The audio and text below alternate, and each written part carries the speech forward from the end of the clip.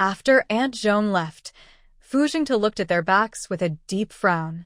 As he stepped onto the stone stairs, his brow furrowed even more. He asked Su Taotao, "Is Wuihwa Cheng Jiangwo's partner?" Su Taotao shook her head. "I didn't match anyone's partner. I asked Aunt Zhong and found out she's one of the 3 men who came to apologize that day, and she's his partner." Fu Jingte said, "The people in the cafeteria, plus those who just came to watch the fun, if they all gather on one stone staircase, there could be trouble." Su Taotao's heart skipped a beat. She suddenly thought of a stampede incident from the 21st century. The stone stairs are only about a meter wide. 3 adults walking side by side is already tight. If dozens of people squeeze together and conflict breaks out, pushing and shoving could cause someone to fall and take others down. This is a stone staircase. Any bump or collision hurts a lot. If someone falls or hits someone, it could be very dangerous. The couple exchanged worried looks, confirming they were thinking about the same thing. The children were counting steps. Fu Jingte held his little hand. At this moment, the child finished counting 28 steps. Fu Jingte took him home and said to Su Taotao, "I'll make a call to the security team to send people to disperse the crowd." Su Taotao nodded. "Go quickly. Better safe than sorry. Be careful yourself." Fu Jingte nodded and patted Dust's head. "I know." Dust looked at Dad's back with confusion and asked, "Mommy, Daddy, where are you going?" Su Taotao said, "He's going to do good deeds." She then told Fu Yuanhang, "If you see a lot of people gathering for fun, especially when you're with Dust, please don't push your way in. Since you're small, if you squeeze into the crowd, the adults might not see you. Whether you fall or someone else falls, it's easy to get stepped on. Getting accidentally stepped on by one person might not be a big deal, but if many people step on you, or if you're pressed down, it can cause serious problems. So, it's better not to join in the fun." Dust nodded seriously. Why won't he look like he really understood? Su Taotao gently patted his little head. Fu Yuanhang truly understood. He nodded and said, "Don't worry, sister-in-law. I don't like crowds, I won't go." Like Fu Jingte, Fu Yuanhang isn't the type to enjoy crowds. Su Taotao was just giving a reminder based on the situation. But sometimes, like when lining up, participating in group activities, or during fire drills, you might end up in the crowd passively. The food factory now has only a few dozen people, but the number will grow. I plan to make some educational materials about safety. Later, I might ask you to help illustrate them, so you'll remember better. Su Taotao didn't plan to let the child labor go unpaid. She would pay them appropriately. When Fu Yuanhang heard he could work and learn at the same time, his eyes lit up. He nodded eagerly. Yes. Sister-in-law, I will definitely do a good job drawing." Su Taotao rubbed his head, said nothing more, and thought to herself, if only she had stopped Aunt Zhong earlier. The residential area is so small. As soon as she wakes up, she knows everything. There's no need to push into crowds. These days, entertainment activities are sadly few. Whenever there's a bit of excitement, everyone likes to join in. They were used to this when they lived in the village. The village is big and flat, so it's not dangerous. She hadn't thought much about it just now. The houses on the island are built to match the terrain, with stairs leading through the alleys. Su Taotao's house is the first stone staircase you see when you enter the island along the coastal road. It's alley No. 1. Wuihwa's house is further inside, in alley number 9. When Aunt Zhong and Mo Jiaja arrived, many people had already gathered at Wuihwa's stone staircase. Some were watching the scene, and others had been tricked by Wuihwa and Yong Lua earlier and came to settle scores. Overall, it was a big crowd. Aunt Zhong still wanted to push forward, but Mo Jiaja stopped her. "Mom, don't go. The front is a stone staircase. Usually you need to be careful when walking, and with so many people going up, it might be dangerous if someone gets pushed and falls." Mo Jiaja has worked with steel furnaces for many years and has a strong sense of safety. Seeing this situation, he instinctively felt it wasn't good. Aunt Zhong often moves among gossip and hears about everything happening around her. She doesn't care much about small scenes like this. She patted Mo Jiaja's hand to signal him to let go. "It's nothing. Even if there's a fight, it won't hurt me." Mo Jiaja still refused to loosen his grip. What if it gets really loud and people start hitting each other? Who can guarantee they won't hit you? Hearing this, Aunt Zhong's eyes lit up. Oh, a fight? That's exciting. I must see it. Quickly let go, don't stop me. Mo Jiaja was both amused and helpless. He could only call out the ever-reliable Director Su. Right now, you're Director Zhong under Director Su. You represent Director Su's reputation. Going to watch the fight is like Director Su himself going. Think about it. What kind of scene is it for Director Su, a distinguished person, to go see a fight? Didn't you see Director Su's hesitant expression when he heard you wanted to go? It turned out that Mo Jiaja, who seemed honest, was also quite good at convincing Aunt Zhong. Hearing this, Aunt Zhong thought of Su Taotao's expression, which seemed to agree with him. She turned around to leave when she heard someone say behind her, "Wow, is it really starting to fight?" Yes, they're fighting. Let's go see. Oh no, there are so many people in front, I can't push through. Yeah, can the people in front move faster? Aunt Zhong's curiosity was burning, like ants biting her, eager to push through the crowd and get to the center of the gossip for the latest news. But this time, she clenched her teeth and decisively pulled Mo Jiaja's hand, turning around. No, we won't go up. We'll just go to the main road and watch from afar. Mo Jiaja secretly found it funny. The name of Director Su really worked on Aunt Zhong. Just then, a police squad in protective gear appeared. The scene made Aunt Zhong and Mo Jiaja both stare in surprise. What's going on? It's just a quarrel and a fight. Why is it such a big scene? The police captain held a loudspeaker and shouted to maintain order. Comrades from Alley 9, please pay attention. Comrades from Alley 9, please pay attention. Please evacuate immediately and do not gather on the stairs. Please evacuate immediately and do not gather on the stairs. No matter the era, people in uniform always command respect and instinctively follow their commands.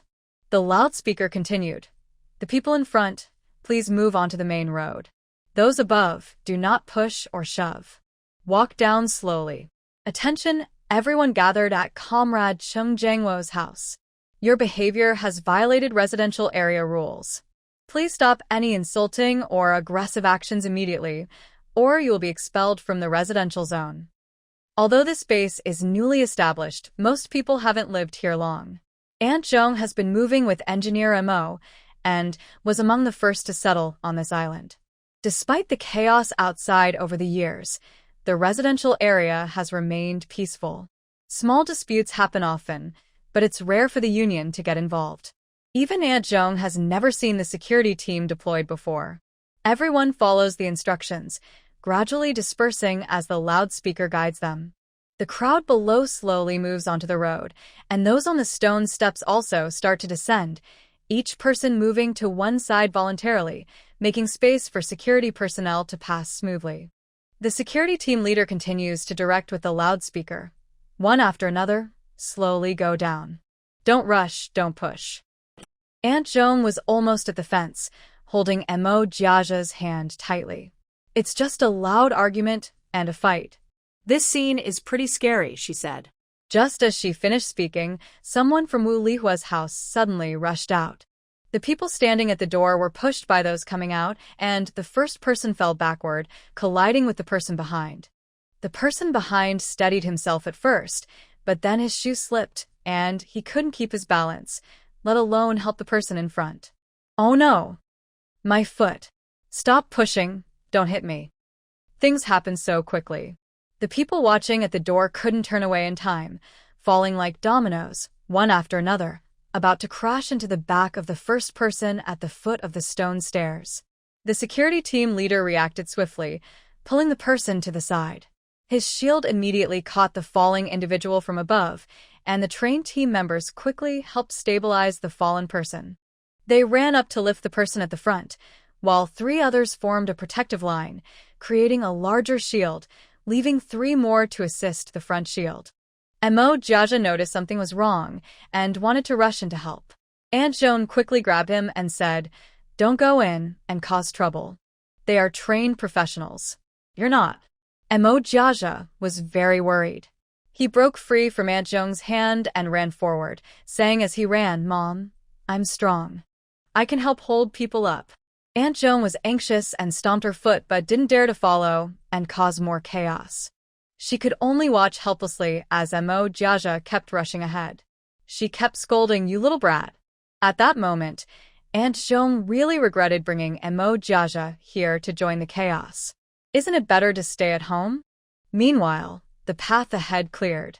Mo Jiaja ran forward to help maintain order, shouting, "Move over here, go down quickly, don't look back, don't stop, one after another, be careful." Fortunately, not many people fell in front, so the situation was still manageable.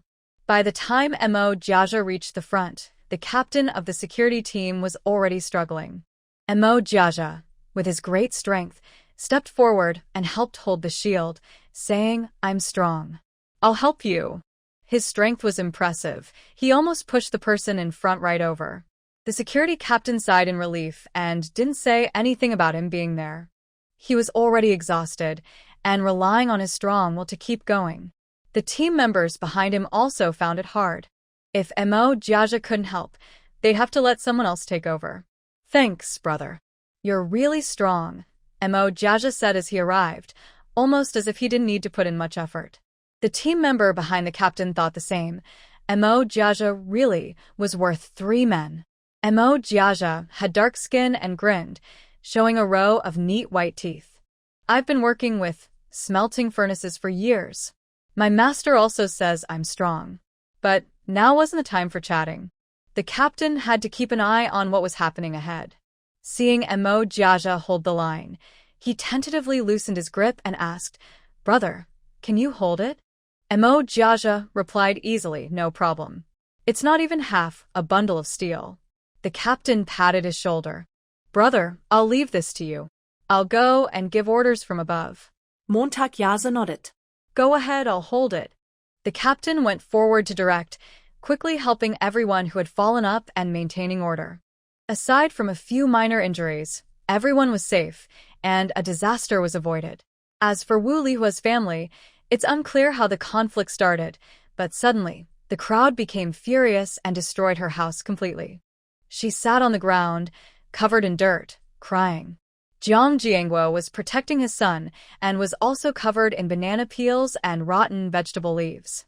He didn't understand what had happened and was very scared.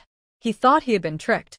When the security team arrived, everyone was still confused. Jiang Jiangguo asked, "Comrade, what exactly is going on?" The security team leader said, "We don't know either. If Fu Gong hadn't called us in time to keep order, something serious could have happened tonight. You should explain this directly to the leaders." Still shaken, Jiang Jiangguo nodded and said, "Thank you." The security team leader replied, "Don't thank us, thank Fu Gong. If he hadn't warned us in time, it would have been too late." He also felt scared. If something had gone wrong at the base, he would have been the first person held responsible. He was grateful to Fu Gong.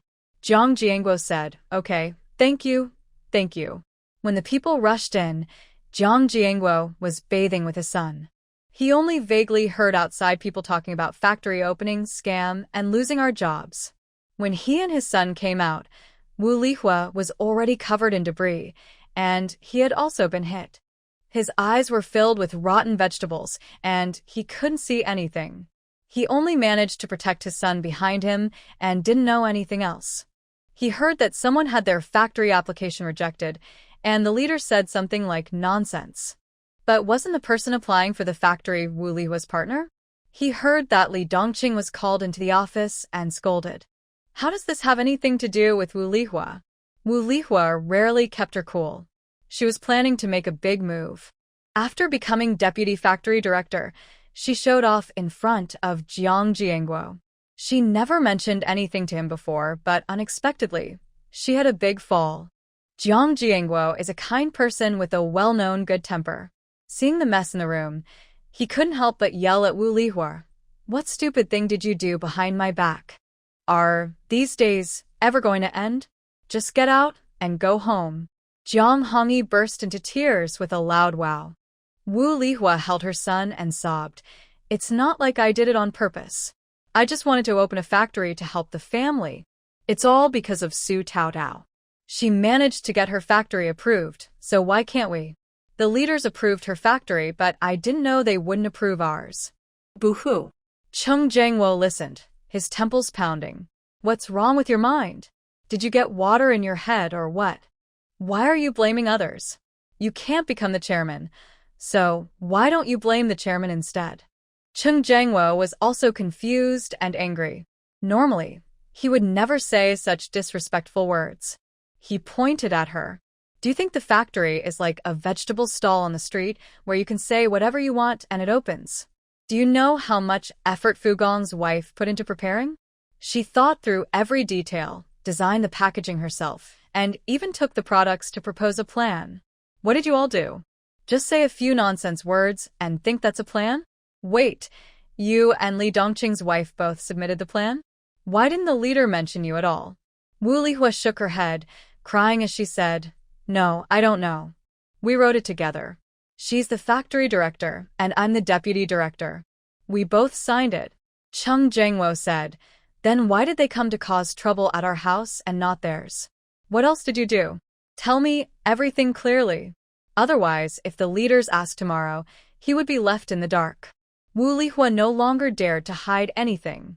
She told Chung Jangwo everything from the beginning to the end. Wuihwa was not smart, but Chung Jangwo was not stupid either. Although scientists are usually pure, only a select few are truly clever. People who do big things usually don't bother with petty gossip. With a little thinking, they could see that Wuihwa was being used as a when the gun is fired, the one who stands out gets shot. The factory was established, and Yong Lua did nothing. She just signed her name as the official factory director. If it didn't succeed, Wuihwa, who stepped forward, would take the blame. The current chaos is the best proof of that. Li Dongqing was a good person, but how could his wife be so unkind? What could Chung Jangwo do? Could he go to Yong Lua's house and scold her directly? She might even turn around and blame Wuihwa for rushing ahead and causing this mess. Chung Jangwo remained calm and asked his son patiently, Do you want to start school tomorrow by yourself? Eat in the cafeteria alone? Do your homework, take a shower, do your laundry, and sleep alone? Do everything on your own? Or do you want to go back to the countryside with your mom? Wuihwa, even if she was slow, understood the hidden meaning. She was terrified and asked, Jangwo? Chung Jangwo raised his hand to stop her and focused on listening to his son. Chung Hongyi is now in 4th grade, a bit older than Fu Yuanheng. He's not very tall but not small either. He always manages his daily life well. Just now, he cried briefly and then stopped. Hearing his father ask, he replied, I won't go back with her. I'm already doing things on my own now. His mother went back home, and his father went to work. No one else will take care of him in the future. He's quite happy about that. Chung Jangwo pointed at Wuihwa and said, Look at you. After the leader finishes questioning tomorrow, pack your things and go back to the countryside. Wuihwa cried and shook her head, No, I won't go. Chung Jangwo looked tired and said, Are you waiting for them to force you out? There are housing rules in the residential area. Think about the trouble you've caused. It's more decent for you to leave on your own. I can't afford to be seen like this. Wuihwa kept crying loudly, I won't go, I won't go. Chung Jangwo said, If you don't go, then get a divorce. After the divorce, you won't be a resident here and won't have the right to stay. Hongyi is upstairs doing his homework. Listen, if you cause trouble again or fail your exams, you can go back to your hometown. Hongyi snorted at Wuihwa. His good days are over now, all because of her. Wuihwa looked at Chung Jangwo in horror, unable to believe what she was hearing. Jangwo. Chung Jangwo said, Don't push me. I've tolerated you too many times. If you don't go back now, we'll get a divorce. In an instant, only chaos and Wuihwa's loud crying remained on the ground floor of Building 9, Alley 1. At Building 9, Alley 2, Yong Lua, who was leaning on the wall watching the situation, was trembling with fear as she watched the security team rescue people. When she saw those people leave one by one, she finally relaxed. She was afraid they might come to her house, but luckily Wuihwa didn't drag her into it. Even if they had, she wasn't worried. She had done nothing but submit an application. Wuihwa was responsible for everything. It had nothing to do with her. That's how it was, exactly. On Huanhai Road, Mo Jiajia, over 1.85 meters tall, was being scolded by Aunt Zhong, who was pinching his ear. Are you tired of living, or do you think I have too much time? Are you trying to scare me to death or make me angry? Huh? Aunt Zhong was pulling Mo Jiajia by the ear, dragging him along. Ouch! Ouch! Ouch! Mom, my ear hurts. Aunt Zhong snorted coldly. You still know pain? If it didn't hurt, you wouldn't remember. Next time, I wonder if you'll dare to do it again. The security team captain hurried over and called out to Mo Jiajia, Comrade, please wait a moment. Aunt Zhong turned around, immediately released her son's ear, and rubbed it gently. Is there anything else I can help you with, brother? Mo Jiajia let out a sigh of relief, grateful that his older brother arrived just in time to save his ears. Director Zhong had been very harsh this time, and it was quite painful.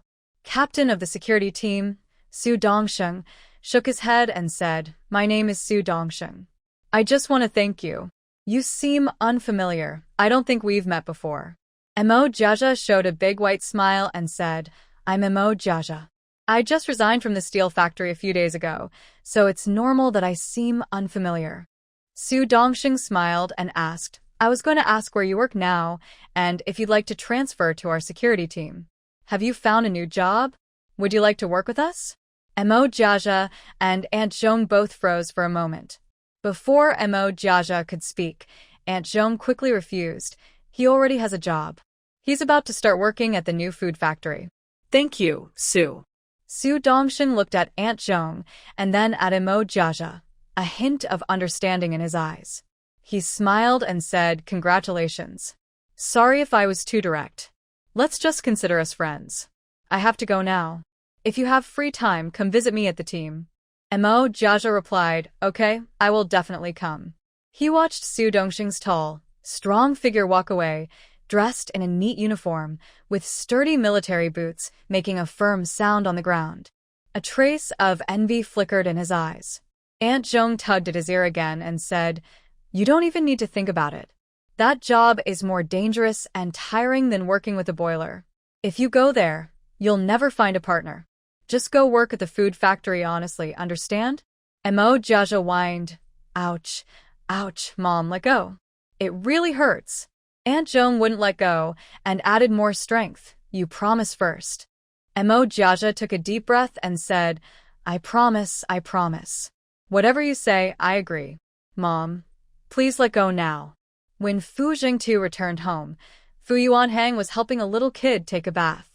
The kid loved playing a game with his little uncle, reciting texts like the 3-character classic, 1,000-character essay, 100 family surnames, multiplication tables. He had memorized all the preschool educational books and knew many Tang and Song poems. While reciting, the kid found it boring and started telling a story. Once upon a time, there was a mountain, San. In the mountain, San, there was a temple. In the temple, there was an old man named Shang.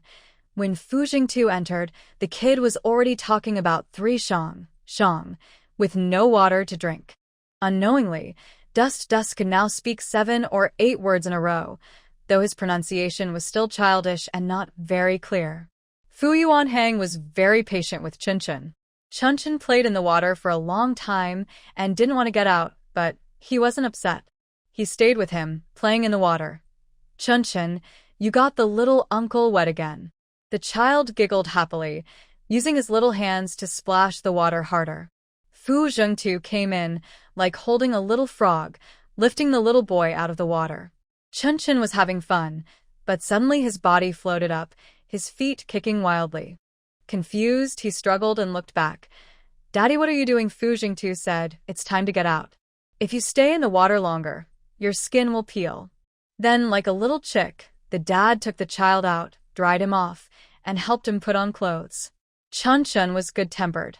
Even when his dad carried him around, he didn't get angry. He hugged his dad's neck and asked where he was going to do good deeds, why he was gone so long, and if anyone thanked him. Fu Jingtu patiently answered Chunchen's questions. His own hair was also dried, and suddenly he said, starting tonight, you will memorize the circle constant with Dad. It's endless. You can memorize as much as you want. 说到到. Brother, you are really incredibly crazy, making a 2-year-old memorize the circle constant. She quickly tried to rescue her son. Chunchen, maybe you should start with the 300 Tang poems first. We can do the circle constant another time. Chunchen. But, Mom, I can memorize the Tang poems all at once. It's not fun, Su Taodao. Chunchen then asked his dad, Daddy, what is the circle constant? Fu Jingtu explained. It's the ratio of a circle's circumference to its diameter. It's an infinite, non-repeating decimal. You can memorize as much as you like. It never ends.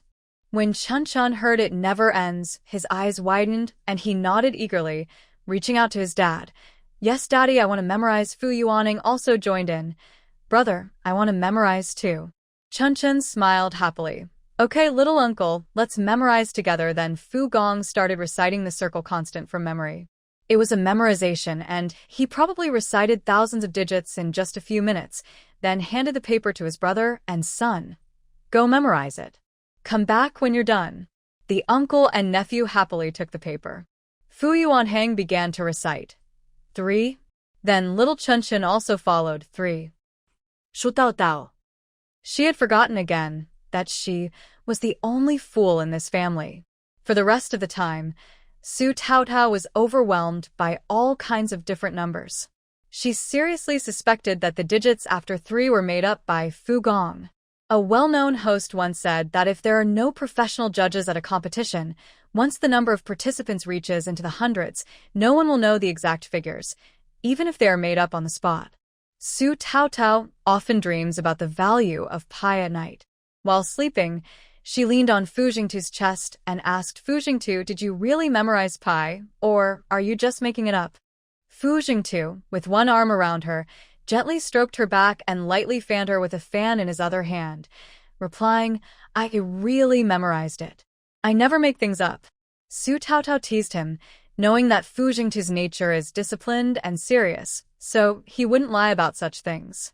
She nudged his chest with her nose and said, You're really impressive, Fu. By the way, is everything okay at lane 9? His hand moved down to rest on her slender waist, gently pressing. It should be fine. If there was any problem, the radio would have announced it. Su Taotao closed her eyes, enjoying his attentive massage. Yes, if something serious happened, Aunt Zhong would have come to knock on the door. His hand continued downward, supporting her hips and lifting her slightly so he could lean down and kiss her lips, then move to her earlobe, whispering softly, What position do you want tonight? Su Taotao opened her eyes shining brightly and charmingly. She tilted her head slightly, captivating him completely. Whatever Fu says, I'll do whatever Fu wants. Fu Jingtu's deep, dark eyes darkened slightly. He turned over and pressed her down, his lips and tongue tracing her jawline to her lips. There are times when you beg for mercy. Sure enough, Su Taotao kept begging for mercy. When the first light of dawn shone through the window, she was still asleep. The 2 children who had been reciting pi all night were energetic and got up early to continue their 3. Fu Jingtu gently removed Su Taotao's hands and feet from himself, pressed his finger to her forehead, then got out of bed. The morning light greedily kissed every inch of his skin. The man in front of her was a masterpiece crafted by the gods, from his face to his physique, every detail meticulously carved. Every line was so perfect and smooth that it was hard to look away. He put on a white shirt, buttoning it with one hand, a gesture that looked particularly. Only after fastening the last button did he put away the charming look that only Su Taotao had seen. He left the room, returning to his usual composed, disciplined, and cold demeanor. Passing the room opposite, he casually picked up the little boy reciting pi loudly, saying, Mom is still sleeping, be quiet. The little boy let out a cheerful awe and wrapped his small hands around his dad's neck, saying, Good morning. Dad Fu Jingtu smiled and replied, Good morning. He gently tousled the child's hair. Dad is going to buy breakfast. What would you like to eat? Chunchen tilted his head and asked, Dad, can I go too? I want to find something tasty. Fu Jingtu nodded. Yes, but you have to walk a little bit on your own. Chunchen squeezed his short legs and held up a finger. Just a tiny bit of walking is okay. Fu Jingtu smiled again. That's fine. If you get tired, Dad will carry you. Chunchen beamed happily. Yay, little uncle can go too. Fu Yuanheng shook his head. I'm not going. You guys go. Is there anything you want to eat? Fu Zhentu asked Fu Yuanheng. He shook his head. Anything is fine. To him, except for the dishes his sister-in-law makes, everything else is pretty much the same. After washing up, Fu Jingtu took the little boy out.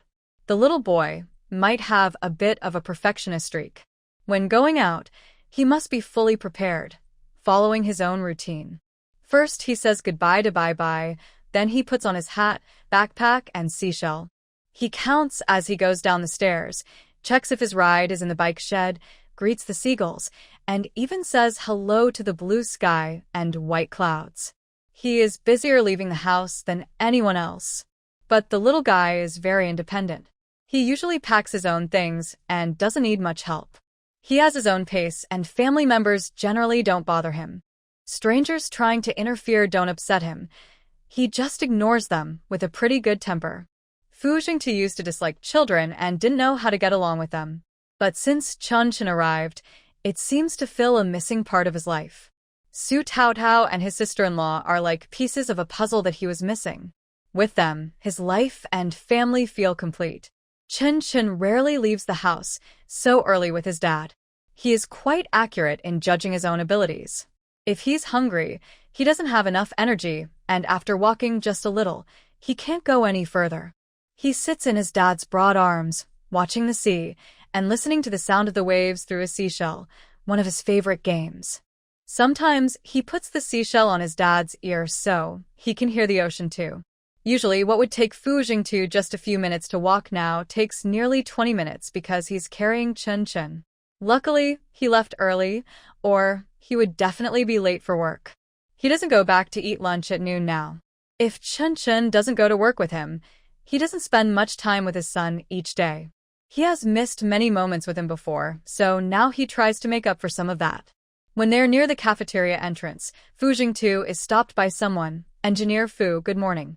He pauses and turns around. Cheng Jangwo, with bloodshot eyes and looking tired, hurried over with his son. Engineer Fu, thanks for last night. He stayed up all night dealing with a mess, while Wuihwa cried loudly in his ear all night. Early in the morning, she brought her son to breakfast, and later he had to report to his boss. He looks like he has aged 10 years overnight. Chunchen sees Cheng Hongyi and instinctively tightens his small hand around his seashell, giving him a glare. Fu Jingtu nods. It's just a small favor. Cheng Jangwo replies, it's just a small favor to you. But for us, it prevented a disaster. Anyway, thank you. I will ask my wife to leave the residential area soon so we won't bother everyone anymore. After saying that, Cheng Jangwo leaves with his son. Fu Zhentu frowns. Who is his wife? Does leaving the residential area have anything to do with him? Why tell him this? Once Cheng Jangwo and his son are far away, Chunchen puffs out his cheeks and mumbles. Bad big brother Fu Jingtu had noticed the child's expression earlier. It's rare to hear a kid curse. He asks, who is the bad big brother? Chunchen touches his seashell and, in a childish voice, points at Cheng Hongyi's back. Bad big brother broke Chunchen's seashell. Mom took me to pick it up and tied it. He stops, tilts his head to think, and holds up his seashell, tied with a string so it won't break. Fu Jingtu recalls that day when Su Taotao took the children to the beach to collect seashells. He thought Chunchen's seashell was broken by a fall, but it turned out someone else had dropped it. When he mentions the safety string, Fu Jingtu also remembers that Su Taotao asked him to make a safety seat for Chunchen, but he hasn't had time yet. So, that's why you don't want to go to class with Uncle Fu? Fu Jingtu quickly connects the dots and guesses the reason Chunchen doesn't want to go to class with Fu Yuanheng. Chunchen nods, touching his seashell. Can't drop it again. If I drop it, I won't find it. This one is different from the previous one actually. Chunchen already knows there are no two seashells exactly the same in the world. But his mom searched with him for a long time and he liked this one. His mom said it was prettier, so he decided to keep this one. Fu Jingtu gently touched his son's little head and said, it's okay. Whenever you want a seashell, Dad will take you to find one. Chunchen shook his head and squinted, saying, No need, this one is enough. Mom tied a string around it, it won't break. Fu Jingtu's heart was soft, warmer than the morning light on the sea. He stroked his child's head and said nothing more. At the cafeteria, Fu Jingtu found Cheng Jiangwo. Did you just thank me? This was the first time Fu Jingtu had spoken to him proactively. Cheng Jiangwo was nervous and awkwardly nodded. Yes.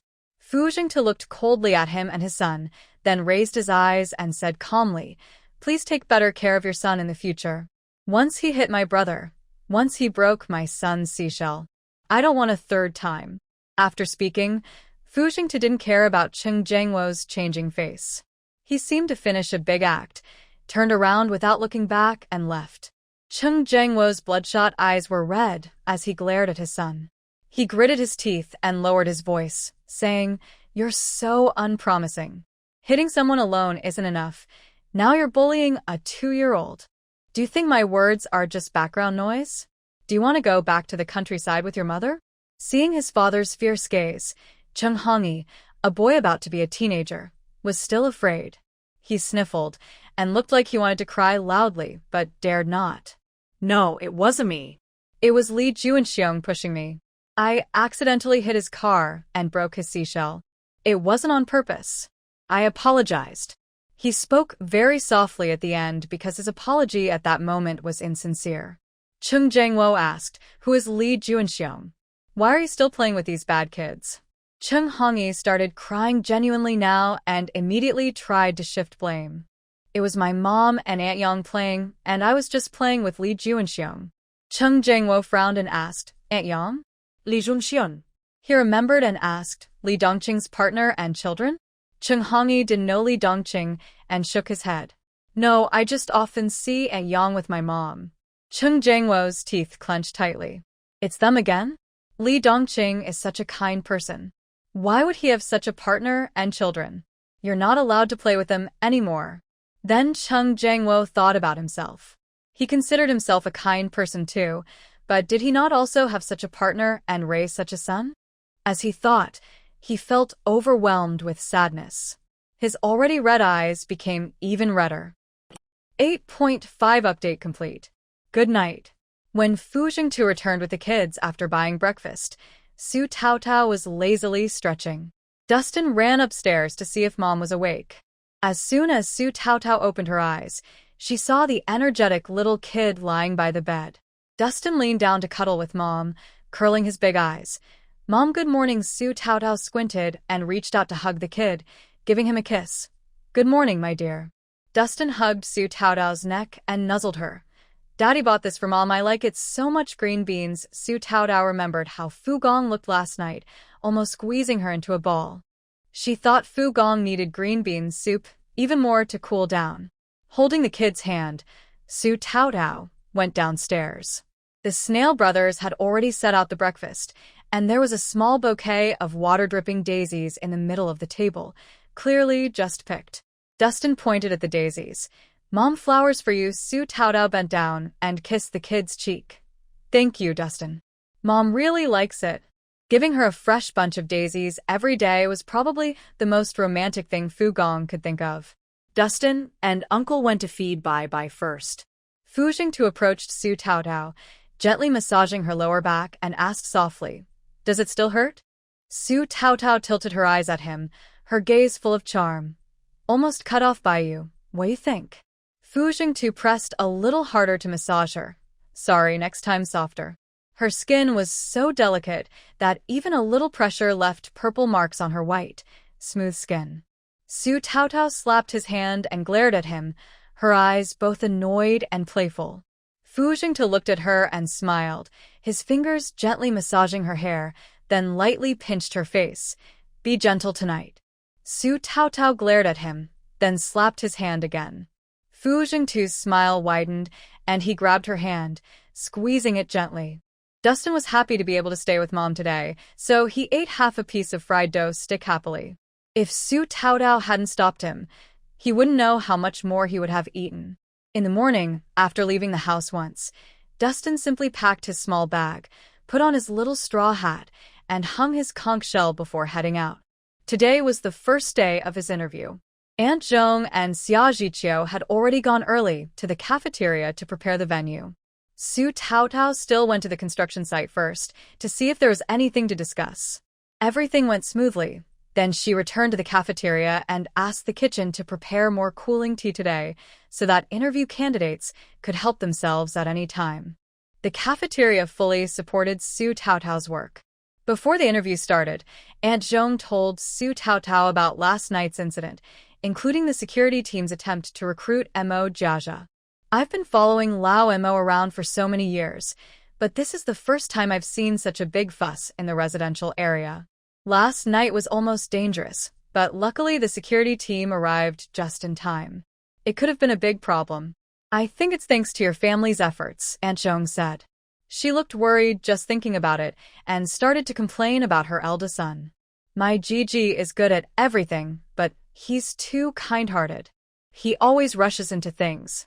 Last night was so dangerous. He just charged forward, almost scaring me to death. He's been excited ever since he saw military uniforms as a kid. She sighed and added, if it weren't for the fact that his grandfather had an accident right after he graduated and needed him to take care of him, he might have joined the army then. She sighed again. This is also partly my fault. Taking care of the elderly was my responsibility. At that time, I was far from home, and Mumu was still young. Jiji volunteered to go back and take care of the old folks. Su Taotao asked, I remember the security team at the base is officially organized, right? Aunt Zhong nodded. Yes, it's part of the armed forces, but it's managed by the base. Su Taotao thought for a moment and said, Aunt Zhong, this is a good opportunity. Why don't you agree to Jiji joining the security team? Aunt Zhong replied, although I refused last night, I've been thinking about it and I feel a bit regretful. I later discussed it with Lao Mo. We owe Jiji too much, and we should listen to his opinion first. She looked like she hadn't fully made up her mind and added, but this morning, he didn't seem to care much about it. He said he would come for the interview on time. I couldn't figure out what he was thinking, and I was in such a hurry to leave that I didn't have time to ask. Su Taotao said, that's okay. When it's his turn for the interview, we'll ask him again. If he wants to join the security team, we should respect his decision. There's always a spot for him at the factory, but opportunities in the security team are rare and precious. Aunt Zhong looked at Su Taotao carefully. You mean? She asked. Su Taotao nodded. Jiji is a talented person.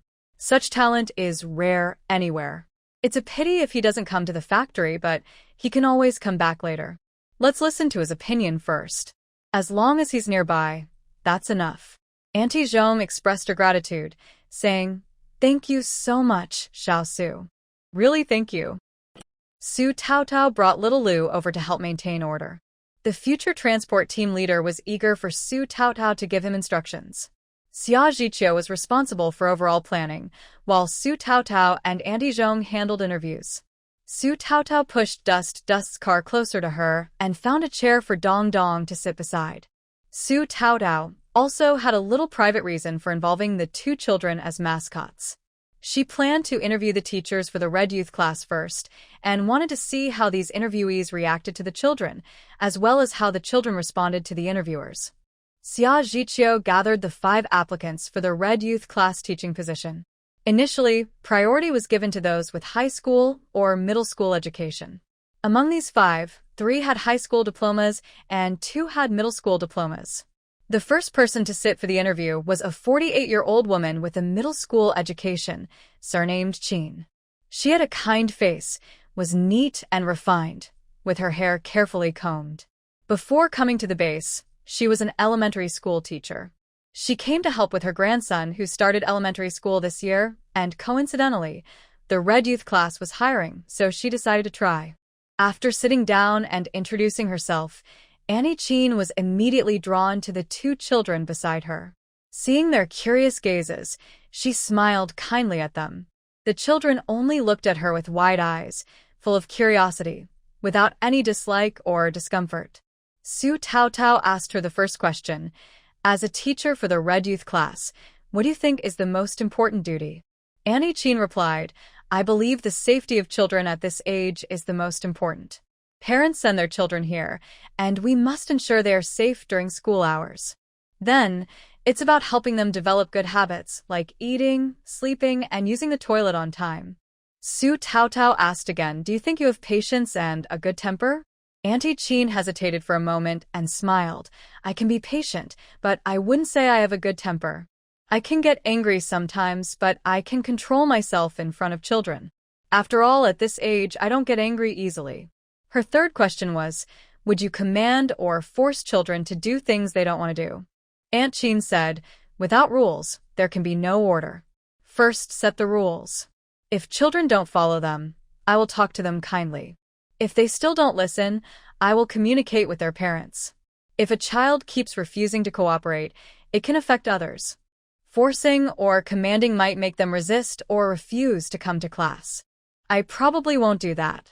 Su Taotao thought she answered very honestly. She has lots of experience in parenting and teaching, and her personal qualities are good. Su Taotao made a note, even writing principal in red circles, and told her to wait for the news. Aunt Chin was surprised. She sat down for less than 5 minutes. Can she really go back now? Aunt Zhong said, there are 4 more people to interview for this position. Just keep an eye on the notice board later. After Aunt Chin left, Su Taotao and Aunt Zhong exchanged looks, both thinking she was quite nice. Next, a young woman who had only graduated high school 2 years ago came over. She had a round, apple-shaped face and big, smiling eyes that seemed to smile before her mouth did. She gently pressed her lips, and her small dimples appeared on her cheeks, making her look very friendly. Aunt Zhong was impressed. The idea of matchmaking her son suddenly came to mind, though it was not the right time. The woman's profile said she was single. Aunt Zhong almost couldn't help but ask if she had a partner. Su Taotao looked down at the profile of the young woman with the apple face. Her name was actually Chen Apple. She looked up at her apple face. Should she say her parents were lazy, or that they had good foresight? Did she really have an apple face since birth? Chen Apple sat down and immediately smiled kindly at the 2 children. Hello, my name is Chen Apple. When my mom was pregnant with me, she craved apples a lot. My dad often bought her apples. When I was born, my face was red and round, like an apple. So, they named me Chen Apple. I am 20 years old, with a high school education. My dad passed away last year, so I came to the base with my mom. The girl had a lovely face, with big, shiny, round eyes that looked very lively and cheerful.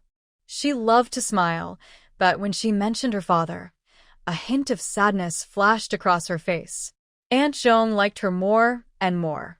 She held back from asking if she had a partner. The 2 children also liked her very much, constantly smiling at her. Dust rarely smiled at strangers on first meeting, so it was quite special. It was clear that both little kids liked this cheerful, apple-faced sister very much. Do you like children? Su Taotao asked. Chunpingwa's eyes kept drifting toward Dichen and Dongdong. When she heard Su Taotao ask, she nodded immediately. I like them. Will they also be in the Red Youth class in the future? Both children are so adorable. She likes them very much. Yes, they will, Su Taotao replied. Chen Pingwa beamed with happiness. That's great. Su Taotao could tell she genuinely liked children. Do you have experience caring for kids? Su Taotao asked again. Chen Pingwa said, yes, my eldest uncle's younger siblings are much younger than me. Before coming here, I was the one taking care of them. Su Taotao asked further, managing a whole class systematically is different from caring for just a few children. Do you think you can handle it? Chen Pingwa honestly replied, I know that. I came to apply because I really like children. I can manage it. My mom also said that with my education, I just need to work hard in the factory, and there will be chances for promotion. But being a teacher in the Red Youth class might be a lifelong job, 3 years, then 3 more, constantly repeating and working with different children. It's very detailed work, with big responsibilities. You need to have a strong sense of duty and mission to do well. I thought carefully before applying. I might not be good at dealing with adults or managing relationships, but I am very good with children. They are simple and pure. I feel happy working with them. I can sing, dance, write, and draw. I believe I can take good care of them. Su Taotao admitted that this girl with the apple face convinced her. Working with children truly requires a strong sense of mission. Children are the future of the country. If a Red Youth class teacher lacks patience and love to help them develop good habits and enjoy a happy childhood, it would be a great loss. After interviewing these two, Su Taotao even felt she didn't need to see the other three. One was experienced, capable of leading and guiding children. The other was passionate, full of love and patience, ready to play with the kids. Such a match seemed perfect. Su Taotao and Aunt Zhong exchanged a glance. Aunt Zhong nodded slightly, and her expression showed she was quite satisfied. As usual, she still said they should go back and wait for the news. With the best candidates in front, the people interviewing afterward were indeed not as impressive as the first two. One of them, Su Taotao, thought she did well and asked if she would be willing to transfer to work in the factory if given the chance.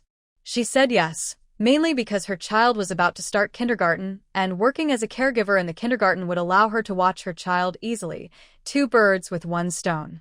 Su Taotao said that if she was accepted, she could send her child to the kindergarten and just pick him up and drop him off each day. The person thanked her profusely. Although nothing was certain yet, the supervisor saw potential in her and hope for the job, which was a happy thing. Next, they interviewed the factory workers.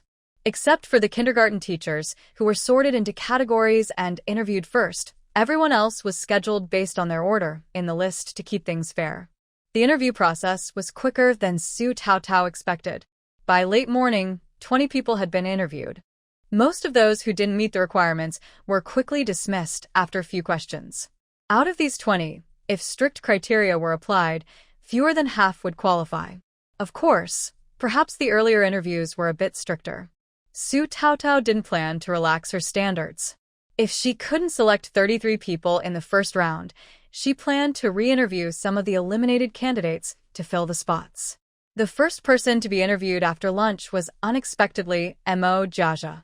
Aunt Zhong looked at her tall, well-dressed eldest son sitting upright across from her and suddenly felt like laughing. For some reason, she thought he looked very compatible with the recent interviewee, Chen Apple. She decided she must find a chance to ask Chen Apple whether she was already seeing someone. Su Taotao, as usual, said, "Please introduce yourself." Mo Jaja sat up straight. "Hello, Factory Director Su and Director Zhong. My name is Mo Jaja. I am the son of Mo Gong and Director Zhong. I am 22 years old, 1.85 meters tall, and weigh 66 kilograms. I mainly want to tell both of you that I'm sorry, but I want to try joining the security team, so I won't waste time participating in your factory's interviews. Director Zhong, this is the result of my deep reflection overnight. I hope you will understand."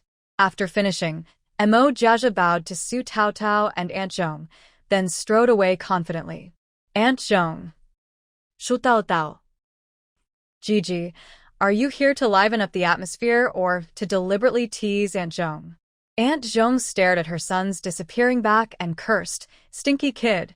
Su Taotao smiled and said, "Jiji is doing very well. He is obedient and respectful, but he also has his own opinions. He's not blindly obedient and has potential." Aunt Zhong looked away and said, "He is just too opinionated.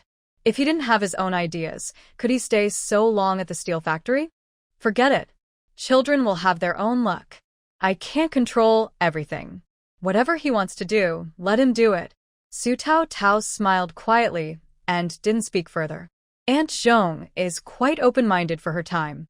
She often advises and manages things, but when it comes to big issues, she always respects her children's wishes. In the afternoon, several candidates for the interview were quite good, especially the 2 retired soldiers. Su Taotao thought they were too talented for just factory work, but the factory is still small and there are no administrative positions now. Supervisors and team leaders will be decided later based on the situation. For now, everyone will start on the front line to gain experience, and adjustments will be made later. By 5:30 p.m. on the first day, 42 people had been interviewed. About 16 or 17 were quite promising. If everything goes smoothly, only half a day will be needed for the first round of interviews the next day, possibly followed by a supplementary round. Shaolu helps Su Tao handle many tasks. Despite his young age, he is very clever, quick, and organized, making it hard for Su Tao to find fault with him. Most of Xia Zhiqiu's time is spent in the office. Some tasks for Su Tao require assistance, so she temporarily borrowed Shaolu. She seriously considered making him her assistant, but he wants to be a transportation team leader, and she wasn't sure if he would be willing to settle for that. Su Tao beckoned Shaolu over. Shaolu eagerly ran up and asked Sister Su, "What do you need?" Su Tao said, "Shaolu, our factory is about to be completed and start production. Right now, we only have factory workers. I can't watch the production line 24 hours a day alone. I need someone to be my eyes and help me with this." Hearing this, Shaolu's eyes lit up. "So, Sister Su, you want to transfer me temporarily?" Before she could reply, Shaolu clasped his fists and said, "I'm willing to serve Sister Su." Su Tao was speechless. Such a lively kid. "Listen to me first," she said with a friendly smile. "Our factory isn't profitable yet. You should stay with the base for now. Once the factory is making money, I'll transfer you over immediately. But the transportation team might not be established yet, and the title of personal assistant might seem a bit too much. I need to think it over." Again. Suddenly, Shaolu shouted, "I'm willing." People around looked at him with strange eyes. Su Tao. "Are you proposing or what? What do you want?" Shaolu leaned in. "Sister, I understand. Anyway, I'm a flexible worker. Helping anyone is the same. If I help you, it can also save money for our factory. Just borrow me to use, no need to pay me wages." Su Tao. "I feel a little embarrassed. Just listen, how proud is our factory?" The transportation team leader. "Hey," Shaolu waved his hand. "Am I the kind of person with a short-term view? Am I? Sister Su is destined to do great things. Being by her side to learn is much more meaningful than being a transportation team leader." Shaolu rubbed his hands. "Honestly, Sister Su, the position of transportation team leader is something I just came up with myself. Isn't it just to fill a spot? I don't really want that position. Just working with you is enough." He clenched his right fist and pounded his chest. "We agreed in advance. Do things honestly and with a clear conscience. It's okay for me to be an outsider now. When our factory becomes successful, you must bring me back immediately." Su Tao. She looked at this clever, scheming little guy. Who knows who might end up tricking whom in the future? Maybe one day, without realizing it, he might trick her. Su Tao pointed at him with her delicate fingers. "I only have one request. Be honest and straightforward. Don't play tricks in front of me. I don't have the energy to deal with your schemes. If someone is like that, I just won't keep them." Shaolu quickly shook his head. "I dare not, Sister Su. Even if I'm not afraid of offending you, I'm afraid of offending Engineer Fu. Engineer Fu has the highest standards for his subordinates. If I were the kind of person who pretends, how could I work honestly in front of Engineer Fu? So you're good at pretending." Su Tao was too lazy to comment. She knew that Shaolu never played tricks in front of Fu Jingtu. He was honest as a quail. Only in front of her did he act silly. But Shaolu's ability to handle things was truly impressive. Actually, Su Tao was just testing the waters. Her factory didn't keep idle people, and the base didn't either. He was usually busy. It's like wanting a horse to run but not wanting it to eat grass. Nothing in the world is that easy. When things got too busy, she would apply to the base to officially transfer him over. Su Tao temporarily went to the supply and marketing cooperative to buy some vegetables. Since it was this time of day, fresh meat was gone. She bought 2 cured duck legs, planning to make a simple winter melon and cured duck stew tonight. Recently, she discovered another use for the oven: slow cooking. You can put a whole clay pot inside and cook the ingredients until tender. The resulting dish has fresh broth and tender meat, with a unique flavor.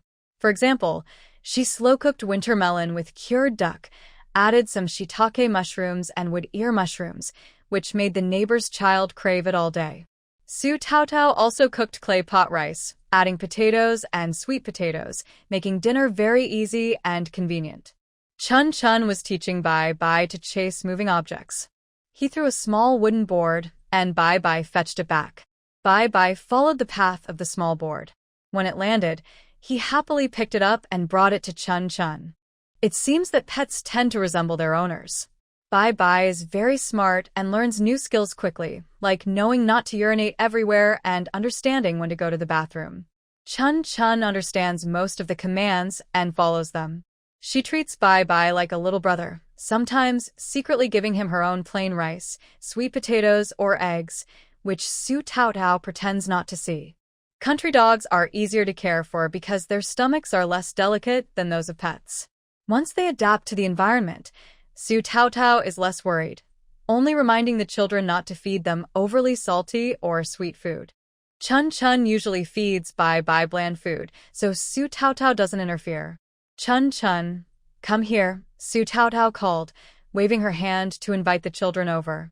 The child patted Bai Bai's head and said, "Mommy called me, I'll play for a while, be good." The child ran to his mother with short steps, asking, "What's going on, Mommy?" Su Taotao hugged the child and wiped the sweat from his forehead. "Today, you met so many older brothers, sisters, uncles, and aunts. Is there anyone who left a deep impression on you?" The child blinked his big eyes. "Mommy, what does deep impression mean?" Su Taotao. "Is there anyone Chunchen remembers especially well?" The child tilted his head and thought for a moment, then slowly said, "Apple sister Jiji, Uncle Jifengjin, Uncle Su Taotao." "Why do you remember Apple sister?" Chunchen said, "Beautiful smiles a lot. Well, everyone has a love for beauty. Even a 2-year-old has developed a sense of aesthetics." "And what about Uncle Jiji?" Dust, strong and cheerful, loves to smile." Su Taotao. And the soldier uncle?" Dust, his clothes are nice, and he's so brave." Su Taotao gives Dust a thumbs up. Dust is great. "Since there are so many soldiers, maybe Sister Apple can be your teacher. When Mom is busy, you and Dong Dong can go to school, okay?" Dust tilts his head and thinks for a moment, honestly saying, "I want to stay with Mom." Su Taotao pats the child's head. "Mom can't always take Dust everywhere, and in the future, Dust will need to go to school every day, just like Uncle. Be a good student." Dust lifts his little chin. "But Mom, when my legs grow longer, just like Uncle's, I can walk by myself and won't need to be carried." Su Taotao picks up the child. "Mom knows I also want to take Dust with me, but learning new skills at school is more important. That way, Dust can grow up strong and go far." Dust puffs out his cheeks. "I won't go. I want to stay with Mom." Su Taotao kisses his face and doesn't continue talking about such deep topics with a 2-year-old. He's smart, but he doesn't understand yet. He will when he grows up. Su Taotao puts him down. "Dinner is ready. Dust, go help Mom see if Dad and Uncle are back." Dust nods. "Okay, Mom." The little boy walks to open the door with his short legs. Just as his small hand touches the door, someone pushes it open from outside, and he falls flat on his bottom. Fu Jingtu quickly puts down what he's holding and picks up the dizzy little boy, checking his whole body. "Sorry, Dad didn't know you were behind the door." Actually, since there is a child at home, Fu Jingtu is usually very careful when opening the door, trying to do it slowly, worried Dust might hide behind it. So, Dust didn't get hurt badly, just a bit stunned. The boy doesn't hold a grudge, shakes his head, and his attention is drawn to what Dad brought back. "Daddy, what's this?" "Fu Jingtu, Mom asked Dad to make a safe table and chair for you. Later, you can sit in it in the car." Dust's eyes light up and struggles to get down. "Really?" Fu Jingtu puts him down and brushes the dust off his pants. "Not yet. It's just a seat for now." Su Taotao also comes over, squats down to look, and it's actually a sturdy bamboo basket. This is good. The size is just right. Putting a soft cushion and a safety belt should be enough. "Did Dong Xingping make this?" "Fu Jingtu, did you figure it out?" Su Taotao asked back. Who else could it be besides him? "Fu Jingtu, did he go for an interview today?" Su Taotao shook her head. "He's scheduled for tomorrow morning." Being a soldier is different. Today, there are 2 other veterans who are very good. Doing factory work is really a waste of talent. Fu Jingte looked at her. During the transition period, you won't keep them working as factory workers forever. Su Taotao nodded. That's true. Fu Yuanhang and Mumu finished playing basketball and came back, smelling the delicious food from Su Taotao's house. Mumu sighed. I thought I could forget your sister-in-law's cooking after my brother came back, but I can't forget it. I dream of eating grilled oysters again. Mumu said this while swallowing saliva. Today's meal was also very tasty. It's another day of wanting to make Su Taotao my sister-in-law, even if it feels a bit disrespectful. If only my brother could find a wife like her, he'd be happy. Fu Yuanning said, my sister-in-law has been very busy lately, probably doesn't have time to grill oysters. Mumu just said this casually. He had already eaten a lot of dishes made by Su Taotao and felt satisfied. Oh, I almost forgot to ask you. Today was your first exam after transferring schools. Are you nervous? How did you do? Fu Yuanning shook his head. Not nervous. I think I did okay. Mumu patted his shoulder seriously. It's okay, if you mess up. Just a practice test. Anyway, I always rank first. When you take the test, I'll help you review what you don't understand. Mumu patted his chest and sighed. The heights are cold. As for studying, I have no rivals right now. Fu Yuanheng looked at him carefully, hesitant to speak. After a while, he nodded. Okay. Although he thought the test wasn't difficult, and he didn't seem to have any mistakes or misunderstandings, he noticed when collecting the papers that Mumu seemed to have answered a multiple-choice question incorrectly. Mumu looked at Fu Yuanheng's expression, thinking he really didn't do well, and patted his chest again, raising his chin to Fu Yuanheng. It's okay, brother. I've got your back in basketball, and you've got mine in studying. Fu Yuanheng started to feel a bit overwhelmed. After thinking for a moment, he decided not to say anything. When the papers are returned, he'll know the truth. What if he just saw it wrong? Walking into the house, Fu Yuanheng smelled the aroma of dinner. The table was already set. Su Taotao, shall hang your back? Hurry up and wash your hands before eating. Dust, dust, go wash your hands with uncle first. All the children are already sitting on the small stool that their father made for them. They don't want to walk and reach out their little hands to be carried by their uncle. Fu Yuanheng puts down his backpack and takes the child to wash their hands together. He asks the child, Chunchen, if your good friend thinks your grades are poor and wants to help you, but you actually don't need help and don't know how to tell him, and you think he will understand after the exam results come out, do you think he will be angry? Chunchen blinks her big eyes, tilts her head, and thinks for a while, then asks, Mumu, uncle? Fu Yuanheng was just casually talking, not expecting Chunchen to understand. You know? Chunchen shakes her head. I don't know, I don't understand, Fu Yuanheng. So, what does your face mean when you say you understand everything? Chunchen, but your good friend only Mumu uncle Fu Yuanheng. Am I that unlucky? Chunchen adds, I think Mumu uncle won't be angry, Fu Yuanheng. Why is he discussing this with a 2-year-old? P.S. Update completed on August 6th. Kids, I'm too sleepy to fix typos now. Please help catch any mistakes. I'll fix them after I wake up tomorrow. Good night. The braised duck leg casserole still received praise from the 3 men at home. Su Taotao found that no matter how much she cooked, nothing was ever left. Fu Jingte and Fu Yuanheng's stomachs seemed bottomless. No matter how much food she made, it couldn't fill them. This made her feel very accomplished as a cook. After dinner, Su Taotao folded several layers of old cotton cloth to make a soft cushion for Chunchen's car seat. The seatbelt couldn't be fastened with a buckle like in the 21st century, so she made a simple tie strap. She sewed several strips of cotton cloth together and braided them into a sturdy rope. Fu Jingte then fixed it onto the basket, tying one end to the car and the other to Chunchen's body. With the original safety belt, it was just as safe as a proper car seat.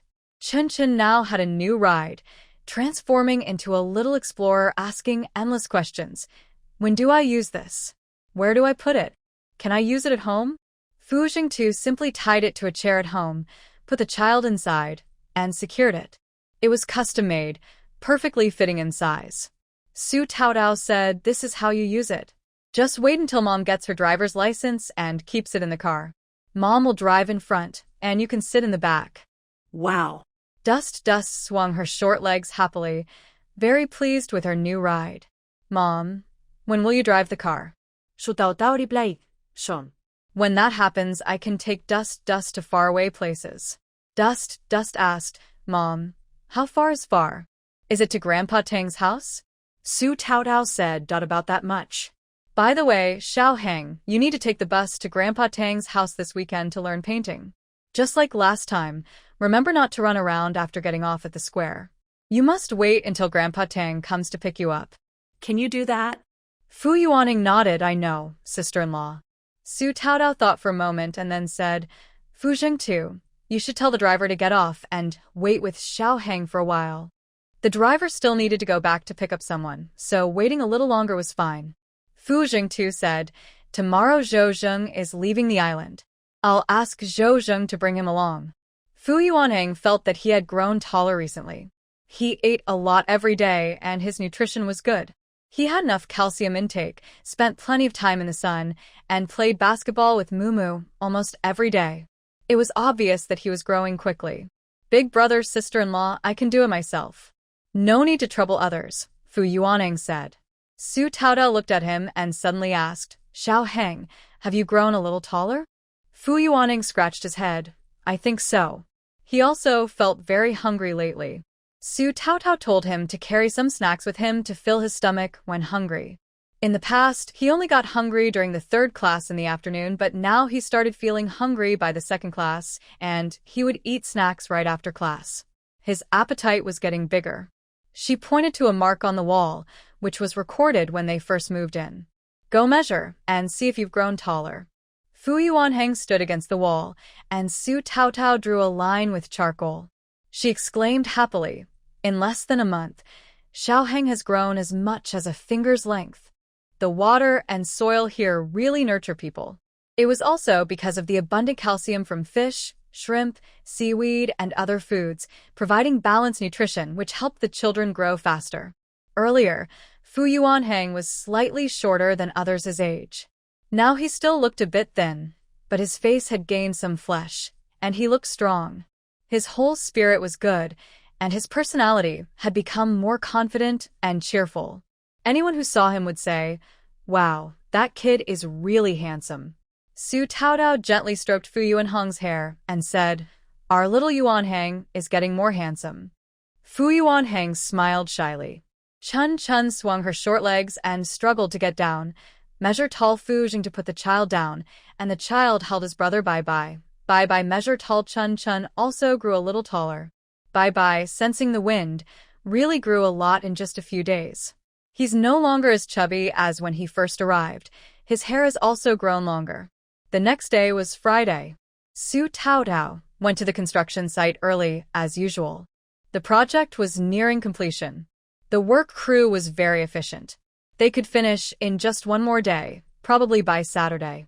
Su Taotao still prepared plenty of cooling tea in the big kitchen and then continued with yesterday's interviews. Maybe because yesterday she found the interview with her mother boring, Chunchen today followed Fu Gong to work and refused to go to school with Fu Yuanheng. Fu Yuanheng couldn't guarantee he would protect his big seashell. Instead, Dong went to school with Mumu today. There are still 24 people left for interviews. The first person scheduled was Dong Xingping. As soon as he appeared at the interview site, people started whispering, what's going on? Why is he here for an interview? How can he work without an arm? Yeah, having only one arm probably doesn't meet the job requirements, right? Is he only paid half the wages because he has only one arm? Dong Xingping ignored these rumors, kept a calm face, straightened his back, and walked through the crowd to stand in front of Su Taotao and Aunt Zhong. Hello. Su Taotao and Aunt Zhong nodded at the same time. Hello. Dong Xingping's self-introduction was simple. My name is Dong Xingping. I am 35 years old, a retired soldier, here for the security guard interview. He didn't mention his military achievements. If Su Taotao hadn't known about his accomplishments beforehand, she might have missed his low profile and practical attitude. Su Taotao nodded. That's fine. You can go back and wait for the notice. Dong Xingping was surprised. He thought there would be at least some questions or a formal process, but in less than a minute after sitting down, he was told to leave. He stood up, nodded slightly, and said, "Thank you." The onlookers whispered among themselves. One person said, "I knew it. How can someone with only one arm be a worker? He's useless, can't do any work. Paying him half the wages is pointless." Su Taodao suddenly stood up, looked at him, and asked, "What is your name?" When the person heard this, he pointed to his nose and happily ran over. "My name is Lin Chongsheng. I am healthy, hardworking, and best suited to be a worker." Su Taotao glanced at him briefly. "Aunt Zhong, find Lin Chongsheng's registration form." A few pages down, Aunt Zhong found his form, pulled it out, and handed it to Su Taotao. "This temple is too small to hold a big Buddha like you. Find a better place to work." The person was stunned, staring blankly at Su Taotao. "Why? Why?" Su Taotao asked back, sizing him up. "You're able to stand here and talk because of heroes like Dong Xingping who protect the country. Maybe you can stand here because he sacrificed his arm. What right do you have to criticize him? He lost an arm, but his character and workability are still better than yours. If I don't accept him, do I have to accept you?" Dong Xingping stopped in his tracks. Lin Chongsheng was completely stunned. "I am not saying that. I was just talking casually. Really, I didn't mean to disrespect him. Besides, I didn't even know he was a hero." Su Taodao said, "Do you think everyone likes to brag about their achievements? Just keep your mouth shut and learn your lesson." Lin Chongsheng sadly took back his registration form. He thought he was sure to get in since so few young men signed up this time, but now he wanted to shift the blame. "It wasn't just me who spoke." "Who else said something?" Su Taotao asked. The person who had spoken earlier quickly looked away, trying to hide his presence. Lin Chongsheng, talking randomly, pointed at someone. He and she also said something. Everyone had spoken, so why was only he the unlucky one? One person stomped his foot. "I didn't say anything. Don't spread rumors." Another added, "Yeah, I didn't say anything either. I know he's a hero and has been awarded first-class merit. My son admires him the most. There's no way I would say anything bad about him." Suddenly, the crowd was in an uproar, all looking at him. Dong Xingping didn't like this kind of gaze. He decisively turned and walked away without looking back. Another person stepped forward, bowing to Dong Xingping's back. "Sorry, I didn't mean it." She turned around and said to Su Taotao and Aunt Zhong, "The comment about not meeting the hiring conditions was mine. My name is Zhang Yuha. I am not very aware of my responsibilities and don't deserve to be a worker. Although I didn't mean it intentionally and didn't mean to disrespect anyone, I apologize. Please give me back my form." The person standing behind Dong Xingping was Zhang Yuha. Su Taotao looked at her information. She had a junior high school education, was 23 years old, recently married, and came with her husband, with no children listed. Su Taotao handed Zhang Yuha's information back to Aunt Zhong. Honest, able to admit mistakes, and willing to take responsibility for them. That's a rare quality. You've finished your interview. Keep your resume and wait for the notice at home. Zhang Yuha let out an awe and stood there blankly. Director Su really is hard to read. Shouldn't she have returned her resume and told her to leave? Does this mean she still has a chance? Someone tugged at her sleeve, and she dazedly turned around and left. The people who previously dared not admit their faults now deeply regretted it. It turns out Director Su prefers honest people who can admit mistakes. If they had just admitted earlier, they might have left a good impression. Su Taodao didn't care what they thought. The rest of the interview went smoothly, even faster than yesterday. She was able to select about 10 people. Combining with those chosen yesterday, the shortage wasn't too big. However, the number of male workers needed was larger than expected. Originally, she planned to hire about 10 people, but now she could only keep 7, including Dong Xingping. Even if she counts Shaolu, there are still 2 people short. Plus, Shaolu isn't working on the production line, so she isn't counted as a worker. The number looks small, but the shortage is about 30%. But this was the best she could do now. Female workers might be less productive, but they work more carefully. If she could select more, she would hire 2 more. At noon, Su Taotao still ate lunch in the cafeteria with Fu Yuanheng. With them was Mumu, carrying Dong Dong. Mumu is very outgoing and cheerful, like a little son. She's always happy, but today, for some reason, she looked a bit down, walking with her head drooping. Usually, she's very attached to Fu Yuanheng, but today she seemed indifferent to him. Su Taotao and Aunt Zhong found this very strange. What's wrong with Mumu today? Did she get a stomach ache? Aunt Zhong's house never has leftover food like Su Taotao's family. When her one-pot meal fails, it tastes especially bad, and sometimes there are quite a few leftovers. She doesn't want to waste food, so she sometimes makes Mumu eat leftovers from the night before. Mumu has tried this several times and ended up with stomachaches, sometimes so bad he was weak and exhausted. So, Aunt Zhong's first thought was that Mumu had another stomachache. But then she remembered it wasn't her cooking last night. If Jiji cooked, both Mo Gong and Mumu would eat happily, leaving no soup behind. Mumu shook his head weakly and said, "No." Su Taotao asked Fu Yuanheng, "Is Mumu okay?" Fu Yuanheng pursed his lips and shook his head, then asked Su Taotao, "Sister-in-law, can we roast oysters tonight?" Mumu wants to eat oysters. Fu Yuanheng rarely made requests, so whenever he did, Su Taotao would agree. "Sure, if there's still some at the market later. If not, we can roast other things like scallops, conchs, or abalone. Any shellfish is delicious." Mumu pouted and said, "I don't want to eat." Aunt Zhong was very fond of this and couldn't help but say, "Wow, did I hear that right? You're not always saying how delicious Xiaoheng's cooking is and craving your sister-in-law's skills? And now you refuse to eat?" Mumu snorted and turned his head aside. "I broke up with Fu Yuanheng. Ask me again in an hour, see if I want to eat then. Wait until someone shows some sincerity." This made not only Aunt Zhong but also Su Taotao laugh. Mumu was really funny. "Xiaoheng, did you do something to make Mumu angry?" Su Taotao asked. Fu Yuanheng looked helpless. "Yesterday's test, I got full marks and Mumu scored 98. Su Taotao. Aunt Zhong. Aunt Zhong patted her son's head and said, "You're asking for trouble. You didn't do well in the exam, but Xiaoheng did. Why are you angry at him? Be proud. If you keep this up, you might lose your top spot." "Serves you right." Aunt Zhong sighed quietly. Since starting school, Mumu had never ranked second in exams. He always came in first. This was his first time facing such a setback, so it was understandable he was upset. But what did that have to do with Fu Yuanheng? Mumu puffed out his cheeks and glared at Fu Yuanheng. "I'm not angry because he did better than me. I'm angry because he's so good at studying, but has never told me. He doesn't treat me as his best friend." Su Taotao chuckled and patted Fu Yuanheng's head. "Mumu, our Xiaoheng is like that.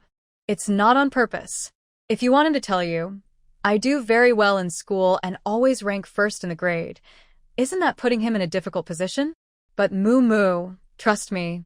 I promise you, you are truly his best friend, without equal."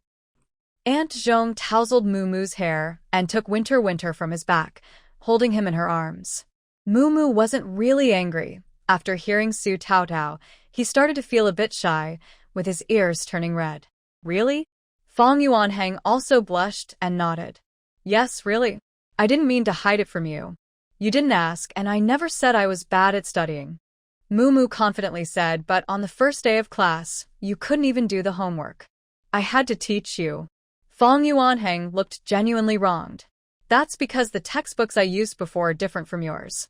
Didn't I catch up after half a month?" "Mumu, that's so. You're really good at studying?" Fang Yuanheng thought for a moment and said sincerely, "I don't know if it's called being good, but I usually get full marks." He knew there were always people better than him, and he mostly focused on whether he understood the material and could score full marks. He rarely compared himself to others, so he honestly didn't think he was particularly impressive. Mumu, kropka. "Aunt Zhong, you guys, can you leave some room for others? It looks like my son's top spot might be taken from now on." "Mumu, so I can't beat you in basketball, and I also can't beat you in exams?" Fong Yuanhang, maybe we should continue to be enemies for another hour.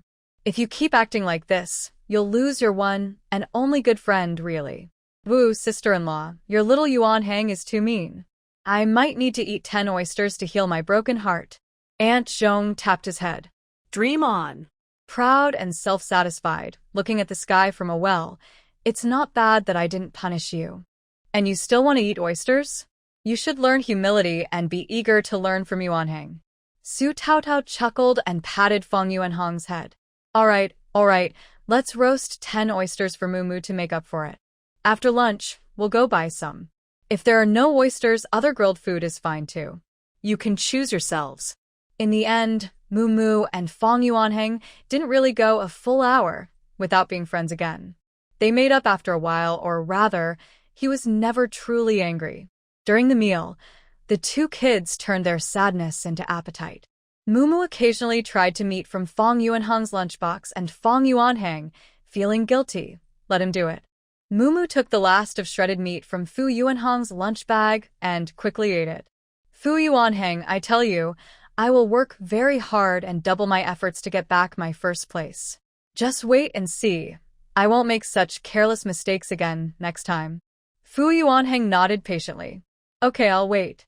Su Taotao watched them, feeling both happy and amused. Fu Yuanhang and Moo have complementary personalities. They study together, go to classes together, play basketball together, and maybe even walk the dog together in the future. Overall, they are improving together. Xia Zhiqiu finished his paperwork and came over to eat with them. He was working from home in the afternoon, and Dong could stay with Xia Zhiqiu. Xia Zhiqiu said, I really hope the Yuhong class can start tomorrow. That way, the kids will have a fixed place to go, instead of going to different places each day.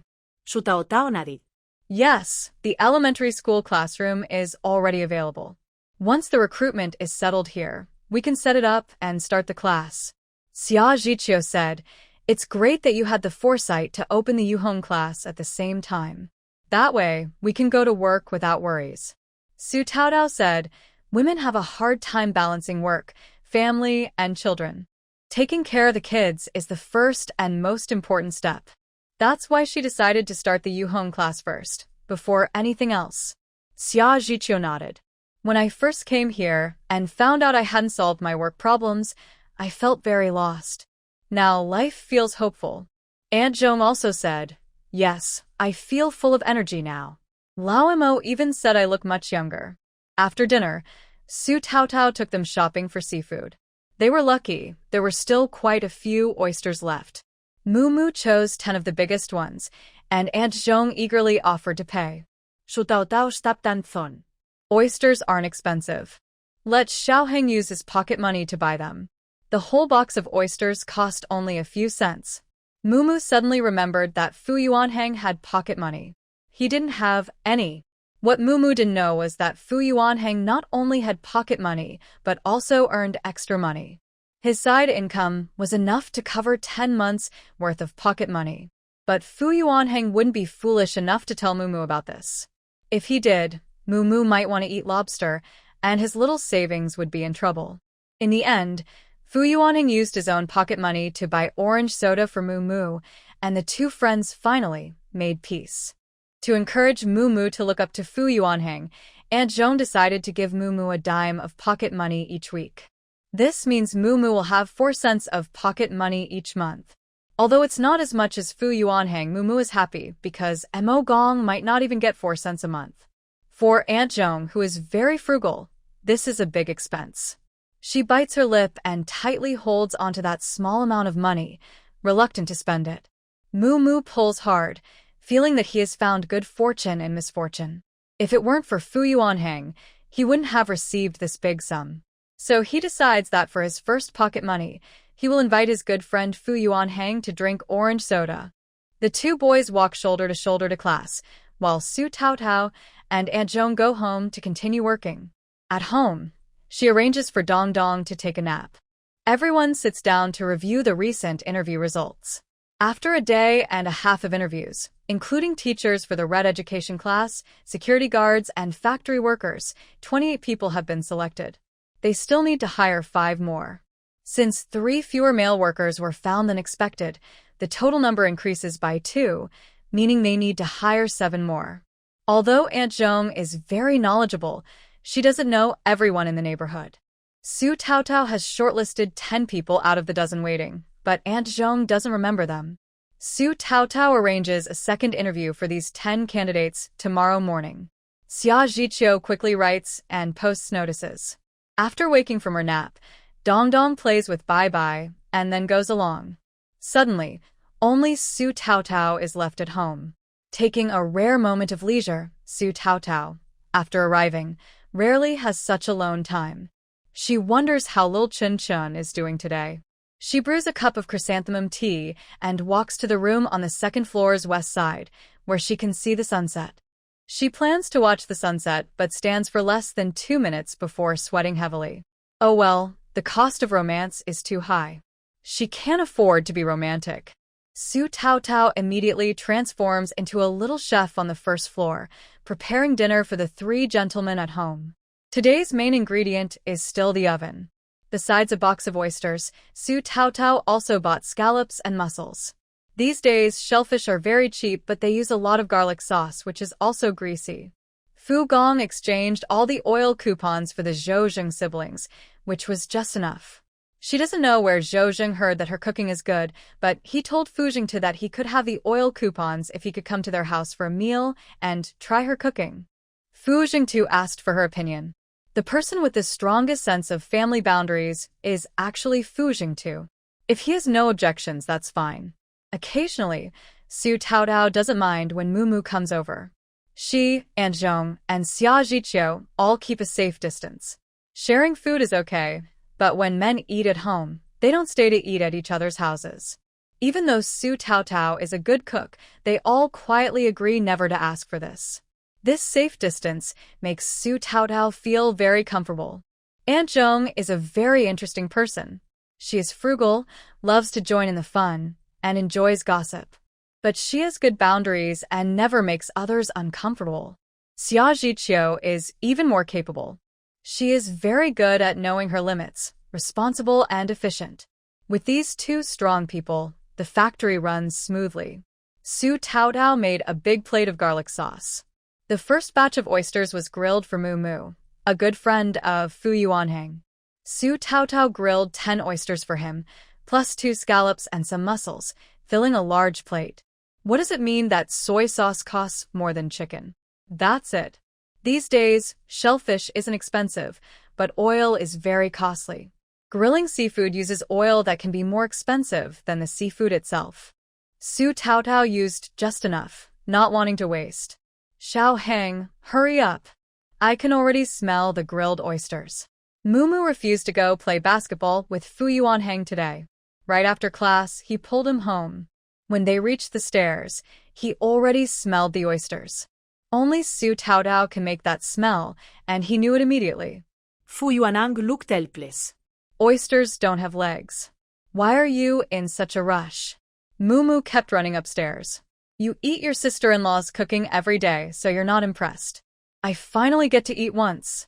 Mumu took a deep breath. Exactly. That's the smell. I can't take it anymore. I'm drooling. Let's go faster. When he reached the door, he shouted, Sister Tao, I can't wait to eat the oysters. What a lively kid. Su Taotao smiled and opened the door. You're really timing it perfectly. Just fresh out of the oven, and you're already home. She pointed to the seafood on the basket. These are all yours. Take them home to eat. Wow. Mumu's eyes lit up. They're all mine? But isn't that a bit embarrassing? But his hands didn't hold back. He immediately started helping himself. Mumu is very easygoing and never shy. Su Taotao likes his straightforward personality. Yes, all yours. Thanks, Sister Tao. I'll return the basket after I finish eating. Fu Yuanhang, take your time. Do you need any help? Mumu shook her head. No. I can carry it. You just hold the door open for me. Before she was lifted, she also handed Fu Yuanhang an oyster. Here's a treat to satisfy your craving. Fu Yuanhang. Do you think I'm your personal servant? After Mumu left, Su Taotao asked Fu Yuanhang, what does Xiao Heng want to eat most? Fu Yuaning thought for a moment and shared his opinion. Scallops. Su Taotao felt happy. In the past, she would say, anything is fine, or whatever my sister-in-law prefers. You know your taste. I also like scallops. Let's start by grilling scallops. Fu Yuaning smiled happily. I'll go wash my hands and come help. Shu Tao Tao, okay. When the scallops were ready, Fu Zhengtu came back holding Chunchen. Usually, when children get home, they run straight to find their mother, but today, his cheeks were puffed up like a little pufferfish, and his cute face clearly showed he was upset. Both Su Taotao and Fu Yuaning found it very strange. While helping the child take off his gear, Fu Yuaning asked, "What's wrong with Chunchen?" The child still puffed his cheeks and didn't speak. Su Taotao looked at Fu Jingtu. He shook his head slightly. It probably wasn't a big deal. Su Taotao bent down and picked up the child. "What's wrong, Chunchen?" Chunchen pouted, tilted his head to look at his mom, and snuggled into her neck. "Mama, I don't want to go to work with Dad anymore." Su Taotao gently rubbed his little head. "Why?" Chunchen said, "Daddy's office, Uncle Bump, and Uncle Silly don't believe I can memorize many numbers." Fu Jingtu then said, "Zhou Zheng's big mouth told everyone that Chunchen can recite pi." Someone came in, and Chunchen recited it once, and he got upset. Su Taotao found it funny. If Chunchen doesn't want to recite, then don't. Why get angry? Chunchen said, "But they're all wrong, silly." Su Taotao asked, "How do you know that what Dad teaches you must be right?" Chunchen replied, "Daddy is smart." Su Taotao. Fu Zhengtu smiled and said, "After dozens of digits, few people remember them all. There are no fixed answers. Everyone claims they are right, but Chunchen can't stand it. He recites over and over, and if someone says he's wrong, he gets upset. Last night, he memorized hundreds of digits of pi. His memory rarely makes mistakes. Unless he forgets, he never errs in what he remembers. And Chunchen is much smarter than he is." Su Taotao asked again, "How is it solved later?" Fu Jingtu replied, "Zhou Zheng has a book. He took it out to check the answers. Dust was correct." What Dust didn't know was that after memorizing the 3-character classic last time, he started a new wave of memorizing pi. Last time, he was memorizing for children. This time, he was memorizing for adults. Several scientist uncles were so impressed by Dust that they stayed up late to memorize pi. Su Taotao didn't know what to say anymore. People who doubted Fu Gong and Dust were bound to be discouraged. Don't be upset. Dust just started learning, so it's normal to remember easily. They have been studying for so long, so it's understandable if they forget. Dust can't just call others stupid because he remembers well. Dust, who already had a strong logical mind, quickly found a flaw. He looked at his mother with big eyes. "Mom, that's not right. Dad has studied for a long time and still remembers." Shu Tao Tao. "I have no way to argue." All right, you and your dad are the smartest, okay?" Su Taotao silently handed Dust back to Fu Jingtu. She decided to go cook instead. She couldn't control this extraordinary father and son. Fu Jingtu held the child to wash his hands. He wanted to say something to Dust, but decided it was not worth it. If Dust likes memorizing, Dad will write a little more tonight. Dust shook his head. "I don't want to memorize anymore. It's too easy. It's boring." Fu Zhengtu. Shu Tao Tao. The next morning, there was another interview. 2 people had an average first impression, but during the second interview, they performed quite well. Actually, lowering some requirements for general workers makes it easier to hire people. Xia Zhiqiu announced the list of hired candidates that day. Aunt Qin, Granny Su, Shaolu's mother, Chen Pinghua, Dong Xingping, Zhang Yuhe, and others were on the list. When Zhang Yuhe saw her name on the list, she was still stunned. She thought she might still have a slim chance. She wasn't sure, so she didn't dare look at the list when it was announced. It was only when her friend, who went with her for the interview, told her that she ran over to check. When she saw her name on the big red paper, she hugged her knees and squatted in front of the blackboard, crying.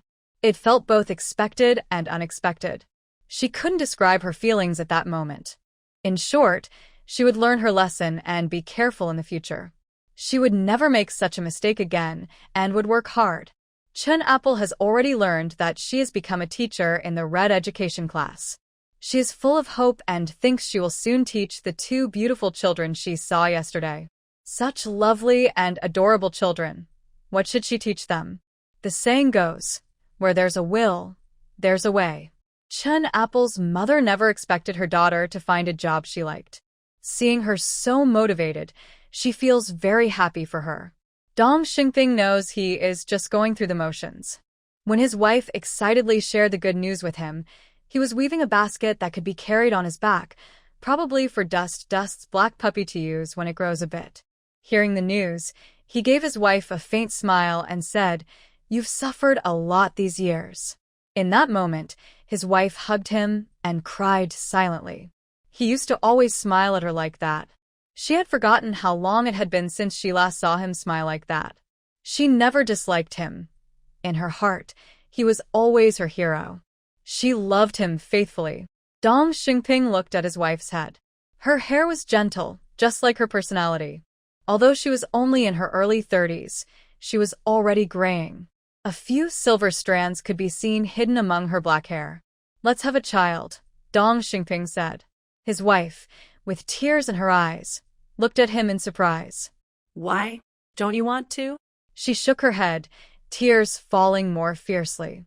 Okay, I do want to. I want to. Some families are happy, others are sad. Those who got the job are naturally very happy, while most who didn't accept the result. Only a few complain. However, the entire recruitment process was open, fair, and just. No one questioned the people who were hired.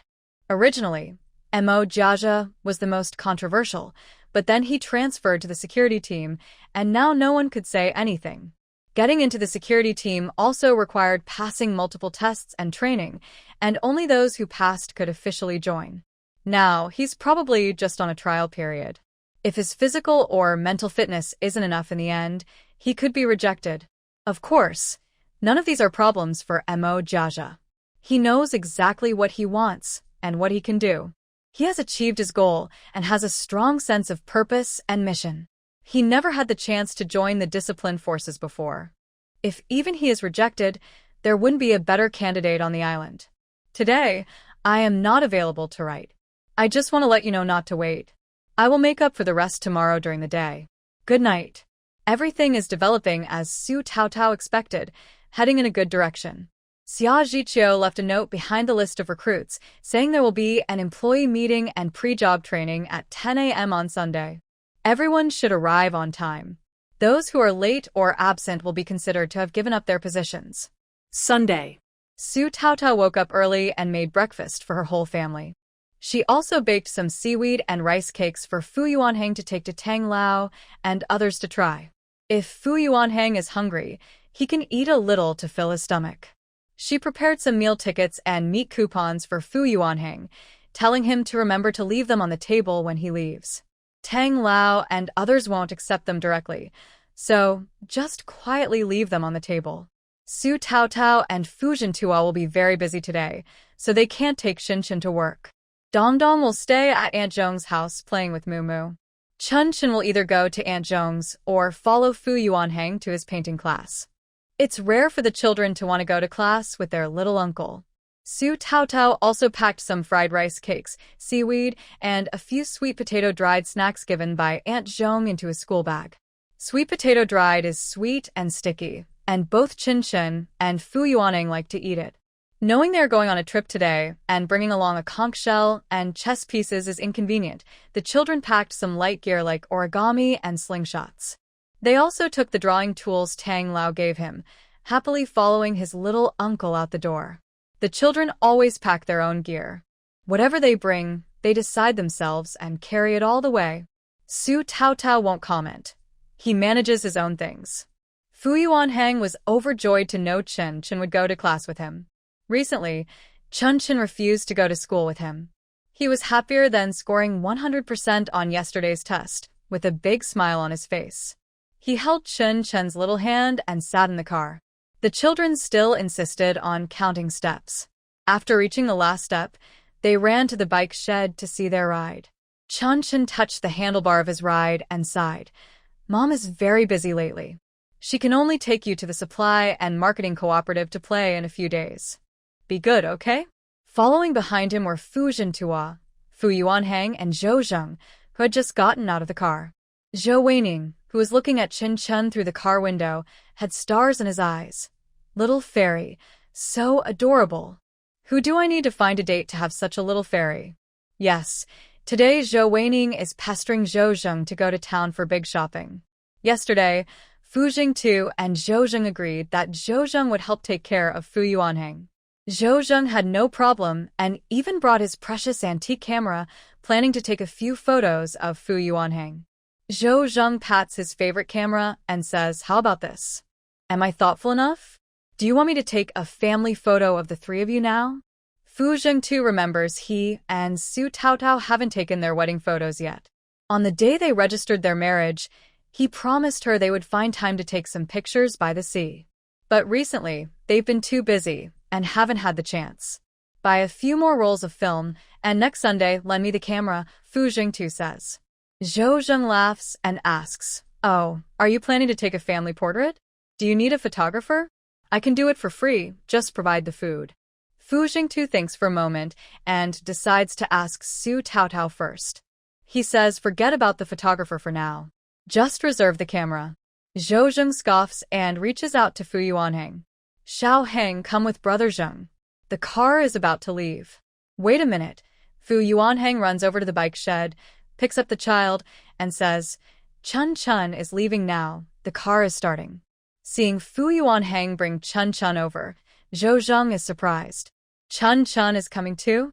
Fu Yuanhang nods. "Yes, going to the teacher's place." Zhou Zheng feels curious and uses his camera to coax the child. "Chunchen, look, uncle has this. Want me to hold you?"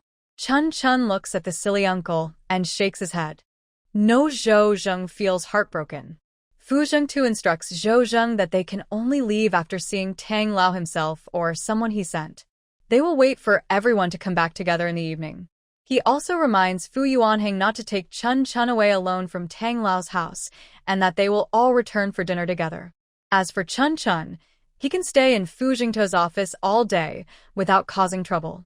Since he's well-behaved and knows how to behave, Fu Jingtu has nothing more to say. He pats Chunchen's head and tells him to get in the car. Chunchen gets into the car. The silly auntie waves excitedly and calls out, "Little fairy, over here, over here." Everyone in the car watches Chunchen and Fu Yuanhang. Chunchen pouts, a little unhappy. "I'm not a little fairy, I'm Chunchen." The child is so angry he even manages to say yes properly. This auntie is not only silly but also forgets things easily. She already said last time that he's not a little fairy, but she called him that again. Zhou Weining notices the child is unhappy.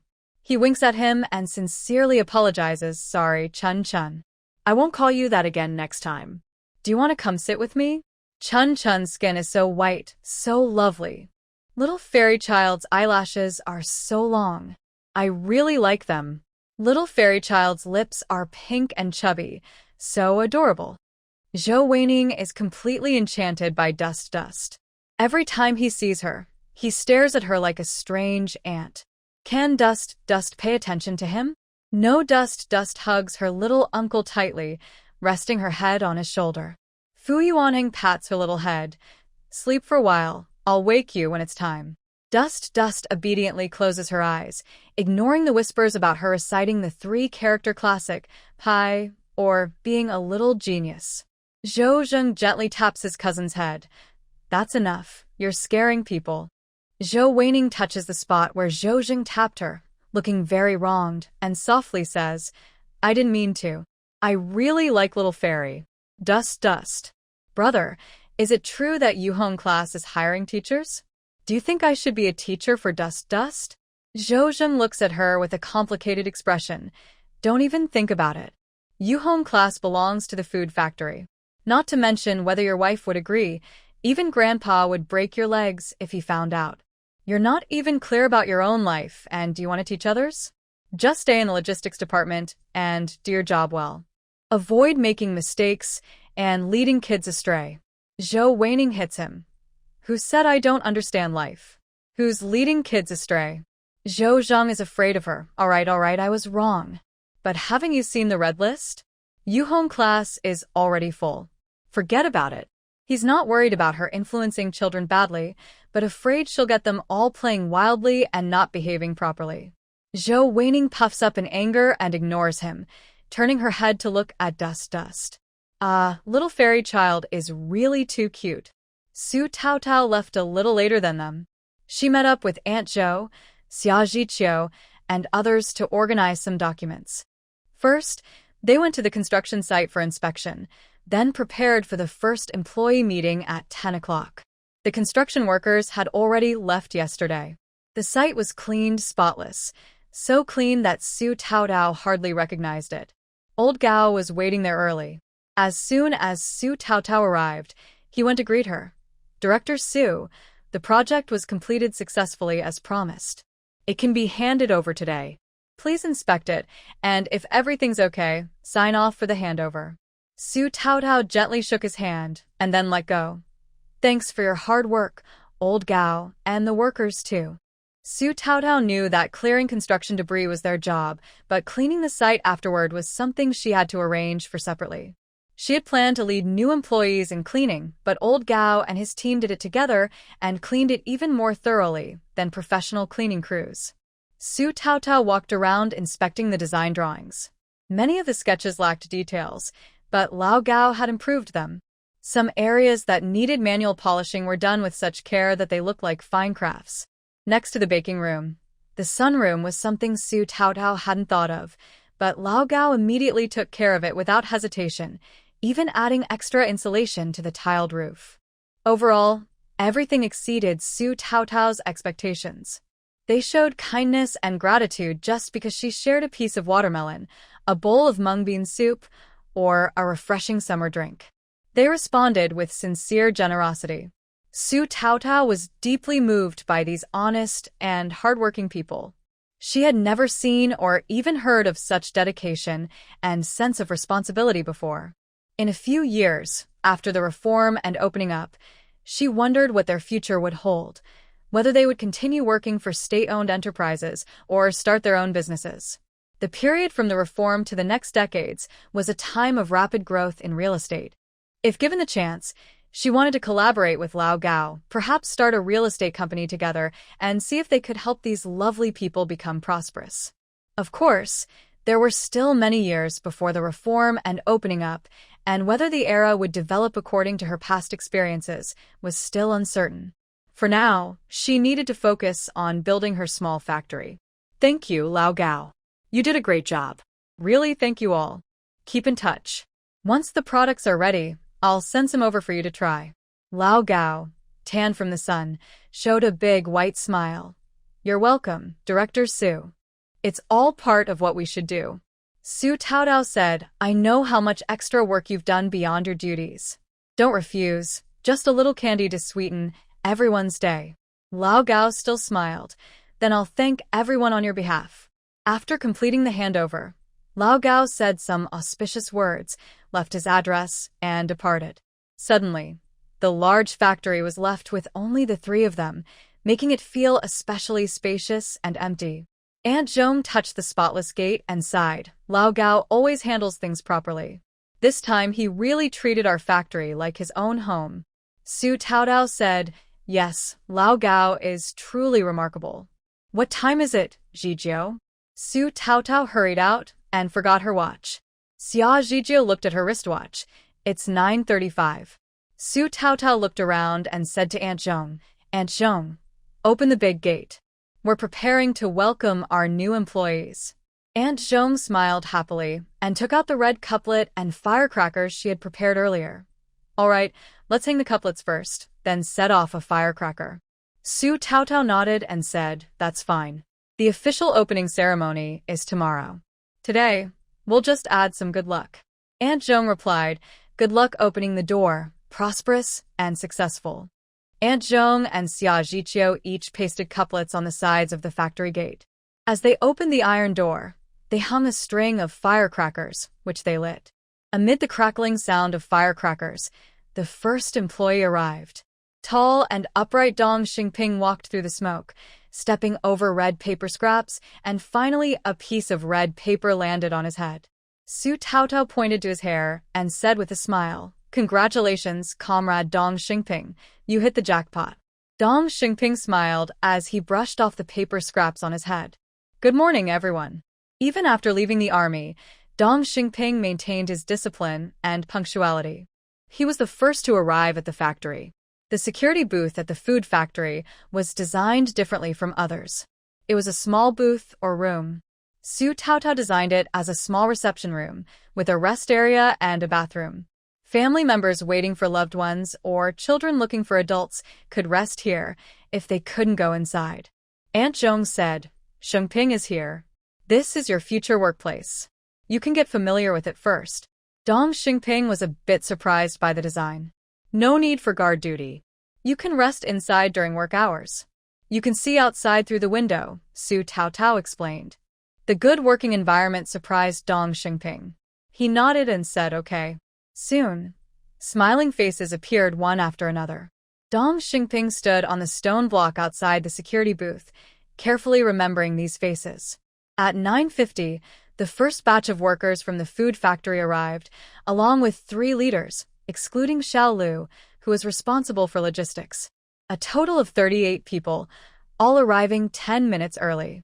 In the hall, Su Taotao looked at the hopeful and passionate smiling faces, feeling proud. Then she thought of Lao Gao's team, a strong team. The quality of the team members was very important. Everyone needed to work together, and a leader like Lao Gao, who was very united and inspiring, was necessary to lead everyone toward higher goals. Xia Zhiqiu read names from the roster, calling out each one loudly. His confident voice echoed in the hall. Aunt Zhong and Xia Zhiqiu handed each worker a notebook and a pen, all prepared early by Shaolu as Su Taotao instructed. For workers who couldn't read or write, Su Taotao planned to start a literacy class in the future, aiming to help everyone become able to read and write with no obstacles. Report to Factory Director Su. The first staff meeting at the food factory had 38 expected attendees, and all 38 showed up, so everyone was present. Su Taotao nodded and said, "Thank you, Secretary Xia. On behalf of the food factory, I welcome everyone. We've already met during the interviews. Let me introduce myself briefly. My name is Su Taotao, the founder and factory director of the food factory. Secretary and Finance Director Xia Zhiqiu, HR and Logistics Director Zhong Xiumei, and Security Chief and Attendance Manager Dong Xingping. Besides us and 2 teachers from the Yuhong class, everyone else is temporarily assigned to the production line. Later, based on your performance and workability, we will promote some of you, gradually improve the factory's staffing structure, increase productivity, and help generate income for the base." Dong Xingping was surprised when he heard his title, then smiled knowingly. He knew the director was thoughtful. Su Taotao continued, "Everyone here is among the first batch of talented people chosen after careful screening. At the start, everyone will work on the production line. As the factory grows stronger, you will all be reserve leaders and key staff. I hope to see you all move into leadership roles in the future, contributing to the factory's development and shining brightly. I also hope everyone will truly love and respect their jobs, work diligently, and work together with the factory to achieve greatness." Additionally, the Yuhong class is set up so that everyone can work without worries. If you have children of elementary school age, you can register them with Aunt Zhong to attend the class. The class charges a symbolic fee of 5 yuan per year, deducted monthly from your wages. Finally, Secretary Xia will give a brief pre-job training. The signing of labor contracts will be at 2 p.m. and official work begins at 8 a.m. Monday. There will be training on the job and we will assign roles based on everyone's situation. That's all. Thank you all. Su Taotao spoke smoothly and spontaneously, without lengthy speeches that bore people or overly energetic speeches that excite everyone. Her words were meaningful, concise, and to the point. Everyone appreciated such leadership. Thunderous applause erupted. Su Taotao gestured to Secretary Xia to come forward. Xia Zhiqiu nodded and walked to the podium, beginning the pre-job training, which covered safety, food hygiene standards, dress code, operational procedures, and other topics. She also gave a brief talk on how to prevent and respond to emergencies like the recent near-trampling incident. The type of leadership determines the quality of the leadership team. Xia's Qi and Su Taotao both focus on key points and don't waste much time. Aunt Zhong also came on stage to say a few simple words. Her speech surprised Su Taotao. She was serious and dependable. On stage, she looked like a strict old cadre, very different from her usual image. Her speech was concise, with no unnecessary words, getting straight to the point. Aunt Zhong's image as a seasoned official was well portrayed. After her speech, everyone would sincerely call her Director Zhong. The entire meeting only took about an hour. At 11 a.m., the first staff meeting at the food factory successfully concluded. P.S. There's more in the afternoon, stay tuned. Old Tang arrived early at the central square, waiting for the car from the island. He immediately received a call from Fu Yuanheng. Old Wu had been waiting for a week and came early with Old Tang. He thought only Fu Yuanheng would come, but he was surprised to see Chunchen.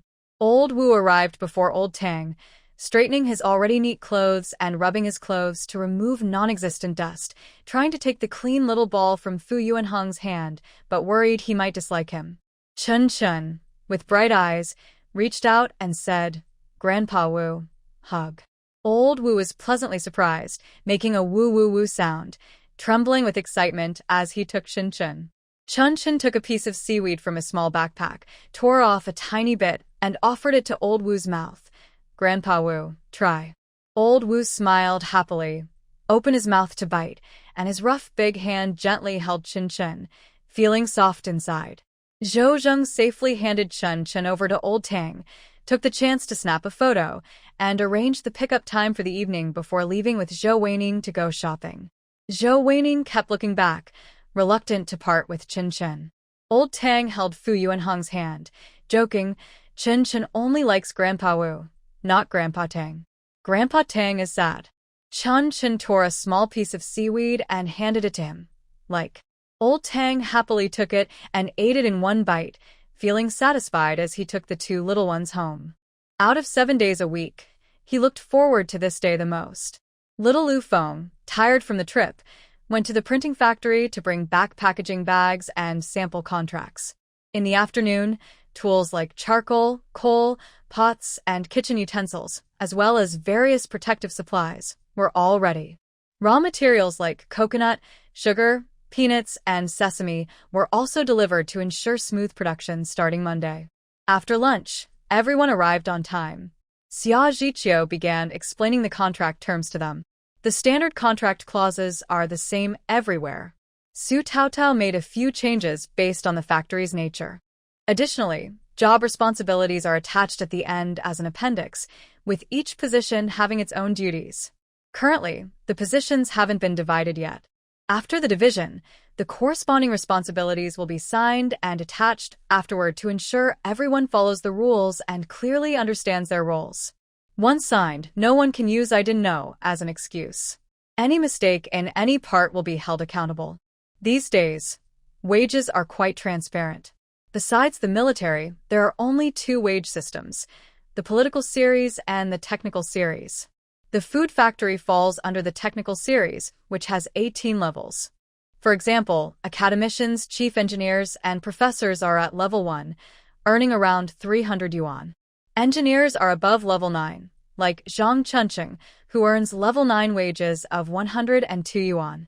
Others like Fu Jingtu and Mo Gong earn level 6 wages, over 150 yuan, with Mo Gong's pay based on experience, and Fu Jingtu receiving a special promotion. Regular workers in the workshop earn between level 16 and 18 wages, ranging from 27.5 to 37 yuan per month. In the first year, most earn only 27.5 yuan. Later, their wages are adjusted based on individual performance or reevaluated according to new national salary standards. Even factory director Su Taotao initially earned only level 15 wages, which is 42.5 yuan. Xia Zhiqiu, Zhong Yi, and Dong Xingping are in the same as level 16 full-time workers, which is 37 yuan. Of course, additional benefits or allowances depend on each factory's management and operational situation, but those are topics for later.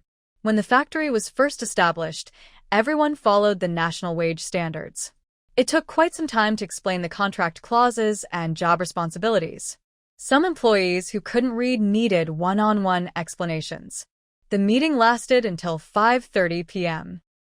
Before it ended, Su Taodao said, "Everyone worked hard today. Go home early and rest. Starting tomorrow, official attendance will be enforced. Being late or leaving early will result in deductions from your wages. Too many violations could even lead to dismissal. These rules are in the employee handbook. I don't tolerate idleness. Please follow the rules voluntarily. Understood, Director Shu. We will definitely not be late or leave early. Don't worry, Director Su. We will cherish this hard-earned job." Su Taodao nodded and said, "Aunt Chen and Aunt Chen Apple will arrive at 7:30 tomorrow. For colleagues who have no one to take care of their children at home, please ensure the children are sent to the Red Care class before 7:45 and then come to work. For now, pick up the children at noon for a meal and, before the afternoon shift, send them back. After the children get used to it, we can consider adding a caregiver to help with lunch. After work, just pick them up and take them home. If you have any difficulties, report to Aunt Zhong first. The factory will try to help solve any problems. The children will probably need some time to adjust, and then we can make changes based on the situation. Everyone is learning as they go. Making mistakes and fixing problems quickly is the way to improve." Factory Director Su is so thoughtful. She even considered this, someone said. "Yes, I was worried I couldn't work and take care of my children at the same time," another added. "Luckily, Director Su thought of everything," someone else said. Su Taodao said, "My own child is only over 2 years old, so she also needs to be sent to the Red Care class." "Oh, little Chunchen can memorize a book of 3-character poems just on a bus ride. Those 3-character poems are from long ago. Now she can recite hundreds of digits of pi. My child, who hides in bed at night, can't memorize even a few. She sighs that she's not as good as a 2-year-old. It's so funny. I also heard that my husband is very good at origami. He can fold tanks in one go. My child can't do it." Yes, I heard that too. Director Su, how do you teach your children? Why are they so smart? Su Taodao, are you here to work or to gossip about my son? After everyone left, Su Taodao said to Xia Zhiqiu, "We also need to start arranging literacy classes. Right now, only 3 people are illiterate, but they all have some basic knowledge. If you can spend 15 to 30 minutes each day helping them, they will learn quickly." Su Taotao is trying to get the literacy program approved as part of the factory's annual assessment, which will give it some support. Xia Zhiqiu nodded. "Okay, I will start making arrangements." Su Taodao said, "For now, we should focus on production. Aunt Zhong might handle quality control. Once we find suitable people among them, we can let go." Aunt Zhong nodded. "Good. I don't have much to do right now.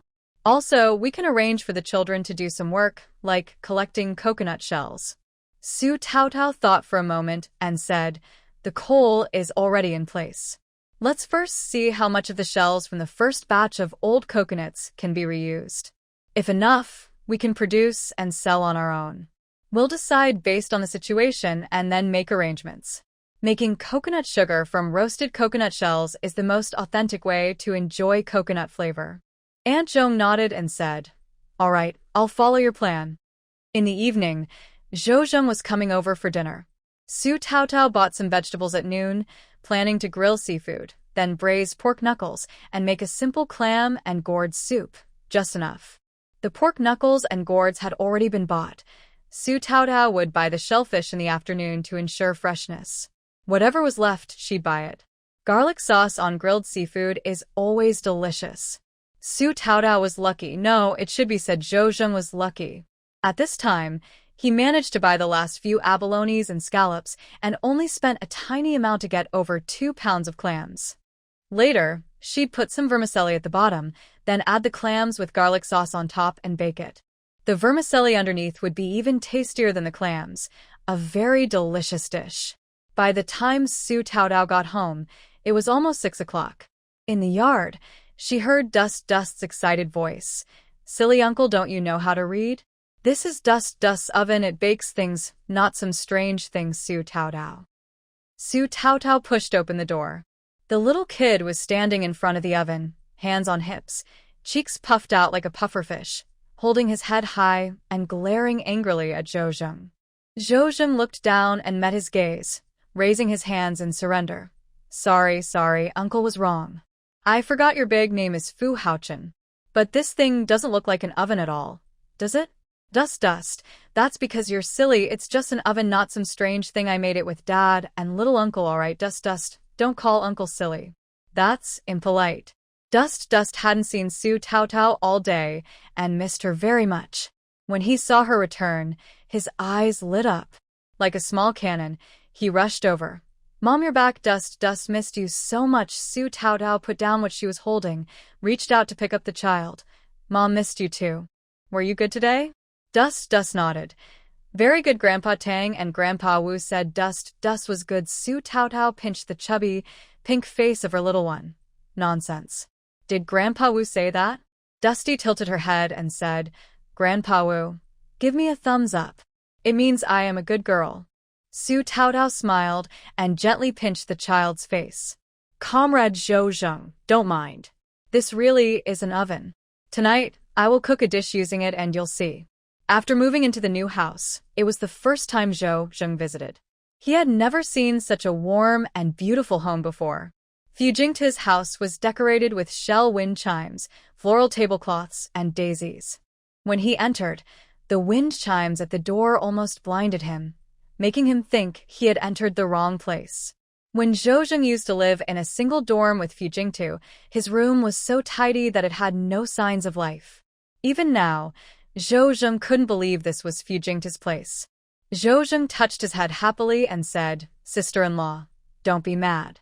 I was just joking with Dusty. Dusty hugged Su Taotao's neck, made a nasal sound, and stubbornly buried her small head in Su Taotao's neck. Su Taotao patted the child's back and said, Dusty, take Uncle Zhou on a tour of the house. Mom is preparing dinner. Reluctantly, Dusty let go of Su Taotao's arm and said to Zhou Zheng, Let's go, I'll show you Grandpa's lighthouse. Su Taotao was wondering how to explain the lighthouse story to Zhou Zheng. Sure enough, Zhou Zheng asked, Your grandpa's lighthouse? Dusty looked at Zhou Zheng with a Andy, how are you so silly expression. Zhou Zheng paused and said nothing. Su Taotao said, I'll explain it to you when there's a chance. Zhou Zheng didn't ask further and happily followed Dusty upstairs. Su Taotao thought Zhou Zheng was asking for trouble.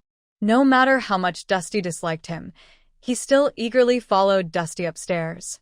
At the window on the second floor, Dusty pointed at the distant lighthouse with her small hand and said, Mommy said Grandpa is guarding the lighthouse, can't come home. Very great. Hearing this, Zhou Zheng roughly understood what was going on. He knew Fujingta's father had sacrificed himself for the country 10 years ago. It was probably Dusty asking about her grandpa, and Su Taotao was telling a white lie. But Fujingta's father was indeed very great. He nodded and said, Yes, Dusty's grandpa is very great. Dusty finally tilted her head and asked, Have you seen my grandpa? Zhou Zheng shook his head. When he met Fujingtu, his father had already passed away. How could he have seen him? No, but Uncle knows he's very great. Dust received recognition and smiled at the lighthouse, saying, When I grow up, I want to be a big ship like this. Dust spread his arms wide, showing his biggest smile. Take everyone to see Grandpa. Zhou Zheng. His dreams are very big, but it seems unlikely he can really see Grandpa. Talkative Zhou Zheng rarely stays quiet and keeps company with the children to look at the lighthouse, not saying much. Fu Yuanheng finished setting up his art supplies and came over to help Su Taotao. Su Taotao asked him to help start the fire. Su Taotao first blanched and washed the pig's trotters, then pierced holes in the skin with a fork. She prepared a balanced barbecue sauce with fermented bean paste, soy sauce, sugar, and vinegar, marinating the meat for half an hour to absorb the flavors. She often uses garlic sauce, so Su Taotao usually prepares extra. Now, with the oven heated and seafood cleaned, she adds the sauce and bakes it into a dish. Su Taotao lined a baking tray with vermicelli, then placed all the cleaned shellfish on top, adding some chili sauce on the side for adults, leaving it out for the children. Once the oven preheated, she put all the ingredients inside to bake. While Su Taotao was making loofah soup, Fu Jingtu arrived home just as Dust was coming downstairs with Zhou. Seeing his dad, the little boy hurried over on his short legs, asking for a hug. "Daddy, you're the last to come home." Fu Jingtu picked up the little guy and ruffled his hair. "Sorry, I've been busy these days." Usually, with this workload, Fu Jingtu would have long since rested in the lab, but now, someone is waiting for him at home. No matter how busy he is, he always makes time to come back each day. Su Taotao walked over, took his briefcase and smiled slightly. "You're back? Dinner is almost ready. First, take Dust to wash his hands." Fu Jingtu wanted to ruffle Su Taotao's hair but saw Zhou leaning against the doorway, teasing him, so he suppressed the idea. He nodded at Zhou and said, "Go wash your hands and get ready for dinner." Zhou clicked his tongue and slowly approached, joking, at this time, shouldn't a workaholic be staying in the lab growing mushrooms? Instead, you have time to come home for dinner. Fu Jingtu ignored him and took Dust toward the bathroom. Zhou followed behind, shamelessly saying, "Fu Jingtu, I met many people in town today who said I and Dust look like carved from the same mold, definitely father and son. I thought, why not adopt Dust as my godson? Then he could call me godfather. What do you think?" Fu Jingtu clenched his teeth and spat out one word: "Get lost." Zhou was persistent. "You don't get to decide. Dust, call me godfather, and hear how good it sounds when you say it to your real dad." Little friend Chen asked him, "What is a godfather?" Zhou replied, "A godfather isn't just anything." Something seems off. Fu Jingtu smiled slightly.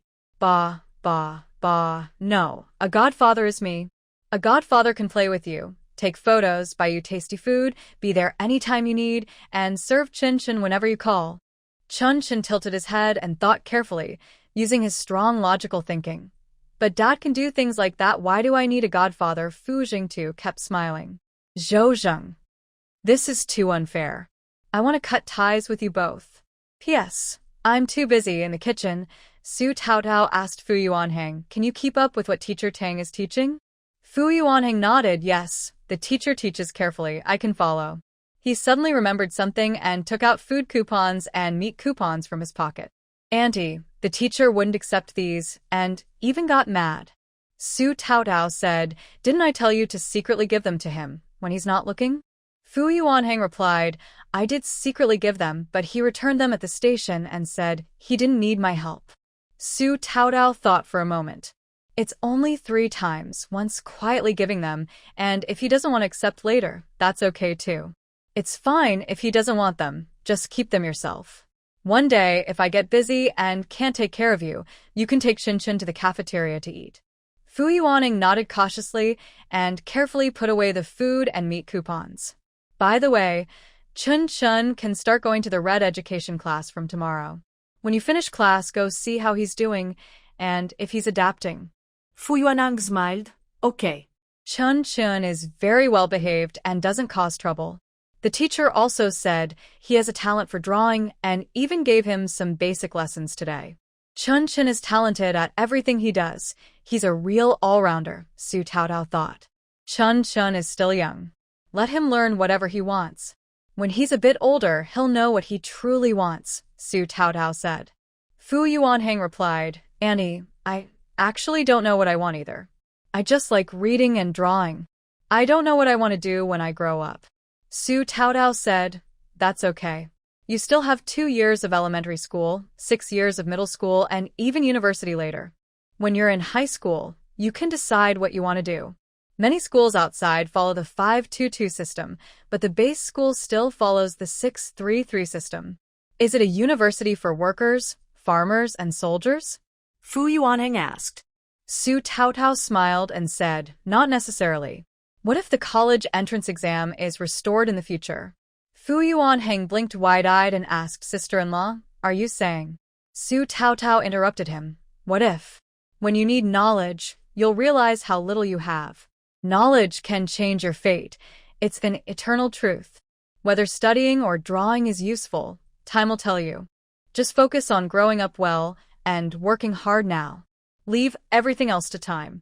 Fu Yuanheng took a deep breath, and the heavy fog in front of him seemed to clear instantly. He nodded seriously. Okay, I understand, sister-in-law. Su Taotao patted his head. Go call them to eat. As Fu Yuanheng turned around, 3 pairs of eyes of different sizes stared at him, startling him. He wasn't sure how much they had overheard of his conversation with his sister-in-law. However, the gentlemen all silently turned back to the yard without saying a word. This meal completely won over Zhou. Fu Jingtu, now I finally understand why you don't like the food at the small cafeteria. You keep thinking about going home to eat every meal. Zhou loves spicy food, and even a little makes him sweat all over, but he can't stop eating. Sister-in-law, I never knew seafood could be so delicious. This is amazing. And pig's trotters, too. I think I've been wasting my previous pig's trotters. Fu Jingtu, help me get an oven. I want to bake seafood and pig's trotters when I have free time. Fu Jingtu peeled the skin and meat off the pig's trotters and gave them to Chunchen to eat, ignoring the chatterbox. No time. Do it yourself. Zhou declared himself Chunchen's godfather unilaterally, without anyone's approval. Then he started making promises. Chunchen, help your godfather. From now on, I'll bake seafood for you every day. Chunchen wasn't fooled and shook her head. No godfather, only mama, makes food. Zhou was so angry, he ate half a bowl of clams. Luckily, Su Taotao bought plenty, or it wouldn't be enough for him. Actually, you can just grill it over the fire, no need for an oven, Su Taotao said. Zhou just said that to sound knowledgeable. As someone who eats at the cafeteria all year round, how could he possibly cook? After the meal, Zhou took a few photos of Su Taotao's family, then took some family portraits to use up a roll of film. He said it was to cover the meal costs, but secretly left some ration coupons and meat tickets when he left. When he arrived, he didn't come empty-handed. He brought fruit and candies. Nowadays, everyone's food ration is fixed. Bringing ration and meal tickets to someone's house is basic etiquette. Zhou rarely came to eat, so whether they gave him food or not didn't matter. If they did, he'd accept it quietly. He wouldn't feel awkward about it. He also left behind the camera and the unopened roll of film. After dinner, Fu Jingtu said, next Sunday, our whole family will go to the beach to take photos. Su Taotao shook her head. That might not work. At the end of the month, you're all going to a meeting in the capital, right? I need to finish making the first batch of coconut candies before you leave on Thursday, so you can take them to the capital. Also, on Sunday morning, I need to find time to visit the driving school. Fu Jingtu asked, is Director Su so busy now? Su Taotao mimicked a little bit of dusting, holding up a small finger. Just a little busier than Engineer Fu. This is my first big step to establish the food factory's reputation. I can't afford any mistakes, so I have to keep a close eye on everything. Fu Jingtu said, what you make sells well. Your brother units can handle a lot during holidays. Su Taotao replied, I know, but my goal isn't just the internal market. With our factory's current capacity, we don't need to sell outside. We can handle it internally. My main task now is to train the core staff, expand production quickly, and innovate. This product doesn't require much technical skill. I can do it, and others can too. We can't monopolize the entire market, only aim to gain market share early on and create a strong first impression. If not, other factories will soon take over the market. Fu Jingtu looked at Su Taotao in surprise. You have a good business sense. That idea sounds a bit like Western economics, but it doesn't quite fit our current national situation and market environment. Su Taotao nodded. Exactly. We have a planned economy, while the West has a market economy. But no matter what kind of economy, it's all about serving consumers. Gaining market share is always right, depends on how much support the base provides and how much research funding I need to repay. Su Taotao thought to herself, in a few years of reform and opening up, she would realize how important this early planning was. Fu Jingtu embraced her again and sighed. You were born in the wrong era. Su Taotao smiled slightly and said nothing. Actually, she thought she was right. In the 21st century, she was lazy, just lying around like a salted fish, wasting her days. Now, she had a husband, children, a family, dreams, goals, and a group of like-minded revolutionary comrades working together to build a career and contribute to socialist development. Su Taodao thought, there's no better version of herself than she is now. P.S. Update completed on August 12th. Good night. A brand new Monday marks the start of a new journey for Su Taodao and Little Dust. Last night, Su Taodao spent a long time talking to the children, helping them understand that studying is not something to give up halfway. Starting from Monday, when school officially begins, unless there are special circumstances, they must go to school on time every day, rain or shine. Chunchen actually enjoys going to school, so he happily agreed. This morning, the children were the first to wake up in the whole family, even earlier than Fu Yuanhang. Little Uncle the Sun is shining on your bottom. Wake up and go to school. Fu Yuanhang, still sleepy, was awakened early by Chunchen. Luckily, he wasn't in a bad mood, or Chunchen might have gotten a scolding. The children don't have watches, so Fu Yuanhang doesn't know what time it is now. Usually, he wakes up naturally before 6:30, so it's probably around 6 now. Chunchen, you only go to school after 7, so why are you up so early? Chunchen pouted and said, Mommy says the early bird catches the worm. Recently, Chunchen has been learning the Wuihwa, from Zhouzheng. He keeps using it incorrectly, making him sound cute and funny. Fu Yuanheng couldn't help but laugh. So, what are you getting ready to do so early? Chunchen shrugged and said, I don't know, Mommy said, so I'm going to see if Mommy is awake. Fu Yuanheng held him and shook his head, saying, They sleep later than us. Don't wake them up. Let them sleep a little longer. Or maybe you can draw with Uncle Shao. Chunchen nodded happily. The two children took out their drawing tools, ready to review what old Tang taught them yesterday. As dawn broke and the sun just peeked above the horizon, Fu Jingtu arrived on time at the children's room.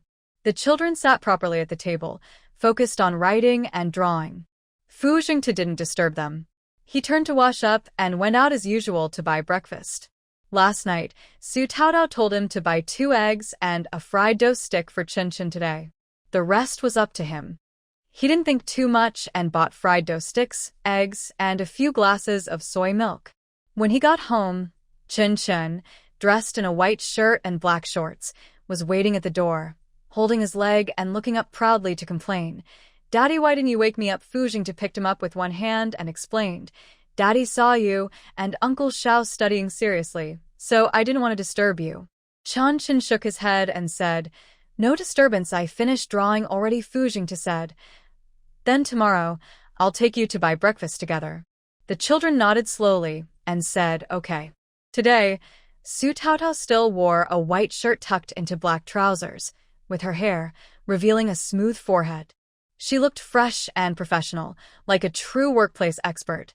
However, her smile also carried a charming laziness, making her look exceptionally attractive. Fu Yuanheng also wore a white shirt. He was a young boy with delicate features and a lively spirit. Whenever there was a happy event at home, the whole family would naturally wear white shirts for group activities, as if it was an unwritten rule. Fu Jingtu thought he should also change into a white shirt later. Su Taodao placed 2 peeled eggs and a fried breadstick into Dustin's special small bowl. Dustin, this is a perfect score prepared by Mom and Dad for you. Today is your first day at school. We hope you go happily every day and come back happily, and that you score full marks on your tests. Dustin exclaimed, Wow. With big, shiny eyes fixed on the perfect score made of 1 fried breadstick and 2 eggs. Mom, a perfect score is just 1 breadstick and 2 eggs, right? He was still young but good at carrying things. He knew numbers 1 to 10 and the alphabet, but he hadn't started recognizing words yet, nor had he learned to count to 100. Yes, this is the perfect score that Uncle often gets. Dustin should aim to be like Uncle. Dustin nodded happily. Okay, Mom. I understand. After saying that, Dustin grabbed an egg with his small hand, took a big bite of the egg white, and ate happily. He knew that the yolk might be a bit choking, so he always ate the white first and then slowly ate the yolk, taking small bites and washing it down with milk or soy milk. Su Taotao was never worried about him choking. She had eaten half an egg and half a breadstick and felt full. Dustin could finish 2 eggs, a breadstick, and drink about 100 to 200 milliliters of milk. For a child a little over 2 years old, this was quite a lot. But children can digest it all without feeling overly full or having indigestion. Su Taotao didn't worry about it. He knew his own limits and wouldn't eat more once he was full. Dustin's meals were never wasted. He was growing visibly fast, now chubby and healthy. His small hands had deep dimples, and his short arms and legs looked like peeled lotus roots, soft, plump, and adorable. Holding him was very comfortable. Compared to the skinny little monkey he used to be, he was a completely different child now. Her features are delicate and beautiful, inheriting Su Taotao's fair and cool skin that never tans. Her eyes are big and round, and a quick blink makes everyone melt. Who wouldn't want to secretly take her home? Her personality is also obvious, obedient and clever. Such a cute child. When she joins the red growth class, it's hard not to become everyone's favorite. Classmate Fu Haochen's good friend Zhang Dongji is also starting school today. Coincidentally, just as Su Taotao opened the door to send the children to school, Xia Zhiqiu and Zhang Chunchen were also arriving with Dong Dong at her door. The two moms exchanged smiles. Carrying a small backpack, Chunchen greeted his good friend happily. Good morning. Dong Dong also carried his new small backpack given by Xia Zhiqiu, excitedly walking over and holding Chunchen's hand. Good morning, Chunchen. We can go to school together from now on. Chunchen nodded. Yes, studying together aiming for a perfect score. Dong Dong nodded too. Chunchen, did you get 100 points today? Chunchen nodded.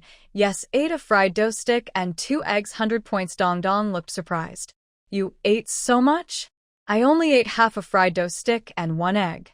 Dong Dong nervously asked Xia Zhiqiu, Mom, if I eat less, will I still get 100 points? Xia Zhiqiu shook her head. It's okay. As long as you study hard, whether you get 100 points or not, Mom will be happy. Dong Dong finally relaxed. Mu Mu and Fu Yuaning each held a child's hand as they went downstairs.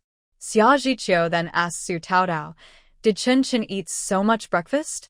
Su Taotao replied, Sometimes he eats that much. Anyway, he stops when he's full. I don't interfere. I suspect it's genetic. Yuan Hang and Fu Gong also have big appetites. Those two brothers' stomachs seem bottomless. They can eat anything cooked. If Fu Gong's salary weren't high, it would be hard to support them. Xia Zhiqiu silently chuckled. Such a coincidence? Good morning. Today is really lively. Aunt Zhong and her family also left at this time. They exchanged greetings. Su Taotao then said to Mo Jiajia, Jiji looks very energetic today. Jiji was walking at the back. Today is also his first official day reporting. He wore a neat military uniform and a crew cut, with a bright smile that outshone the morning light in the east. He looked sharp and confident. Good morning, Director Su. It's your first day reporting, but I went to familiarize myself with the environment a few days ago. By the way, Director Su, have you heard about Wuihwa? Su Taotao's first reaction was Wuihwa? Who is that? It took a moment for me to remember who this person was, then I shook my head and asked, No, what's going on? Mo Jiajia touched his newly cut crew cut, still not quite used to it. He lowered his voice and said, A couple of days ago, Comrade Wuihwa and Comrade Cheng Jianghua were called in for questioning by the leaders. Somehow, they got involved with Comrade Li Dongqing and his wife. After being called in together, the two families ended up fighting in the leader's office. Later, Comrade Li Dongqing's wife, Yong Lua, was pressed against the iron window by Wuihwa. Her legs got stuck and couldn't get out, so we security team went over to rescue her. Aunt Zhong clicked her tongue and said, Such big news, and you didn't tell me? Mo Jiajia touched his crew cut again and replied, Well, I just told you now, didn't I?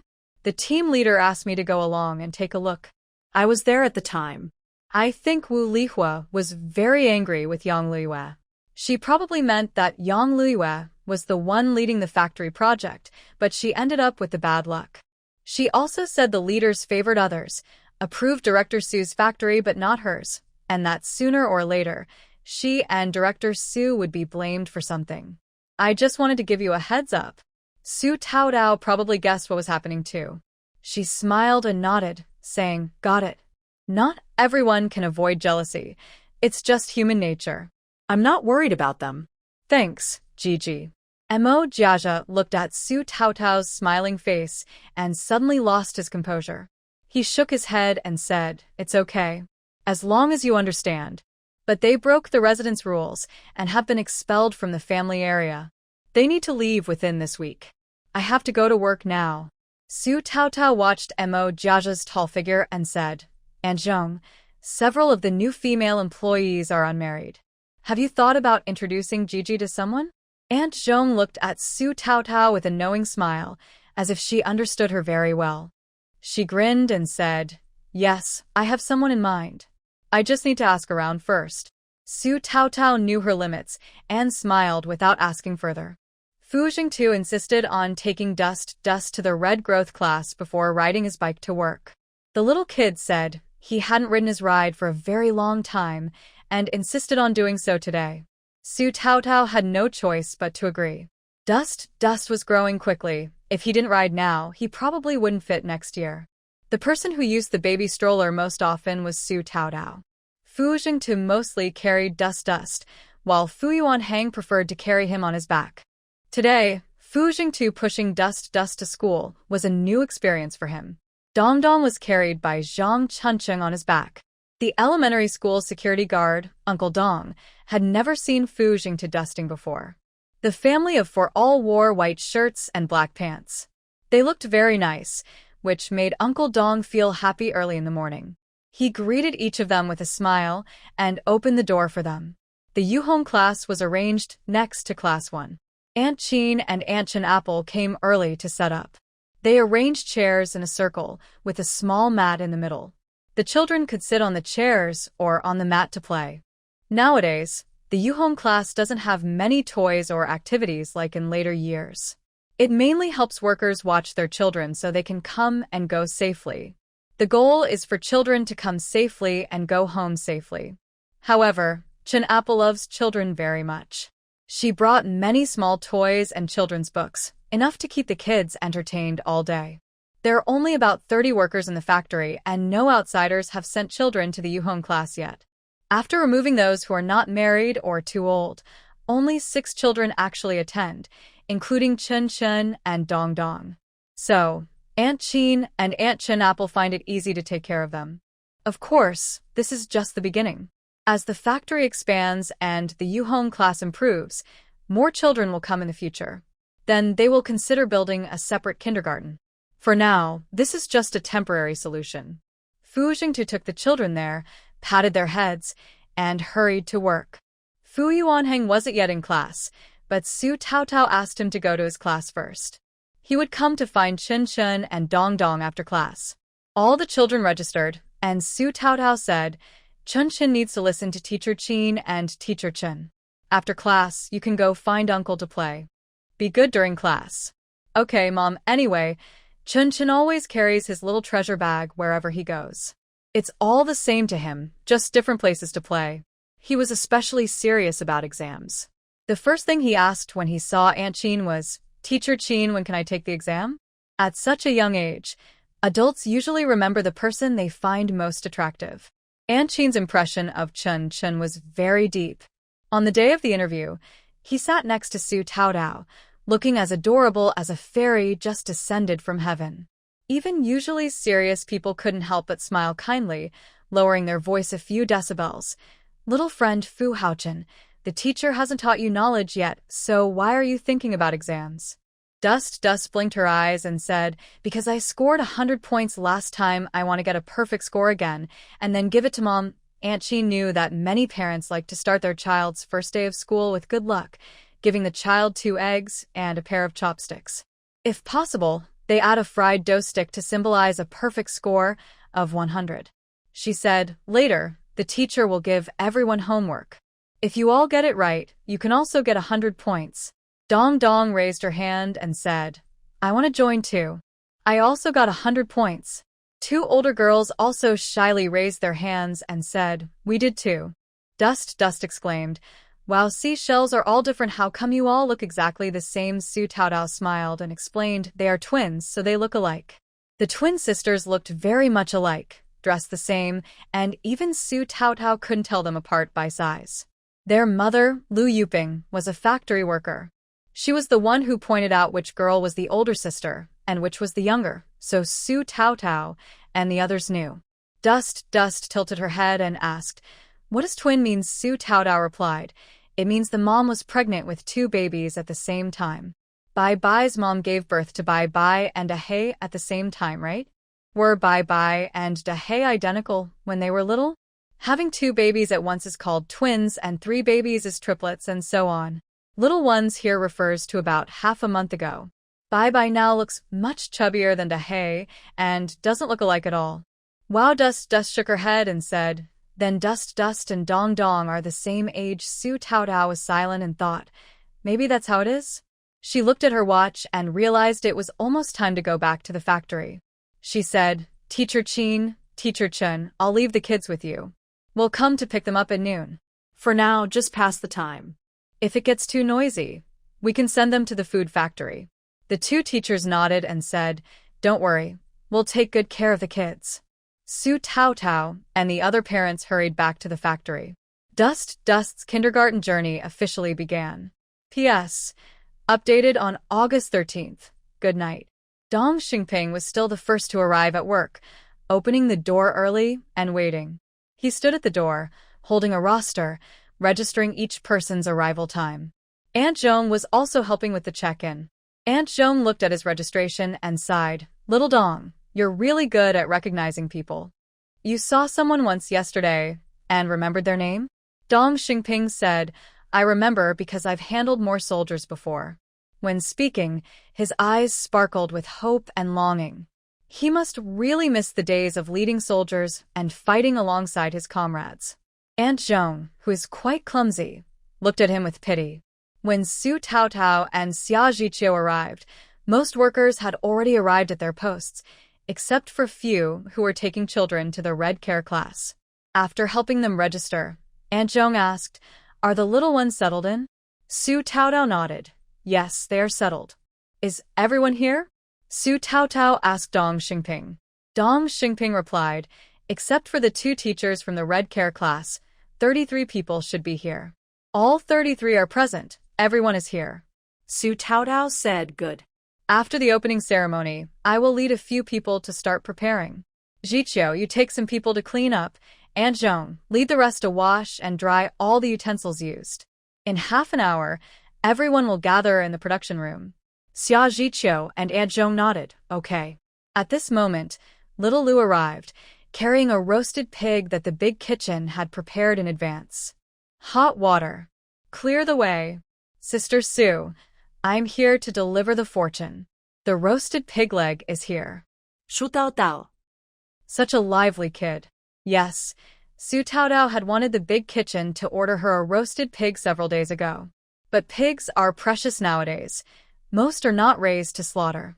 Roasted piglets are too luxurious, so she settled for a pig leg instead, asking the chef to help roast it. This roasted pig leg took a lot of effort from the kitchen, and in the end, it was only possible because of little Lu's connections. The shiny, golden, fragrant roasted pig leg was brought in, making everyone's eyes widen and their mouths water. Aunt Zhong asked two men to move a table from the security booth, and little Lu placed the pig leg on it. In this era of breaking old customs, engaging in superstitions like burning paper and incense to worship gods is forbidden.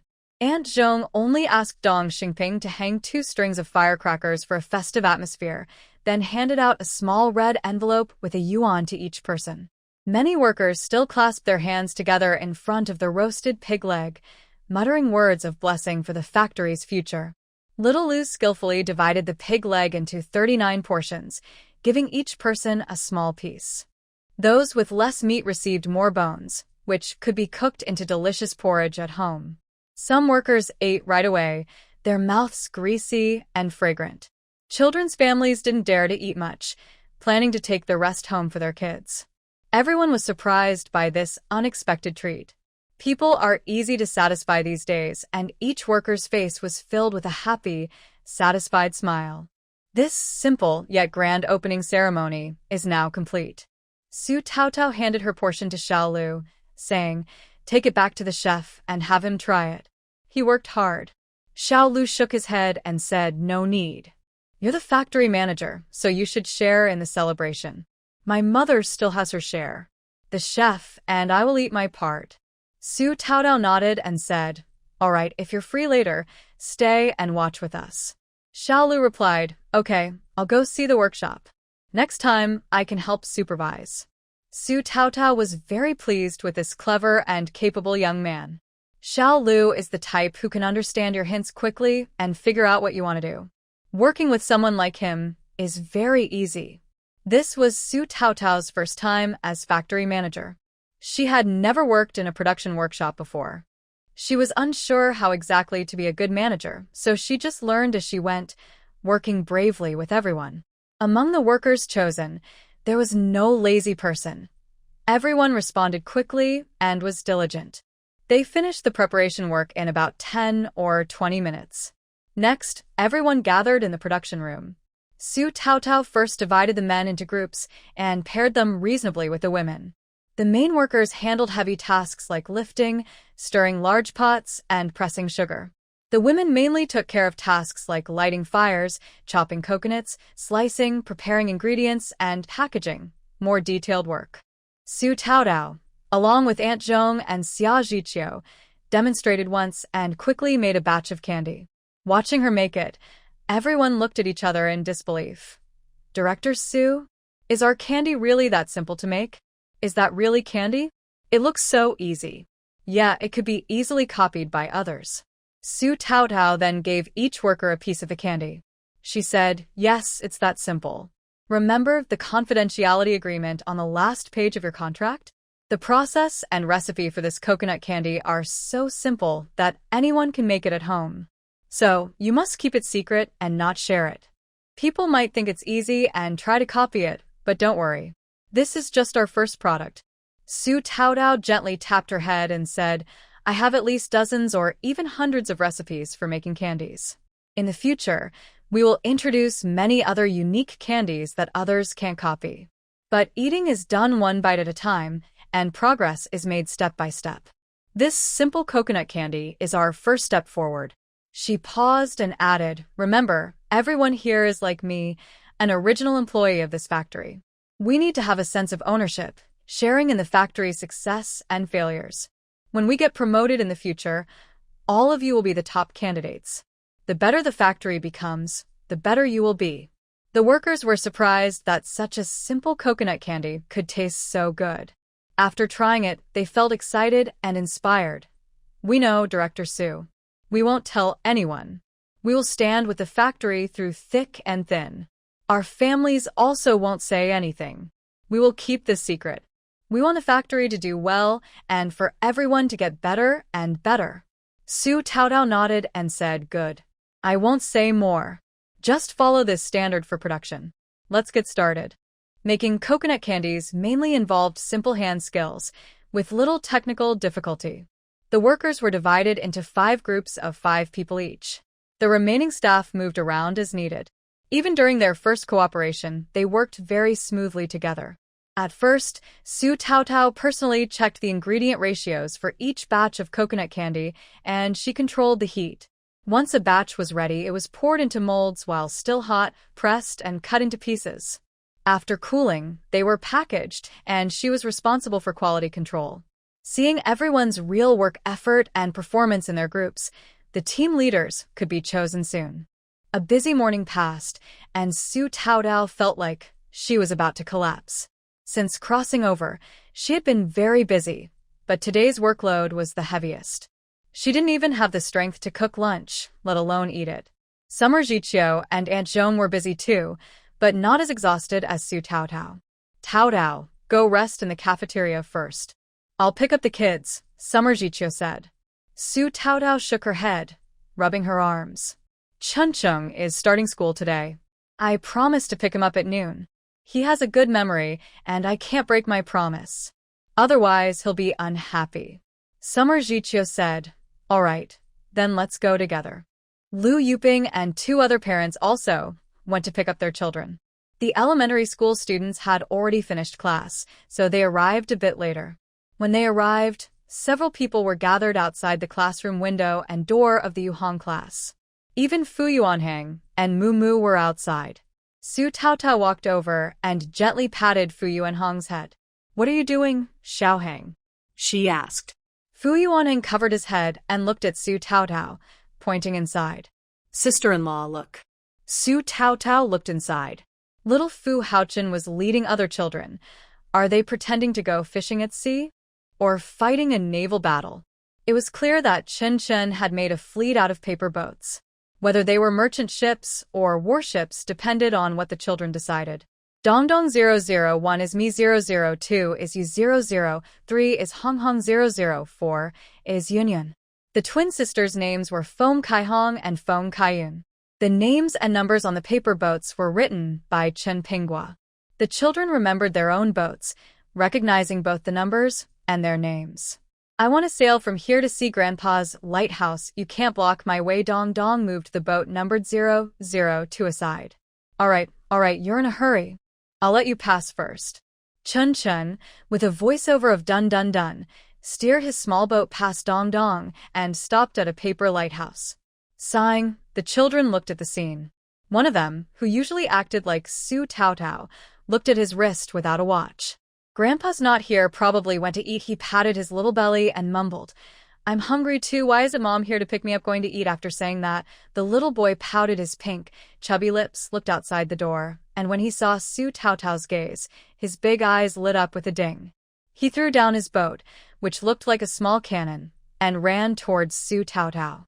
Mom, the 2 teachers, who had been watching their pretend play absent-mindedly, finally came back to their senses. Aunt Chin looked at the time. Children, it's time to go home for lunch. Let's come back to play after the nap. Su Taotao bent down, picked up the little boy, and weighed him in her arms.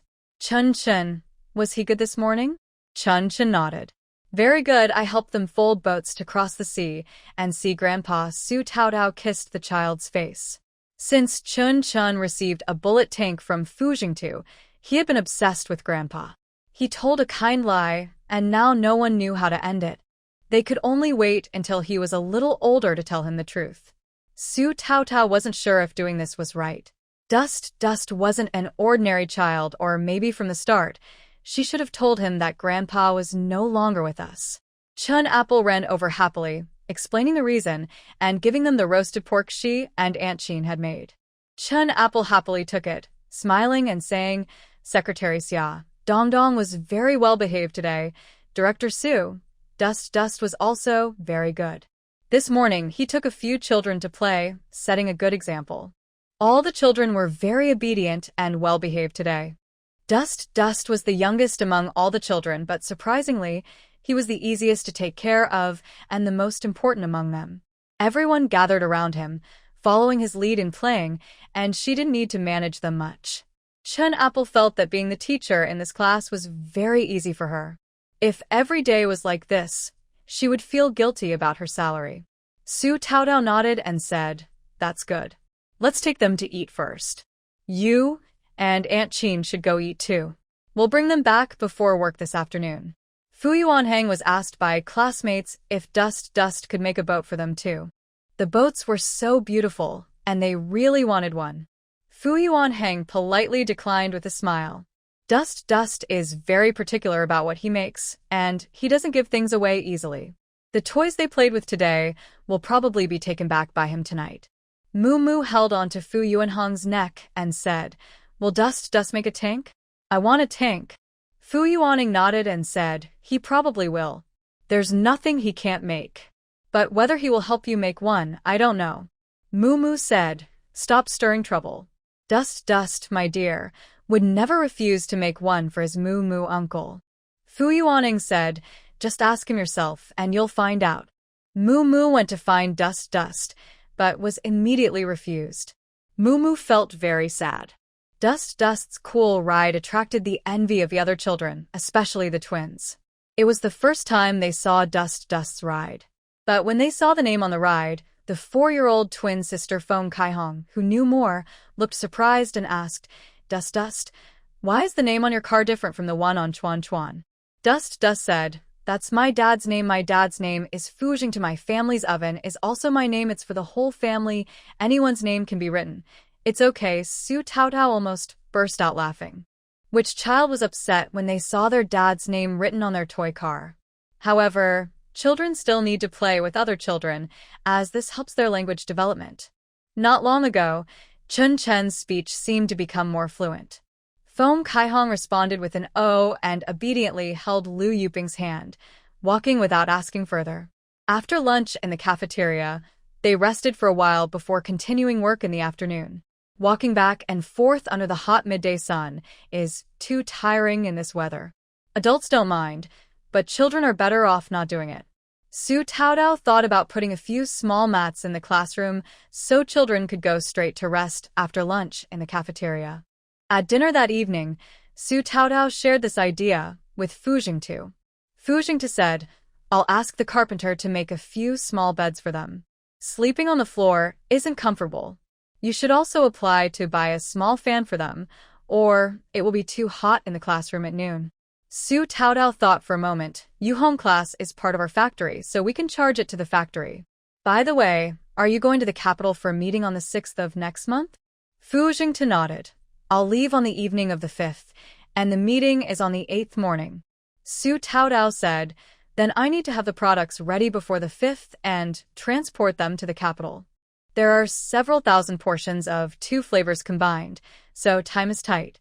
Fujing asked, is there only one flavor?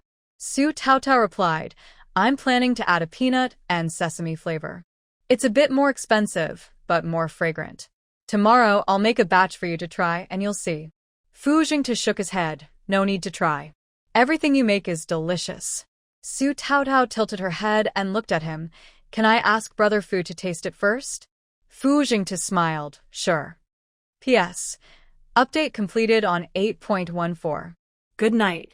Su Taotao and Fujing's married life has always been harmonious, like 2 souls perfectly in sync, sharing joy and intimacy. Recently, Su Taotao has been very busy. Fu Gong, understanding her, often doesn't get as much satisfaction. Tonight, when Su Taotao reminded him that she would be going to the capital soon, he realized they might not be able to be together for at least 10 days or half a month. Tonight, under the moonlight, Fu Gong made her feel exhausted.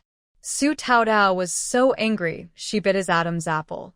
But the more she bit, the more energetic Fu Gong became, trapping them in an endless cycle. Fuzento. If you don't stop, tomorrow I'll sleep with Chunchen. Fujing's eyes grew deeper, and he whispered softly, kissing her earlobe repeatedly, not sleeping with Chunchen, sleeping with you. Another bright morning with clear skies and shining sunshine. Fujing probably has OCD or cleanliness obsession. No matter how late he stays up, he must take another shower himself and help Su Taotao wash up thoroughly. Every time Su Taotao wakes up, she always feels fresh and clean. She doesn't know how carefully he moves to avoid waking her. Fu Yuanhang and Chunchen go to feed bye-bye. Fujing leans close to Su Taotao and softly asks, are you feeling better? Su Taotao glances at him with a charming look and says, what do you think? Fujing hugs her waist and gently rubs with a slight smile. Next time, be gentler. Su Taotao trusts him and teases, aren't you always saying that? Fujing responds, you like. Like what? Su Taotao and Fujing both say, as the little light bulb joins in. Su Taotao bends down to pinch the little chubby cheeks of the small light bulb, using his tone like chin squints and laughs. I like mommy too. Su Taotao smiles and kisses his forehead, saying, Chunchen, did you rest well at school today? It's too hot on the way back. Chunchen shakes his head. Not good. I want to go back and see bye-bye. Chunchen tilts his head and thinks, Mommy, can I take bye-bye to school? Su Taotao waves her finger. No, bye-bye can't go to school. But when Mommy comes back at noon, she'll be very tired and needs to rest in the office. What should we do? Chunchen thinks for a moment and says, then take bye-bye to the office. Su Taotao shakes her head. No, bye-bye can't go into the office either. Chunchen reminds her that she could raise another dog at the factory to watch the door. Fu Jingtu, can you find a retired police dog? Su Taotao asks Fu Jingtu. Fu Jingtu says, ask Dong Xingping. He should be able to help. Su Taotao suddenly remembers and says, oh, I forgot to ask for a good fortune slip near the city temple. Okay, I'll ask him. Today, Chunchen still goes to school with his full set of equipment. His ride is now the favorite in the class. When he's in a good mood, he lets other kids sit on it for a while. Sometimes, Fu Yuanheng visits him after class and Dong Dong sits on his ride, but only Dong Dong can sit for now. Other children are not allowed yet. When Su Taotao returns to the factory, the first thing she does is ask Dong Xingping about the retired police dog. Dong Xingping thinks for a moment and says, yes, we meet the adoption requirements. I'll go pick one up this weekend. Do you have any specific requests? Su Taotao says, just see if you get along well. If it feels right, then it's good. This means the responsibility is fully handed over to him, and Dong Xingping has no objections. Today, Su Taotao personally handles the ingredients and quality control, selecting 2 groups to be responsible for sesame and peanut flavors. Su Taotao first chooses one person from each group to follow her in preparing the ingredients, also training future team leaders. The coconut shreds can be a bit sweeter or less sweet, so the sugar ratio isn't fixed. We start with a standard ratio, then taste after the sugar melts and mixes with the coconut. If it's too sweet, add more coconut. If not sweet enough, add a little more sugar. It's not a big difference. Handmade products have some tolerance for mistakes. After some time, you'll be able to tell just by tasting. Got it, Factory Director Su. We will remember that. When there was less paperwork in the early days, Aunt Zhong and Xia Zhiqiu also helped in the workshop. Whenever things got busy or someone needed to leave for the restroom, they would step in. After yesterday's practice, today's work efficiency is much higher than before. Among the 5 selected people are Aunt Su, Little Lu's mother, Lu Yuping, mother of twins, Zhang Yuha, and 2 retired soldiers. When Zhang Yuha heard her name, her heart was pounding. She thought that even if she was hired, she wouldn't be given an important role, especially since her interview performance wasn't very good. To her surprise, she didn't even need a second interview and was promoted to a reserve team leader, gaining trust. She was both excited and nervous. After they finished assigning ingredients to each group, Su Taotao said, I might not have much time to stay in the workshop in the future. After a few days of familiarization, you will start managing your own group's ingredients and be responsible for the quality of the entire batch. If you can't do it, you should speak up in time. After the probation period, if mistakes happen when you're promoted to team leader, there will be accountability. The group nodded seriously. We understand, Director Su. Su Taotao continued, our first batch of products needs to be finished before the 5th of next month, so the leaders can take them to the capital. We want our sister units across the country to taste the flavor from the southernmost part of our country. This batch must have strict quality control, with no mistakes. Everyone responded earnestly. We will do our best. Yes, give it our all, and make our factory's reputation known. Someone asked, Director Su, will you also go to the capital for the meeting? Su Taotao hadn't thought about this and paused before replying. If the organization needs me, I will go. If not, I won't. She really didn't know if the factory director of the subsidiary factory needed to attend meetings. Fu Jingtu hadn't mentioned it, so probably not. Since there is only about a week left, I need to buy tickets in advance. However, the entire system includes many small subsidiaries across different regions. The leaders of these factories meet once or twice a year to share experiences, so it's not impossible. So, Su Taotao didn't say things too definitively. Busy times always pass quickly, and suddenly it's noon. Time to pick up the children. Chen Apple is playing a game of passing a handkerchief with the kids. At this moment, Fu Haochen's weakness is very obvious. He's the youngest with the shortest legs, so he runs the slowest. Every time he's thrown the handkerchief, he can't catch up. The children are so clever. Over time, they realize that passing the handkerchief to him just tires Chen out. When Su Taotao and Xia Zhiqiu arrive, Chen is tossing the handkerchief aside and saying, "You're bullying me, I don't want to play anymore." Zhou Zheng has been teaching him to soften his pronunciation, but days haven't passed yet. Fu Haochen rarely gets angry, and he hardly ever throws a tantrum, so even Su Taotao finds it surprising. Dong Dong is the second weakest link. He's been thrown at quite a few times too. He understands what makes Chen angry best, so he stands up, hands on his hips, and says, "Humph. You guys are so mean. I won't play with you anymore." After saying this, Dong Dong, feeling upset, pulls Chen's hand and says, "Chen, let's go." Chen pouts and makes a nasal sound. He quickly notices Su Taotao at the door, releases Dong Dong's hand, and runs over happily. Mama Su Taotao catches the child and lifts him up, saying, "Mama saw Chen was angry." Hearing this, Chen puffs out his cheeks and stays silent. Su Taotao pats his chubby face and says, "Don't be angry. Next time, you can talk to the other children first and agree on the rules, like during 3 rounds of the game, you can't throw the handkerchief behind the same child repeatedly. That way it will be better, right?" Chen hangs his head, looking like he's lost his air, and doesn't speak. Su Taotao pinches his soft little face and says, "Chen, now you eat your meals seriously, drink milk, get some sun, and exercise every day, right? Soon you'll grow taller, and when you're tall, you'll run faster." Dust looked up, her big eyes dimming slightly. "Mom, I haven't grown as much as Bai yet." Su Taotao chuckled. Bai is a dog. When a dog turns 1 year old, it's like a 7-year-old human. That means Bai grows 7 times faster than you every day. Naturally, Bai is growing faster than you. But even when Bai is fully grown, she won't be as tall as Uncle. You will grow to be as tall as Dad someday. Dust seemed to understand a little, but was still confused. She tilted her head and thought for a moment. How old is Bai now? Su Taotao replied, Bai isn't even 1 year old yet. She's only 2 months old.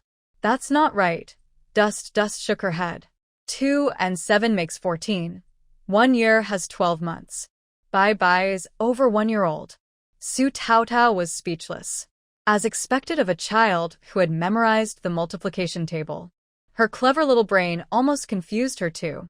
Anyway, the child's attention was diverted, and she was no longer upset about losing her handkerchief. Su Taotao gently placed her back in the stroller and pushed her along. Fu Yuanhong came a bit late today. He and Mumu were almost inseparable, like twin brothers, always together wherever they went. With summer vacation approaching, Fu Yuanhong had been a little gloomy these days. He didn't say much, and on the surface he seemed normal, but Su Taotao could tell something was bothering him. "Xiao Heng, why are you unhappy again?" Su Taotao asked. Fu Yuanhong didn't know what Dust was upset about. When he heard Su Taotao use the word again, he paused. He shook his head and instinctively wanted to say nothing. After thinking for a moment, he said, "Sister-in-law, summer vacation is coming soon. Can I go back to the village to see my mom?" Su Taotao was surprised. Since arriving on the island, only about a month had passed, but she felt like she had been here a long time. She had done many things and had been so busy that she hadn't even thought about Zhou Linglan. But whether it was her or Fu Jingtu, they had been extremely busy lately. She understood Fu Yuanhong's feelings, but nowadays, transportation was not very developed. A round trip took at least 4 days just on the road. Even if it wasn't 10 or 15 days, it would still take at least a week to go back and forth. Neither she nor Fu Jingtu could spare even a week, let alone 4 days on the road. Su Taotao shook her head. Summer vacation probably won't work. You'll have to wait until the new year to go back. Then we can see if we can bring her here. She comforted Fu Yuanhong, knowing that Zhou Linglan was unlikely to want to come over right now.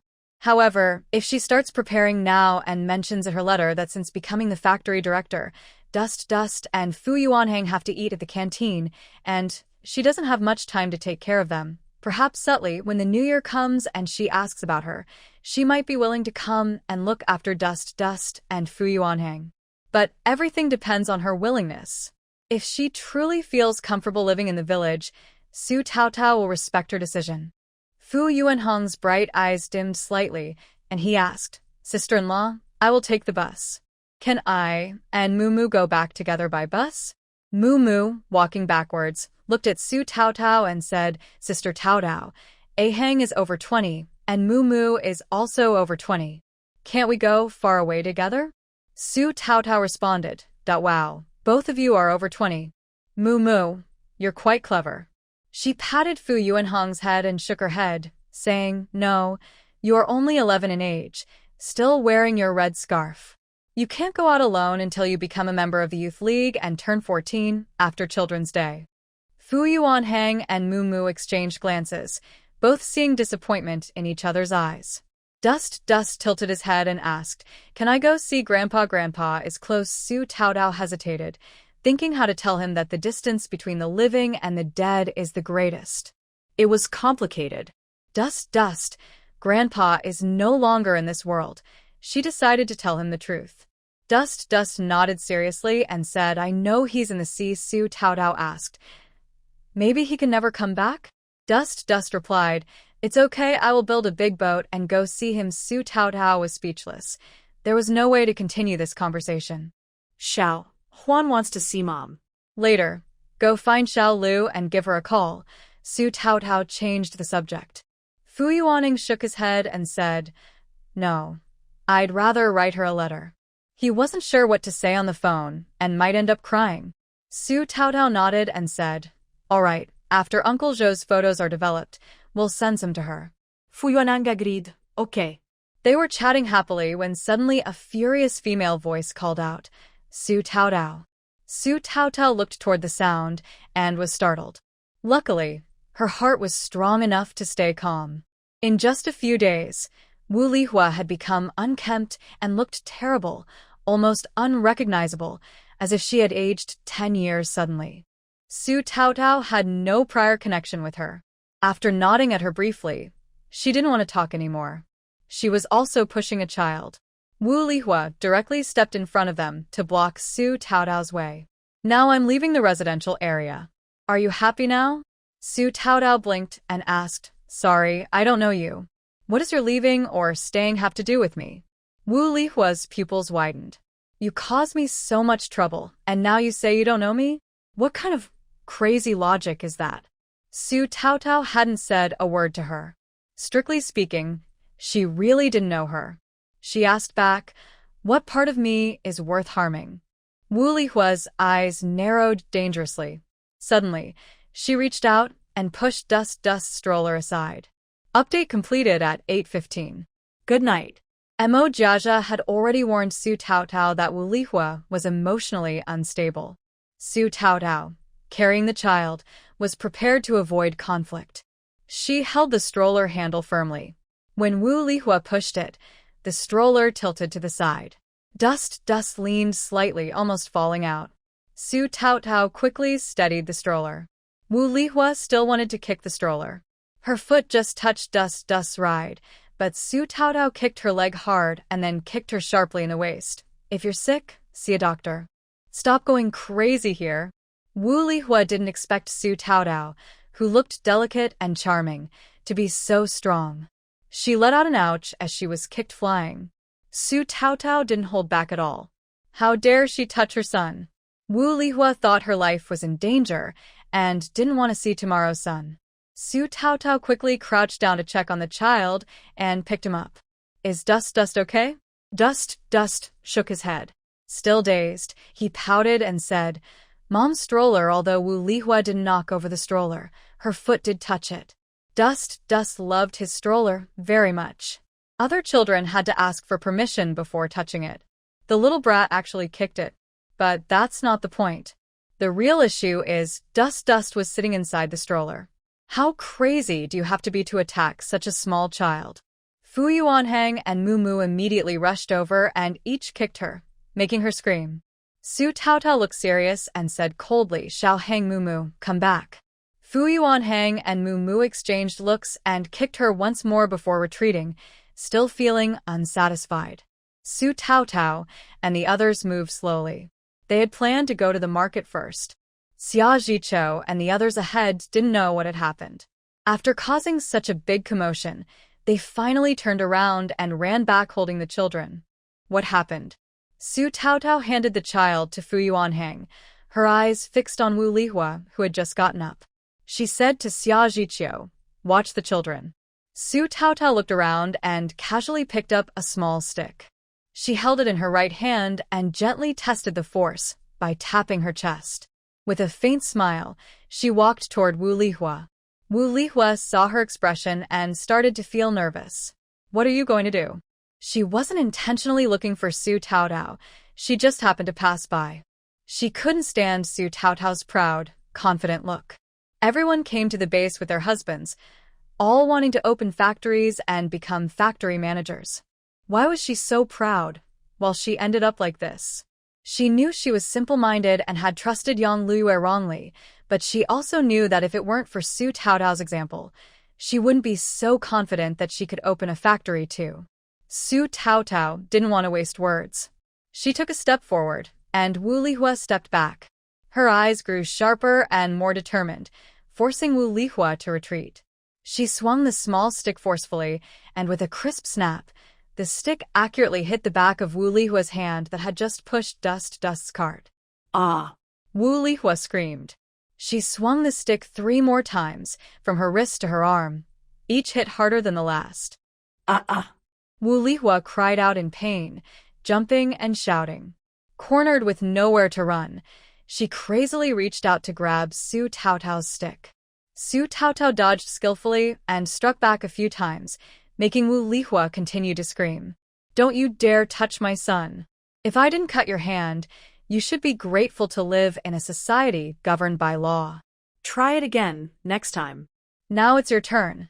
As Su Taotao finished speaking, she kicked Wuihwa's left foot, which had just touched Dust's cart. Wuihwa was trampled and screamed as she fell to her knees. "I'm Venefel. "If you touch my son, I'll return the favor tenfold."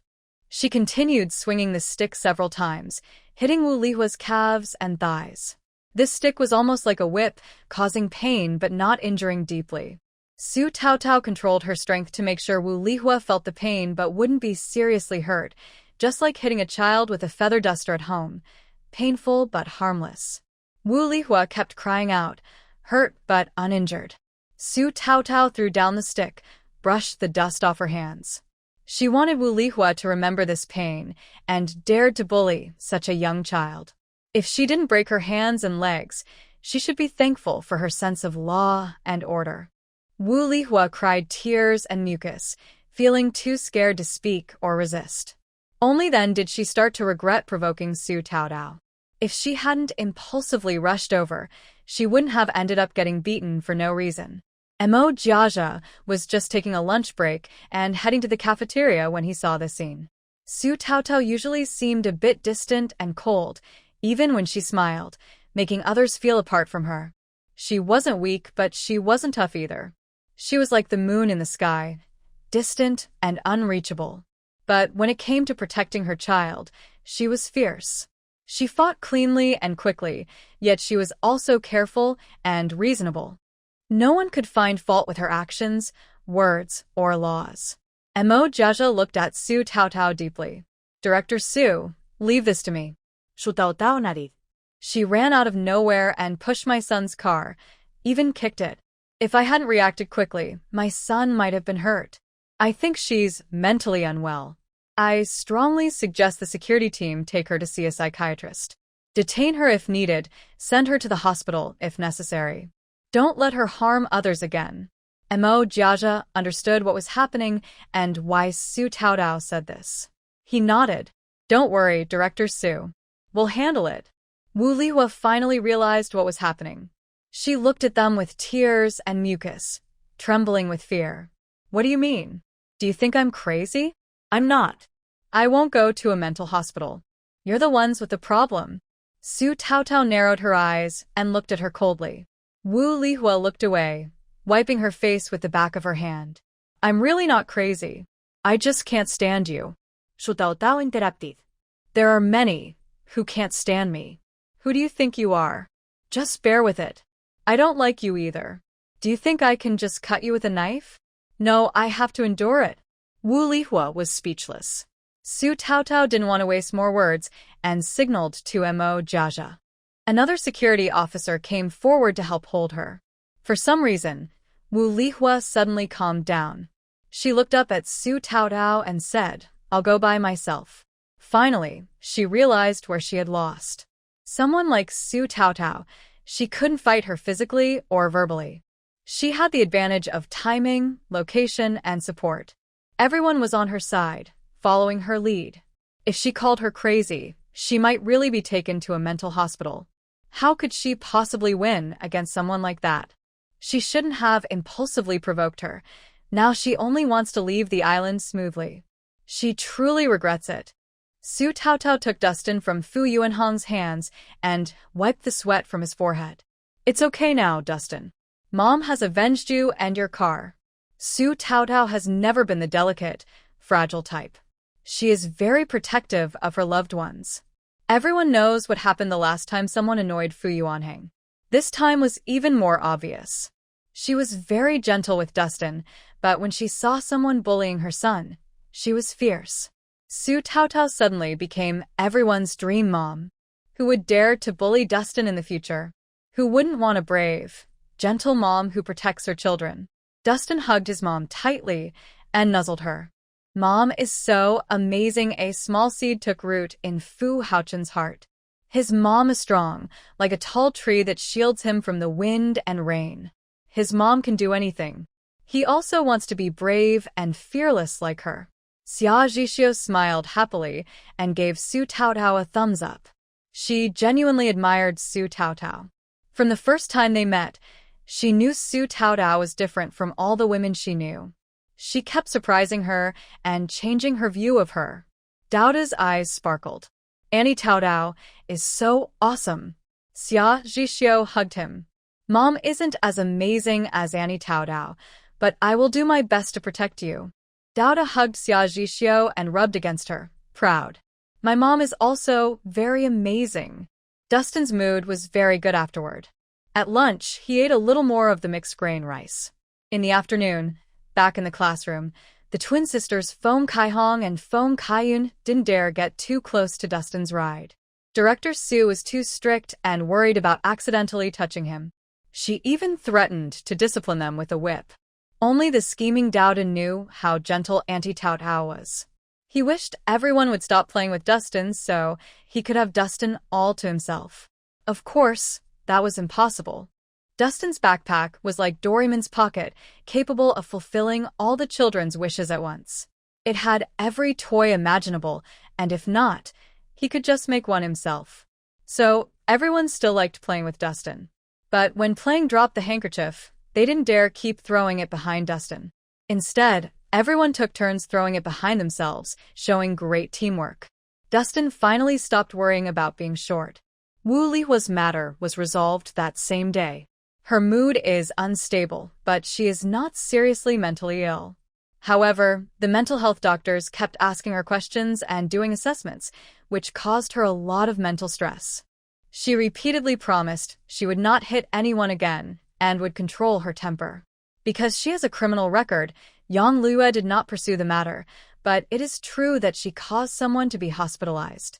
After several evaluations, it was confirmed that she only had a bad temper and a poor memory, not enough to be considered mentally ill, so she was allowed to go home. The day after she left the hospital, the security team watched her pack her things and immediately expelled her from the island, not letting her see her husband and son again.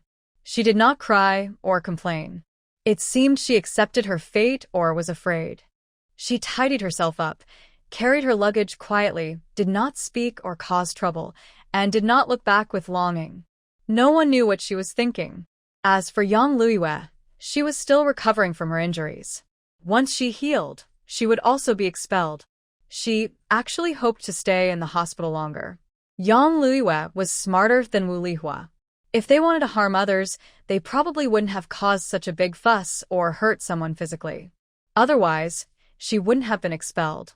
No one knew what Yong Lua was thinking, but she appeared to be constantly remorseful. She lowered her head in front of her husband and son. Even when Wuihwa broke her leg, she showed no intention of seeking revenge. She kept saying it was her fault, that she was naive and reckless, causing trouble for herself and others. Therefore, the base's attitude toward her was not as strict as Wuihwa's. When Li Dongqing pleaded, there was a chance she might stay. But if others don't bother me, I won't bother them. Su Taotao, who was busy all day, didn't have extra energy to worry about these insignificant people. As long as they didn't come to bother her, that was enough. This week passed very quickly. The dozens of workers at the food factory worked tirelessly and finally produced the first batch of products before Fu Jingde left for the capital. The extra dozens of portions, Su Taotao asked Shaolu to send immediately to Lao Gao, so the construction workers could try them. Besides the factory staff, others on the island couldn't taste them yet. It was a temporary internal circulation, and Su Taotao planned to wait until the Mid-Autumn Festival or New Year's holiday to share. Because making this coconut candy was very simple and didn't require special skills, locals could buy the raw materials and replicate it after tasting once. The mystery would last as long as they kept it. So far, the factory employees' families still didn't know what exactly the factory was producing. However, the group of researchers going to the capital for the meeting will soon realize that the sense of mystery won't last long. In short, this coconut candy Su Taotao plans to export only abroad and does not intend to sell locally. If someone copies their product, Su Taotao will quickly come up with new ideas. Actually, if possible, she would like to go to the capital with Fu Jingde to see if they can open up the northern market. But given their current production capacity, there's no need to waste transportation costs by sending products to the capital. Su Taotao immediately thought of Qinglian County. Nowadays, good quality products are truly valuable, and good products usually sell well. She called Chen Sihai, who is far away in Qinglian County, briefly explaining the factory and product situation. She plans to send him some samples and ask him to help connect with the local supply and marketing cooperative to see if they need such products. Chen Sihai, the director of the meat processing plant, is not inexperienced. He said that such good products would definitely be in demand at the supply and marketing cooperative. If it weren't for her connections, such good products wouldn't reach their small town at all. He even offered to help handle it, since their factory also needs such products for Mid-Autumn Festival and New Year benefits.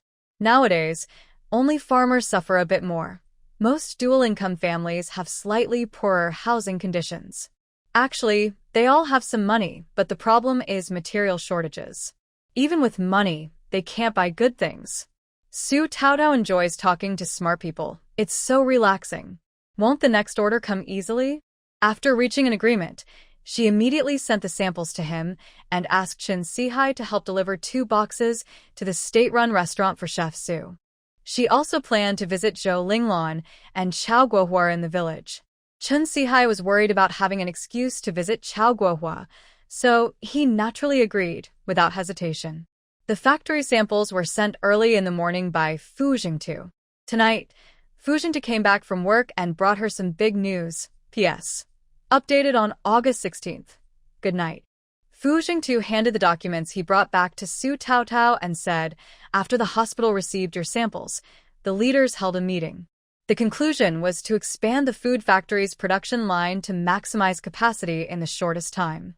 Su Taotao, do you want me to participate in a running race right from the start? What are your leaders thinking? Honestly, although rushing to produce this batch of products didn't require employees to work around the clock, it still involved mobilizing the entire factory's manpower and resources. Even Dong Xingping and Shaolu helped on the production line during their free time to get it done. At the beginning of the factory's establishment, everyone was full of enthusiasm. Everyone worked hard, and once this passion faded, work efficiency naturally decreased. Of course, Su Taotao is not a capitalist and doesn't advocate maintaining such high-intensity work all the time.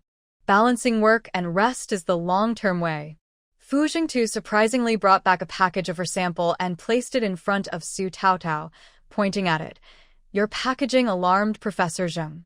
After trying the coconut candy, he believes that such a good product and such a dedicated factory should expand production and promote it nationwide. Not doing so would be a big loss for the base. Professor Zheng usually doesn't involve himself in administrative matters. The subsidiary factory's affairs are usually handled by the vice academicians and the office director. This time, he made an exception and personally inquired, which surprised Fu Jingtu. Su Taotao looked at him in surprise, then at the coconut candy. Didn't you tell him that our little Hang designed this? That's not the main point. Fu Jingtu took out a train ticket from his briefcase. You'll go to the capital with me tomorrow to promote the product. After the mid-year meeting of our brother unit, there's also an industry-wide summit. Professor Zheng managed to carve out some time for you to promote the product. Su Taotao's pupils trembled as she stared at Fu Jingtu without blinking. Shouldn't I have been asked for my opinion beforehand?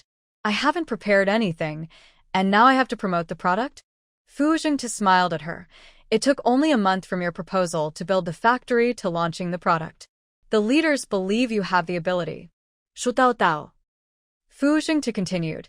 It's just promotion, not immediate orders for delivery.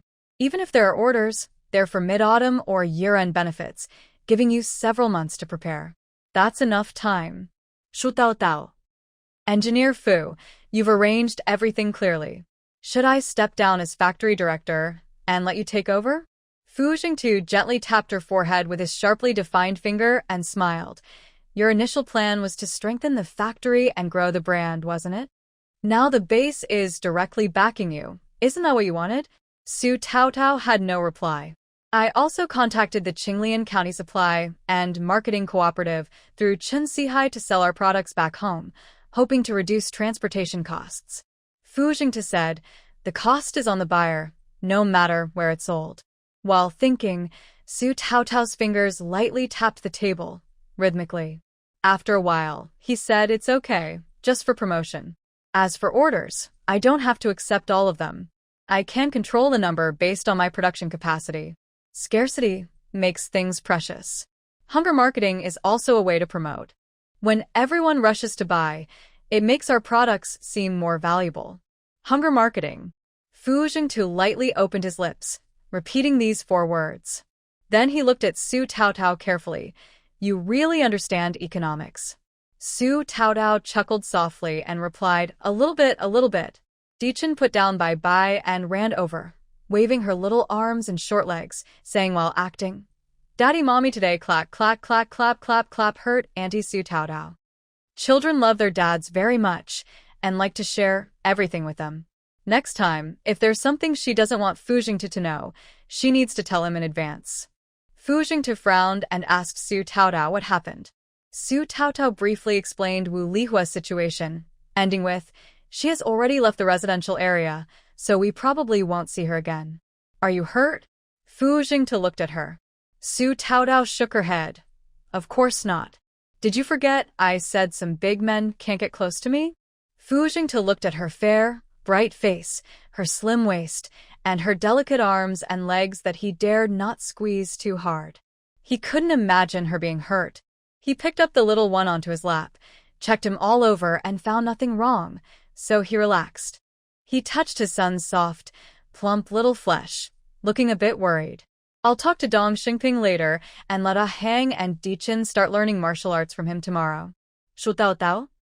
Crazy Fu had forgotten that his son was only 2 years old, right?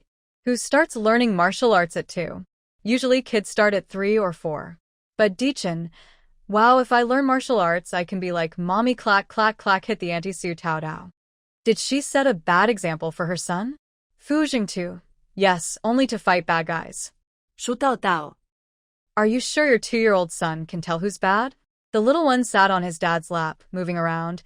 Then I want to learn who dares to bully mommy. I'll go clack clack and Su Taotao rubbed her forehead. No one's bullying you, mom. And learning martial arts is mainly for health, not fighting.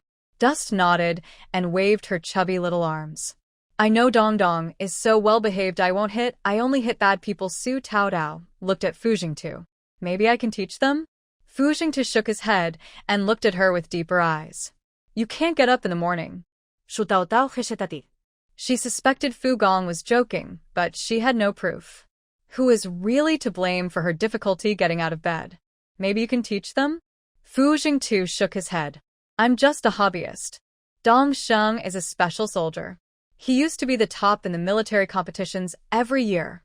Su Taotao remembered Dong Sheng's scene of chopping coconuts with one hand and felt a bit sad. Then she said, "You arrange it then. By the way, Xiao Hang and Dust should go to the capital too?" Fu Zhentu nodded. Yes, go together. Today was Fu Yuanhong's last day playing basketball before summer vacation. He came back late and was stunned for a long time when he heard he was going to the capital. Before he was 11, he rarely visited the commune. The first time he came here was just passing through in the city. Now, not long after he was going to the capital, Mumu was going too. They had just finished exams and summer vacation was starting tomorrow. Fu Jingta said, "Mo Gong is going, but I don't know about Mumu." Su Taotao said, "You should ask Mumu." Fu Yuaning hadn't even put down his school bag and immediately turned around. "Okay, I'll ask now." Fu Yuanheng returned from Mumu's house with a big smile. Usually so calm, now he was bouncing into the kitchen to help Su Taotao prepare dinner. Mumu is going too. Today, Su Taotao made a mixed fish hot pot. She sold the last of the pickled fish cheaply to her, and since she could keep it until evening, she bought all of it back. She fried various kinds of fish in oil until both sides were crispy, then added scallions, soy sauce, salt, and sugar, and simmered it in a clay pot. After a while of bubbling, a delicious mixed fish hot pot was ready. Su Taotao smiled and said, "That's good. We can play together then." But Aunt Zhong can't go. She walked away, leaving Aunt Zhong and Xia Zhiqiu to watch over the main base. Fu Yuanheng's smile grew wider. Aunt Zhong can't go. Mumu is happier. Su Taotao chuckled. That Mumu. She thought for a moment and said later, "Let's ask your brother if he can take a couple of days to go back to Qinglian County on the way back." Fu Yuaneng paused while serving food, his clear eyes brightening a little. His heart beat faster as he asked, "Sister-in-law, are you saying?" Su Taotao replied, "Not sure yet. I'll ask your brother first." "Ask me what?" Fu Jingtu, after helping Fu Haochen wash his hands, entered the room and overheard their conversation. "Brother, when we return from the capital, can we take 2 days to go back and see Mom?" Fu Jingtu frowned and shook his head. "Probably not. Our schedule is tight this time. We have a meeting and need to leave immediately afterward. We can't waste half a day. You can come back, and I'll take them there," Su Taotao said. Before Fu Yuanheng could feel disappointed, his beautiful eyes lit up again. Fu Jingtu still shook his head. "No, I can't let you go alone with the kids. I don't feel comfortable about that." "I'm not a kid anymore," Fu Yuanheng interrupted. "I can help take care of Chunchen and sister-in-law. Maybe Mumu will go too," Su Taotao said.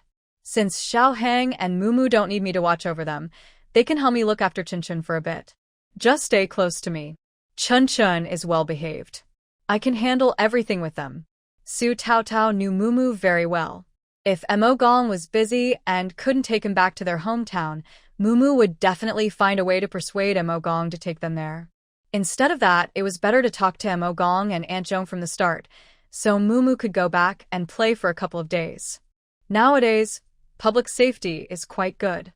No thief dares to break into houses because the consequences of crime are severe. Unless they are reckless criminals, most wouldn't risk illegal acts. Plus, these two kids are quite clever. Traveling widely and reading a lot are good things. Letting boys become independent early and experience some things isn't a bad idea. Chunchen tugged at her biological father's pant leg. "I also want to go home to see Grandma. I don't need anyone to take care of me. I can take care of myself finally." Su Taotao made the decision. "I've always said, our family is a democratic household.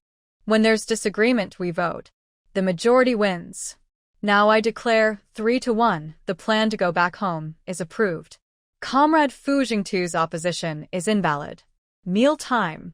Ye Fu Yuanheng picked up Chunchen and spun him around. Chunchen laughed happily.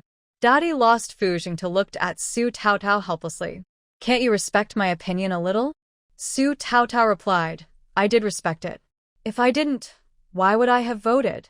I could have just vetoed it directly." Fu Jingtu looked helpless and pinched her cheek in front of the children. Su Taotao let go of his hand and gently pinched his backhand. "Engineer Fu, you forgot that I know martial arts. I can fight 3 people.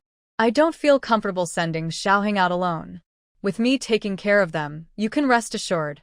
Even if Fu Jingtu was worried, what could he say? She always made the decisions at home.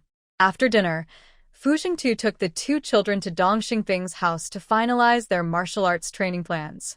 As long as they were on the island and nothing special happened, the two kids had to report to Dong Xingping and learn martial arts with him. Once the plan to go to the capital was settled, Su Taotao only had half a day to prepare. The leaders either trusted her too much or were overly confident. They didn't prepare a speech, product overview, factory info, or anything else. They just told her to go along at the last minute. But, including the train ride and their meeting, she could prepare her speech at the guest house. In fact, she had enough time to get ready. Engineer Fu knew that Su Taotao could go on business trips with him, so his actions in the evening became slower and more relaxed, almost like he was savoring each bite. It gave him a calm, confident feeling. However, this relaxed pace made Su Taotao feel exhausted and uncomfortable, constantly being tossed around. Determined, Su Taotao turned over and pressed Fu Gong down tightly, then turned the tables and made him suffer. The next morning, as Fu Gong expected, Su Taotao really couldn't get up. Fu Jingtu got up half an hour earlier than usual. His long fingers gently brushed her smooth face, moving softly and lovingly. Early in the morning, he woke the two children to report to Dong Xingping's house. After giving some instructions, he left to buy breakfast. On the first day, Dong Xingping didn't teach anything special. He only had them do some simple warm-up exercises before starting horse stance training. Fu Yuanhang was a very persistent child and could stay still for a long time. Fu Haichen, who was just over 2 years old, was already doing well not to cause trouble. Although he listened and sat still, he lacked stamina. After a short while in the squat position, he would suddenly fall over with a loud, confusing himself. Dong Xingping was very patient with him. He gently held his arm and small hand, happy beyond words. Who wouldn't feel good seeing these two adorable children early in the morning? Dong Xingping's wife was even more fond of children. She had been trying to get pregnant recently and couldn't wait to see Dust. She hoped she could have a child as beautiful as Dust in the future. However, she only thought about it. Dong Xingping looks good, but she herself is just an ordinary person. She has seen Su Taotao and Fu Gong, and only parents like that can have such a beautiful child like Chunchen. She is aware of this fact. But when Dong Xingping is in a good mood, her mood also improves. She is very grateful to these two children. Although Fu Yuanhang is on summer vacation, Yuhong class does not take a break. Little Chunchen cannot give up halfway, so she still has to go to school. As a result, only Fu Yuanhang is left at home. Today, it's less than a day, and in the afternoon, he has to go to the train station. He cannot go to Tang Lao's to learn painting. Mumu's family is in the same situation. The two great mothers decided together to take both children to the factory to do some work study. If Mumu is willing, she will take him back to his hometown. Su Taotao already told Aunt Zhong in advance, but they all tacitly didn't tell Mumu, thinking he would definitely make a fuss and want to go, just waiting to see the show. The work will be finished later than August 17th, and they will go to bed. Good night. Going to the capital for a product exhibition still requires some preparation. Su Taotao hurriedly prepared a brochure last night, including some new products not yet on the market, along with the first product, all made into a small booklet for promotion. She asked Shaolu to rush it to the printing factory for urgent printing, and it must be delivered to the train station before 5 p.m. She also arranged everything at the factory. Xia Jiqiu and Aunt Zhong are temporarily acting as factory managers. If there's anything, they can make decisions. As long as production runs normally and quality control is good, that's enough. Now, each team leader has been chosen and will be responsible for their group's products. Ensuring safe production is the most important. Fu Yuanhang and Mumu helped cut hundreds of coconuts at the workshop. Their hands went numb. In the end, Su Taotao gave each of them 50 cents, which made them very happy. A regular worker earns about 1 yuan a day, excluding rest days. Giving 50 cents to 2 half-grown children in half a day is quite a lot. Moo is going to the capital, and even the stingy Aunt Zhong only gave him 1 yuan as a reserve fund. Aunt Zhong said it covered food, accommodation, and transportation, so he wouldn't need to spend a penny. The 1 yuan was for emergencies and had to be returned if unused. Moo was eager to find something urgent to spend the money on. Mo Gong has a little more, 10 yuan, but it's also a reserve fund, which must be returned if not used. Mo Gong, when holding the big unity, sighed because he hadn't seen such a large bill in his pocket for a long time. Both father and son look very sad. Their combined savings are still less than Fu Yuanheng's. Because Fu Yuanheng received a new month's allowance, along with the fee for drawing the cover and the savings from last month, he has a little more money than the father and son combined. In short, this is Moo's sad story, so it's better not to mention it. However, Aunt Zhong secretly gave Su Taotao 100 yuan. My husband is always forgetful. No matter how much money he has, he always loses some. Please hold on to this for me. He'll need some on the way, and Moo will also need to spend his part. You can pay for it from here, and when he returns, just settle the rest. Usually, Aunt Zhong doesn't worry about Mo Gong when he goes out with the kids. He's an adult and can handle problems himself. If he needs to spend a lot, the company can help cover the costs, and he will pay it back later. Since Mo Gong always loses money, no matter how much he has, it's never enough. Su Taotao knows Aunt Zhong's personality and didn't refuse her. She took the money and said she would return it if she didn't need it. After organizing the factory's work, Su Taotao and Fu Yuanheng went to Yuhong class to pick up Fu Haochen for lunch at the cafeteria, then went home to pack. Traveling far away also means returning to their hometown, so there are quite a few things to pack. Before packing, Su Taotao called the 2 little gentlemen for a meeting. Kids, you need to control the size of your bags. Besides clean clothes, Dust should only bring what he can carry himself. We won't help carry more. When your backpacks are full, you can't add anything else.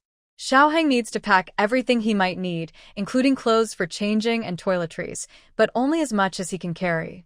Do you understand? The 2 boys nodded and saluted Su Taotao. Yes, Mom/sister-in-law, got it. Su Taotao clapped her hands. Now, start packing. Let's go. Okay, Mom/sister-in-law. The boys went to the bathroom to pack their toiletries.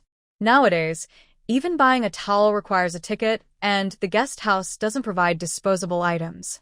Everything needed for going out must be brought along, except for blankets and pillows. Fortunately, it's summer, so they don't need many clothes. The boys' clothes are almost all matching sets, with white shirts and green military uniforms being their favorites. These 2 outfits must be packed. Both boys agreed to only bring these 2 sets of clothes for changing. Thinking that clothes might wrinkle when sleeping, Fu Yuanheng and Dust discussed, how about we bring an old set of clothes as pajamas? Dust nodded. Okay, little uncle, so the 2 children went to find an old set of clothes to bring along. Dust was having trouble packing his treasure. He wanted to bring this and also that. His small backpack was already full. Little uncle, can you help Dust carry this? Dust handed a large conch shell to Fu Yuanheng. Fu Yuanheng frowned and discussed with him, this is too heavy. It's not convenient to carry outside. Is it okay if I don't bring it? Dust puffed out his cheeks. But I want Grandma to hear the sound of the sea. That's where Grandpa works. Dust knew that Grandma had never seen the sea, nor the lighthouse Grandpa watched over. Since he could remember, Grandma had never traveled far, and in Qinglian County, there was no sea. Hearing this, Fu Yuanheng almost lost his composure. Actually, Su Taotao had once told Dust in front of him that his father was a hero buried in the hero's cemetery. But Dust was very different then. He was more closed off and didn't care much about the outside world, so he didn't pay attention. In the end, Fu Yuanheng said nothing. He took the large conch shell from Dust's hands and put it into his own backpack. Dust happily patted his small hands, then tiptoed and took a paintbrush from Fu Yuanheng's backpack, placing it into his own small bag. Little uncle helped Dust carry the conch. Dust will help little uncle carry Fu Yuanheng. You really know how to pick which one is the lightest and takes up the least space. You pick that one. Fu Yuanheng took the paintbrush back. No need, there's still room in my backpack. You can hold your own art supplies. After hearing this, Dust ran over with a thump, stuffing his art supplies into Fu Yuanheng's backpack all at once. Fu Yuanheng. Dust blinked with big eyes, looking innocent, and naturally said to him, "There's still space, Fu Yuanheng." "Well, you even added a childish tone. I'll help carry it." After the two children packed their things, Su Taodao also finished packing. Actually, Fu Jingtu had packed everything last night. She was just filling in the gaps and adding a few more items.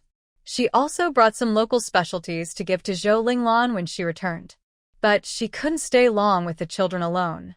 Luckily, she had sent many things back earlier, so they weren't lacking anything. Just a gesture. Aunt Zhong and Xia Zhiqiu also brought some local specialties from their side, asking Su Taodao to bring them back for Zhou Linglan to try. The amount looked small, but when packed, it was actually quite a lot. This is still the middle of summer. Su Taodao and Fu Jingtu only brought enough clothes for changing. If it were winter, it would be even more difficult.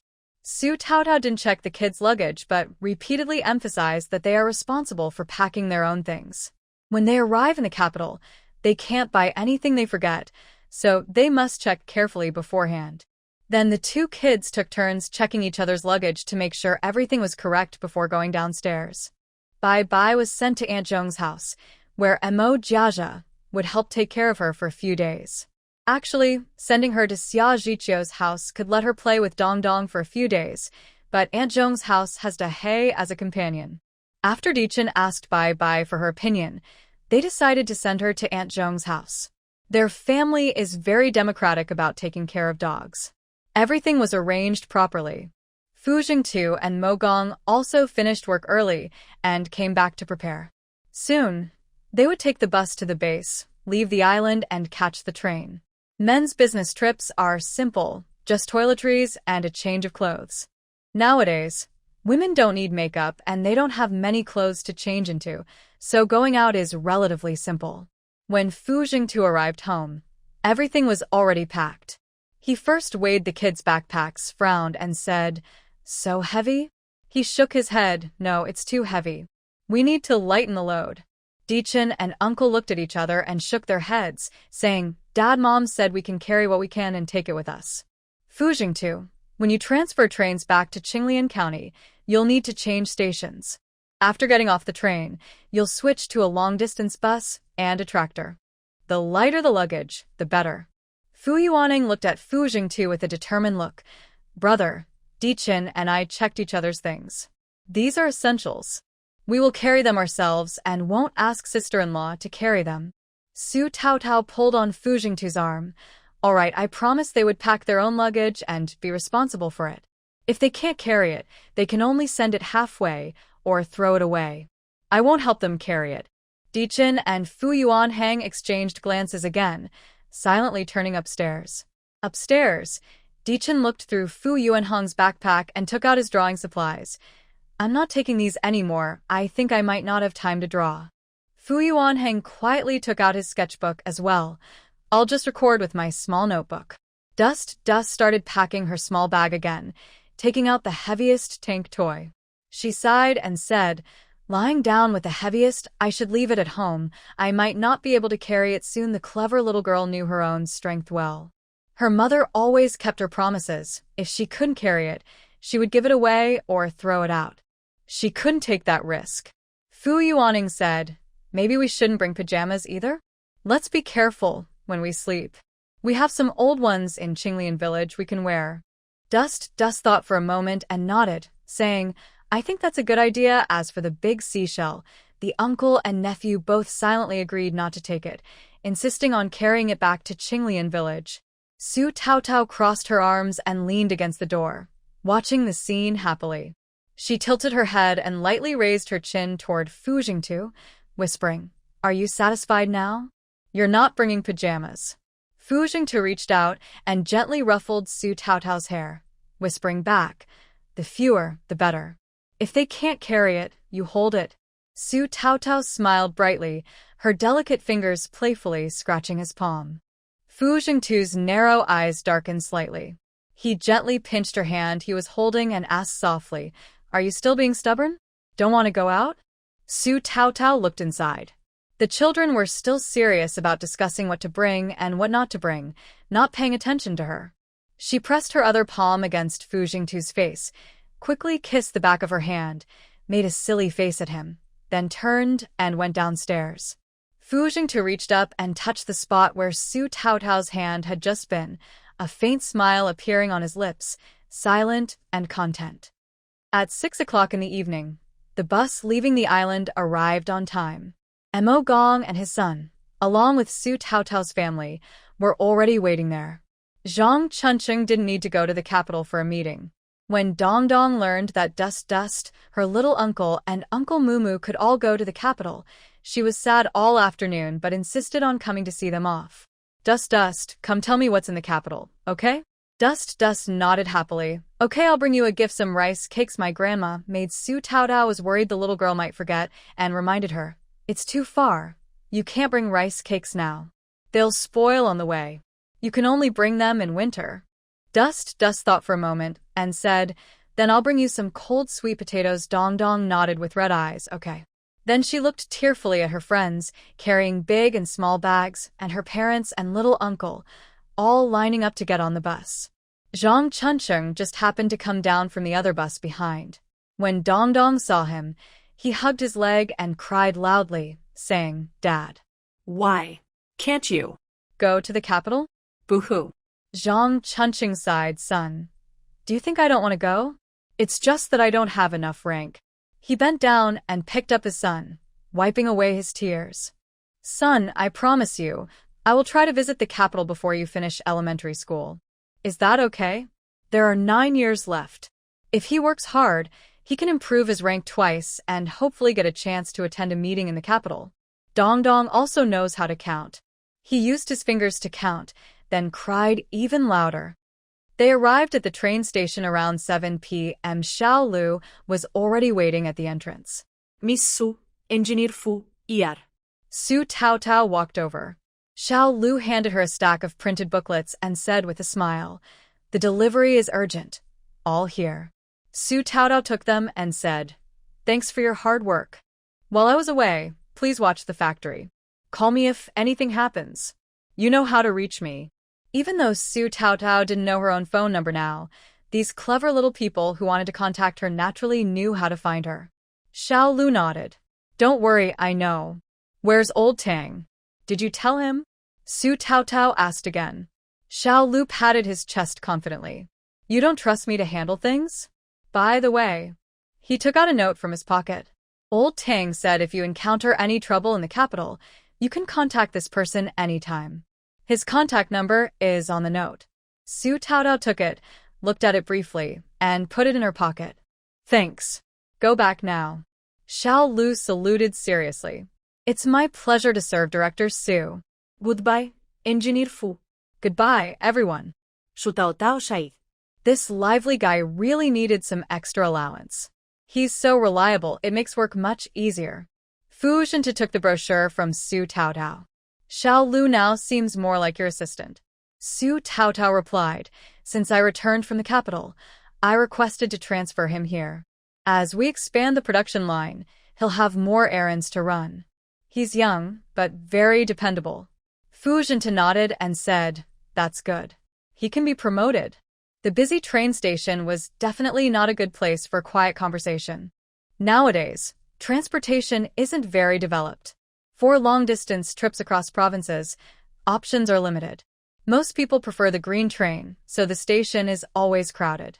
Fu Jingtu walked ahead carrying all the luggage, while Su Taotao held Dust. Fu Yuanhang and Mumu carried their own bags and followed behind Su Taotao.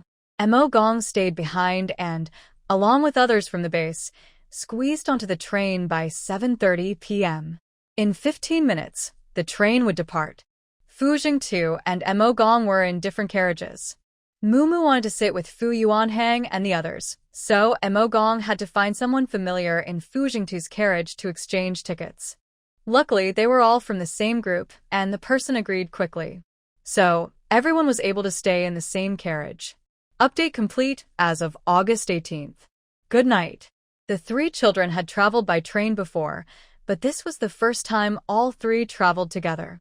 It was triple the fun. This carriage was a soft sleeper, which Fu Jingtu paid for himself after returning to the base and exchanging tickets with the ticket clerk in the afternoon. Last time, taking two kids without seats on a hard sleeper was tough. Since this trip was longer, he paid extra for the soft sleeper. Mo Gong also paid 5 yuan more to the person who helped him change seats. Aunt Zhong's emergency fund hadn't even warmed up before it was gone, and he still didn't know how to explain himself when he got back. But for Mumu to sit with Fu Yuanhang and the others, Mo Gong thought it was worth it. The children rarely get to go out, and their happiness was the most important. At worst, their ears might suffer a bit, but Aunt Zhong wouldn't hit him. No one had eaten dinner yet. These days, most people snack on some dry food to get through the train ride. Mo Gong gritted his teeth and bought Mumu a boxed braised pork meal in an aluminum container, while he planned to eat the dry food Aunt Zhong prepared. Su Taotao also brought some dry food. Soon it would be Fu Yuanheng's birthday. She had baked some dried seaweed, dried shrimp, and dried squid while the children were in class, planning to surprise them on his birthday. But plans changed unexpectedly. She simply brought the dry food along. They would see whether the birthday was celebrated in the capital or in Qinglian village, and decide how to celebrate then. Fu Jingtu bought 5 meals and handed one to Mo Gong. Mo Gong felt a bit embarrassed. Xiao Mei prepared some dry food. It would be a waste not to eat it. Fu Jingtu put down the lunchbox and went to distribute food to the children. Su Taotao took out some dry food and divided it among everyone. It's a bit dry. Drink some water when you eat. Mo Gong scratched his head, feeling especially shy. I won't eat. I'll leave it for the kids. How much did this meal cost, Jingtu? I'll pay you. On the train, buying meals doesn't require meat or grain tickets. It's a bit more expensive, but overall still quite affordable. Any family with decent conditions that has 2 working adults would be willing to buy a meal. Mo Gong and Aunt Zhong are exceptions. Su Taotao smiled and said, My bye-bye has been eating at your place lately, no need to worry about it too much. Mo Gong shook his head and placed a 1 yuan coin on the table. Friendship is friendship, but the amount should be clear. The cost of the meal must be paid. He and Aunt Zhong are stingy, but only with themselves, they wouldn't take advantage of others. Fu Jingtu doesn't like to fuss, and he gave him 50 cents in change. Mo Gong took it happily, and then happily joined them in eating, occasionally reaching for the braised pork in Mumu's lunchbox with his chopsticks. Mumu is protective of his food and wouldn't share with him. When Mo Gong pouted and looked annoyed, Mumu giggled and divided 2 pieces of meat into his lunchbox. The father and son enjoyed their meal very happily. Su Taotao's cooking skills are excellent. The 3 gentlemen from the Fu family weren't very interested in train box lunches and just ate enough to fill their stomachs. Little Chunchen, who eats more than Su Taotao, only ate half a box, and Fu Yuanhang finished the rest. Su Taotao, of course, only ate half a box and gave the rest to Fu Gong. Buying 3 lunchboxes was enough, but since Fu Yuanhang and Fu Jingtu could finish theirs, Su Taotao didn't say anything. Seaweed, dried shrimp, dried squid. These are snacks, and everyone quietly waited until after the meal to eat them. In the carriage, there were also colleagues from another department of the base. Su Taotao shared a bit of her dry food with one of them. The colleague was surprised and flattered. He had heard many stories about Director Su's glorious deeds. Before meeting her, he thought she was a fierce mother-in-law, but after meeting her, he found her kind and good-hearted, easy to get along with. Her cooking is so delicious that it's amazing. No wonder she became the head of the food factory. Fu Gong and Mo Gong's children are also very well-behaved, smart, and polite, making others envy them. Fu Gong's son is a well-known figure in their area. It was his first time meeting him. The 3 children finished eating and sat on the bed playing chess. The little boy who speaks slowly played military chess, Chinese chess, and flying chess, all of which he played very skillfully. The other 2 older children didn't hold back either, and he often won. Is he really that good? The colleague's eyes nearly popped out in amazement. He had heard that he was smart, but He didn't expect him to be this clever. Chunchen draws a turtle on Mumu's hand and cheerfully says, "Mumu, uncle, you lost again. If you lose one more time, there won't be any space to draw maybe on your face." Mumu whines. Wah wah wah. Chunchen, "I've let your little uncle win twice already. Can't you let your Mumu uncle win just once?" Chunchen blinks with big eyes. "I didn't let him, little uncle is smart. I won myself. Mumu uncle, you need to work hard too." Fu Yuanheng says, "We never let anyone win when we play chess. It's all about skill. Chunchen and I often play, so if you can't beat us, that's normal." Mumu. Wah wah wah. "Does that mean I am the dumbest among the three? I can't accept that." Mumu rolls up his sleeves. "I don't believe it." One more round. Mo Gong, unable to watch anymore, pulls his son aside. "Step aside, I'll play." Chunchen blinks and looks at Mo Gong and Su Taotao. Su Taotao can't help but smile, understanding Chunchen's confused look, probably meaning Grandpa Mo is so old. Should I let him win? She thinks, last time on the train, when playing chess with Grandpa Tang, I didn't see letting him win. Grandpa Tang is much older than Grandpa Mo. Fu Jintu picks up the little kid and places him on his lap. "Watch Dad play." Now, it turns into Fu Gong and Mo Gong playing chess while the three kids watch. Chunchen is still young, and playing military chess and Ludo is easy, but he can't beat Fu Yuanheng at Chinese chess yet, so the two losses earlier were actually in Chinese chess. Mumu feels a bit wronged. He lost to Fu Yuanheng in Chinese chess, lost to Chunchen in military chess, and in Ludo he still ended up last. If he had played Chinese chess with Chunchen, Chunchen might not have beaten him, since Chunchen is just starting to learn and only recently understood the rules, how the pieces move, what can be captured, and what counts as a win. He's still exploring strategies and formations. Playing chess with Fu Jintu isn't just for fun. Fu plays to teach the kids. Every move he makes, he explains why he plays that way, secretly sharing his plans for the next 3 moves, predicting how Mo Gong will respond, and how they can defend or attack. Of course, Fu Jintu usually beats Mo Gong. He plays without holding back, even risking losing all his pieces in one move, losing badly. Luckily, Mo Gong is easygoing and patient. Another person might have lost their temper in public. Despite all that, Mo Gong happily reviews the game with Mumu, telling him never to learn from him but to practice hard and improve his skills to win back the game. Mumu quickly let go of her worries. Her father couldn't compare to Chunchen's father, but she was too normal and not at all embarrassing. It was just a family connection. Meanwhile, the colleagues watching nearby secretly marveled. Because after Chunchen finished playing chess with her dad and Mo Gong, he was already able to fully compete with Fu Yuanheng. Before, it was obvious he couldn't beat Fu Yuanheng, but in this game, it was uncertain who would win. Listening and watching, it was clear this child's intelligence was genuine. The children in one carriage talked and laughed, ate snacks, looked at books, played chess and card games. Time passed quickly. The soft sleeper car only had upper and lower beds, which were spacious enough for sleeping at night.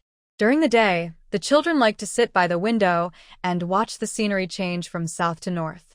The green train traveled for dozens of hours and finally arrived at the capital train station at noon on the 3rd day. In July, the capital was just as hot as southern cities, and standing under the sun at noon felt even hotter. When Su Taotao and her group stepped out of the train station, a wave of heat hit them. Chunchen leaned on Su Taotao's shoulder, blinking at the crowd coming and going. Mom, so many people. Chunchen, who had seen some things, was still amazed by how many people there were for the first time. Yes, this is our country's capital, one of the biggest cities, so there are a lot of people and tall buildings. Shaoheng and Mumu, stay close and don't get lost. Fu Yuanheng and Mumu, got it, sister-in-law. This time, Mo Gong led the way in front, with Fu Jintu bringing up the rear. They mostly followed the crowd to find their direction. Fortunately, the headquarters arranged a special reception vehicle to pick them up and take them to the guest house. They just had to walk a short distance from the station to get on the car. The children from the south crowded by the window, looking around as if they had entered a grand garden, amazed at everything. Fu Haochen was speechless, exclaiming, "Wow, such a big tree! Wow, such a tall building! Wow, such a big car!" Su Taotao couldn't help but laugh. Fu Jingtu gently held him on his lap and quietly explained what they saw along the way. Passing by Capital University, Su Taotao softly told Chunchen, "That's Capital University, one of our country's top universities. When we have time, I'll take you inside to see." Little friend Chunchen. Wow, such a tall gate. So beautiful. Mom, when I grow up, can I go to school there? Su Taotao looked at the elegant, traditional red lacquer gate with a determined gaze and said in a tone only Chunchen could hear, "Yes, Chunchen. Your goal is to attend the Capital University in the future." Chunchen smiled happily and said, "Little uncle also wants to come. Mom also wants to go to the capital. Open a factory." Fu Yuanhang and Mu Mu, who were ahead, only heard Chunchen mention their names, but didn't catch their conversation clearly. They both turned around at the same time. Chunchen, with chubby fingers, pointed at the quickly passing red lacquer gate and said, "Later, we will go to school there." Fu Yuanhang and Mu Mu looked steadily at the golden plaque that read Capital University, smiled, and didn't take Chunchen's words seriously. Fu Yuanhang continued drawing what he saw and heard. As the car moved forward, he wanted to sketch everything interesting he saw, frame by frame, so quickly that Mu Mu was amazed. Mu Mu silently protested his limited art skills, feeling that Fu Yuanhang's talent was much better. There are always people better than you, and there are higher heights beyond the sky. Mu Mu slowly accepted the gap between himself, Fu Yuanhang, and Chunchen. He realized he was like the monkey in the story in the mountain, no old tiger, monkey rules the jungle. In front of truly smart people, he still had a lot of room to improve. But he promised himself to study harder and catch up, so he wouldn't be surpassed by his good friends, let alone be beaten by little Chunchen. The main event was held at the base guest house, which was over an hour's drive from the train station. The vastness of the capital made the children understand more intuitively that the motherland is vast and rich. The room arrangements were interesting. Su Taotao and her husband were assigned to one room, which was certain. A double bed with 2 children could also fit comfortably. Coincidentally, a young leader from their train compartment was assigned to the same room as Mo Gong, which was quite a fate. That young leader liked the children very much. After dinner at the guest house, he invited them to his room to play chess. The official meeting was scheduled for the next morning. Su Taotao and the others had half a day to rest. Fu Jintao, as a scientific researcher, needed to give a speech. His speech draft needed some adjustments. Although he planned to speak without notes, he still kept a copy of the draft. After all, if too much time passed, he might forget what he said, especially when it involved large data systems. It's better to keep a copy for himself than rely solely on notes. Su Taotao needs to prepare a speech for product promotion. She was suddenly asked to do it with no prior preparation. Usually, she could just hand out brochures about the factory and products and say a few words, but if she wants to make a good impression, she needs a well-written speech. So, Su Taotao decided to let 2 children go play in Mo Gong's room and have dinner together later. She and Fu Jingtu stayed in her room to prepare. "Engineer Fu, do you have any tips for me?" Fu Jingtu pulled her onto his lap, unbuttoned her uniform with one hand, and shook his head. "Go take a shower and change your clothes first." Su Taotao wrinkled her nose and asked, "Am I dirty?" Fu Jingtu chuckled, hugged her, and kissed her. "No, just take a shower to wake up a bit. You'll work better that way." Actually, the 2 children should also take a shower before going out. Since they were on the train for 2 days and couldn't wash, they might not smell great, but everyone seemed to prefer waiting until evening to wash. So, let them be a bit stinky until then. It's only a few hours. Su Taotao gently placed her hand on Fu Jingtu's neck, lightly pinched, then leaned in to kiss his lips. She whispered softly near his ear, "Shower together?" In fact, the little light bulb, Chunchen, and the middle-sized light bulb, Fu Yuanhang, had been with them all day. Besides sleeping at night, they rarely had such alone time. Fu Jingtu's narrow eyes flickered with emotion. He kissed her cheek, from her ear to her lips, lightly bit her, then released her. He pressed his lips to hers and asked, "Are you sure?" Moved by the moment, Su Taotao eagerly kissed him, her tongue pressing against his teeth, exploring deeply. Fu Jingtu held her hips, lifted her up, and wrapped her legs around his waist. As he responded to her kiss, he walked to the door and locked it. Clothes were scattered near the bathroom door. Soon, soft, winding singing voices drifted out from behind the slightly open bathroom door. This couple's bath took over an hour before they finally finished. Update completed on August 19th. Good night. During the daytime, that experience was very new and exciting for the couple. A man with good bedding would first care about his partner's feelings. Even though Su Taotao's snow-white, flawless skin was dazzling in the sunlight, almost making Fu Jing to lose control several times, he still took care of Su Taotao first before thinking about himself. After this intimate moment, Su Taotao didn't feel tired at all. She felt refreshed and comfortable, humming happily.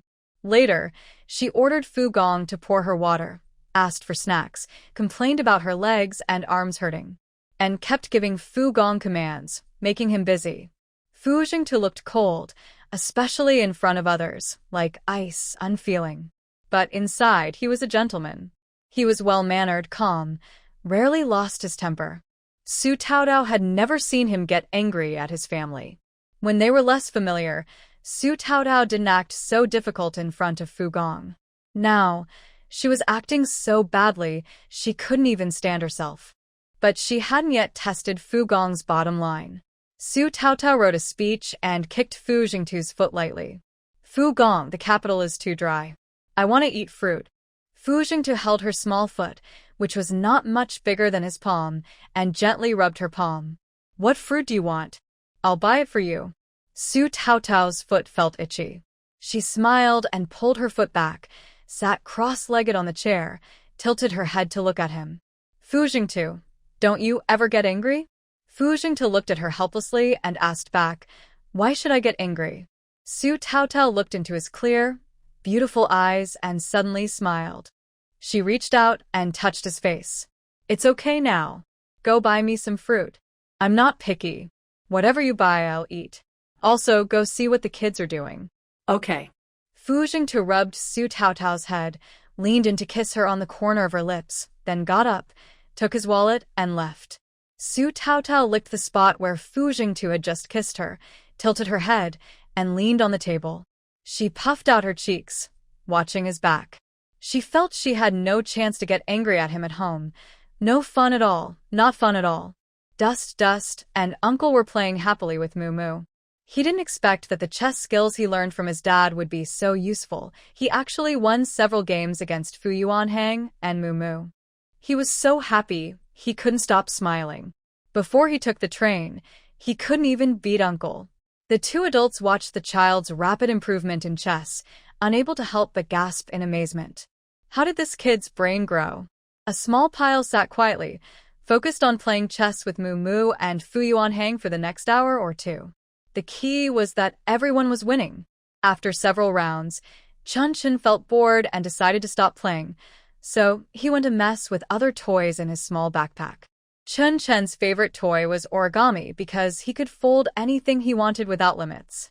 There were endless ways to fold the same thing and so many different ways to play. Worker Mo, the young leader, kept watching Chunchen. When he saw Chunchen quickly fold a boat with his nimble little hands, he lost all his ideas. Mo sat down beside the child. Chunchen, can you teach me how to fold? Chunchen tilted his head and looked at him. After a moment, he silently handed over the small boat he had just folded. Mo was very happy. Are you giving this to me? Chunchen shook his head. No, you can take it apart and fold it again, then you'll learn how to fold it. I learned that when I was little. Mo looked at him. When you were little? Aren't you still little now? How little was I? Mo couldn't help asking. Chunchen tilted his head and thought for a moment, unsure. Maybe I was too young to talk that little before he had memories. Chunchen loved lying on his bed, taking apart origami left by his grandpa and dad at home. He kept doing it until he remembered how. When he could sit up, he started folding on his own. His little hands didn't control well at first, so he just played around, folding badly and messing about. Later, when he could control his small hands perfectly, he gradually added his own ideas. By around 2 years old, he could fold things easily. In his memory, being little meant not wanting to talk, not that he couldn't. He would listen and learn, and he knew everything, but he just didn't want to speak. He didn't care about the outside world. He only liked folding paper and being lost in his own world. He didn't remember what his mom was like before. Later, his mom became very patient and gentle. She had a nice voice and seemed to like talking to him, so he started to speak. In Chunchen's memory, his mom was just like Su Taotao now. He thought that starting to speak was the beginning of growing up. So when Mo asked about his childhood, he felt that before he didn't want to talk, he was still a child. He also told Mo to take apart the paper and fold the boat first because he truly believed that if you keep taking apart and folding, you'll naturally learn. Montag was silent. Before meeting Fu Jingtu and Chunchen, he really didn't think he and Mu were slow learners. Now. Well, no need to mention it. When Fu Jingtu arrived, Mo Gong was worried about the small paper boat Dustin was making. Such a beautiful little paper boat. If it were torn apart and couldn't be fixed, it would be such a pity. Dustin saw her dad and brightened her big eyes. She hurried over on her short legs, hugged his leg, and asked happily, "Daddy, come pick me up for dinner," whereas Mommy Fu Jingtu bent down and picked her up, casually smelling her hair. Yes, it was a little smelly, but he kept a calm face and said, "Come see what you're doing. Mom is still busy. Are you going out with Dad or playing here?" Dustin curled her big eyes and said, "With Daddy." The other two kids were still focused on their game. Fu Jingtu nodded to Mo Gong and the others, then carried Dustin away. Dustin kept chattering and asking questions. No matter what she asked, Fu Jingtu answered patiently. Dustin was very close to her dad, hugging his neck and talking animatedly. Fu Jingtu always remained kind and occasionally smiled gently. Mo Gong was used to this and looked on with some emotion. He had thought that Fu Jingtu, who seemed so cold, might not get along well with children. Dustin wasn't like Mu, who gets along with everyone. She was very outgoing, and her relationship with Fu Yuanheng didn't seem easy to outsiders. But surprisingly, he got along so well with his child. Su Taotao had finished her speech draft. The food factory mainly relies on quality products to speak. If the food isn't tasty, no matter what you say, it won't help. If it's delicious, everything else is just a bonus. So, she didn't feel much pressure. Soon, Fu Jingtu returned with a bag of cherries and a small child. Mommy Dustin beamed and struggled to get down, opening her little arms to run to Su Taotao. Fu Jingtu grabbed her collar and said, "Take a bath first. You smell too bad." Shu Taotao. Dustin. Smelly? Yet you carried me all the way without letting go. In the end, Fu Haochen was forcibly taken to the bathroom by his dad and washed from head to toe, even between his toes, until he was clean and fragrant before coming out. Dustin rushed into her mom's arms, and Fu Jingtu didn't stop her. He took the cherries he bought, washed them carefully, and then placed them in front of Su Taotao. He then went back into the bathroom to wash the clothes Dustin had just changed out of. Whether in the 1970s or the 21st century, these are activities most mothers do. But as long as Fu Jingtu is here, he handles everything himself, and Su Taotao doesn't need to do anything. Fu Jingtu is always like this. His gentlemanly nature is deep in his bones. He doesn't say unnecessary words. His kindness to her and the family is quietly shown in everyday details. "Come over and eat some cherries before washing up," Su Taotao says. Fu Jingtu doesn't turn around. "You all eat first. It will be quick." Su Taotao holds her fragrant son, first helping him dry his hair a little before eating cherries. Dust has never seen this fruit. "Mom's such a small fruit," Su Taotao explains. "This is called a cherry. It's more common in the north. We see it less in the south. It has a tiny seed inside. Be careful when eating. Don't swallow it or bite through it." The cute little boy nods slowly. "Okay, Mom." Dust eats one and keeps nodding. Wow, so good. Sweet and sour. Su Taotao also likes cherries. She thought Fu Jingtu would buy apples or pears, but he surprisingly bought cherries, which was a delightful surprise. Mom also thinks it's very tasty. Dust eats another. "Mom, I want to share a little with Uncle Shu and Mumu Uncle, okay?" Su Taotao says, dividing half. They are only 2 rooms apart. Su Taotao stands at the door watching them open the door for Dust. As Dust walks in, she's about to close the door when she hears him shout, "Wow, you all smell so bad, go take a bath, Su Taodao." But she knows she will think others smell bad after she cleans herself. Once Dust is clean, Su Taodao makes sure he hasn't been affected by the smell before closing the door. Fu Jingtu finishes washing Dust's clothes and comes out looking for a hanger. Su Taodao holds a few cherries in her hand, walks over barefoot, and tips her toes, resting her hands on Fu Jingtu's shoulders. "Fu Gong, do you want to eat some cherries?" Fu Jingtu wraps his arms around her waist, pecks her lips, tasting a bit of cherry. "I've tasted it." Su Taodao bites a cherry and brings it close to Fu Jingtu's lips, playfully gazing into his eyes. Fu Jingtu understands and gently holds her lips and the cherry together, giving her a heartfelt kiss. Just as he's about to take the cherry away, Dust's voice and knocking on the door are heard. "Mom, open the door." The couple exchange a smile. The little one is back, and their brief moment alone comes to an end. Fu Jingtu still took that cherry in his mouth, held her waist tightly, and kissed her deeply before reluctantly letting her go. Everyone at the meeting received meal tickets. If they didn't finish eating, the tickets would be invalid, and no refunds were given. Most people ate at the cafeteria. However, 2 children without meal tickets joined Su Taotao's family. They had already used their dinner tickets for the night, so they decided to go out to eat and also take a look at the city's night view. Mumu was in the same situation. Only Mo Gong received a meal ticket, and they had to find their own meal each day. So, both families set out together to find food. Fu Jingtu had visited the capital many times, but he always stayed at guest houses near the train station, following a routine of 3 places: train station, guest house, and conference hall, so he knew little about the outside world. Mo Gong was different. Mumu had inherited his and Aunt Zhong's outgoing nature, and he could chat with anyone easily. I asked a local in the city about a famous place nearby that sells authentic fried sauce noodles. "I'll show you the way and we can try it," he said. Su Taotao knew that nowadays, although doing business openly was not allowed, some people secretly sold small snacks or ran food stalls in busy neighborhoods or alleyways. As long as they didn't overstep or get reported, it was usually fine. Some even saw people in red armbands eating at these small, shady restaurants. But everyone was cautious. To get in, they needed a secret code, like knocking 3 long and 1 short, or reciting a phrase like "Heavenly King covers the Earth Tiger," and so on. There were many different signals.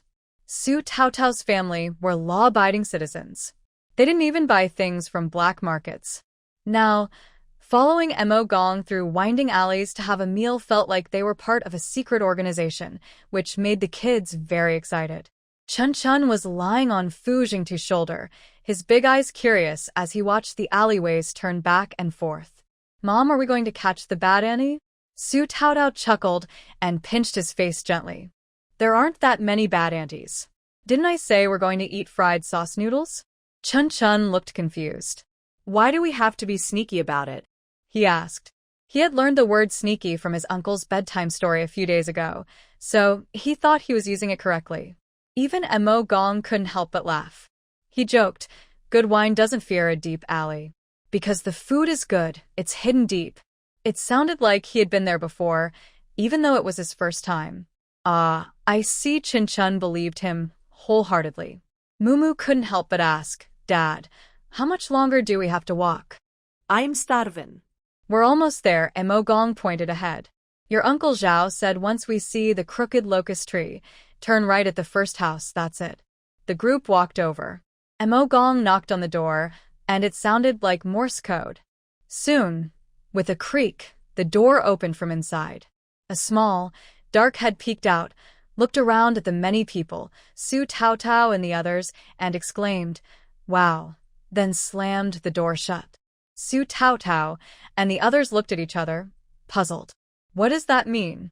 Before Mo Gong could speak, the door opened again. This time, a woman in a floral dress, holding a spatula and wearing a patchwork apron, called out, "Hey, you're here." So many people. "Come in, come in." After everyone was inside, she carefully looked around to make sure everything was okay, then closed the door with relief. Update finished at 8:20. Good night. Entering the small noodle shop, the first thing that caught the eye was a sign that read capitals #1 noodles. The names sounded impressive, but the writing, well, it was hard to describe. Let's just say, it was not much better than the messy scribbles of Dust, who couldn't even hold a pen properly. The carving was rough, clearly made with a kitchen knife at home. But the presence was strong. You could tell immediately it said capitals #1 noodles. The young boy who just opened the door stared intently at Su Tao and the others. A woman in a floral dress pushed his head and scolded, "What are you looking at? Not working? Breaking dishes while working? Hurry up and serve the customers." The dark-skinned boy pouted and cursed. That old skinflint only exploits child workers. Then, feeling guilty but still eager, ran over to Su Tao and the others, saying, "Please, come in. Be careful where you step." He smiled so brightly it made even flowers seem dull. Seeing this eager waiter, Su Tao almost thought she had traveled back to ancient times. The group sat down. Mo Gong asked, "Besides fried sauce noodles, what else is good here?" The boy quickly shook his head. "We also have bean juice and braised dishes. The main dish is fried sauce noodles, that's all." The woman in the floral dress came out of the kitchen, tapping the boy's head with the handle of a spatula. "I told you, we also have cucumber salad and cold noodles. You can't read well, and you don't understand running a restaurant. What else do you think you can do? If you go to the countryside, I'd say you're just a troublemaker for the locals."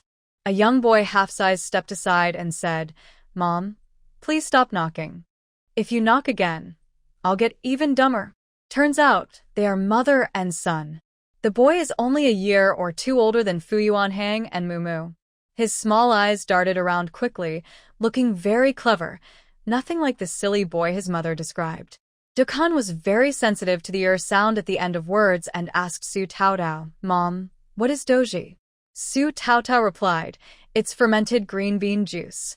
It has a strange smell, and we're not used to drinking it." Not only did she refuse to drink it, but Su Tao, who loved to eat, couldn't even bear to smell it. It was one of the darkest foods she disliked most. The fashionable lady in a floral dress smiled cheerfully and said, "From your accent, I guess you're from the south?" Actually, even many locals here can't get used to it. Usually, it's just me and my husband making fried sauce noodles. Since the little rascal is on summer vacation, I made a few more dishes. They're all local snacks. Take a look and see what you want to eat, and let the little guy place the order. She shot a quick glance at the young boy and said, "Be clever." The boy made a funny face at his mother and asked Su Tao and the others, "What do you want to eat?" He secretly looked into the kitchen. Seeing that the lady wasn't looking this way, he whispered to Su Tao, "My mom only makes fried sauce noodles and braised dishes that taste good. The other things are really bad. Take it easy." Mo Gong chuckled and said, "Then Moo and I will have fried sauce noodles. You all decide what to eat." Su Tao thought the boy with a single eyelid was quite interesting. She deliberately ignored him and said, "We'll have 2 servings of fried sauce noodles, 2 cold noodles, 1 braised dish, and a cucumber salad." The boy with a single eyelid blinked and asked, "Didn't you say the other dishes are bad? Why are you ordering them?" The lady in the floral dress hurried out with a spatula and scolded him, "You little rascal, getting itchy again? Trying to ruin my reputation?" Seeing something was wrong, the boy quickly ran away. "If the food isn't good, you shouldn't complain." The lady was furious and said, "Don't listen to that little rascal. My cooking is pretty good. You all can order and try. That little rascal just doesn't want to work. He doesn't want to serve more guests. He won't even wash a cucumber. His dad washed the pig's intestines and lungs, but he keeps pushing for simple dishes like mixed sauce noodles and braised dishes. It's so frustrating." No wonder Su Tao. That's why the boy immediately closed the door when they arrived. He probably didn't want too many people. This mother and son are really interesting. Su Tao smiled and said, "It's okay. Let's just order what we just mentioned." The older woman smiled and said, "Hey," then couldn't help but mutter, "Southerners are so lively and good-looking. These kids look like they stepped right out of a New Year painting, so cute. Unlike that little rascal, who's dark and skinny, looking like a little monkey." This place is actually a small courtyard house. a traditional quadrangle, a bit old and worn from lack of maintenance, but it has all the usual features: an exterior wall, a corridor, a hanging flower gate, and a back courtyard. At the entrance, there's a fragrant Chinese tun tree, and inside, there are jujube and persimmon trees. They aren't ripe yet, but the fruits hang heavy on the branches, looking lively and full of energy. Chunchen looked around with wide eyes and asked Su Taotao, "Mommy, can I look around everywhere?" Su Taotao nodded. "Yes, but only look. Don't touch other people's things." Chunchen nodded happily. "Got it, Mommy." Mumu couldn't sit still and pulled Fu Yuanhang to stand up.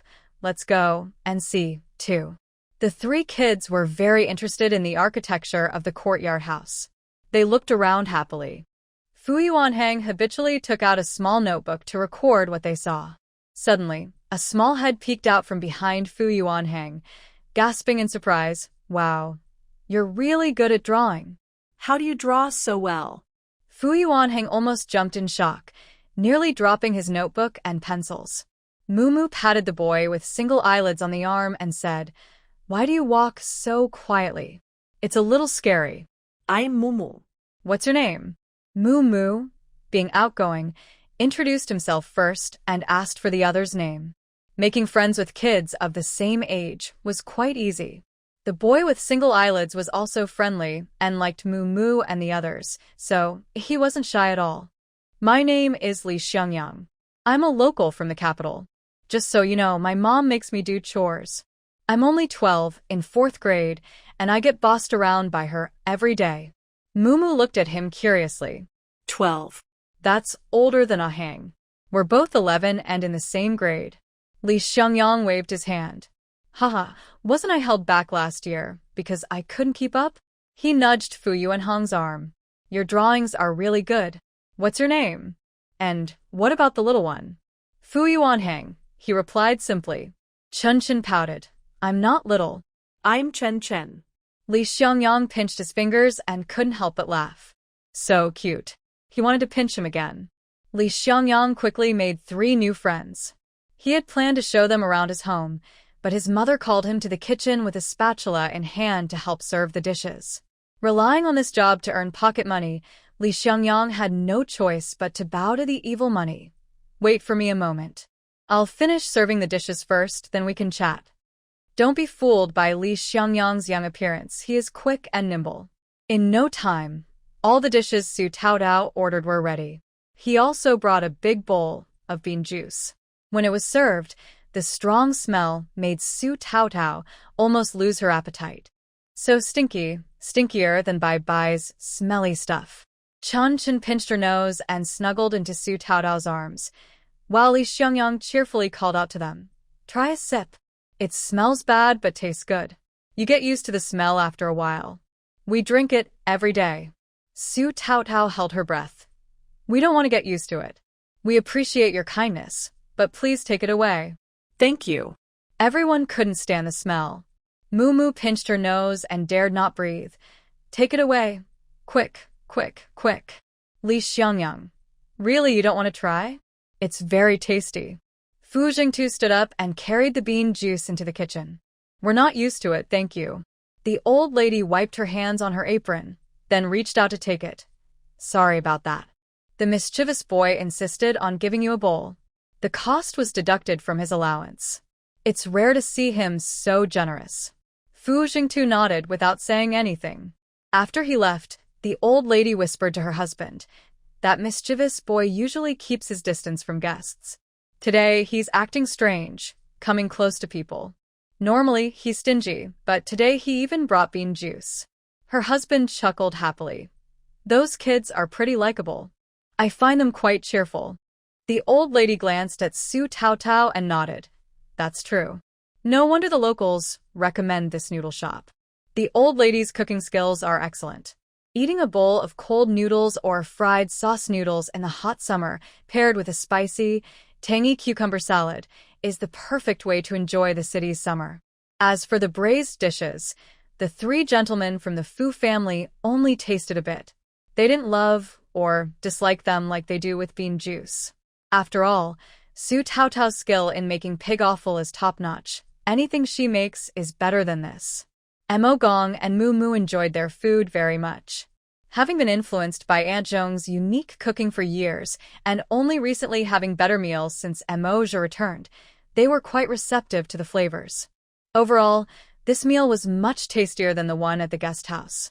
Before leaving, Moo Moo and Li Xiangyang met and felt they had just missed each other. They exchanged contact addresses. One promised to write to Moo Moo, and the other promised to come back to the capital with Engineer Mo for a meeting and to visit their home again. Li Xiangyang patted his chest and said he would treat them next time. Although Fu Yuanheng didn't talk much, Li Xiangyang liked him very much because he looked good, painted well, and didn't mind being friends with him. Little Chunchen was adorable, and Li Xiangyang wished he could keep him at home as a lucky mascot. So cute. We will all come to the capital to study in the future, Chunchen suddenly said. Li Xiangyang's small, single-eyelid eyes lit up. Really? When? Chunchen shook his head. I don't know. Maybe when I grow as tall as you. Li Xiangyang immediately felt disappointed. That's probably 10 years away. That's too long. Hearing the conversation, Su Taodao thought, actually, it wouldn't take that long. There's still over 3 years until the college entrance exam is restored. Even if she doesn't go to a university in the capital in 7 or 8 years, Fu Yuanheng and Moo Moo will also be in college. But for adults, this time isn't long. For children, it feels quite long.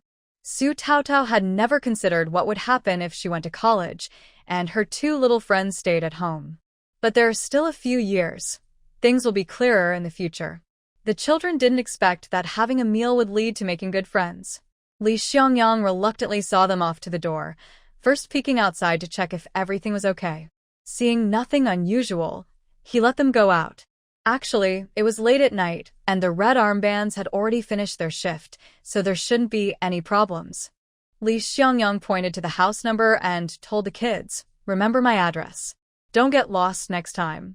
Su Taotao looked at the address he pointed to and felt it looked familiar, but she couldn't remember where she had seen it before.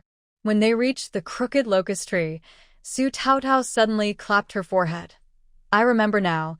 Tang Lao's address is nearby. She stopped, opened her bag, and checked the address Tang Lao had given her. Yes, the noodle shop is on the west side, but this address is on the east side. It should be around there.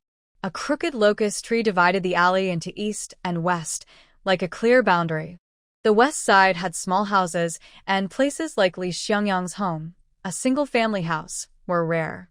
Most were large courtyards with several families living together. To the east is a wealthy family's large residence, with bright red lanterns hanging high. The roads and courtyard gates are noticeably wider. Should we visit them? Mo Gong asked. Su Taotao shook her head. No need to go. Tang Lao's connections are only useful if necessary.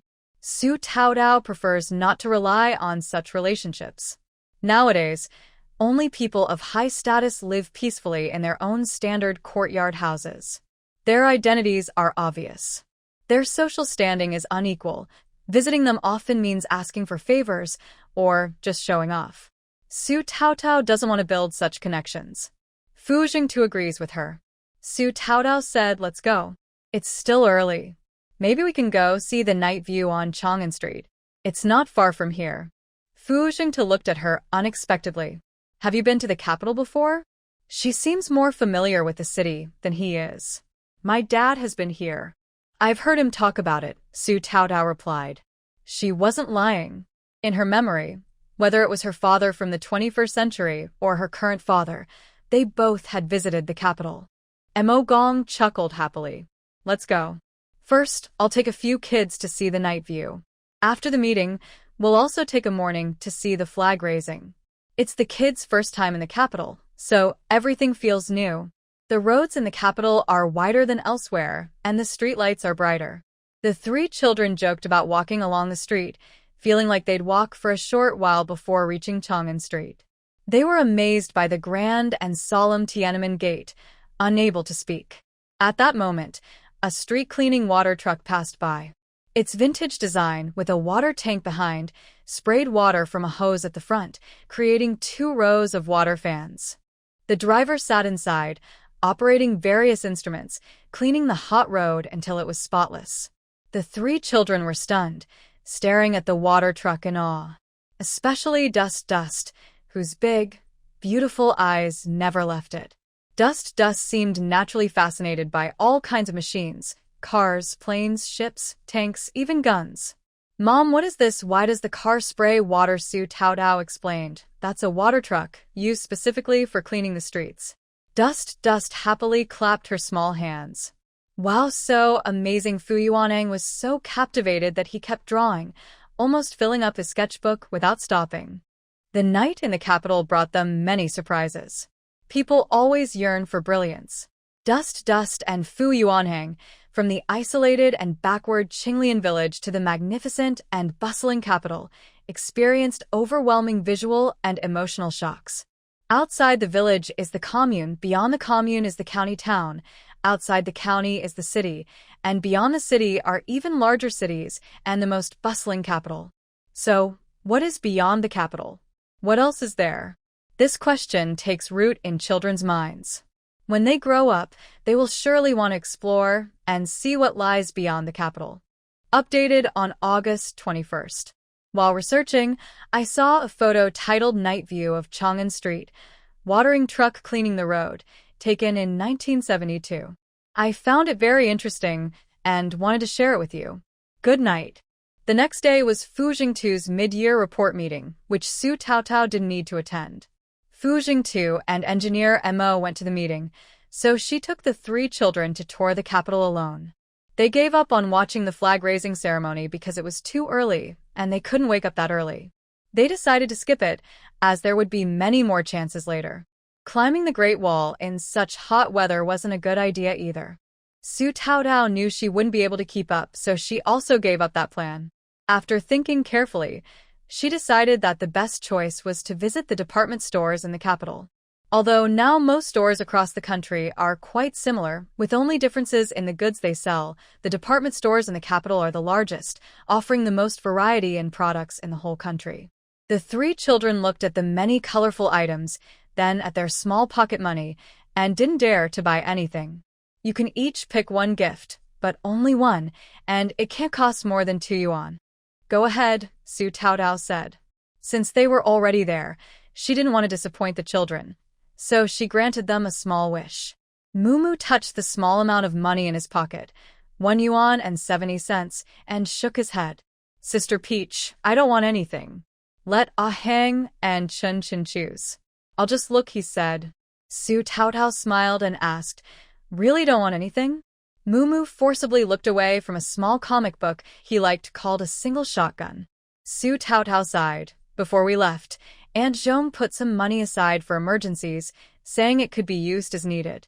If you don't want it, I want it. I want it. I want that comic book." Mumu's eyes lit up. Actually, the comic book only cost a few cents. Mumu had enough money on him. In the past, he would have bought it without hesitation. But now, after working hard with Fu Yuanheng all morning to gather coconuts and earning only 5 cents, it was Su Taotao's special kindness that allowed him to earn so much. So, he was a little reluctant to spend it. But he is still very willing to spend Ms. Zhong Xiaomei's money. After all, Ms. Zhong is a very frugal person, so it's not easy to get her to spend money once. Su Tao didn't really want to spend a few cents of Aunt Zhong's 100 yuan on small items, but she said so, because Mumu liked it. Chunchen surprisingly still wants to buy chess, specifically Go this time. He already owns many kinds of chess, but he wants to buy and try all the ones he hasn't seen before. Little friend Fu Haochen's hobbies seem to be a bit influenced by Uncle Fu. He also likes small toys that kids usually enjoy, like slingshots and shuttlecocks. And sometimes he plays with them. But he is more interested in machines, origami, chess pieces, calligraphy, and painting.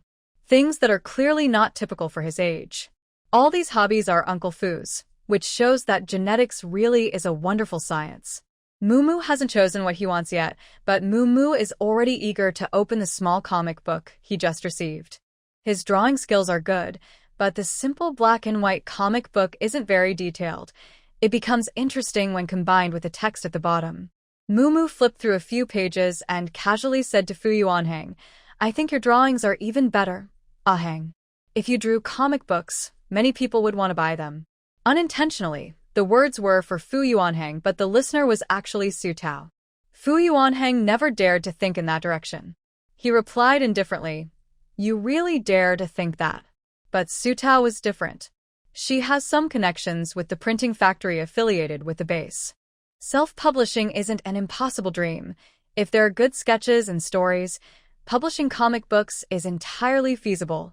However, it would be better to submit to a publisher, as working through a publisher would be more reliable. Mumu's idea is good. If Shaohang is interested, he can use his free time to create storybooks with pictures and text, then submit them to publishers to reach more people. Fu Yuanhang was stunned and looked at Su Tao with disbelief. "Sister-in-law, are you joking? Him? Writing stories? Submitting them to publishers? Then putting them in bookstores for kids like Mumu to buy?" Fu Yuanhang never dared to dream of such things. Su Tao found his shocked expression quite amusing.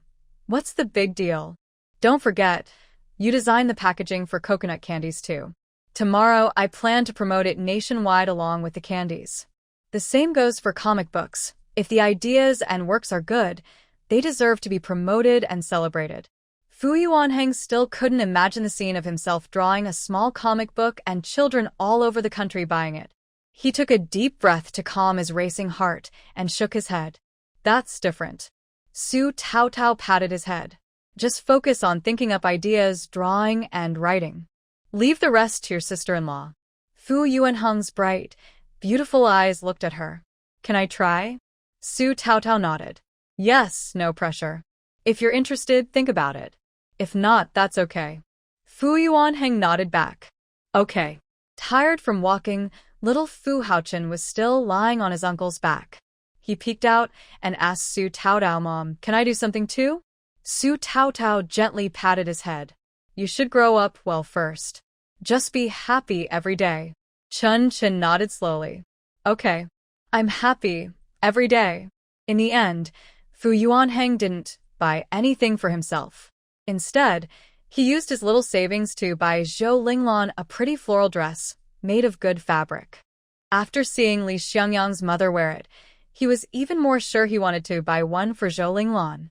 He also wanted to buy one for Su Tao, but she didn't like it, so he gave up. Chunchen also wanted to buy something for his grandma, but he had no money. He asked his mom, "Mom, when can I have some pocket money?" Su Tao looked at him in surprise. She had planned to give him a small allowance of 1 yuan each month when he turned 3, just like Fu Yuanhang. Since Chunchen was very smart for his age, she wasn't worried he would spend it recklessly or get tricked, so starting at 3 was fine. But she didn't expect him to want it now. "Chunchen, what do you want pocket money for?" Su Tao asked. Chunchen said very seriously, "To buy things for Mom and Grandma." Su Tao replied, "Maybe you should earn it yourself first, then buy things for your mom and grandma. That would be more meaningful." Chunchen tilted his head and thought for a moment. "But Mom, you said that Chunchen just needs to be happy and grow up healthy." Buying things for Mom and Grandma makes Chunchen even happier. Su Tao was speechless. Who could tell her why a 2-year-old has such strong logical thinking? Chunchen is still young. As long as he has this heart, it's enough. If he needs anything, tell Mom, and I will help you buy it. Dust pouted and slumped back onto her little uncle's shoulder, looking tired. Okay. After shopping at the state-run store, Su Tao took the children to eat the most famous roast duck in the capital. The duck skin, thin and rich with oil, was paired with shredded scallions and sweet bean sauce, wrapped in a thin pancake as delicate as a cicada's wing. Each bite was full of flavor. To cleanse the palate, they finished with a small piece of cucumber. Living this kind of life felt like living among immortals. Su Tao had eaten plenty of roast duck in her past life, but she always felt something was missing. After the first bite, she realized the ingredients themselves were the problem. Nowadays, high-quality, pollution-free ingredients are common. Even boiling in water makes them tasty, and with a bit of cooking skill, almost nothing is bad to eat. Of course, dishes that combine incompatible ingredients, like Aunt Zhong's style, are an exception. Dust had oil all over his mouth and immediately thought of the oven at home. "Mom, duck is so good, can our oven do that?" Su Tao shook her head. It can bake, but our oven is too small to get that effect. Even if I try, it won't taste the same. Okay, Dust wasn't disappointed. After all, Su Taotao's cooking was always delicious, even better than roast duck sometimes. Mumu was different. Having been spoiled by Aunt Zhong's cooking for years, he was almost moved to tears by how good it was. In short, everyone, adults and children alike, enjoyed the famous roast duck very much, their bellies full as they left happily. Before leaving, Su Taotao packed a portion for Fu Jingtu and Engineer Mo. When they returned to the guest house in the afternoon, Fu Jingtu and Engineer Mo had just finished a meeting and were at the lobby entrance. A leader Su Taotao had never seen before patted Fu Jingtu on the shoulder and said, "Impressive young man. Jingtu, your speech today was very successful. We've been studying this technical challenge for years, and we didn't expect you to solve it in less than half a year and even share the solution. Wow, impressive. You're the hope of future technology. Let's find some time to meet up and chat about how you did it and give some lessons to the newcomers." Fu Jingtu clearly didn't like being touched or small talk. He subtly moved to the side, glancing at Su Taotao and the children entering. He nodded slightly to the leader. "Excuse me." Then he strode toward his wife and children. The leader from the brother unit looked puzzled. Fu Jingtu shouldn't have felt grateful and politely shook hands, saying, "Thank you for your recognition. It's all thanks to your leadership." Why didn't he play it by the rules? The leader's bureaucratic tone was suppressed by Fu Jingtu, feeling like a thick phlegm stuck in his throat, uncomfortable and hard to swallow. Then, looking in the direction Fu Jingtu was heading, the leader gasped in surprise. The beautiful and elegant female colleague was Fu Jingtu's wife. Impossible! Someone as unromantic and work-focused as Fu Jingtu could never marry such a stunning wife. Everyone knew Fu Jingtu was busy with work and hardly cared about family. If such a beautiful young wife married him, she'd probably be left alone at home every day. Next, the leader saw Fu Jingtu carrying a snowball-sized kid from a young boy. He gasped again. Could that snowball be Fu Jingtu's child? Then, he saw the small, chubby hand of the kid holding Fu Jingtu's neck, smiling happily, leaning in to nuzzle him. Fu Jingtu had a gentle smile, without any impatience. He patted the child's head, then gently took the beautiful woman's hand, pinched it lightly, and with a slight smile, let go casually. Only then did the leader realize that Fu Jingtu's attitude toward someone he liked was actually quite different. Just now, his attitude toward him was clearly impatient. Yes, the way he looked at him just now was truly impatient. The leader felt frustrated. He thought he was showing friendliness, even trying to offer him an olive branch, hoping to get better treatment in the future and to recruit him from the less resourceful southern base. Why did Fu Jingtu seem to dislike him so much?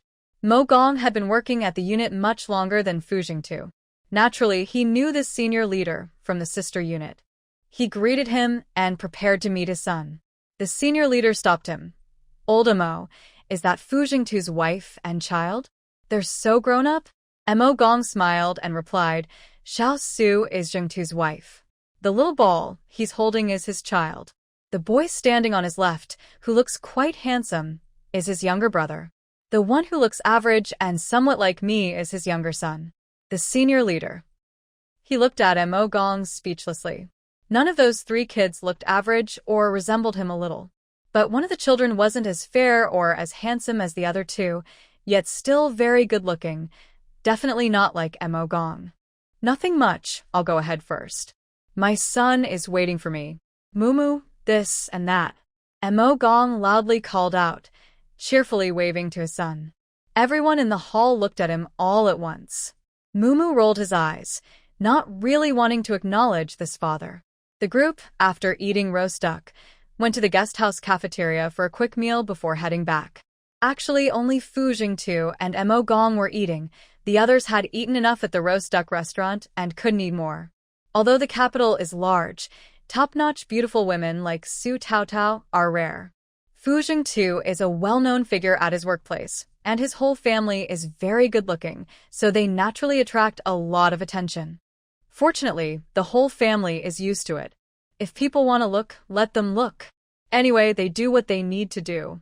Mo Gong and Mumu are easygoing and not sensitive to others' gazes, so it doesn't affect them at all. Sometimes, a few familiar people come over to say hello, and Mo Gong just smiles and greets them politely. On the way back to their room, even Mo Gong sighed to Fu Jingtu, your speech today was a big success.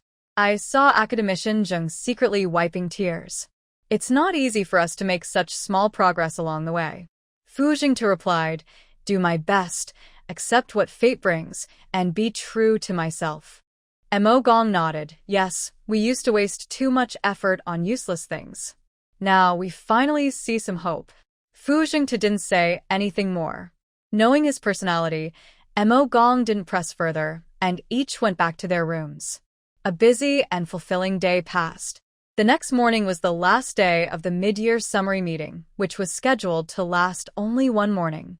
Su Taotao's product presentation was scheduled for the last 15 minutes, and they would go in after everyone finished their meetings. The family of four once again dressed in white shirts and black pants, which definitely made them stand out. Are you nervous? Fu Jingtu asked Su Taotao. She shook her head, not nervous at all. For some reason, she really wasn't feeling nervous. Fu Jingtu looked at her and slightly smiled. During your speech, try to speak a bit slower and louder. Most of the audience is older, and if you speak too fast or too softly, they won't hear clearly. Su Taotao nodded with a smile. Thank you, Engineer Fu, for the advice.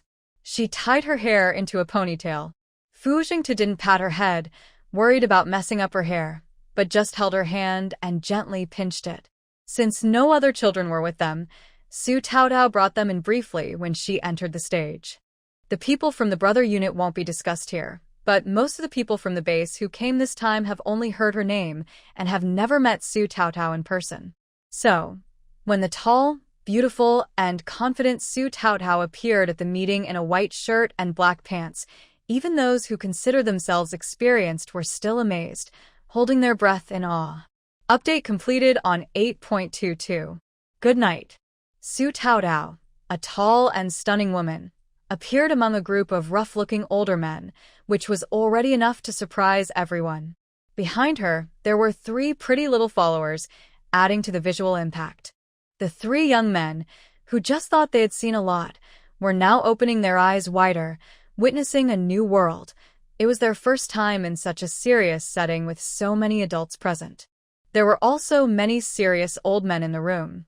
Even Mu, usually very confident, unconsciously held his head high, pressed his lips together, and stayed silent, obediently following Fu Yuanhang. Fu Yuanhang held Dustin's hand, calm on the outside but sweating on his palms, as Dustin's small, chubby hand was dampened. Dustin, with his short legs, walked his own way, ignoring everyone, appearing the most relaxed. Until Fu Jingtu stood up, his big, beautiful eyes curved into a smile as he called out, Daddy, not to mention the women. Even the serious old men's hearts melted. How could there be such a cute kid? Fu Jingtu's looks could compete with stars, and here, he stood out even more, truly unique among the crowd. He took long strides, walked quickly to Dustin, bent down, and picked him up. He nodded slightly to Su Taotao and said, Go ahead. Su Taotao nodded calmly and walked toward the stage. Fu Jingtu's gentle gaze withdrew from her back, and he sat down holding Dustin, telling the other two kids, Find a seat and sit down. The formal meeting had already ended, and the atmosphere was no longer so serious. People started whispering, guessing that this beautiful woman was Fu Jingtu's partner. The host had just mentioned a product promotion, but no one expected the factory to be run by such a young woman. Hello everyone, I am Su Taotao, the director of the subsidiary food factory at base. I'm here to promote our factory's products during the mid-year meeting and to share the taste from the southernmost part of our country. As Su Taotao finished speaking, the arranged etiquette lady handed out coconut candies, which had been ordered from Su Taotao earlier, as souvenirs, 2 boxes of each flavor. Everyone is now receiving our factory's first product, called coconut candy. There are 2 flavors, original and peanut sesame. Both are made using traditional handmade methods. Su Taotao paused briefly, as some people started whispering. A few senior experts and scholars even took off their reading glasses, marveling at the artistic packaging of the coconut candy. She continued, "We also gave everyone 2 sample pieces to taste, along with a small brochure about our factory and products. You can enjoy the flavors while I briefly explain our products and future plans for new items."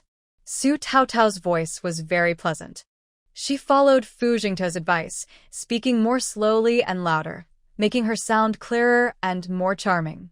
With her good looks and perfect smile, it was hard not to focus on her. Everyone in the audience was listening carefully as she spoke smoothly. Su Taotao used simple, fun language to tell about why the factory was started, its future development, and the variety of products. Every time she paused, there was a burst of applause. People saw her differently now, this young, beautiful female factory director. Her strength and beauty were both evident, proven by the products she offered for tasting. Fu Zhengtu was seeing her from this perspective for the first time. He had once said that marrying him was a bit unfair to her, and he still felt the same. If it weren't for the times we live in, where the sky is the limit, her achievements in business would be incredible. His wife was shining brightly now. Su Taotao didn't take up too much time and kept her words brief. "I know everyone's time is very valuable. Finally, I sincerely thank you all for taking time out of your busy schedules to listen. Our factory is still in the early stages. If you want to place an order, it's best to do so 3 months in advance. We will arrange production based on our current capacity, in the order the orders are received." An older colleague asked Director Su, "If we want to order Mid-Autumn Festival gifts, can we place an order now?" "Yes, but since our products are handmade without any chemicals or additives, they don't last long. The flavor will diminish over time. We can only start production up to a month in advance. How much we can produce in that month before the festival will be what we sell. First come, first served. We cannot guarantee to fulfill all orders." This visit was quite sudden. This coconut candy isn't really suitable for long-distance transport and storage. The taste now is much less fresh compared to when it was just made. When I go back, I will develop a new version that is better for shipping and storage. I can also send some samples for everyone to try. Once you find it good, you can place an order. Nowadays, people are less concerned about shelf life. Food is valuable, and as long as it's not spoiled, it will be eaten. But over time, it definitely won't taste as good. An older colleague cheerfully said, "This is really tasty, especially good for someone like me with weak teeth. It's a pity I can't buy more, or I'd buy a lot to take home." Yes, the packaging is high quality and the taste is great. It's also good for giving as a gift. I didn't expect our fellow research units to have such outstanding food products from their subsidiaries. Since we're giving out benefits anyway, I've already ordered some for the Mid-Autumn Festival. Let other colleagues in our unit also taste this southern flavor. We've also ordered some. Me too. Su Taotao didn't expect such lively reactions on site. All the speakers were leaders from various partner units. They speak confidently, so when they say they want to order, it's definitely happening. Su Taotao raised her hand to quiet the crowd. "If any leaders want to place an order early, please leave me your contact information and an estimate of the quantity needed.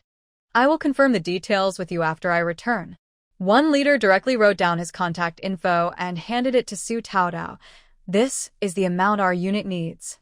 I can be the first to order, so you must prioritize our production." Su Taotao took it with both hands. "Certainly." She wrote a 1 on his contact info and circled it. The leader paused briefly, then nodded with satisfaction. This was the simplest and clearest way to prioritize orders. Soon after, several other leaders from partner units also handed over their contact info and order quantities. Su Taotao sorted the orders in the order she received them. It wasn't her original plan to take orders on the spot. She was just here to promote at the request of the leaders. The base leaders didn't expect such a lively response. Academician Zheng and the associate academician gave Su Taotao a thumbs up and then turned to leave. They didn't take any credit or try to take over the spotlight. They simply handed the stage over to Su Taotao. Some colleagues are very interested in the upcoming products on her brochure and keep reminding Su Taotao to send them samples once the products are available. Su Taotao notes this down one by one. At the scene, Su Taotao also answers many questions, handling herself with grace and confidence. In just over 10 or 20 minutes, everyone leaves a very deep impression of this young factory director. And these impressions are not because she is Fu Jintua's partner, but because of her own role as factory director Su. Fu Jintua, holding dust, looks at Su Taotao from afar. Their gazes meet in the air above the meeting hall, and the couple exchange a knowing smile. Though they work in different fields, they shine brightly in the same venue. After the meeting, an elderly comrade leaning on a cane approaches with a gift bag and asks Su Taotao, "Comrade Su, this bag is interesting. Did you draw it yourself? Is there a story behind it?" Su Taotao smiles and says, "My little brother-in-law drew it. I only added some design elements." The elderly comrade nods repeatedly. Yes. It has the innocence and purity of a child, not like an adult's work. Wait, little brother-in-law? Is he Fu Jintua's younger brother? Yes, his name is Fu Yuanheng. Su Taotao, noticing his interest, speaks more casually when mentioning Fu Jintua and points to the backs of two little figures on the bag, saying, "This is the son of our factory's secretary Xia, and this is my son." She also briefly explains the design idea behind the bag. The elderly comrade is greatly impressed. Brilliant. That's truly creative. You and Jintua are both young and impressive. He turns around, squinting his blurry old eyes, and points to the location where Fu Jintua is. Are those the two children? The one in Jintua's arms is your son, right? Is Fu Yuanheng the bigger kid next to Jintua? Did he draw that? Mo Gong takes Mu to meet his friends, and around Fu Jintua, only Fu Yuanheng and Dust are present. Yes. The elderly comrade, apparently familiar with Fu Jintua and knowledgeable about painting, fondles the bag with affection and asks, "Fu Yuanheng, is he studying painting?" Su Taotao doesn't hide. Not anymore. He's currently learning systematically from an old master. Old master. The elderly comrade murmurs, "Can you tell me who the old master is?" Su Taotao is a bit surprised at his detailed question. The older gentleman quickly explained, "Comrade Su, don't misunderstand. The child who drew this picture is very talented. I'm just worried his gift might be overlooked." Su Taotao said, "It's Mr. Tang Boyong, you know him as an artist. You should have heard of his name." The old man suddenly realized, "Oh, it's him. That's good, that's very good. He's a true art lover and won't let this child's talent go to waste. It's fate." He added, "Over 10 years ago, he said he wanted to take on a student. Back then, I even wanted to introduce Fu Jintuo to him, but unfortunately, Fu Jintuo wasn't interested in this path and refused. Now, after searching for so many years, he finally found a suitable student. And now, he has taken Fu Jintuo's younger brother as a student. What a coincidence." Su Taotao was stunned. To think that Fu Jintuo was introduced to Mr. Tang for painting lessons, what a strange connection. However, Fu Jintuo's drawing skills are indeed solid, as seen from the sketches he did at the factory last time. At this moment, Fu Jintuo, who usually avoids socializing, came over holding Chunchen and leading Fu Yuanheng. "Chunchen, ahan, kon gadang pahu." Chunchen hugged his father's neck and looked curiously at the elderly man with white hair and a youthful face, calling softly, "Grandpa Hu." Fu Yuanheng also followed and called out, "Grandpa Hu." Usually, Fu Jintuo didn't distinguish between generations when asking the children to call elders, but for Chunchen, it was more like a great-grandpa. Grandpa Hu heard Chunchen's childish voice calling Grandpa Hu and laughed happily. Good. I am Grandpa Hu. And you're such a cute little one. What's your name?" Chunchen bit his little hand and tilted his head, saying, "Fu Haochen Chunchen." Grandpa Hu said, "Chunchen, all right. Chunchen." Like Fu Jintuo and Su Taotao, this little snowball is truly adorable. Grandpa Hu took a bag and said to Fu Yuanheng, "Just like Fu Jintuo, your name is good. Your drawings should be excellent too." Fu Yuanheng shyly smiled, his ears turning red from the compliment. "It's not much. It was my sister-in-law's idea. I just help with the drawing." He originally only sketched Chunchen's back, which was Su Taotao's idea. Later, he added winter and other elements, creating the current scene. Grandpa Hu patted Fu Yuanhong's head and said, "Good boy. Talented and modest." Fu Zhento took Su Taotao's hand and formally introduced her, "My wife, Su Taotao. You know her?" Su Taotao smiled and nodded slightly. "Hello, Grandpa Hu." Grandpa Hu rarely smiled, but he did now, saying, "Good, very good." Suddenly, she thought of something and looked sternly at Fu Jingtu. "How long has it been since you visited me and Grandma Hu? Not just about getting married, and the kids are already so big, but you haven't mentioned coming to the capital with your wife and children either. Is it because of Hu Dai and you?" Old Master, who thought about Su Taotao being present and hesitated to mention his granddaughter. He turned the words around. "If I hadn't come in person, I wouldn't have seen you, right? You don't plan to recognize me and Grandma Hu, do you? Or do you intend to cut off all contact with us forever?" Fu Jingtu shook his head. "That's not true. I was busy with missions and only just returned a few months ago. When I came back to the capital, it was in a rush, so I didn't have time. This time, I plan to visit after the meeting ended, bringing the kids along." Su Taotao raised an eyebrow. It was rare to see Fu Jingtu, who is usually very reserved, explain so much. She thought to herself, Fu Jingtu hasn't seen his wife, children, or mother for years. That's quite normal, isn't it? Old Master, who snorted coldly. "Visiting? You're quite polite. I don't deserve it." Fu Jingtu forced a small smile. Old Leader. Old Master, who ignored him and took Fu Yuanhong's hand. "Come on, let's go home with Grandpa." Su Taotao blinked at Fu Jingtu, wondering what was going on. Fu Yuanhong also looked at Fu Jingtu with doubt, unsure whether to follow him. Fu Jingtu nodded at him. "Go ahead, support Grandpa Hu." Old Master, who snorted again. "I'm not that old to need help." Fu Yuanhong obediently allowed Old Master, Hu, to lead him away. Fu Jingtu took Su Taotao's hand, rubbed it gently, and whispered, "I'll tell you more later." His eyesight was a bit poor, but his hearing was still good. Suddenly, Old Master, Hu, turned around and asked, "What are you going to tell her later?" Fu Jingtu was speechless. His temper was consistent after 10 years. Su Taotao was very curious. What exactly was the relationship between Old Master, Hu, and Fu Jingtu? And that Hu Dai? She sounded like Old Master Hu's granddaughter or something. Suddenly, Su Taotao had a flash of insight and looked at Fu Jingtu. Could she be Fu Jingtu's failed romantic interest again? Update completed on August 23rd. Good night. Old Master, who being at that level has a car and driver. He sat in the front, while Su Taotao's family sat in the back. Su Taotao whispered quietly to Fu Jingtu, "Is it okay for us to go empty-handed like this?" She had never visited someone empty-handed before. It was a bit rude for a first visit, but now she couldn't get out to buy a gift. Fu Jingtu shook his head slightly. "It's fine." Su Taotao still felt a bit nervous. Fu Gong dedicated himself entirely to scientific research, and he was not good at dealing with social matters, so she couldn't rely on him in this regard.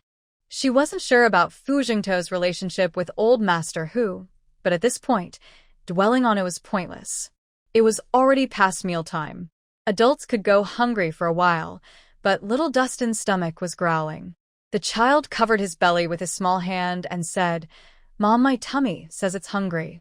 As soon as he finished speaking, Old Master, who's sitting in the front row, laughed loudly. "Dusting, just hold on a little longer. We'll be home soon." Su Taotao asked him, "Are there some snacks in your bag? You can eat a little." Dustin rummaged through his small bag and found a few dried shrimp he had packed earlier. He took one out and handed it to Old Master, who in the front row, saying, "Grandpa Fu, here you go." "Oh." Old Master, who waved his hand, "Thank you, Dustin, but I'm not hungry." "You eat." Dustin didn't withdraw his small hand and continued saying, "Mom made it very good. Even if I'm not hungry, I can still eat." Seeing that he still had several large shrimps in his hand, Old Master, who happily took one and said, "All right, let's try it." "Thank you, Dustin." Dustin tilted his head and said, "No need to thank me, thank my mom." Old Master, who chuckled loudly, "Yes, yes, thank you, little Su." Su Taotao chuckled and patted the child's head, saying, "No need to thank me. Just eat. Dustin asked around again to make sure his parents and little uncle weren't eating, then he ate slowly. The dried shrimp was really delicious. Old Master, who ate with gusto, watching Dustin through the rearview mirror with a kind and loving expression. The more he looked, the more he liked him. This child's manners are truly good. As the car entered the alley, Su Taotao kept feeling it looked very familiar, especially that crooked locust tree. Hadn't they just been here yesterday? Not only Su Taotao noticed, but Dustin also pointed at the small courtyard and said, Mom Yang Gija's house. Yes, the right side of the crooked locust tree was where Li Xiangyang's house, known as the most beautiful face in the capital, was located. Su Taotao nodded and said, Yes, that's Yang Gija's house. Old Master, who asked in surprise, Does someone live here? Su Taotao wasn't sure if Old Master, who was against this kind of small private business, so she avoided the question and said lightly, The children just met some friends yesterday. Old Master, who didn't ask further. The car turned in from the left side of the crooked tree and headed toward another grand gate with red lanterns hanging high. She had said yesterday that only someone with status could live here, and she didn't expect they would arrive today. It's frustrating that Fu Jingtu has probably been here before, but he didn't mention it at all yesterday. Su Taotao gets more annoyed the more she thinks about it, and I can't help but glare at him. Fu Jingtu seems to understand what she's upset about, smiles kindly, and gently squeezes her hand without saying anything. The car stops in front of a courtyard that looks recently renovated, with fresh paint on the walls and gate, making it look very new. Old Mister, who tells the driver, Stay and have a meal with us. After eating, I'll take them back. The driver is a young man who scratches his head awkwardly and says, Thanks, sir, but I've made plans to eat noodles with my girlfriend nearby. I'll be back soon. Old Mister, who casually asks, Going to First Noodle House again? The young man nods, yes. Old Mister, who waves his hand, Go ahead. They won't be leaving soon. Just come back in 2 hours to pick them up. Understood, sir, the young man replies. After everyone gets out of the car and locks it, he walks across the street. Old Mister, who doesn't go inside immediately but points to a nearby courtyard. That's the old Tang family's place, but now his nephew lives there. He doesn't say more. Su Taotao and Fu Jingtu exchange glances. She's already tired of complaining. Is the capital city really that small? Old Mister, whose house is a proper, classic 2-entry courtyard.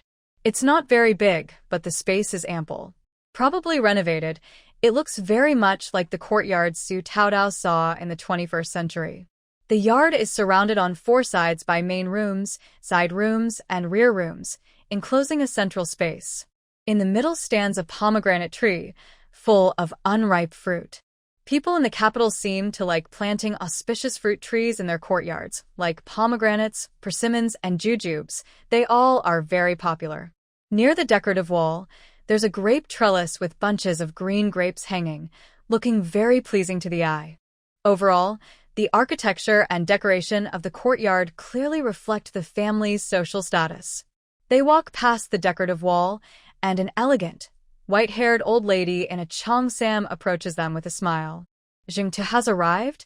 Fuzin tu boses lightly, grandma. The old lady first looks at Su Taotao, then at the 2 children, her eyes shining with surprise. Jingtu, are you married now? The older boy must be your younger brother, right?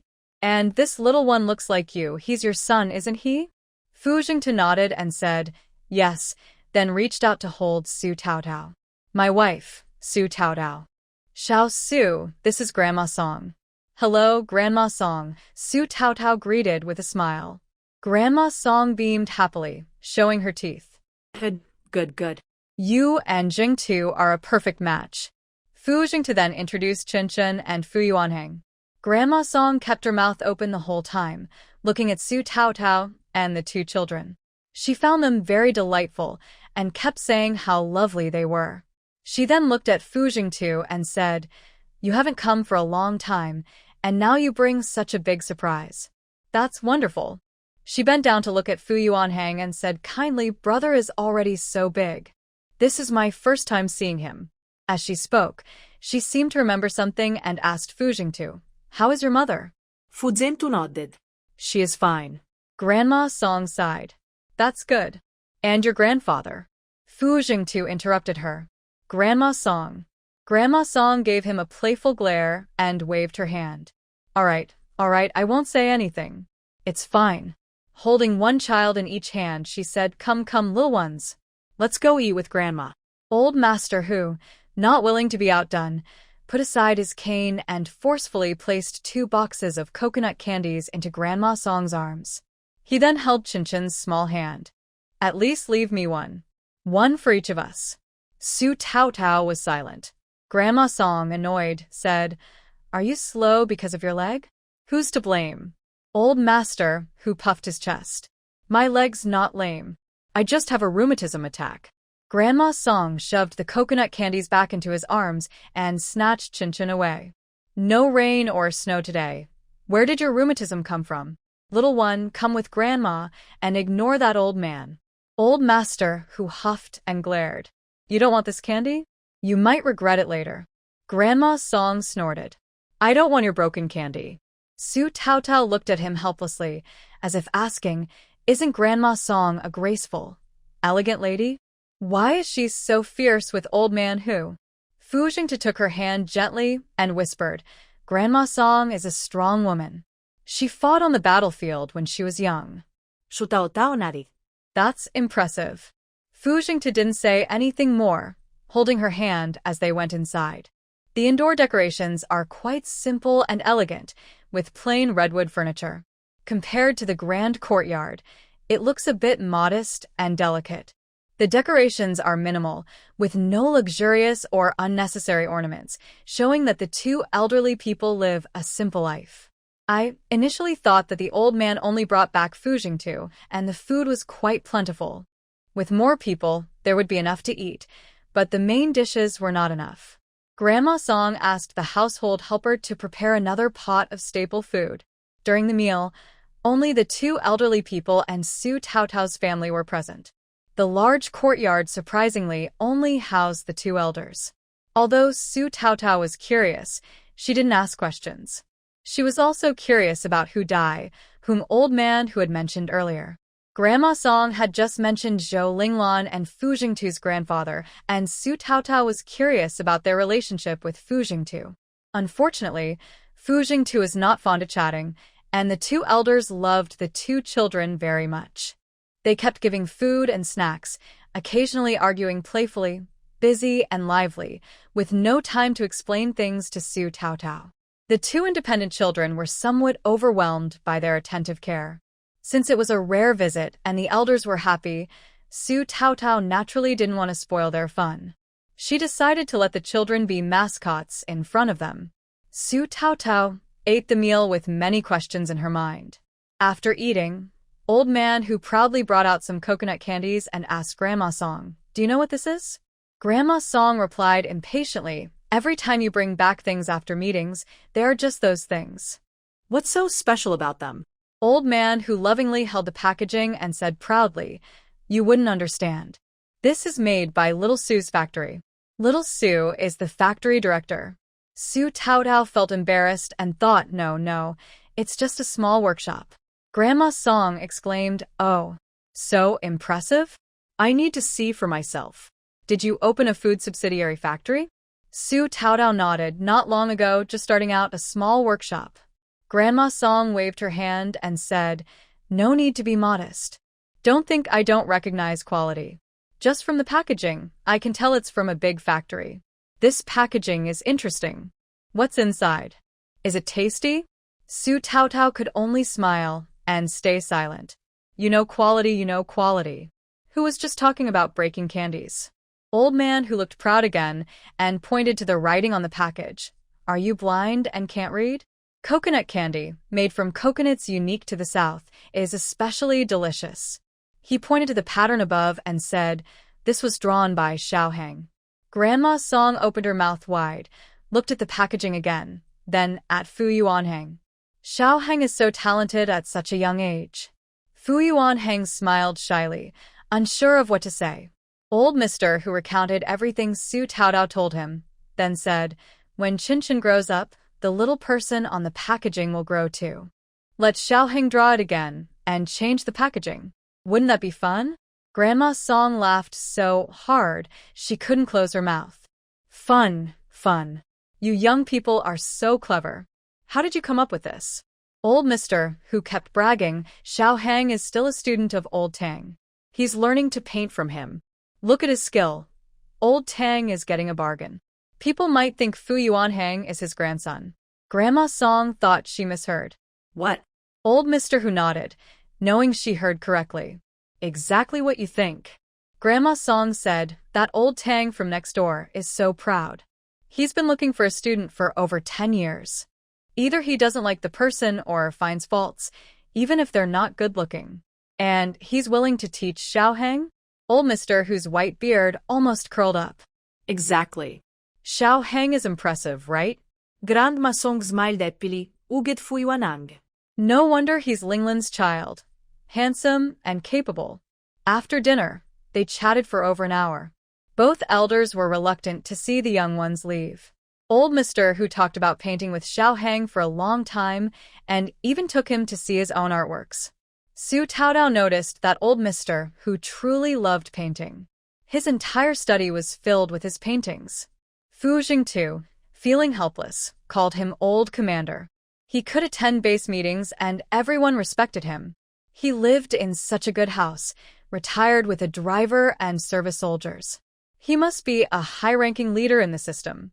So, his hobby of painting at such a level must have been cultivated since childhood and never abandoned. He loved it very much. Old Mister, whose hobbies weren't limited to painting. He knew Chunchen liked origami and was very talented.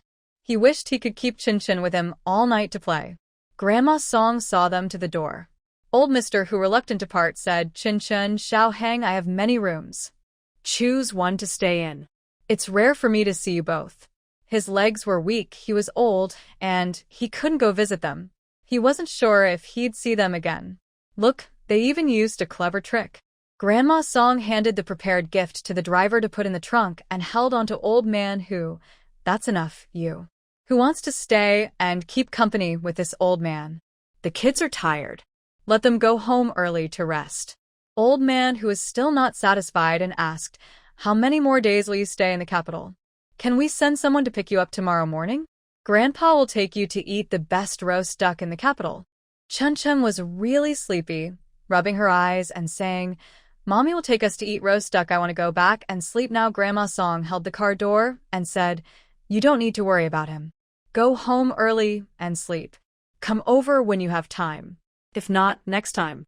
But you can't go so many years without visiting. I will be upset.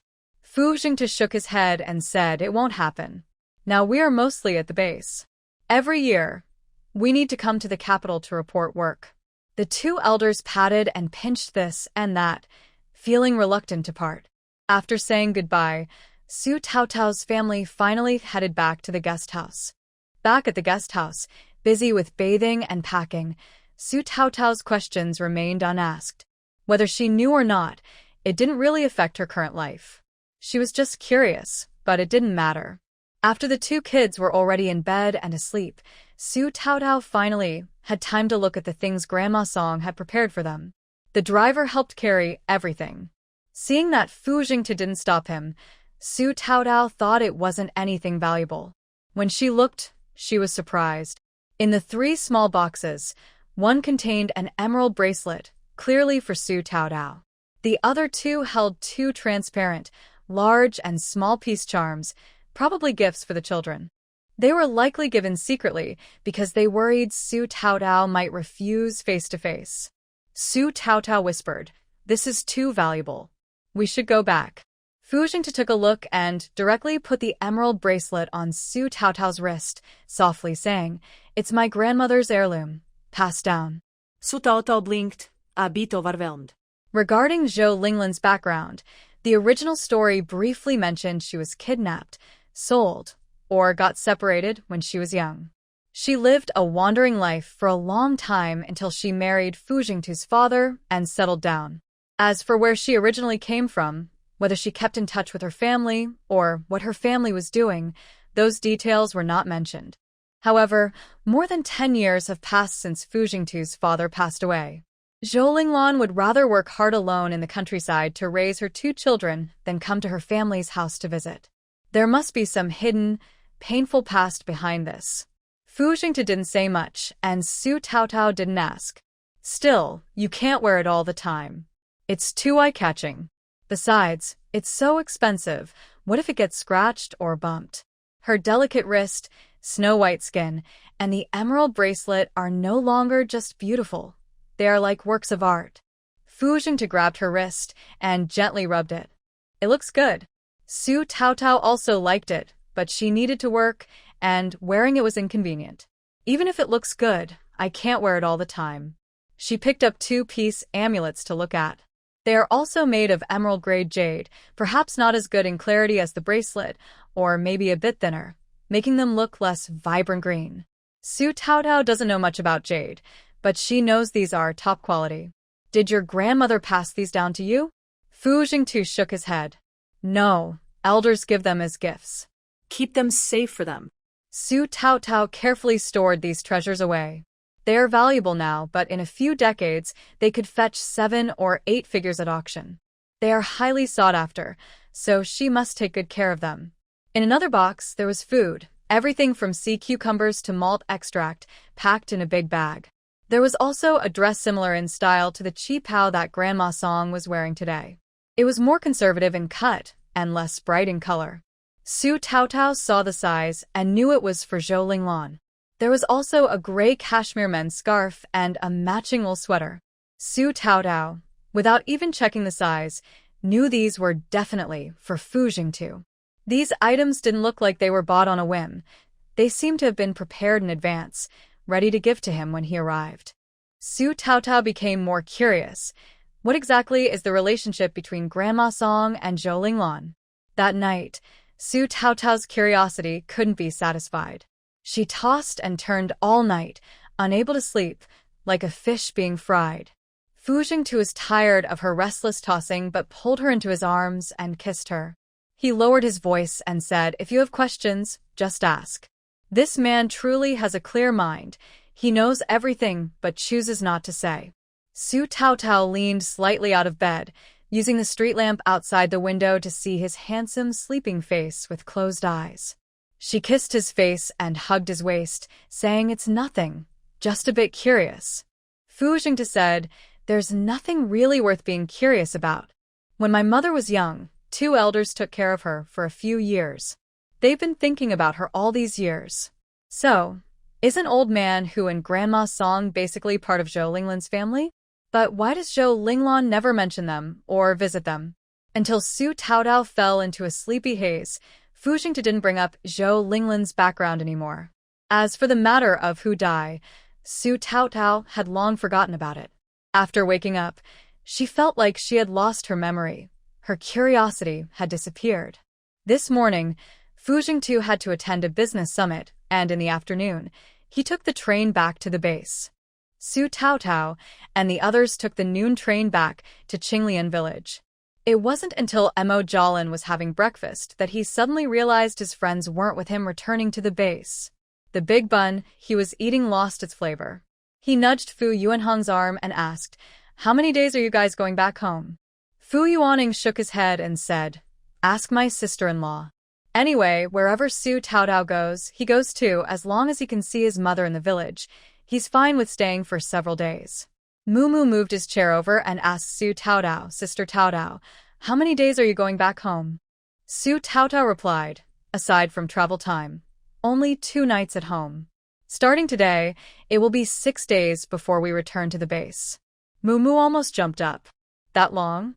Since meeting Fu Yuanhong, the 2 of them had been inseparable, almost like shadows, and they had never been apart for so long. Mumu moved his chair back to Fu Yuanhong and asked, "Is your hometown fun?" Fu Yuanhong thought for a moment and shook his head. "I don't know. I didn't have time to play when I was there. Apart from school, he was helping with chores. When Chunchen was born, he helped take care of her. Playing was a luxury for him."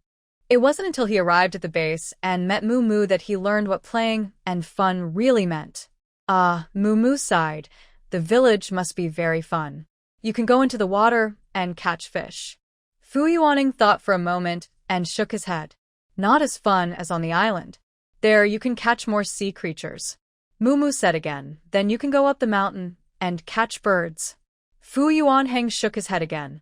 At most, I can catch small sparrows. I like the seagulls on the island better. Mumu started glaring. Are they the same? There are many trees in the mountains. I can climb trees and get bird nests. Fu Yuanheng still shook his head. My mother doesn't let me climb trees or get bird nests. Mumu got angry and said, Fu Yuanheng, you're just pretending not to have fun.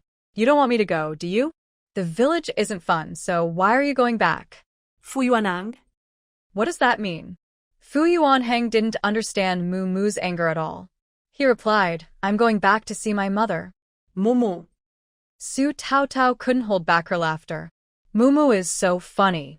Mumu, do you want to come with us to see the village? Mumu's eyes lit up immediately. He quickly moved his stool next to Su Taotao. Sister Tao, can I go? Can I really go? Mumu is really adorable. Su Taotao nodded. Of course you can. Mumu was so happy. Yay. Sister Tao, you're so nice. He hurriedly moved his stool to his father's side. Oldemo, did you hear that? Sister Tao said I can go with them to play in the village. Mo Gong, who was busy eating, looked up. I know.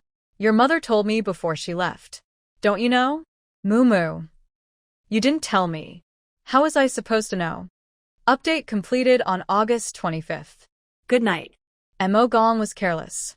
He handed the kids over to Su Taotao and didn't say a word of advice. Instead, he took 2 yuan from his emergency fund and gave it to Mumu, telling him to find a chance to buy some gifts for the elders. Even at the train station, Mumu still pouted. He wasn't happy even with the money, acting like everyone there owed him several big debts that hadn't been paid back in 8 years. But from his sparkling eyes, you could tell he was secretly happy inside. Su Taotao had plenty of train experience, so this time she didn't hold back her money. She asked Fu Jingtu to buy a full ticket for Fu Yuanheng. If it hadn't been so hard to get a sleeper ticket, she even wanted to buy a full ticket for Mumu so he could sleep more comfortably. Now they had 2 lower berths. She and Chunchen would share one bed, and Fu Yuanheng and Mumu would share the other, which was just enough. When Mumu saw that his train ticket was bought in advance, he was even more upset. Everyone knew, but he didn't. After boarding the train, Mumu sat down. He took Chunchen from Fu Yuanheng's back and placed her on his lap, resting his head on her shoulder. His pout was so big it looked like he could hang a teapot on it. Fu Yuanheng helped Su Taotao put away the things, then took the water bottle and handed it to Mumu. Mumu snorted and turned his face away. Fu Yuanheng unscrewed the lid and let Chunchen drink water. I told Mumu, I really don't know if you don't know. Mumu pouted and said, Are you talking in tongue twisters? Su Taotao smiled and said, Is Mumu really angry? I was just joking with you. Mumu waved her hand and said, No, I know it must be my mom's idea. Su Taotao said, We all know Mumu has a good temper and a kind heart, so we like to joke with you. Hearing this, Mumu immediately smiled and held her head up proudly, saying, That's right. Chunchen finished her water and handed the bottle to Mumu, saying, Mumu, Uncle Mumu is drinking water, soon you'll see. Grandma Mumu took the bottle and pinched Chunchen's face, asking, How soon is soon? Chunchen thought for a moment and said, Right after a nap. Mumu was silent. There were still half a day before bed, and after waking up from another nap, it would be another day. So it was very soon? Everyone in the train car couldn't help but laugh at their childish talk. These kids are so adorable. The kids sitting together on the train wouldn't be bored. They had so many things to play with, and time passed quickly. This time, there was another child in their car, so 4 kids played together. When night fell, they went to sleep, and they arrived the next evening. As soon as they got off, the hot wave unique to inland cities hit them. Su Taotao had only been away from Qinglian County for 2 months, but stepping back onto this land made her feel like she was in a different world. Qinglian County is near the center and not close to the sea. It's surrounded by mountains and water, lush and green. Recently, it was the rainy season, and the water level in the river had risen quite a bit. Where the two rivers meet, the clear dividing line between yellow and green water was no longer obvious after days of rain. But today, the weather was perfect. Crimson evening clouds hung between green mountains and waters, like a beautiful landscape carefully designed by a painter. As Mumu stepped out of the train station, she exclaimed, "Wow, your town is so beautiful." Fu Yuanheng had never felt that this small county town was so lovely. It was also the first time she felt a strong attachment to the word hometown. No matter how big or beautiful the outside world was, it could never compare to her hometown. Su Jiqing, here. It had been a long time since someone called Su Taotao Su Jiqing. She was in a daze for a long time, feeling more like she was in a different world. "Uncle Nyo, you're still here so late?" "I just said I might have to walk home. Looks like I got lucky." Uncle Nyo grinned and said, "It's not luck. On the way, I called the commune and they said you'd arrive today, so I came to pick you up. Besides the fare, the fuel cost is also reimbursed to the team." Uncle Aniu felt a bit embarrassed when he spoke. The tractor in the team was bought with help from Fu Jingtu. Later, when there were some problems, Fu Jingtu also helped fix it. Now, when his family receives payment for helping, Uncle Aniu feels ashamed to talk about it. Both Su Taotao and Fu Jingtu are not the kind to take advantage of public resources, so they didn't think anything was wrong. "That's right, Uncle Aniu has worked hard," said Su Taotao. Seeing that Uncle Aniu was not angry, he relaxed and waved his hand repeatedly. "It's not hard at all." Mumu saw a tractor for the first time and was very curious. He circled around it and said, "This is a tractor? It looks so much like a praying mantis." Indeed, Mumu's description was accurate. The tractor has a small head, a big body, and a long neck, making it look very much like a praying mantis. Fu Yuanheng first climbed onto the tractor and said to Mumu, "Hand me the package. Put it inside." Su Taotao looked very different in Uncle Aniu's eyes. He didn't dare recognize her earlier, and now he was still lost in the thought, Su Jiqing has become so pretty. The three children didn't recognize her either.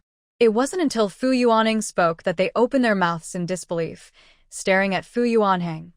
"Are you a Heng?" Fu Yuanheng nodded. "Hello, Uncle Aniu. Oh my goodness, I really didn't recognize you just now. You look so good now, I didn't recognize you at all. I thought you were a kid of some city official. Let me help." Uncle Aniu jumped onto the back of the truck to help with their luggage. After all the luggage was loaded and everyone got on the vehicle, Uncle Aniu looked carefully at Chunchen, and that was when the visual shock was the greatest. The originally dark and thin little boy had become chubby and white in just a short time. He sat obediently in Su Taotao's arms, looking so pretty, like a jade doll.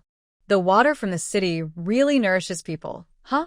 Even the little baby, who came with them, was especially cute. Mumu was very curious about everything and kept asking questions along the way. Previously, it was Su Taotao explaining things to Chunchen, but now Chunchen was giving Mumu explanations all along the journey. Listening to Chunchen's soft, milk-like voice, Uncle Aniu was still floating when he stepped on the clutch pedal, bouncing all the way back to the village. Su Taotao paid for the car and fuel and also gave Uncle Aniu some specialty pastries bought from the capital. Uncle Aniu smiled so broadly he couldn't close his mouth, repeatedly thanking her and helping carry her bags.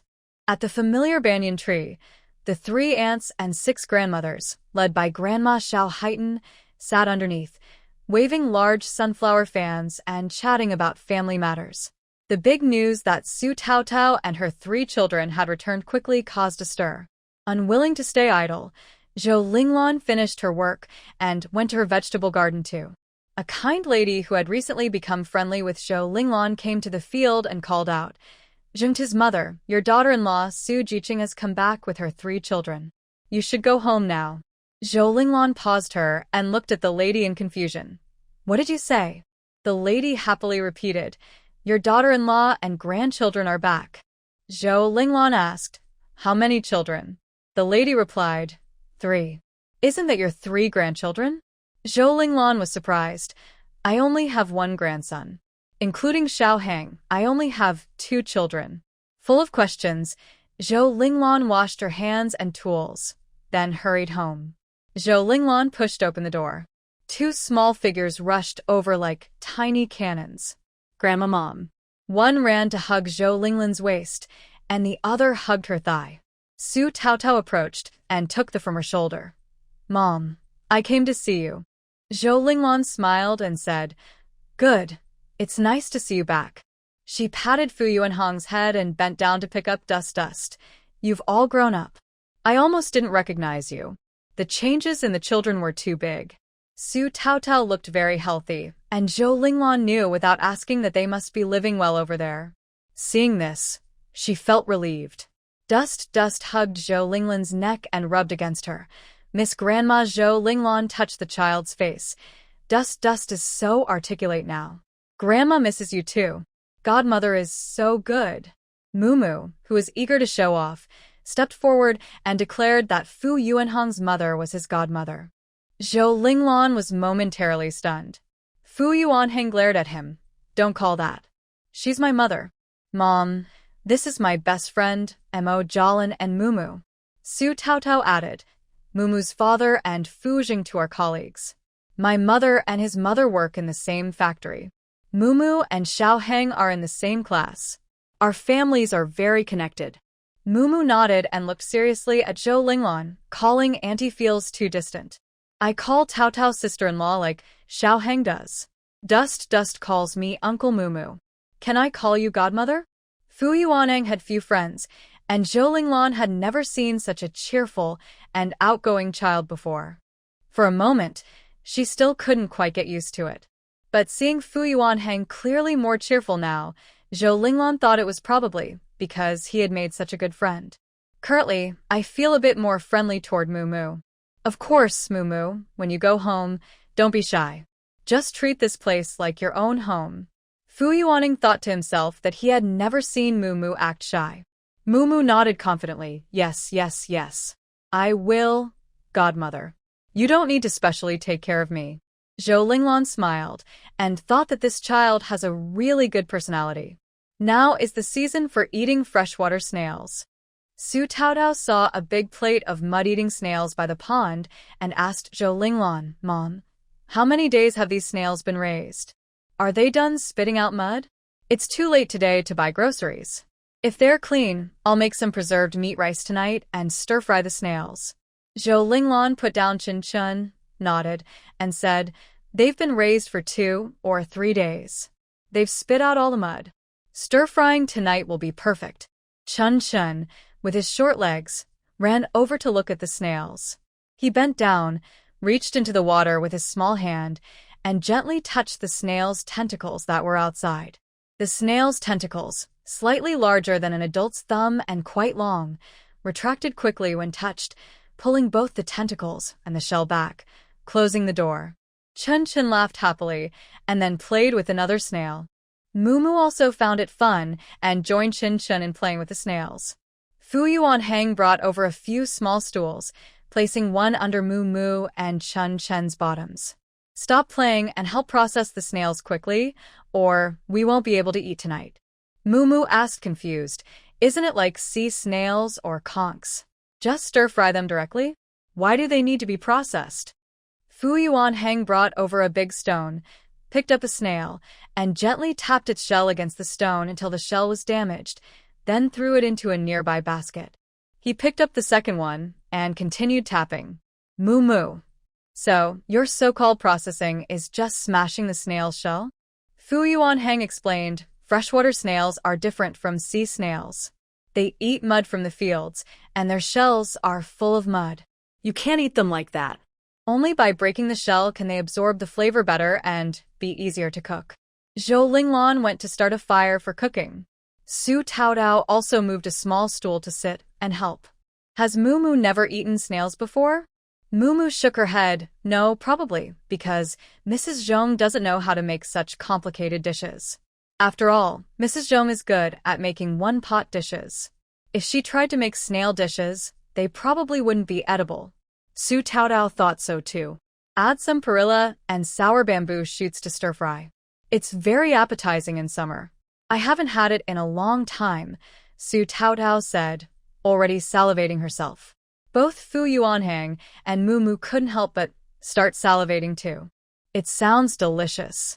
Mumu tried to imitate Fu Yuanhang by forcefully knocking on the shell, but the whole snail shell broke. It almost hurt his hand. Fu Yuanhang said, "Be gentle. The snail shell is very thin, not as thick as a conch." When Mumu knocked again, he used less force. Practice makes perfect. Now I know how to do it. Chunchen also wanted to help, but Su Taotao quickly moved him aside. The kitchen is only Grandma busy. Chunchen, go see if Grandma needs help. That little hand would definitely get cut and bleed. Chunchen looked at the kitchen, nodded, and said, "Okay, I'll go help Grandma." Then he ran into the kitchen to find Zhou Linglan. Zhou Linglan hadn't seen her grandson in a long time, so she happily held him on her lap and asked him many questions. The more Chunchen talked, the more Zhou Linglan felt amazed. She didn't expect Chunchen to be so capable now. He spoke quickly and had learned many things. She felt very happy. Tonight, Su Taotao was still in charge of cooking. Earlier, Fu Jingtu had sent some oil tickets from Zhou Zheng and Zhou Weining, and Zhou Linglan received some back. Now the family didn't lack oil, and Su Taotao was willing to use it. She heated the pot, poured in oil, added slices, garlic slices, and star anise, and waited until it smelled fragrant. Then she added the snails to stir-fry. Once the snails released their aroma, she added pickled bamboo shoots and stir-fried them together. Snails and bamboo shoots are a perfect match. When they meet, the adults and children in the house, as well as neighbors, couldn't stop salivating and swallowing. Mumu couldn't resist such a smell. Brothers and sisters, this smells so good. It's so delicious. Ahang and Chunchen must be so happy. Chunchen, not usually a greedy kid, was now standing on a small stool watching the snails in the pot. "My mom makes the best food," Mumu nodded. Everyone in the village knows that. Indeed, everyone in the village knew. The neighbors around Zhou Linglan were already complaining. When Su Taotao didn't come back, the meals at home were okay, but once she returned, the food didn't taste good anymore, and the kids kept asking for meat. After a few minutes of stir-frying, Su Taotao started seasoning with salt, sugar, and soy sauce. Then she poured in boiling water just enough to cover the snails and bamboo shoots, stirred well, covered the pot, and simmered on high heat. All done in a few minutes, it will be ready. Time to set the table. The preserved meat and taro rice was also ready. Zhou Linglan made a small pot of egg drop and loofah soup. Such a meal was considered the best hospitality in the countryside. What really makes the neighboring kids jealous is the snail stew cooked for a few minutes. When Su Taotao lifts the lid and adds purple perilla leaves to reduce the sauce, the combination of snails with sour bamboo shoots and purple perilla creates a top-quality dish. The flavors collide and multiply, exciting the taste buds and leaving a deep impression. Now is the best season for fat and juicy snails. In other seasons, snails are thin and less tasty. This season's snails are the most delicious. When eating, everyone in the family, including Su Taotao herself, is so captivated by the aroma that they forget everything else. Update completed on August 26th. Good night. Farmhouse dishes are still popular in the 21st century because they are cooked in big pots over firewood and ingredients are picked fresh from the field. Sometimes, the food reaches the table in less than an hour, making it very fresh and full of natural flavor that other cuisines can't replace. The three children have full bellies and are walking in the yard to digest. Especially Mumu, who is experiencing such delicious food for the first time, is so eager that when fighting for the crispy rice, he almost wants to swallow the pot itself.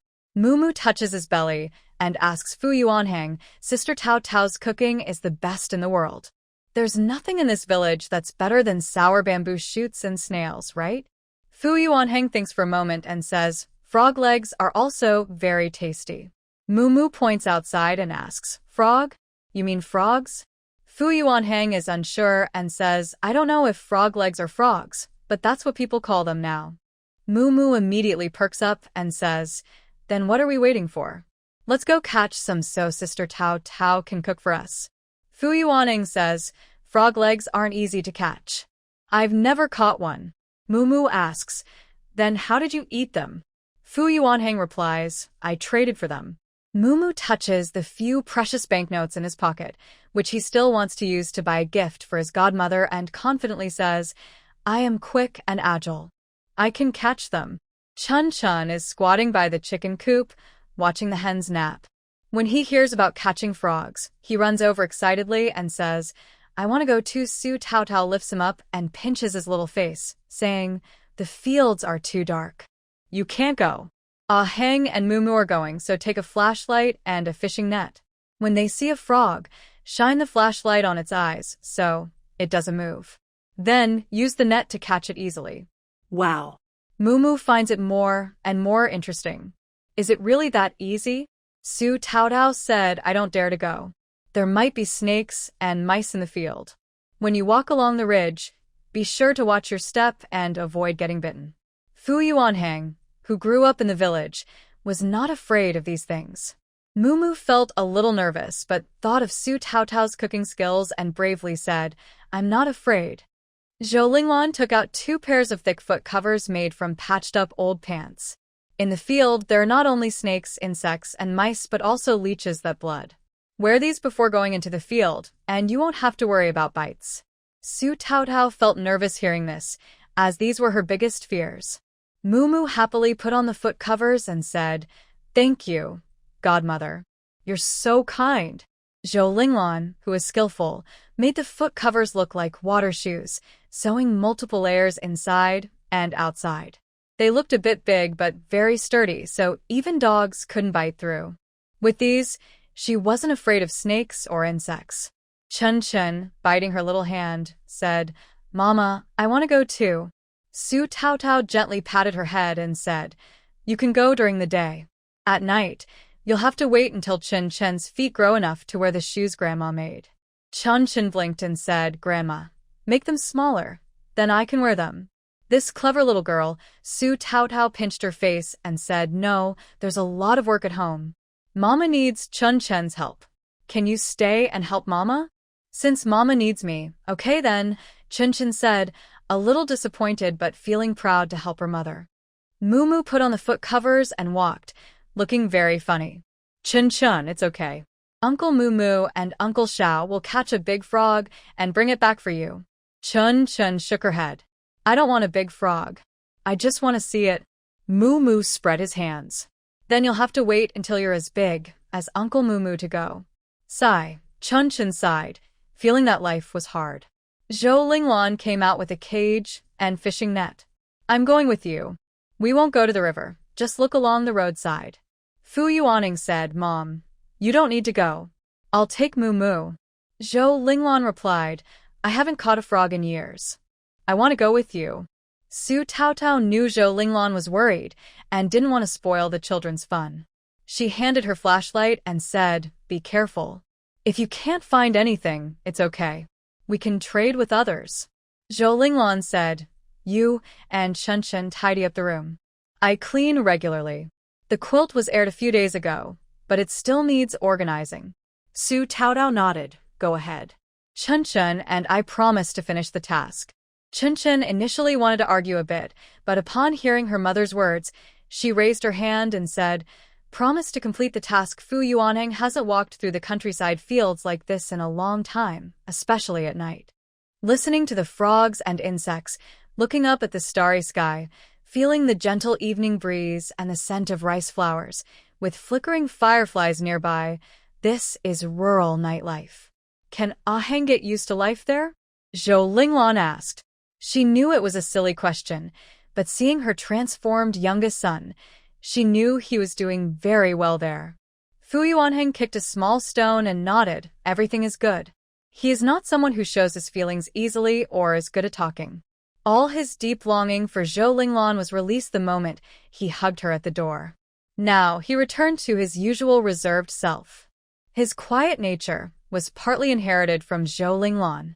Zhou Linglan was also not very good at communicating, so she fell silent again. Mumu originally didn't plan to speak, but everyone started talking one after another and suddenly no one said anything, which made Mumu anxious. He had to speak up for them, saying, Godmother, Ahang and I are very happy living on the island. Besides going to school and studying, we play ball after class, and sometimes we go to the sea to pick conch shells. Ahang is much happier than me. My mother's cooking isn't very good, but Sister Tao's cooking is really delicious. Look, has Ahang gained a lot of weight? Zhou Linglan listened carefully and smiled. Tao's cooking is very good. Ahang has gained some weight and also grown taller. Mu continued. Ahang is good at drawing. He even goes to the city on weekends to learn painting from Tang Lao. Oh, and Sister Tao is now the factory director. You know that, right? Zhou Linglan was a bit surprised and looked at Fu Yuanheng, shaking her head. I don't know. Fu Yuanheng said, I wrote you a letter, but it might not have arrived yet. These days, letters and mail are very slow. He had written a letter to Zhou Linglan a few days before leaving, and it still hadn't arrived. Back then, he didn't know if he could go to the capital or come back. Mu added, Sister Tao is very impressive. My mother often praises her. By the way, Ahang and I also help at the factory chopping coconuts to earn money through work-study programs. Sister Tao said that after finishing homework on weekends, we can all go to work and study. Mu feels happy and confident. In the future, she can earn her own money and won't care about Ms. Zhong's small allowance anymore. Zhou Linglan feels very pleased and says, that's really great. Tao has always been very capable. She didn't expect Su Tao to become a factory director so quickly. She doesn't know exactly how she achieved it, but she knows it must have been hard work. She works hard, right? And she also has to take care of Chunchen. Fu Yuanheng says sister-in-law works very hard, but Chunchen now goes to the nursery during the day and is picked up in the evening. Zhou Linglan looks surprised and asks, Chunchen is so young and already going to school? Fu Yuanheng nods. Yes, Chunchen is very smart. Mu suddenly remembers something and asks, Godmother, when will you go to the island too? At home. Mu often hears Ms. Zhong say, the land in front of Su Tao's house is waiting for her mother-in-law to come and ask for it back. Isn't her godmother the mother-in-law of Tao, Zi's sister-in-law? Hearing Mu's question, Fu Yuanheng also turns to look at Zhou Linglan. When will you go to the base with them? Zhou Linglan hasn't thought about this question herself. Everything is fine with you now. Let's talk about it at the end of the year. Fu Yuanheng is still young and doesn't understand what Zhou Linglan is thinking. Normally, she should go earlier to reunite with their family, but she hasn't. She still wants to stay here. Mu kicks a small stone and knows he shouldn't interrupt at this moment. Mother, sister-in-law, is now the factory director. Having one more person to help share household chores will make her feel less stressed. Zhou Linglan pats Fu Yuanheng's head and says, Mother knows. When you all come back for the new year, I will go with you. Although they still have half a year to wait, Fu Yuanheng feels excited. He used to think it was far away, but now they have a definite plan. It gives him hope. Thinking this way, he walks more happily. At this time of year, small frogs are not as big as modern bullfrogs, but even tiny mosquitoes are meat. There was no concept of protecting animals back then. When hungry, people would catch mice, frogs, snails, snakes, eels, loaches, and mountain sparrows and partridges just to eat some meat. In the hot summer evenings, many villagers would come out after dinner to cool off and also go to the fields to catch meat. Zhou Linglan still worries that if the two children go out and encounter snakes, it could be dangerous. But seeing so many people, not only snakes but even snails have been touched and collected. Mu looked at the tiny stars in the middle of the rice field and said excitedly, So many people here? Fu Yuanheng replied, This is my first time coming here too. Zhou Linglan said, There are too many people here. If we go farther away, there will be fewer. The two children followed Zhou Linglan to a place that looked like a small stream. Under the moonlight, the water flowed gently. Sure enough, there were not many people here. Is this where we catch them? Mu asked excitedly. Fu Yuanheng raised a finger to his lips and whispered, Shh, don't be so loud. The frogs have been scared away. Mu covered his mouth and blinked, nodding. They only had one flashlight, so they could only follow behind Zhou Linglan. The evening breeze carried the smell of rice flowers. Luckily, Zhou Linglan was here. The wind blowing through the stream felt a little scary. They had only just gone a little way when Zhou Linglan shined her flashlight at a spot and turned around to say, "There is one here." Moo held a net and eagerly stepped forward. Where? The light shone on a still, dark green frog. Honestly, the frog's eyes looked quite scary. Moo bravely reached out and caught it. The frog instinctively jumped, landing right into the net. Moo dumped tupe happily. Got it. Fu Yuanheng quickly pinched the top of the net to prevent the frog from jumping out, then placed a covered bamboo cage in front of him, holding the frog's neck skin with his other hand. The frog kicked and struggled. Fu Yuanheng loosened his grip and put the frog into the cage through the net, then covered it. Moo looked excited. This is so fun. Are frogs really that easy to catch? Zhou Linglan smiled and said, "That's because we got lucky. Usually they're hard to find."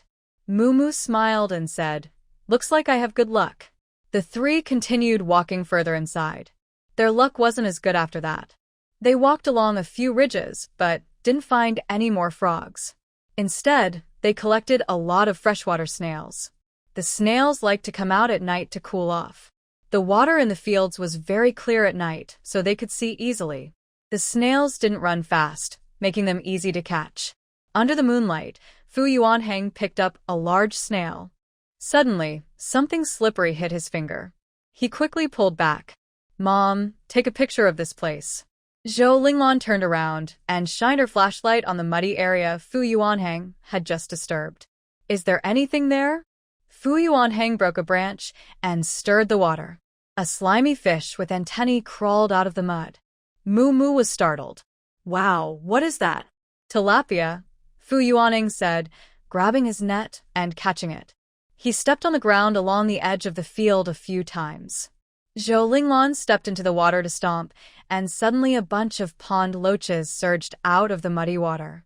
Fu Yuanheng reached in with his net and caught a handful of fish. Moo stared in shock, unable to speak. He quickly saw some fish escaping. "There's one over there and another one here." Zhou Linglan said, "That's enough. Let's leave some for others." Pond loaches usually gather in groups when caught, and this group was quite large, with each fish weighing about half a kilogram. Fu Yuanheng's net held at least 5 or 6 fish. Moo watched them swim away and decided not to be greedy. "All right." Fu Yuanheng put them into a cage. "Won't the fish die without water?" Moo asked. Zhou Linglan smiled and said, "Other fish might, but pond loaches live in mud and can survive outside water for a day or two. If you're worried, you can put some mud in the cage." Moo nodded. "Got it." "That's so amazing." Later, they caught 7 or 8 field frogs one after another. That night was truly a fruitful harvest. As they prepared to head back home along the same path, they saw someone squatting by the water rice field, rummaging through the plants. When they got closer, they realized it was a girl. Fu Yuanheng recognized her immediately. "Xiaomeizi?" Xiaomeizi looked up with tears in her eyes, unable to recognize Fu Yuanheng at first. Zhou Linglan stepped forward. "Xiaomeizi, what are you doing?" Xiaomeizi's hands were muddy. She wiped her tears with the back of her hand and accidentally smeared her face, looking even more pitiful. "Auntie, I found a nest of pond loaches here, but I went home to get a basket, and they were gone by the time I returned. I told Grandma we'd have fish to eat tomorrow." Moo opened his mouth, wanting to say something, but seeing the sad little girl, he couldn't find the words. Fu Yuanheng looked at Xiaomeizi and said, "We just passed by and took them. I don't know if you found them first." It was quite a coincidence. If Fu Yuanheng hadn't picked up that large snail, he wouldn't have noticed the pond loaches either. Xiaomeizi's face was small, making her eyes look very big, glowing with life against her wheat-colored skin. "Fu Yuanheng, is that you? You look so much paler now, I didn't recognize you." Fu Yuanheng nodded. "Yes, it's me." Little Meizi's big eyes suddenly dimmed, and she forced a smile. "It's okay that you took that thing away. It wasn't really mine. I just found it." Fu Yuanheng thought for a moment and said, "In my cage, there are also tadpoles. It's hard to take them out now. When I go back, I'll get the tadpoles and give you the fish." Little Meizi's eyes brightened at first, but quickly darkened again. She waved her hand and said, "No, no. Things in the pond belong to everyone. I didn't take them personally. Whoever finds them first gets to keep them." Fu Yuanheng took out 2 meat tickets and a little over $1 from his pocket and handed them to little Maisie. "This fish is too fishy and not good for your grandma. My sister-in-law likes to eat pond fish. I'll trade you for these tickets. Take them to the commune and buy something your grandma can eat." Su Taodao usually kept some money and tickets for Fu Yuanheng so he could learn to make his own decisions. She never asked about how he used them. Over time, Fu Yuanheng changed a lot from the shy boy he used to be. Even Zhou Linglan was surprised by her son's change. Su Taotao was better at teaching children than she was. Fu Yuanheng, who often helped with cooking while following Su Taotao, knew that pond fish, which live in muddy water and have no scales, are very fishy. They need good cooking skills or lots of oil to taste good. Little Maisie's family didn't have those conditions. Little Maisie kept shaking her head. "I don't want it." How can that be? "The fish are caught by you. Even if I bring a basket without a net, I might not catch anything. I don't want it." Grandma had taught her since she was young that even if you're poor, you shouldn't be greedy. Zhou Linglan took the money and food tickets and directly put them into little Maisie's pocket. "This is for Grandma, not for you. It's late, and it's not safe for you to be here alone. Come back with us. In the future, don't come here alone at night." Little Maisie wiped her tears again. She didn't want to come here, but the road was too crowded, and she didn't have a flashlight. She couldn't compete with them. She nodded. "Okay, thank you." The poor girl, Zhou Linglan, smiled and shook her head, saying nothing more. Little Maisie lowered her head and followed them onto the main road. "I want to wash in the river." "You all go ahead." Zhou Linglan knew it wasn't easy for her to fetch water and was worried about her going alone so late. She said, "We'll wash too. Let's go together." They arrived at the river, washed their faces and hands, and then headed back to the main road to part ways. Fu Yuanheng suddenly asked her, "Are you still studying now?" Maisie nodded shyly and smiled. "My mother said that even if I eat rice and vegetables, she will support me through high school. After you left, I always managed to be the top student." Fu Yuanheng nodded. "That's good. Keep studying, and someday you can go see the outside world." Maisie tilted her head and asked, "Is the outside world beautiful?" Fu Yuanheng nodded. "Yes, very beautiful. There are many things outside that are not found in the mountains, like vast rice fields, the scent of rice flowers, mountain streams, frogs, and fish in ponds." Maisie's bright eyes filled with hope. "I wish I could see it too." Fu Yuanheng took out a small notebook from his pocket, filled with drawings of the outside world, and handed it to Maisie. "I drew these quickly. When you have time, you can look at them." Maisie carefully took the notebook. "Is this for me?" Fu Yuanheng nodded. "Yes." "Take good care of it.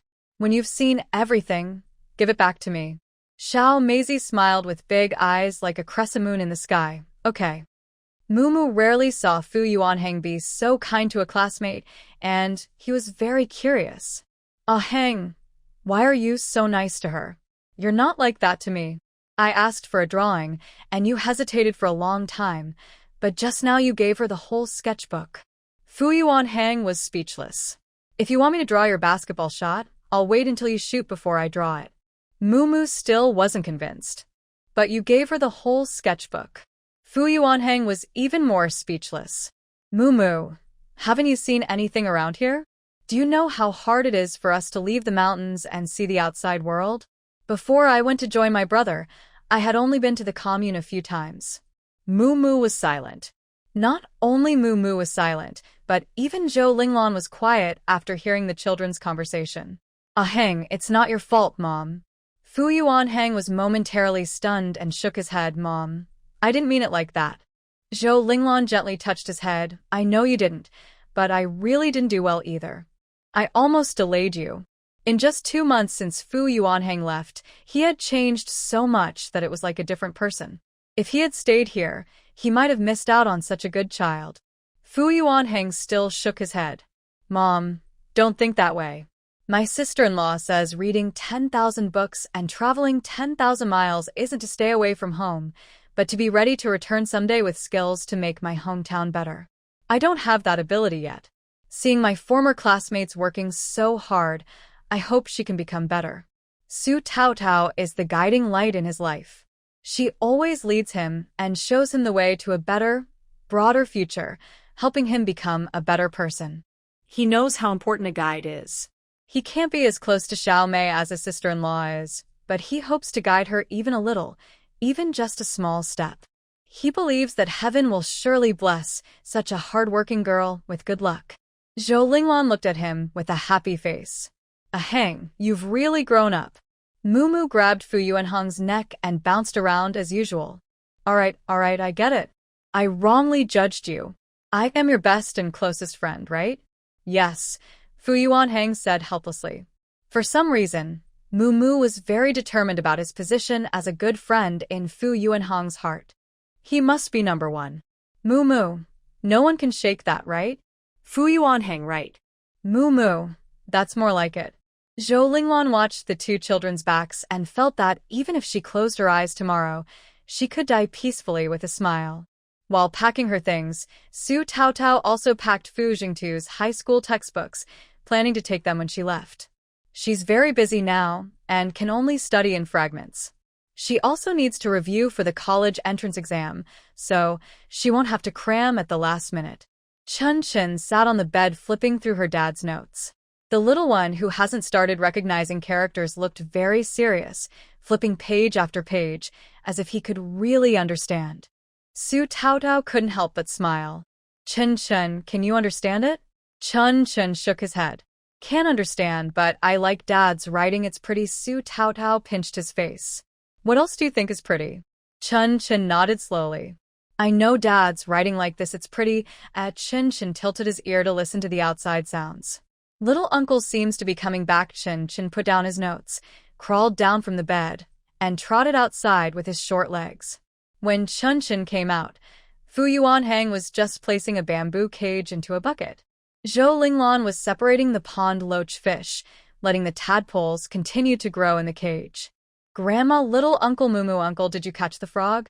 Mumu put the freshwater snail into clean water to keep it alive, excitedly saying, Yes, we caught a lot. We also caught some fish and snails. Wow. Dustin clapped his small hands happily. That's amazing. Let me see. Fu Yuanheng said, That's a fish, and the frog is still in the cage. You can't see it now. Dustin squatted down to look at the fish.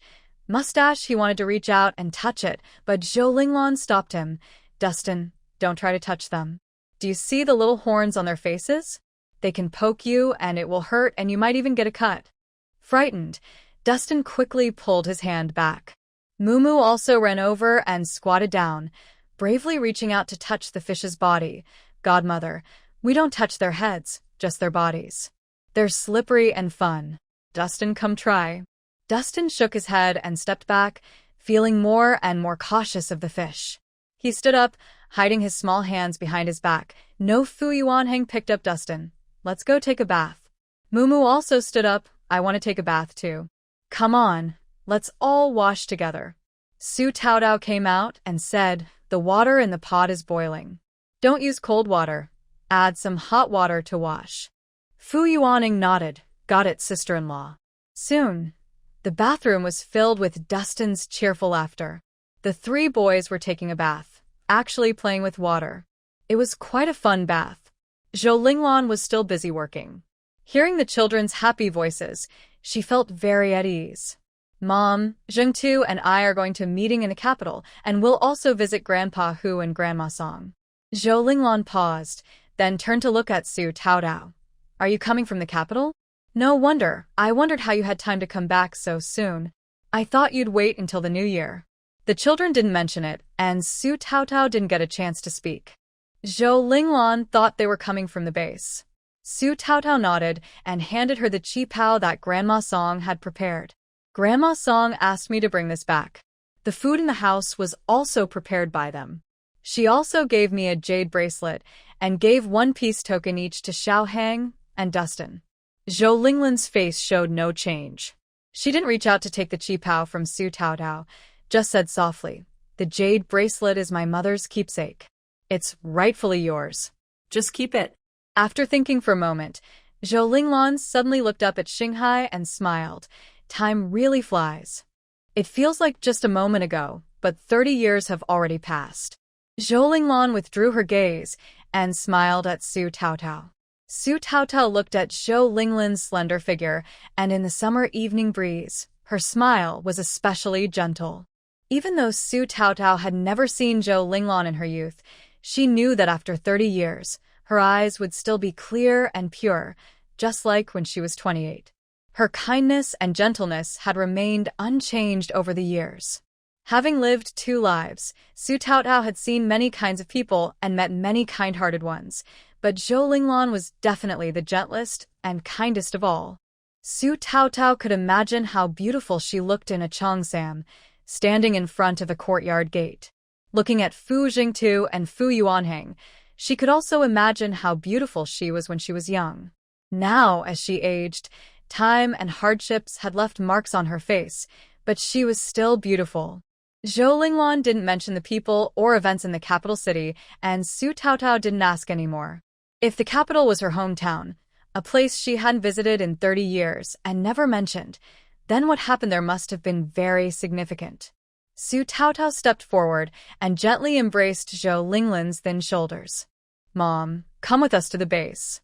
It's very beautiful there, and everyone is very kind. Every day, you wake up to blue skies, white clouds, and the endless blue sea. She pointed to the starry sky. At night, you can see a sky full of stars like this. Just look at how happy Xiaohang and Chunchen are now. You can tell the life there is good. The most important thing is that our family is together. Zhou Linglan gently patted Su Taotao's hand. I know, but you came back so suddenly. I'm not ready yet. Su Taotao looked into her clear eyes and suddenly wanted to ask, is it because Teacher Chow? But she couldn't bring herself to ask. She didn't want those kind, pure eyes to be troubled. Zhou Linglan had been widowed for over 10 years, caring for Fu Jingtu and Fu Yuanheng's father. During the hardest times, she never thought of remarrying or relying on anyone else. Su Taotao always felt that there was no romantic love between Zhou Linglan and Teacher Chow. Teacher Chow only quietly protected her, never crossing any boundaries. They hadn't even spoken alone. Su Taotao believed their relationship was some kind of emotion beyond worldly definitions, unrelated to love. Zhou Linglan seemed delicate, but she was actually more determined than anyone else. Whether it was her 30 years of not returning to the capital or her silent widowhood for over a decade, she had her own rules. She patted Su Taotao's hand again. Maybe at the end of the year.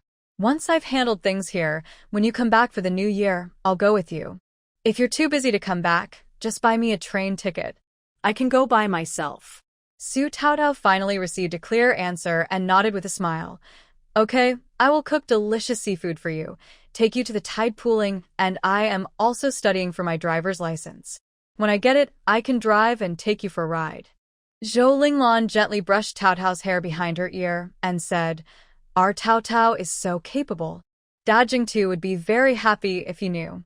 Taotao remembered the kind lies she told Dust about her grandfather and couldn't help but share it with Zhou Linglan. Zhou Linglan smiled and said, You're not really lying. Dust's grandpa is in the Navy. He truly stayed in the sea to guard the lighthouse forever. Taotao only knew that her grandpa was a soldier who sacrificed for the country and earned the highest honor, but she didn't know he was in the Navy. Dust now dreams of building ships every day and someday sailing his own boat to find Grandpa. Zhou Linglan said, Dust is so smart. He can definitely learn to build ships and boats. Taotao looked at Zhou Linglan in surprise and asked, You also know about ships and boats? Zhou Linglan replied, Yes, I heard Dust's grandpa mention it before. He was very proud when he did. She looked up at the starry sea again, as if her husband was hiding among the stars, smiling at her. Taotao also looked up at the starry sea with her and said happily, When Dust grows up a bit more, you should tell him more about Grandpa. I hope he can also protect our country and stand tall. Of course, Taotao wouldn't force him. Everything depended on Dust's own wishes. If he was willing, this clever child could definitely contribute to the country's navigation or space exploration. Zhou Linglan said, "Yes, our child has hero's blood in his veins." Update completed on August 28th. Good night. The three children squeezed into Fu Yuanhong's room to sleep together. They were exhausted from traveling by car during the day and catching frogs at night. They slept soundly until dawn, waking up to the crisp sound of birds singing. Fu Yuanhang had already gone to the kitchen to prepare breakfast for Zhou Linglan. Moo was sitting by the window, looking at the misty mountains in the distance. At the foot of the mountain, the rice fields were heavy with ripe grains. Little birds chirped happily, and even the nervous child couldn't help but marvel. It looks like living inside a painting. Dust imitated him, resting his chin on his chubby hand and blinking big eyes at the view outside. A fellow villager was passing by with an old water buffalo. As the buffalo moved, the bell around its neck jingled, blending with the chirping insects and singing birds to create a wonderful symphony. Chunchen said, "I'll help you draw it." Moo turned around and asked, "You can draw too?" Just a little bit. Chunchen climbed down from the bed to find a brush and paper. After finding them, he ran back quickly and started drawing outside the window. Moo didn't have high hopes at first.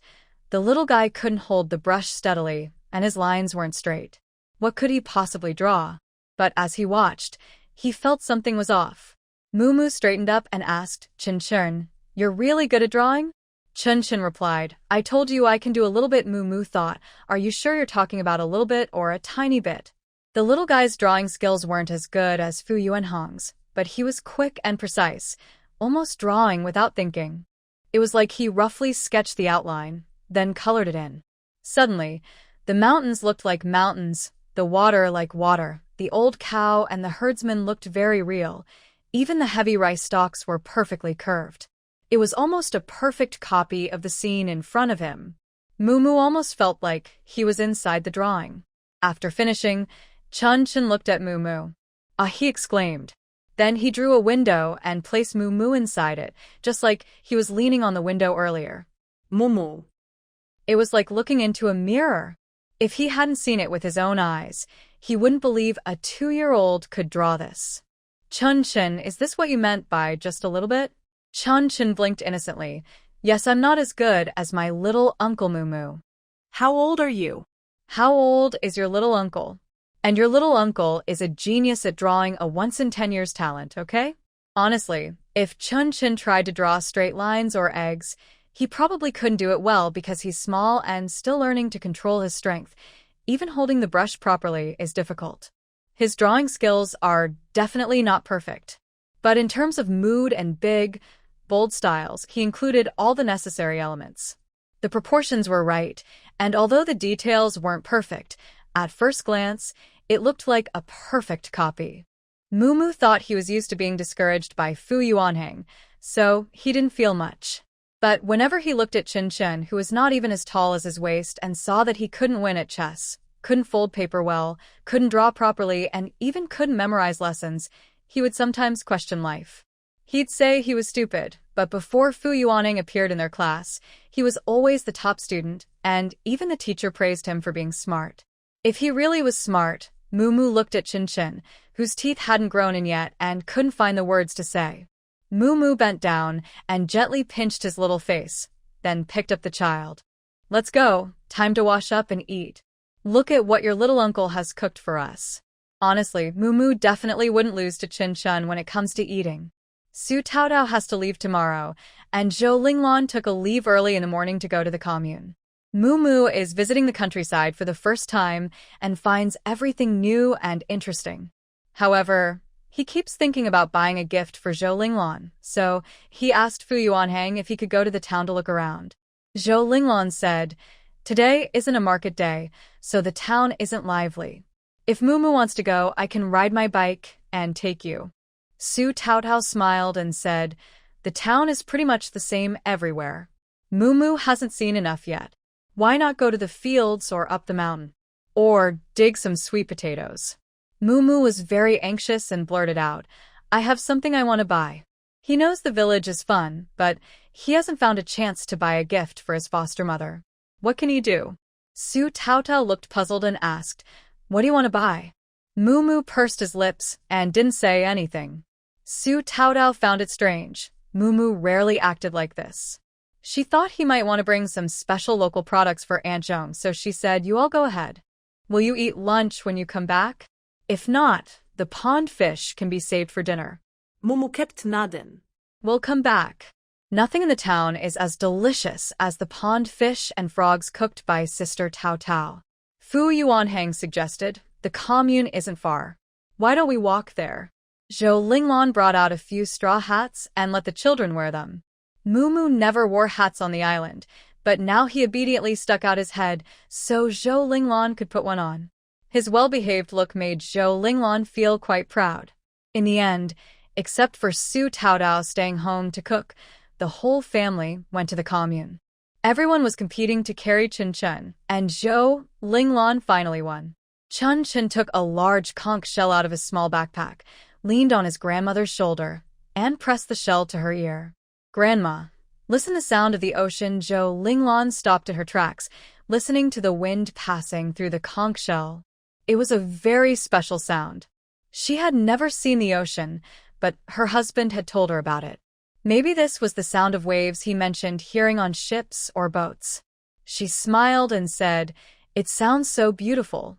Chunchen happily hugged Zhou Linglan's neck and handed her the conch shell. "A gift for Grandma, you can listen to it every day." Zhou Linglan reached out and took it, feeling the uneven textures on it, like a beautiful piece of art. "It's so pretty." "Since it's so beautiful, Chunchen, you keep it and play with it." Dust shook her head. "There are still many in the sea." Dust will go back and pick another to keep Grandma company." Zhou Linglan held the conch shell to her ear and listened. "It sounds so nice." "Thank you, Dust." Dust squinted her eyes and twisted her body. "You're welcome. I'll pick another and give it to Grandpa later." Zhou Linglan was momentarily surprised, then smiled again. "Okay." Grandpa used to be a sailor at sea, guarding the country on a very big ship. Later, for some reasons, he stayed forever in the sea. Dust nodded. Dust knows Grandma from the island. "You can see Grandpa's lighthouse. When will you come?" Zhou Linglan gently touched the child's soft hand and kissed it. "Soon. Probably around the new year." Grandma also knows Dust is going to school. "Is it hard to go to school?" "Yes." Dust shook her head again. "It's not hard, Grandma. I want to tell you." The grandparent and child chatted casually, talking until they reached the commune. Zhou Linglan then transferred Dust onto Fu Yuanheng's back, so he carried her. The commune was small, and Moo immediately saw the supply and marketing cooperative. He held Zhou Linglan's hand and headed straight there. Moo looked around, seeming a bit dissatisfied. Zhou Linglan asked him, "Moo, what exactly do you want to buy?" Moo suddenly had an idea. "Godmother, I want to buy something for my mom. What do you think is the best?" Zhou Linglan was caught off guard. "Isn't the stuff in the city better than here? Maybe you should buy it in the city. We rely on the mountains for food, and most of the local specialties are mountain products. But we already have those at home, so you can just bring some back later. No need to buy." Moo shook his head and then saw her worn-out shoes, which immediately gave him an idea. He ran inside and brought out a pair of rubber-soled sandals. "Godmother, I want to buy this for my mom. Her feet are the same size as yours." "How big are your feet?" Zhou Linglan blurted out. "Size 37. She didn't even think about the logic. How could a child know at a glance that their feet are the same size? Moo spent most of his money to buy a pair of size 37 sandals and then announced they were going back to the village. Fu Yuanheng looked at him speechlessly. "We can buy some on the way back." "Why do you have to buy it today?" Moo waved his hand. "You don't understand." He hugged Fu Yuanheng and Dust tightly. "Is there anything fun in town? If not, let's just go back." Zhou Linglan said, "Let's go buy some meat. There is enough food at home already. For lunch, we had catfish. For dinner, we had frogs. They will leave early tomorrow, but since the children rarely come back, it's okay to have a more special meal once in a while." Fu Yuanheng said, "Buy some pork offal. Your sister-in-law likes to eat it." Zhou Linglan nodded, "Okay. Nowadays, you have to queue early to buy good meat." Since they arrived late, the meat factory already had few people in line, only a few scattered around, and from a distance, only some scraps and pig's feet remained. Let's buy pig's feet, Fu Yuanhang suggested. Zhou Linglan reached into her pocket for money or a ticket. All right. Fu Yuanhang pushed her hand back. Use mine. He went to the meat stall and saw a familiar person there. It looked like she had been hesitating for a while, but didn't know what to buy. Xiao Meizi? When Xiao Meizi saw Fu Yuanhang, her eyes lit up with a smile. Oh, it's you, Fu Yuanhang. Her face was slightly red from the sun, and she looked a bit shy, which made her even redder.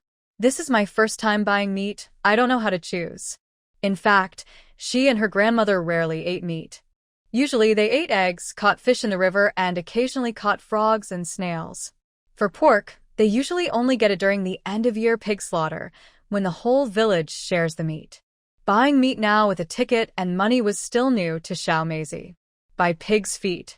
Blanch them first, then stew with slices, soy sauce, and salt. When it's soft enough, your grandmother will find it easy to eat, Fu Yuanhang, who often helped around Su Taotao's place, explained with some expertise. Xiao Meizi nodded. Okay.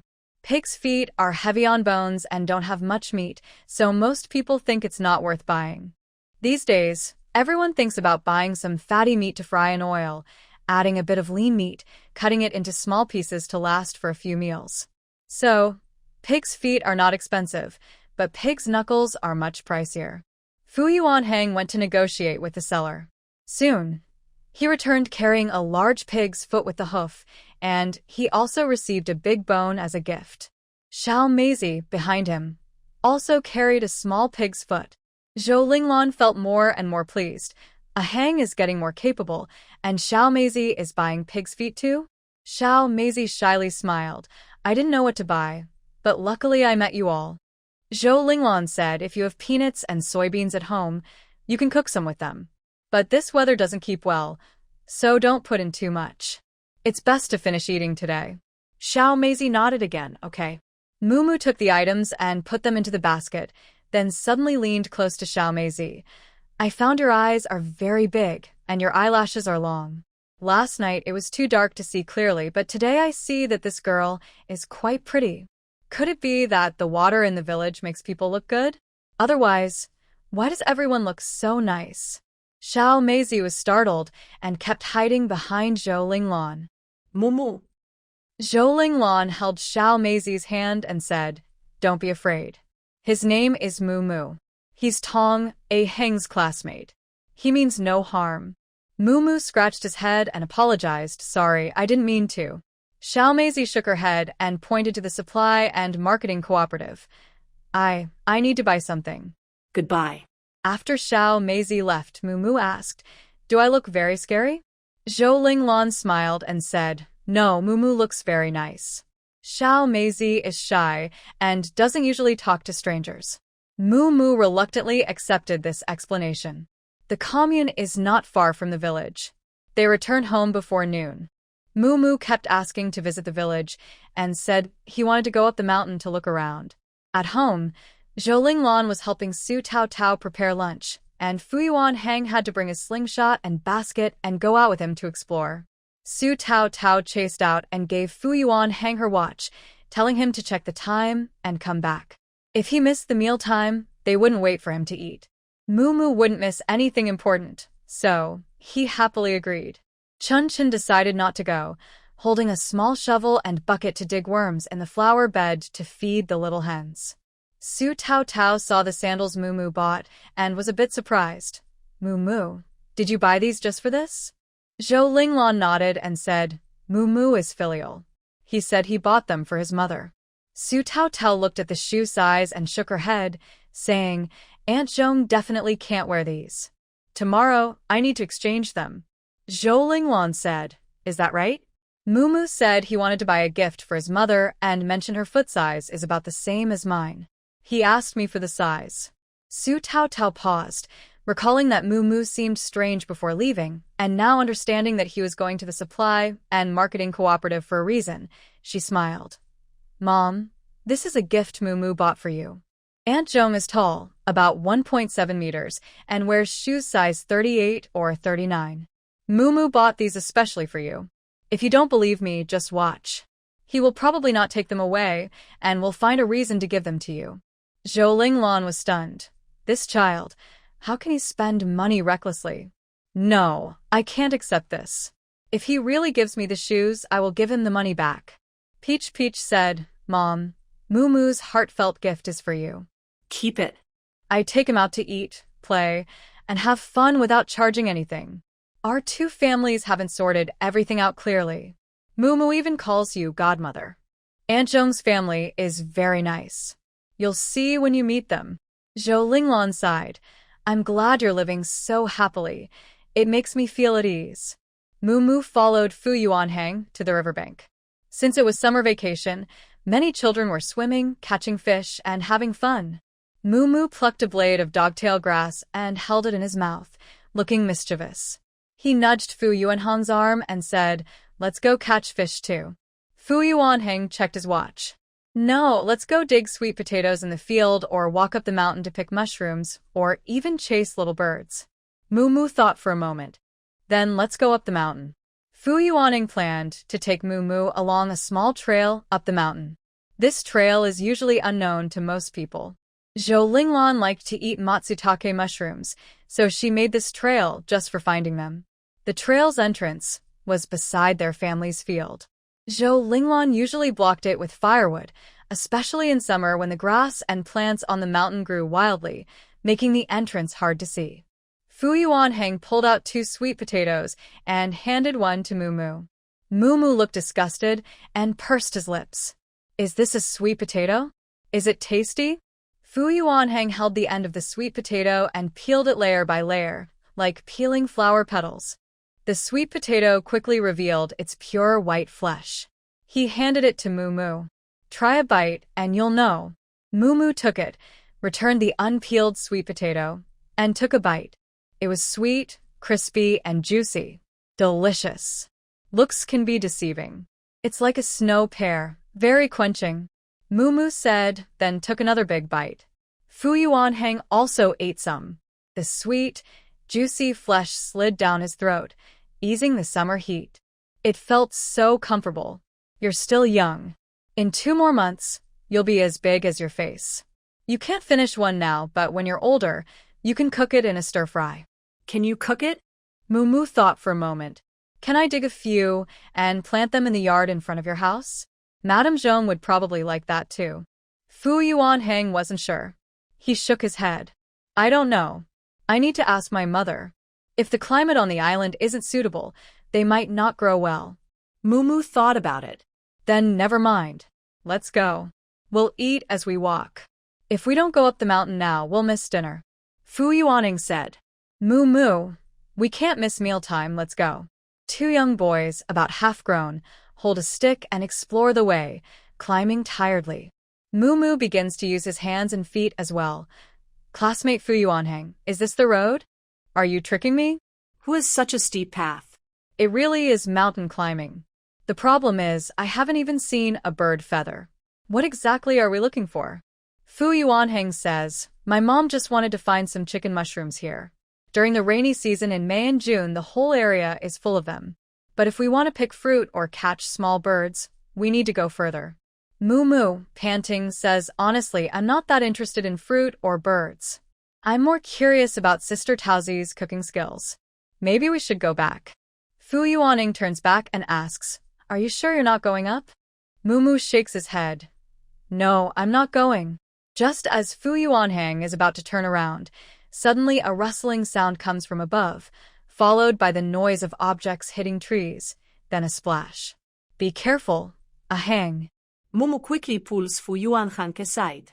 A black object whizzes past Fu Yuanhang's arm with a swoosh and rolls down the mountain. The 2 children stare at each other in shock. Muumuu, did I see that right, a hang? It looks like a person?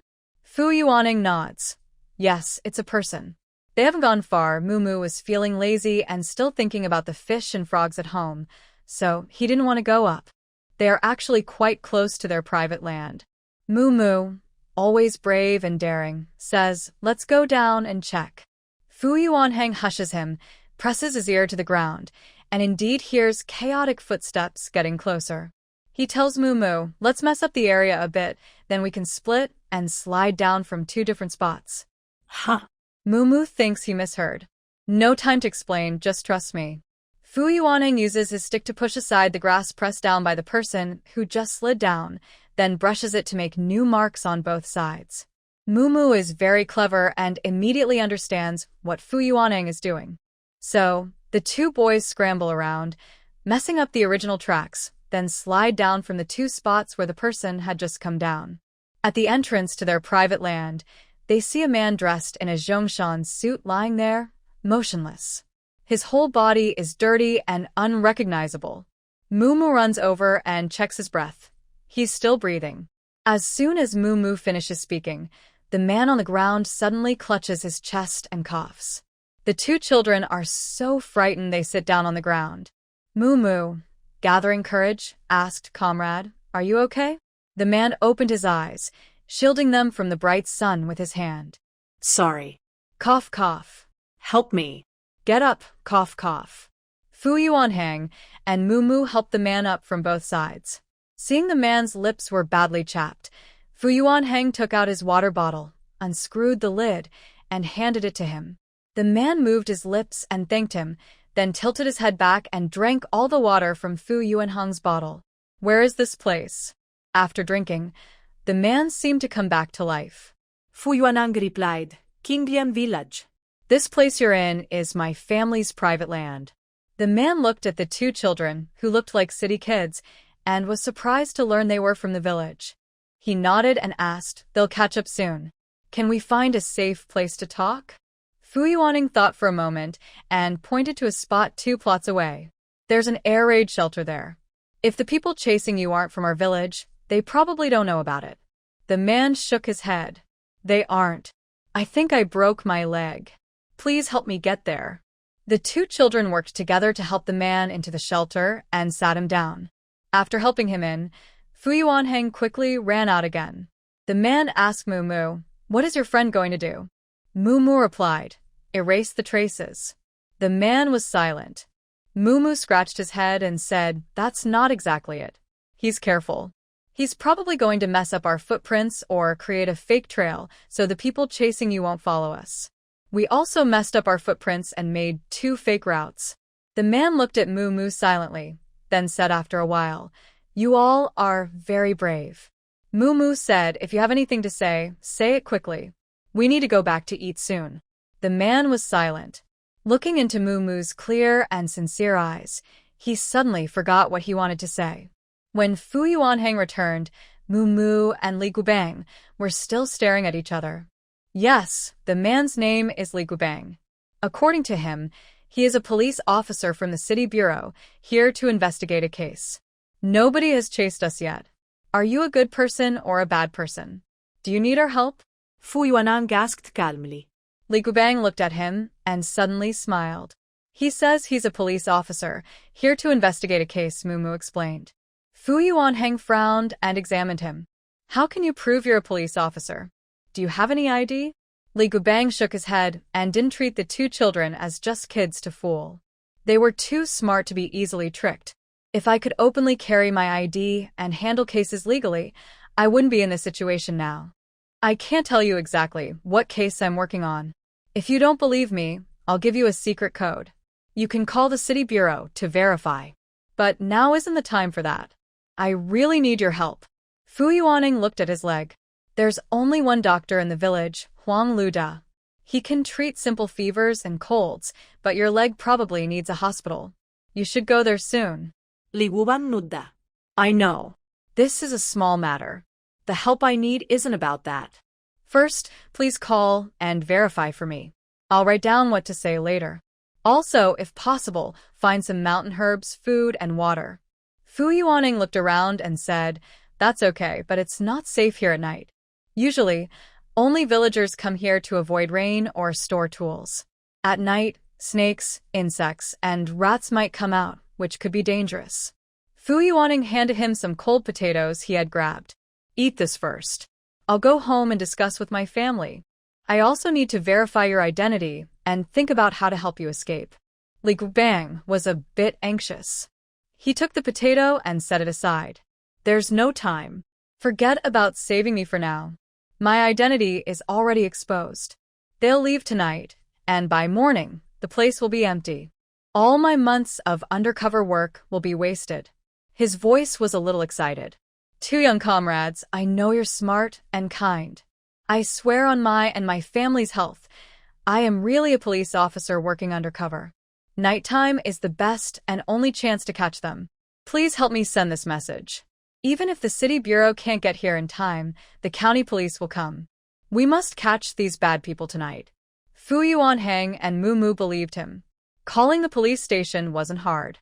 If he was a bad person, he wouldn't have asked them to inform the police. Okay, the big team office has a phone. I'll help you call, Fu Yuanhang said.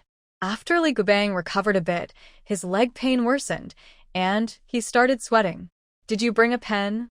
Fu Yuanhang took out a pen and small notebook from his bag and handed them to him. Li Guban quickly wrote something, probably in less than 2 minutes, then handed the notebook back to Fu Yuanhang.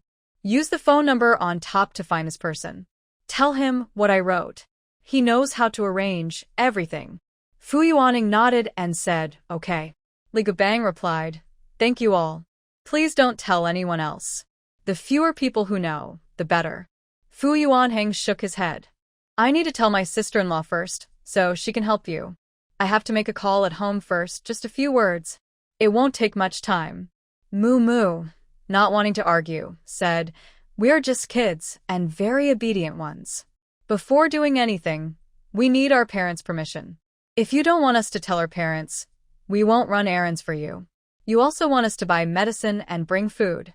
Where would we get the money without asking adults? If you keep talking, it will only waste more time and delay my lunch.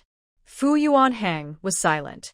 Mu Mu, can you honestly say you're obedient kid again? Li Gubang remained silent.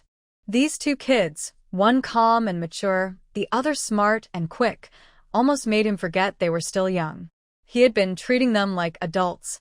Right now, these two children are his only hope, so he has to rely on them.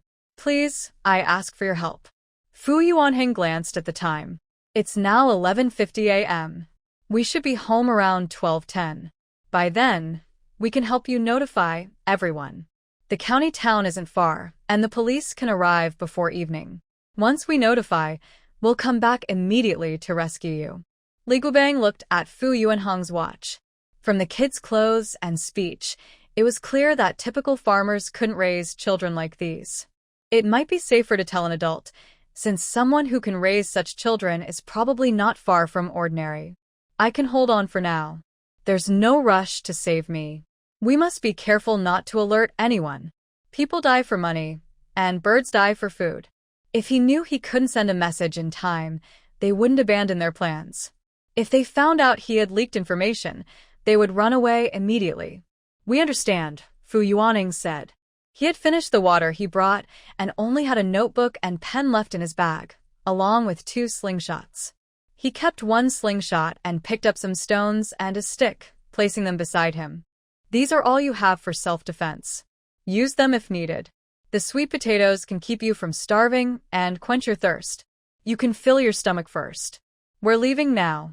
This child was so thoughtful that Li Gubang found it hard to see him as just a kid.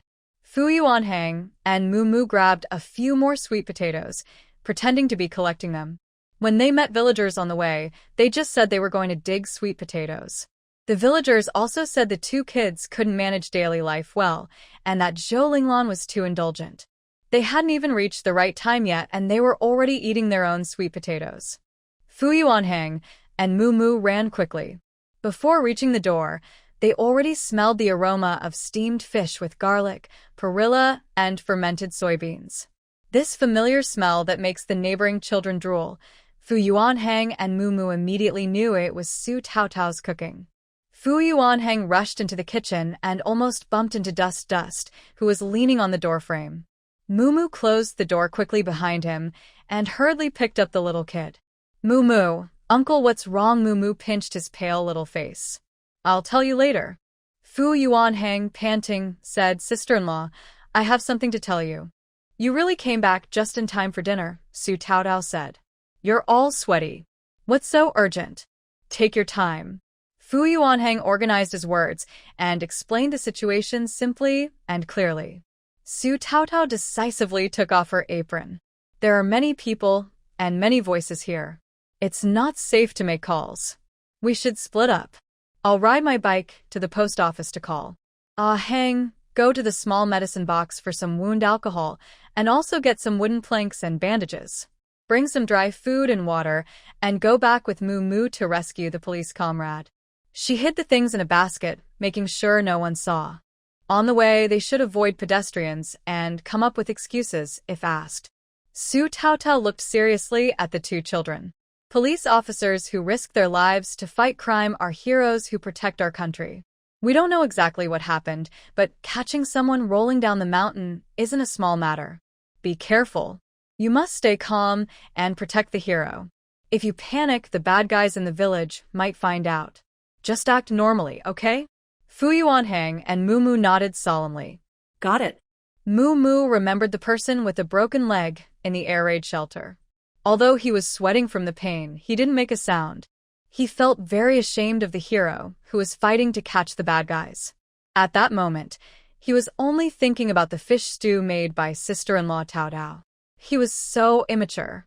Later, he would definitely apologize properly to the hero.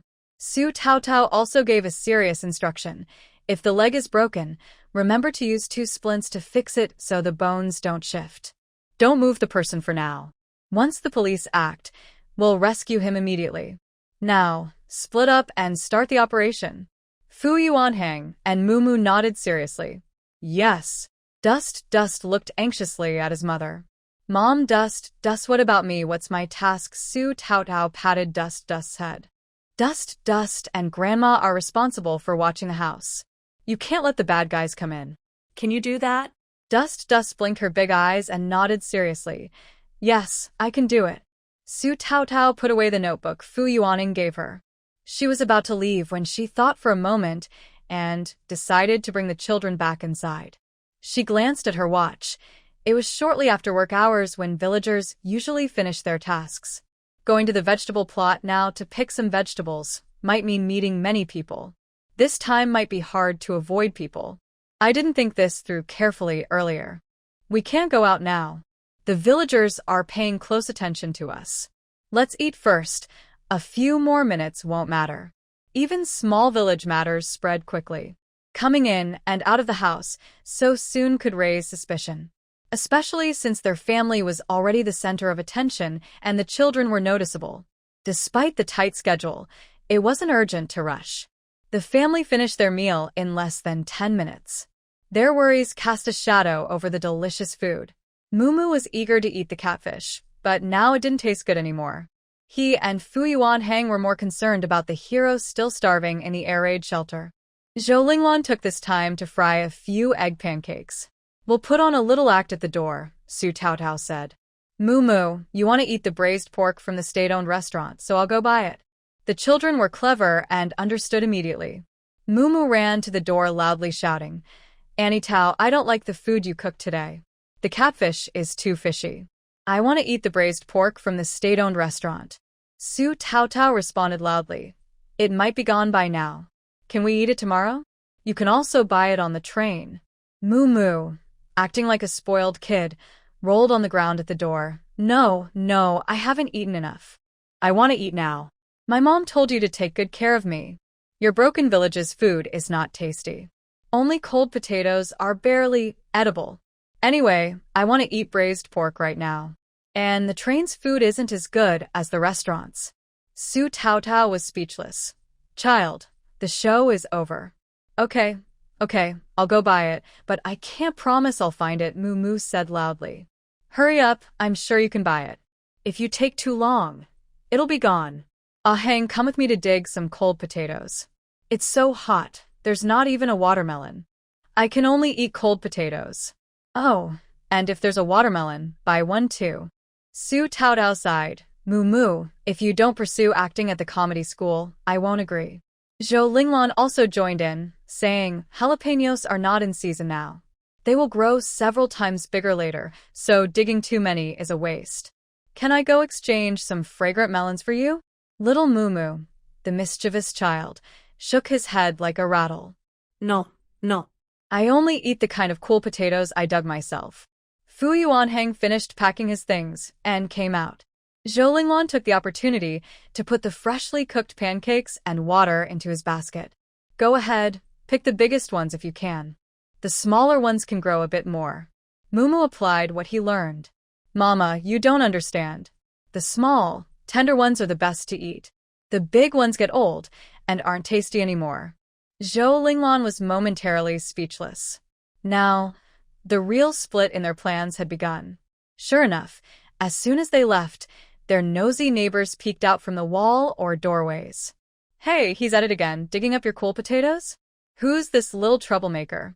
Why is he so hard to please? Zhou Linglan smiled gently.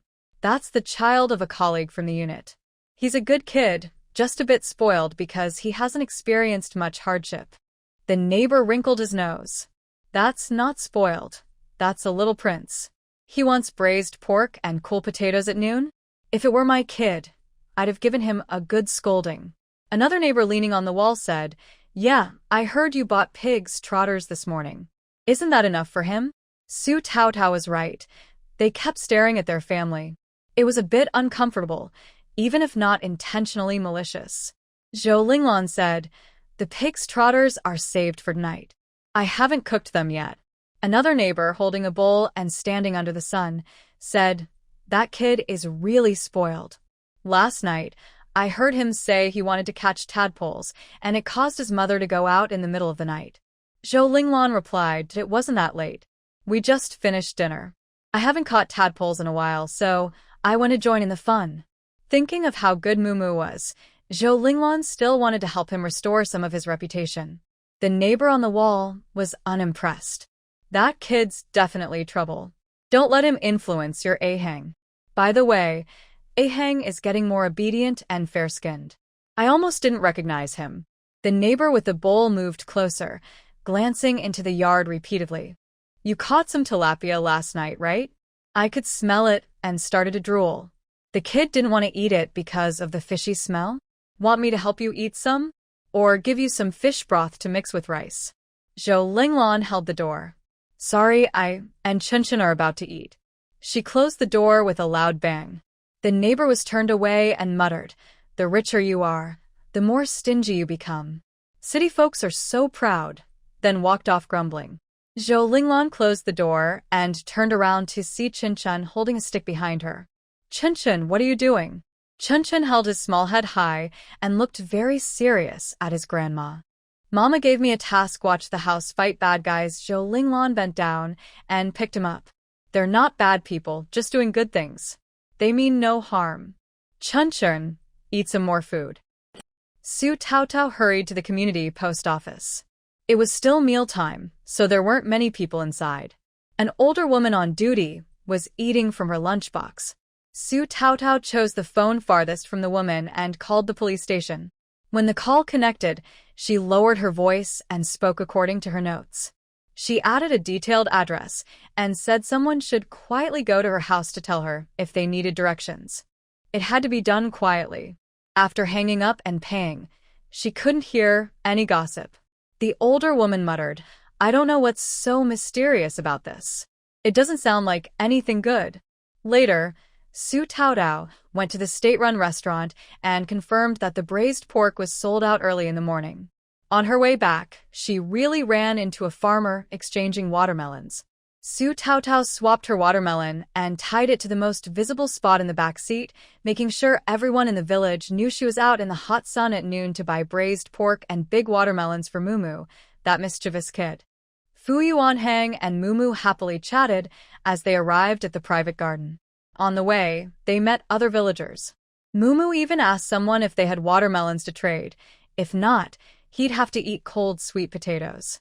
Now everyone in the village knew Mumu was a little glutton, sometimes craving braised pork, sometimes big watermelons, with no peace at all.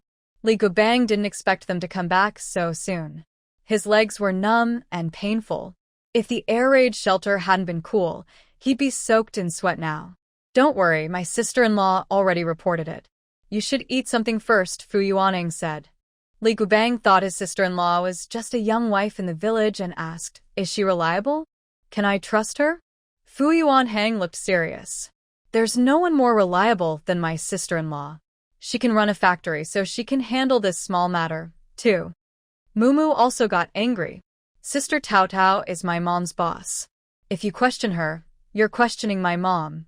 She even told us to bring you planks and bandages to treat your leg, and to bring food for you. How can you doubt her like that?" Li Guobang was completely stunned. He was just asking out of habit, so why did the two kids react so strongly? Especially Fu Yuanhang, who is usually calm and steady, seemed angry. Don't. Please don't be mad.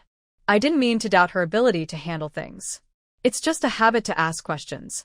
I was wrong. How could the parents who raised such wonderful children have poor judgment?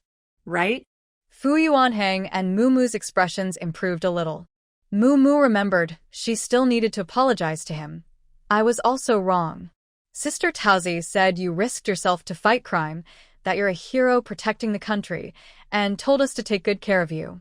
I was only thinking about going home to eat, and I sincerely apologize." Mumu bowed and said, "Sorry." Li Guobang was stunned again, shocked. What kind of approach is this? No need. Oh, what are you doing? You're still kids. Feeling hungry and wanting to go home for dinner is very normal. It's just that I haven't thanked you for saving me. Li Guobang became more curious and touched.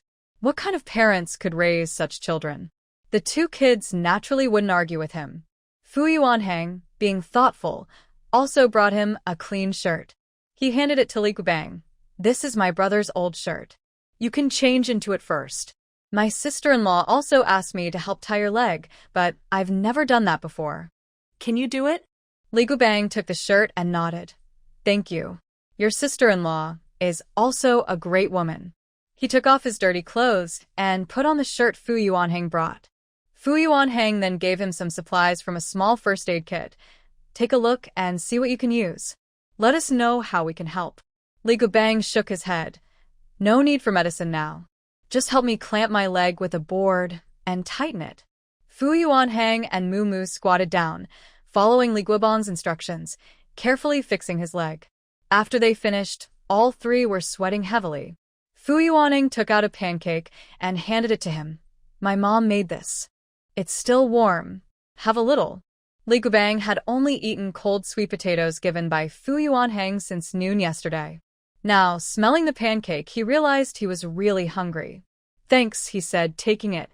Actually, Fu Yuanhang and Mumu, both big eaters, had only hurriedly eaten a few bites earlier and hadn't been full. Seeing Li Guobang enjoying the delicious egg pancake, they couldn't help but feel a little hungry too. Mumu nudged Fu Yuanhang's arm. "Let's go dig sweet potatoes. Everyone in the village knows we're digging sweet potatoes. If we're not seen in the private garden, it might not be good, right?" Fu Yuanhang nodded and left some water for Li Guobang. "We're going to dig up sweet potatoes. Can you stay here for a while?" Not sure if it was because he hadn't eaten in a long time or because Zhou Linglin's cooking was really good, Li Guobang ate eagerly, almost swallowing his food. He nodded and said, "You can go home first. When the police come, please bring them to find me." Li Guobang thought for a moment and handed a map to Fu Yuanhang. "This is the map of the hideout. When you see the police, you can give it to them right away. The terrain on the mountain is complicated, and without a map, it's hard to find that place." Fu Yuanhang took the map and looked at it. "Isn't this Green Moon Valley? It has Crescent Lake, which is green, and there are a few plum trees by the lake." Li Guobang looked at him in surprise. "You know that place?" Fu Yuanhang nodded. "Yes, I've been there before looking for wild fruits. Your drawing isn't complete, so I'll redraw it for you." He took out a pen and a notebook. He had given his original notebook to Su Tao Tao and brought a new one.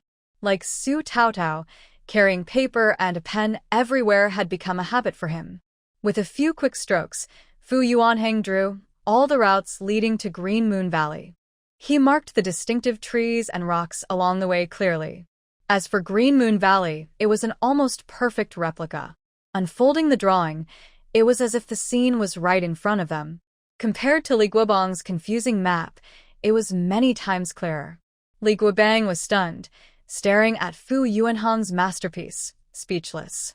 He even forgot to chew his pancake. Honestly, he wanted to take it home and frame it, not willing to part with it at all. After a while, he finally found his voice. Are you an artist? Mumu had already seen this kind of thing many times. He's a genius. He can draw anything as it is, and he never forgets. He can copy exactly after seeing it once. Sigh, they're all geniuses in his family. Dust is very talented. Sister Tao is amazing. Old Mo often says Fu Gong is a genius at home. Anyway, they're all very talented. Don't be surprised or underestimate them. Li Guobang didn't know what to say anymore. Fu Yuanhang ignored Mumu, returned Li Guobang's confusing map, and pushed Mumu's shoulder. Aren't you going to eat sweet potatoes? Let's go. Li Guobang watched the two children's backs for a long time, unable to regain his senses. What kind of family could raise such children? When Fu Yuanhang and Mumu returned to their private land, they huffed and puffed while digging up sweet potatoes. Suddenly, someone patted their shoulders. Two children looked back and saw a well-mannered man smiling at them, gesturing with his hand. Excuse me, young friends, have you seen a slightly taller, sturdier man wearing a Zhongshan suit pass by? Mumu blinked, trying not to make eye contact with Fu Yuanhang, and smiled innocently, speaking in the clearest Mandarin. I'm not from this village. I'm just here to visit and haven't noticed anyone like that. Mumu turned around and sincerely asked Fu Yuanhang, have you seen him? Fu Yuanhang, always calm, showed no signs of nervousness. He shook his head. No, I haven't. Mumu shrugged. You should ask around in the village. I see some old ladies sitting over by the banyan tree. Maybe someone has seen him. The man smiled gently. That's okay. I'll ask around again. By the way, have you been here the whole time? The man asked again. Mumu naturally shook his head. Of course not. We finished harvesting the sweet potatoes and then left. Do you want some? I can give you one. They're very tasty. The man observed them quietly for a moment, then smiled and said, no, thank you. I don't mind looking around here. Really? Mumu looked at him confused. The man said, I said I'm just exploring nearby. You don't mind, do you? Mumu blinked. You're asking the wrong person. This land isn't ours. Only this sweet potato patch is my foster mother's private land. The man turned his gaze to Fu Yuanhang. Fu Yuanhang frowned and warned, be careful not to damage the crops. I don't think anyone would mind. The man nodded and smiled. Thanks for the reminder. I'll look around then. After saying that, he looked around the area, then turned and headed toward the air raid shelter where Li Guobang was hiding. Fu Yuanhang and Mumu exchanged a glance, thinking, oh no. Fu Yuanhang clenched his fists, forcing himself to stay calm, but he only had a slingshot, no other weapons. It was too difficult for two children to fight an adult. The man picked up a stick and, as he walked, rummaged through the weeds on the ground, trying to find some clues. The entrance to the air raid shelter was just ahead, near the hillside of the private land. Fu Yuanhang and Mumu's hearts were pounding. Although they had covered the entrance with dry branches and weeds when they left, the man was poking at it with his stick. If he discovered something and pushed the door open, it could be dangerous for the hero inside. Seeing the man about to reach the entrance of the air raid shelter, there was no time to think. Mumu quickly flew over like an arrow and stood in front of the entrance, blinking with big eyes and looking sincerely at him. Uncle, what are you really looking for? Are you searching for treasure? The well-mannered man adjusted his glasses and looked at Mumu with a strange expression. Didn't I tell you just now? I'm looking for someone. Oh, Mumu felt a chill from his cold gaze. He patted his head and said, yes, you did say earlier that you're looking for an uncle who is taller, stronger, and wearing a Zhongshan suit. The man looked at Mumu and suddenly smiled strangely. Have you seen him? He asked confidently. Mumu blinked and asked, what?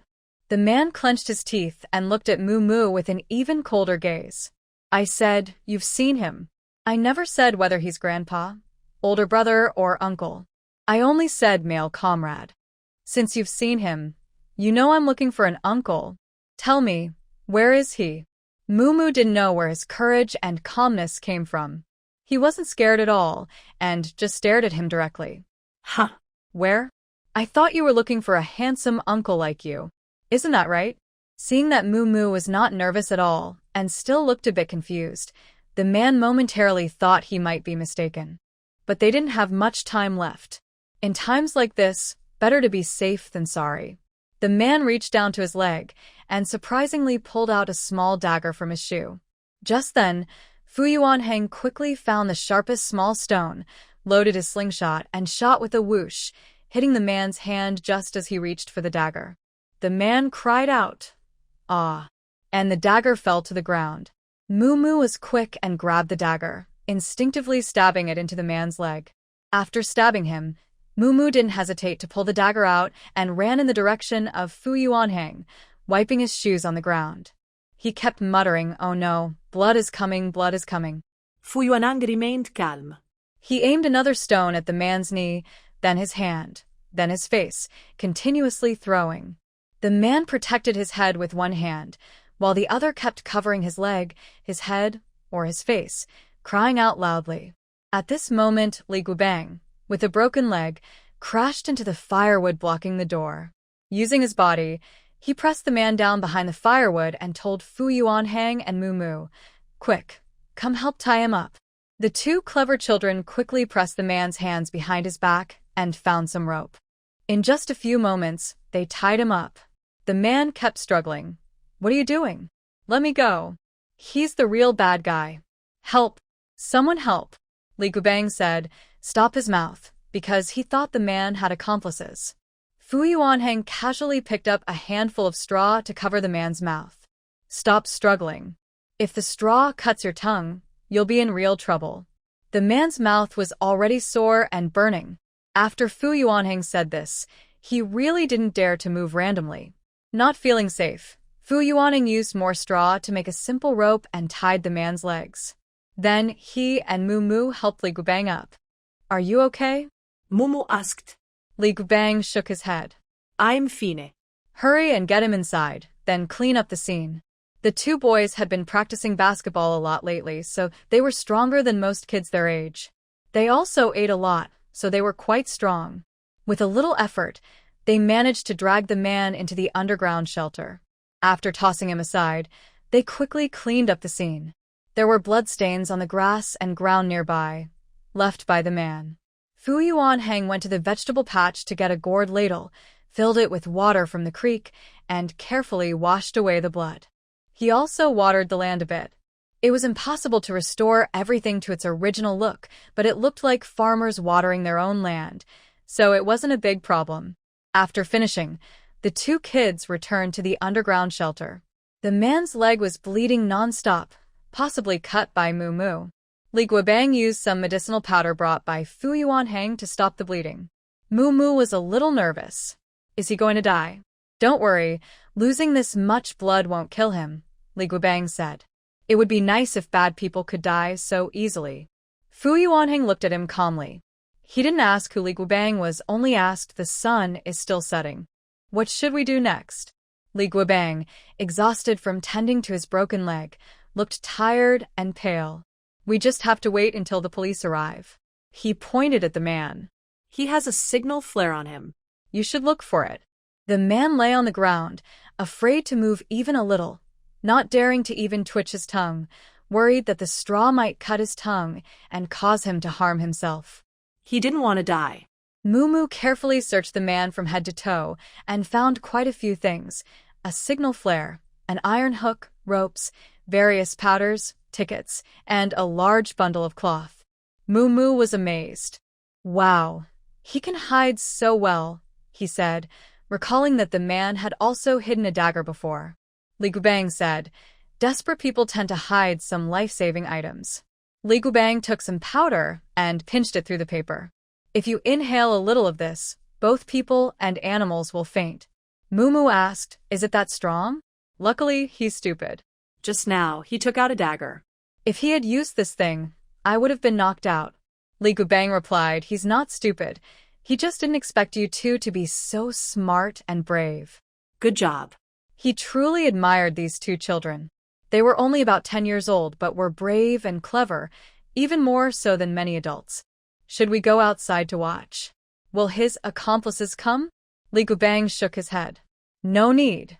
Unbeknownst to the children, this man was the strategist of the gang, both smart and brave, with strong fighting skills. When fighting alone, he was as good as trained soldiers. This time, he was caught off guard mainly because he underestimated the children and didn't think they were nearby in the air raid shelter. He had a person willing to risk everything, waiting for his signal on the mountain. When he received it, they would immediately retreat. If not, it meant safety, and they would wait until dark to take the goods away together. Su Taotao returned quickly. When passing by the banyan tree, she deliberately slowed down so that the gossiping neighbors and aunts saw her going to the commune to buy watermelons. Su Jiqing, I heard your family has a little prince. Will he be eating watermelon, braised pork, or cold sweet potatoes later? Su Taotao smiled and said, Don't say that. The child is quite good. We wanted to buy him some. Since he's here, we want him to eat well. Moo moo, I can only help you up to this point. The aunt pouted. So nice sounding. City kids are just delicate. Exactly. I heard they're still digging up cold sweet potatoes in the private plots. By the way, they've been gone for a while. Why haven't they come back? Maybe they went to the river to fish again. Su Taotao's heart sank a little. She hoped nothing was wrong. She kept a calm face. Haven't they come back yet? I'll go check the private plot. After saying that, Su Taotao quickly pedaled her bicycle toward the private plot. The private plot wasn't far from the banyan tree. It only took a few minutes by bike. After the villagers finished their lunch break, they gradually started working again. Su Taotao saw many people along the way. But Su Taotao was usually aloof, so everyone was used to it. Whether she greeted them or not, no one minded. When she reached the roadside and saw no one in her own private plot, she stopped her bike and headed toward the mountains. Everyone is busy going to work at this time and wouldn't go to the private farm. The small area is easy to see from afar, and there are no signs of the two children. Shou Moo Moo. Inside the air raid shelter, Fu Yuanhang and Moo Moo exchange glances. My sister-in-law is here. I'll go see her. Don't worry, she called me. There's definitely no one else nearby. After saying this, Fu Yuanhang and Moo Moo crawl out of the shelter together. Sister-in-law/Aunt Tao. Su Taotao breathes a sigh of relief when she sees the children are safe. She gently pats their heads, one on each side, and tilts her chin toward the shelter. Is that where he's hiding? With the main person arriving, the children look calmer. Fu Yuanhang nods and lowers his voice. Yes, we caught another bad guy. Su Taotao presses her lips together. This isn't the place to talk. Let's go back with us first.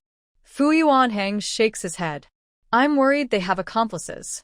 Uncle Li broke his leg and can't fight. When will the police come? Su Taotao shakes her head. I don't know. Staying here makes us too obvious. The police need time to set up. We can't make a fuss before they arrive. If we stay too long, many villagers are watching us. What should we do now? Momo asks. Su Taotao says, take off the watermelon and carry it over to the creek to cool.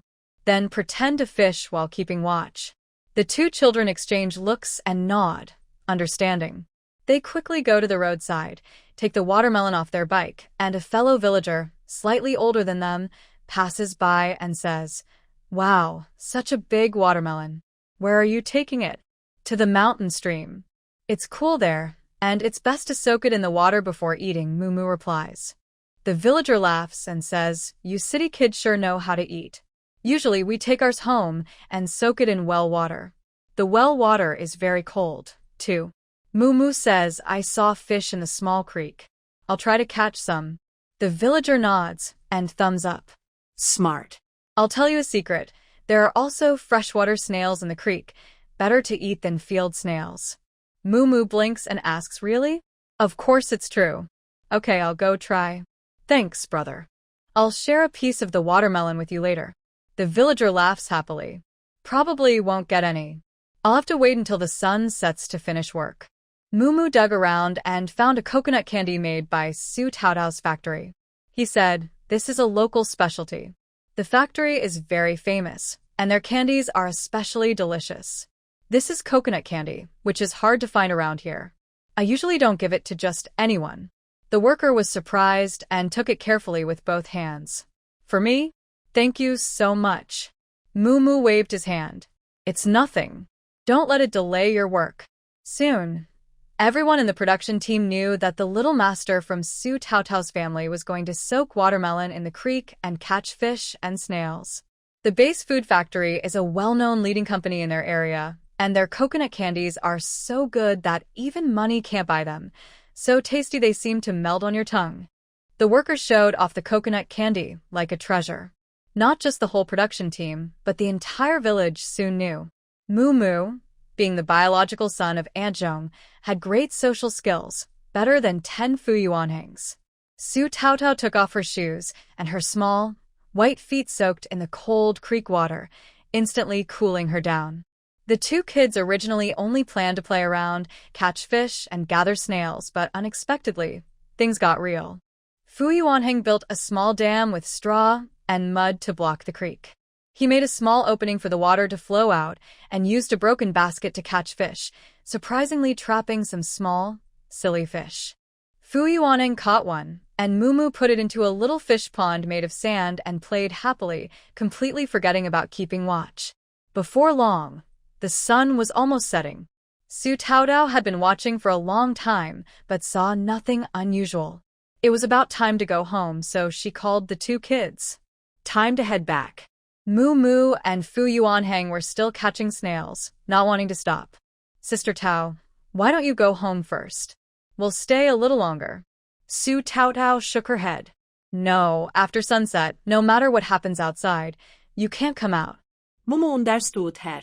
She wasn't bossy, but she was firm and decisive. One by one, villagers came to water their crops or pick vegetables for dinner. Seeing Fuyuanhang and Mumu catching so many small fish and snails, they looked at them with envy. Especially when Mumu carried a big, cooled watermelon. Everyone was even more jealous. Soon, everyone in the village knew that Su Taotao had been playing by the creek with the kids all afternoon. Those who don't have to work are just bored out of their minds. Su Taotao returned home, and Zhou Linglan had already prepared the pig's trotters and field frogs, along with the side dishes. The meal was also ready. Dust hadn't seen them all day.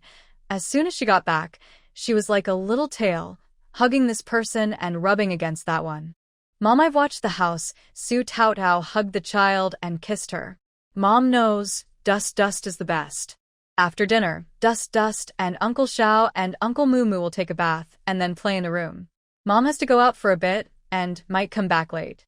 Fuyuanhang and Mumu spoke at the same time. "Sister-in-law/Sister Taotao. We want to help too." Su Taotao shook her head. "You can only help when you're older. Now going would only cause trouble." After Fuyuanhang and Dust go back, remember to learn martial arts from Uncle Dong. Mumu can learn too if he's interested. Be strong and look down on any enemy. Fuyuanhang nodded. "I will, sister-in-law." He took out a map he had drawn earlier. "Sister-in-law, this is the mountain map. Let me explain." Once Su Taotao was familiar with the terrain and the entrances and exits, Fuyuanhang said, "Uncle Lee said they're carrying goods, so there's only one way down the mountain right here." Su Taotao marked it on the map. Fuyuanhang continued, "Actually, I should go with them." Su Taotao shook her head. "You forgot what I just said." Fuyuanhang shook his head. "I didn't forget." Mumu didn't understand what they were talking about. While Su Taotao was cooking, Fuyuanhang started explaining martial arts to Mumu. Mumu wanted to join, saying he must practice well so he could fight the bad guys in the future. By the way, his brother was also quite capable. Su Taotao's spicy pig's trotters and stir-fried field frogs were very delicious. When they were served, the sun had already set. The whole family ate as the last rays of sunlight shone. The two children, who hadn't eaten enough at noon, ate very happily. Halfway through the meal, there was a knock at the door. Su Taotao slowly got up and said, "Just do what you usually do. I'll take care of myself." Don't worry about me. Mom, I'm leaving the house to you. I'll be back soon. After saying that, Su Taotao confidently headed toward the door. The visitor was a policeman disguised as a villager, not very old, probably around Dong Xingping's age. The policeman didn't expect to see such a young, beautiful female officer. He was stunned for a moment before regaining his composure. Are you Sister Su? Su Taotao nodded. Come in and talk. Everyone in the household was starting to have dinner, so I didn't pay much attention to Su Taotao's family. The police officer had been following Su Taotao into the main room and then introduced himself. Hello, my name is Ming Rilong. Here's my ID. I am from the City Bureau and the overall commander of this joint operation. Su Taotao looked surprised as she took his work ID and glanced at it. Joint operation? Is it with the county police station? Ming Rilong nodded. Yes. The police force from the City Bureau is limited. This is a major crime case. It's not in Qinglian County. Nearby counties' police stations are all involved. As for what kind of major crime it was, Ming Rilong naturally wouldn't tell Su Taotao. Su Taotao also didn't want to know. Even if it was shown on TV, the more she knew, the faster she might get into trouble. She wanted to live a few more years. She nodded. How can we cooperate? Ming Rilong said, We're not familiar with this area's terrain. If possible, I'd like to meet first with Li Gubang, the police officer you rescued, to understand the details. Su Taotao nodded. Sure, I'll take you to find him. Zhou Linglan stood up. I'll go instead. The sky isn't dark yet, and it's risky to be seen near the fields. Who knows what rumors might spread tomorrow? Su Taotao thought for a moment.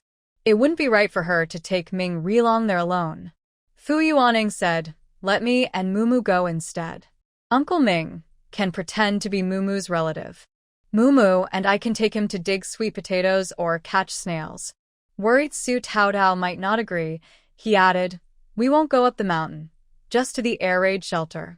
Mumu was very clever, holding his head high and looking sincerely at Ming Rilong.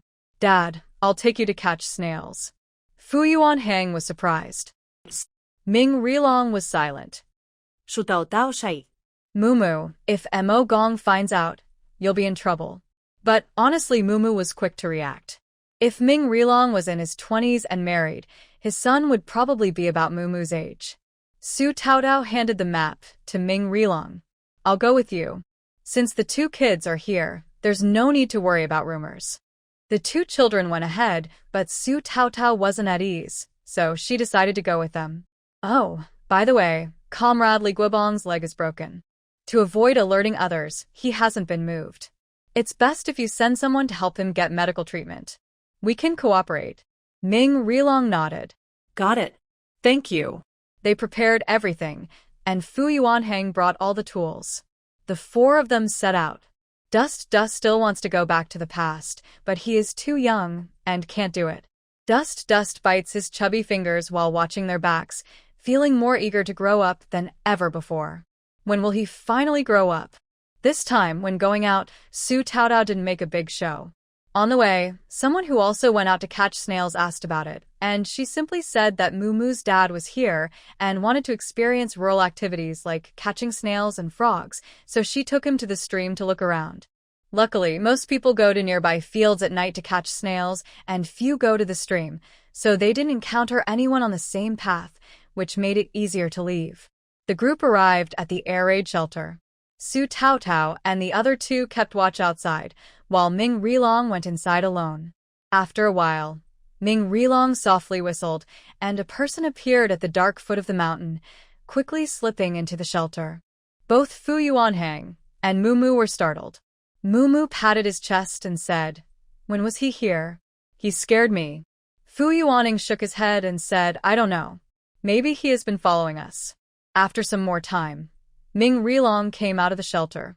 Thank you so much. We'll handle the rest. You can go back now.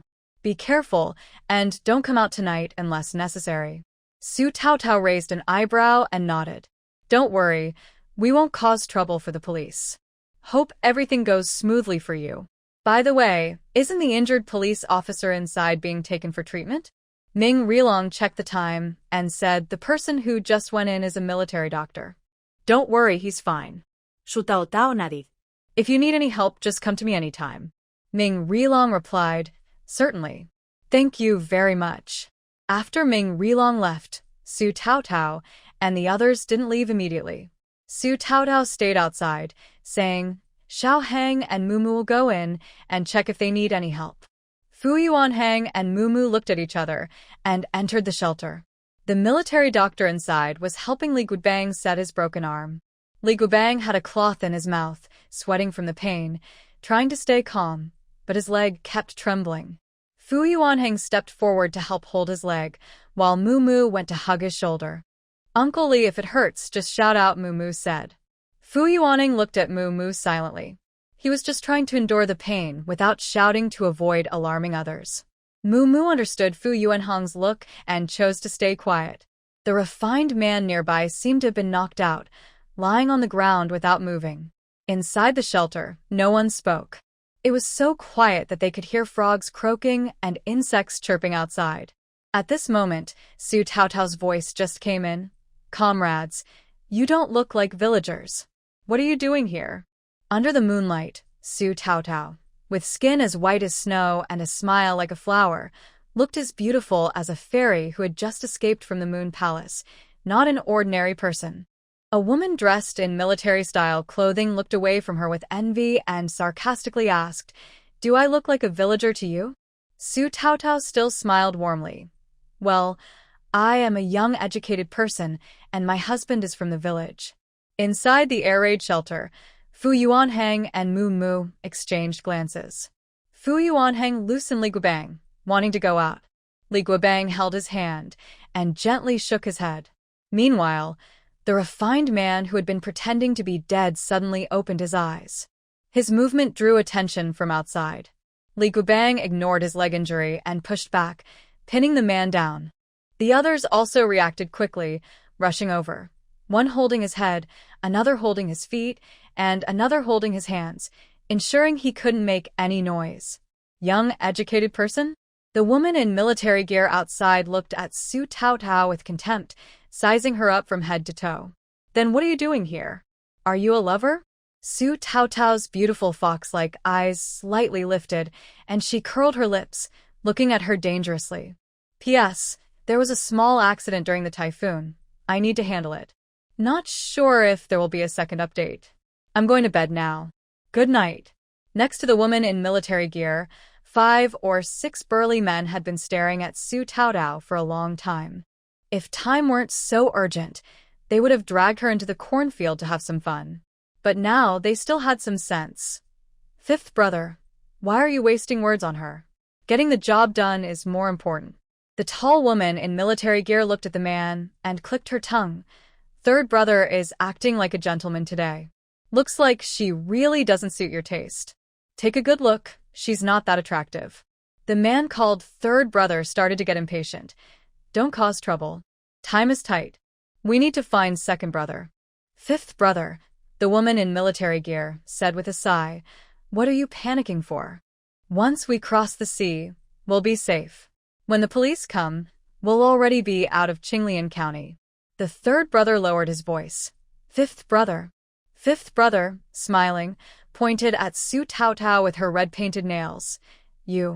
Have you ever seen a stranger who looks refined and wears a Zhongshan suit? Before she finished, Su Taotao suddenly moved, grabbing her and twisting her arm. She kicked her in the waist. Aren't you just a stranger? I suspect you guys are here stealing sweet potatoes from our village. Do you have any explanation? Old Five was caught off guard by Su Taotao's surprise attack and flew like a parabola onto the ridge. Unfortunately, the ridge was full of sharp stones. His body hit the stones with a loud, as if something had broken. He might have fractured a rib and immediately fainted from the pain. Su Taotao didn't need to ask. Her tactics and attitude were so similar to those of a criminal gang that if she wasn't part of one, she would be considered the same. Old Three was stunned for a moment before he recovered and shouted, You wicked woman! You're asking for trouble. Su Taotao casually grabbed a nearby fence meant for climbing plants and forcefully swung it onto the man's back before he could react. Ah, Old 3 let out a muffled groan, biting his teeth in pain. The strength difference between the man and woman was clear.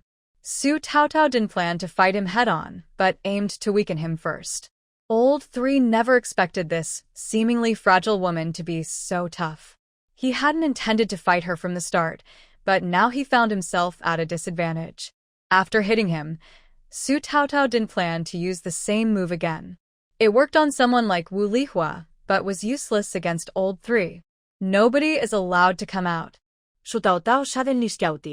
Someone else? Old 3 looked around. While he was distracted, Su Taotao quickly picked up a handy stone from the ground and threw it with force, like a shot put. Her stance was perfect, hitting the mark precisely on Old 3's forehead, making him stagger and spin. Old 3 covered his forehead, nearly biting his gums in pain. Wicked woman, who are you? Always using sneaky tricks. If you have the guts, fight me honestly.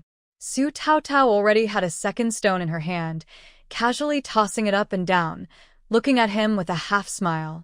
Sorry, no guts, she said, then made a fake throwing motion. Old 3 reflexively raised his elbow to block. After realizing she hadn't thrown, he reacted quickly and rushed forward. Just as he reached her, Su Taotao, taking advantage of his distraction, suddenly pulled out an old iron shovel from a corner and swung it with force. The shovel hit him with a loud bang, striking him squarely. Old 3, ignoring the pain, grabbed the iron shovel and cursed loudly, "You little brat. Tonight, I will definitely teach you a lesson." Su Taotao moved her neck, smiled brightly, and suddenly delivered a heavy punch, giving the third brother a black eye. The third brother cried out in pain, releasing his shovel. Su Taotao took back her shovel, shook her hand, and sighed. She disliked close combat, it really hurt. But now wasn't the time to be delicate. Su Taotao seized the opportunity to keep fighting, aiming to end the fight quickly. She swung her shovel again with full force, targeting the third brother's private area with a loud smack. Ah! Men feel the most pain. This time, the third brother let out a loud squeal and rolled on the ground. Such a loud noise was hard not to attract others' suspicion. The air raid shelter was a bit away from the road, but not far. On the other side of the road were water fields, and many villagers came at night to catch freshwater snails. Did you hear that? What happened? Is it coming from the family plot of the Journey Mother? Probably. Didn't Su Jiji go with Ahang, that little troublemaker, and the little troublemaker's dad to catch snails? Let's go up and see first. Before the villagers arrived, Su Taotao patted the firewood in front of the air raid shelter. Ahang and Mumu, come out. The others, stay still. Fu Yuanhang and Mumu came out from inside. Seeing two people lying on the ground, one half dead on the ridge, the other clutching his groin and crying out, she said, "Sister-in-law, stand aside, look scared, and say nothing." Fu Yuanhang and Mumu nodded. Yes. The villagers gradually arrived. Oh, what happened here? The owner of this water plot also came over, slapping his thigh. What a disaster. My cucumbers. Who are you? Get up, you're crushing my cucumbers. Su Jiji, what exactly is going on? Su Taotao blinked innocently and shook her head. I don't know. I was at the creek catching snails with the two kids and Mumu's dad when I suddenly heard noise and came to check. From afar, I saw 3 people fighting, cursing about adulterers and adulteresses, fighting fiercely. By the time we arrived, these 2 were already on the ground.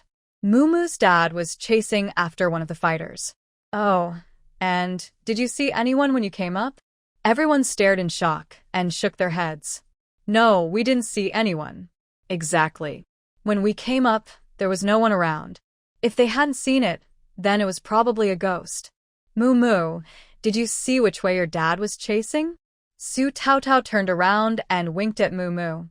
Mumu understood and, trembling, hugged Fu Yuanhang, speaking with a shaky voice. I didn't see anything. It was too dark, I couldn't see. My dad probably isn't in trouble, right? Mumu, promise me, when you grow up, you must get into the drama academy, that talent. Su Taotao waved her hand. It's okay. If you can't catch someone, they'll naturally come back. Unlucky third and fifth brothers, one fainted. The other was in so much pain, he couldn't speak. Su Taotao scolded, distorting right and wrong. Looking at the two people on the ground in difficulty, Su Taotao asked, "What should we do with them?" A male worker said, "Tie them up and take them back to the team office first. If they cheat, they'll be punished." Another said, "Yeah, let's see how the team leader and the secretary handle it." An ant who had crushed cucumbers kicked the third brother. "You're so unlucky. Why did you have to go somewhere to cheat? And you even crushed my cucumbers in my private land. How unlucky." "Yeah, it's really embarrassing for our whole team." An older woman turned the fifth brother over and looked with a flashlight. This person doesn't seem to be from our team." Someone asked, "Is he a young worker from the city?" Everyone moved closer to look, shook their heads. No. They looked again at the third brother rolling on the ground. "This person also isn't from our team." Everyone looked at each other, confused. "Then who are they?" Su Taotao was silent.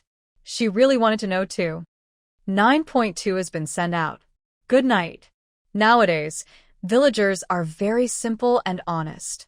They all worked together to decide to take the third and fifth brothers to the team office as if they were adulterers and adulteresses.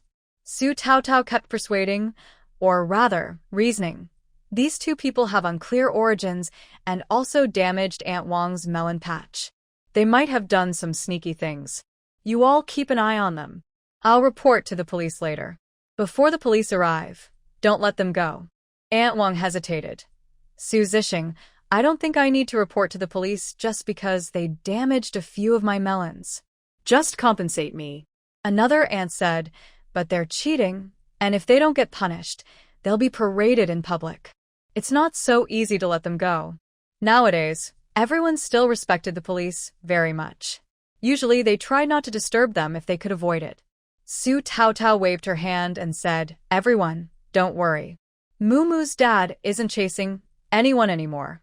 Once he catches the person, we'll ask everything clearly.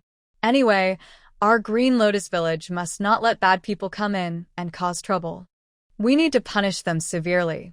If our reputation gets damaged, which woman from another village would dare to marry into ours in the future, right? Right. But Su Jiqing, if we report to the police, won't that make things worse and everyone will know? Wouldn't that hurt our reputation?" Su Taotao replied, "No, not at all. If we work together to help the police catch the bad people, it's a good thing, and we can even be praised at a meeting. Our reputation won't be harmed. Anyway, you all need to watch over the people carefully. Before the police arrive, make sure they don't escape." Yes, Su Jiqing, you're from the city, so you think everything through. Su Jiqing, don't worry. We will watch them carefully. Before the police come, they won't get away. Su Taotao nodded with satisfaction. You all go ahead now. We'll wait a bit longer for Muumu's dad. He's new here, so he probably can only come back here. Su Jiqing, can you handle this alone? Do you need us to stay and help? Yes, let's leave 2 people to help you. Su Taotao waved her hand. No need. These 2 bad people are very clever and good at fighting. You guys stay, and them, but remember to tie them up tightly. Also, don't believe anything they say. If they get really annoying, just cover their mouths with something. Anyway, everything will be decided after the police arrive.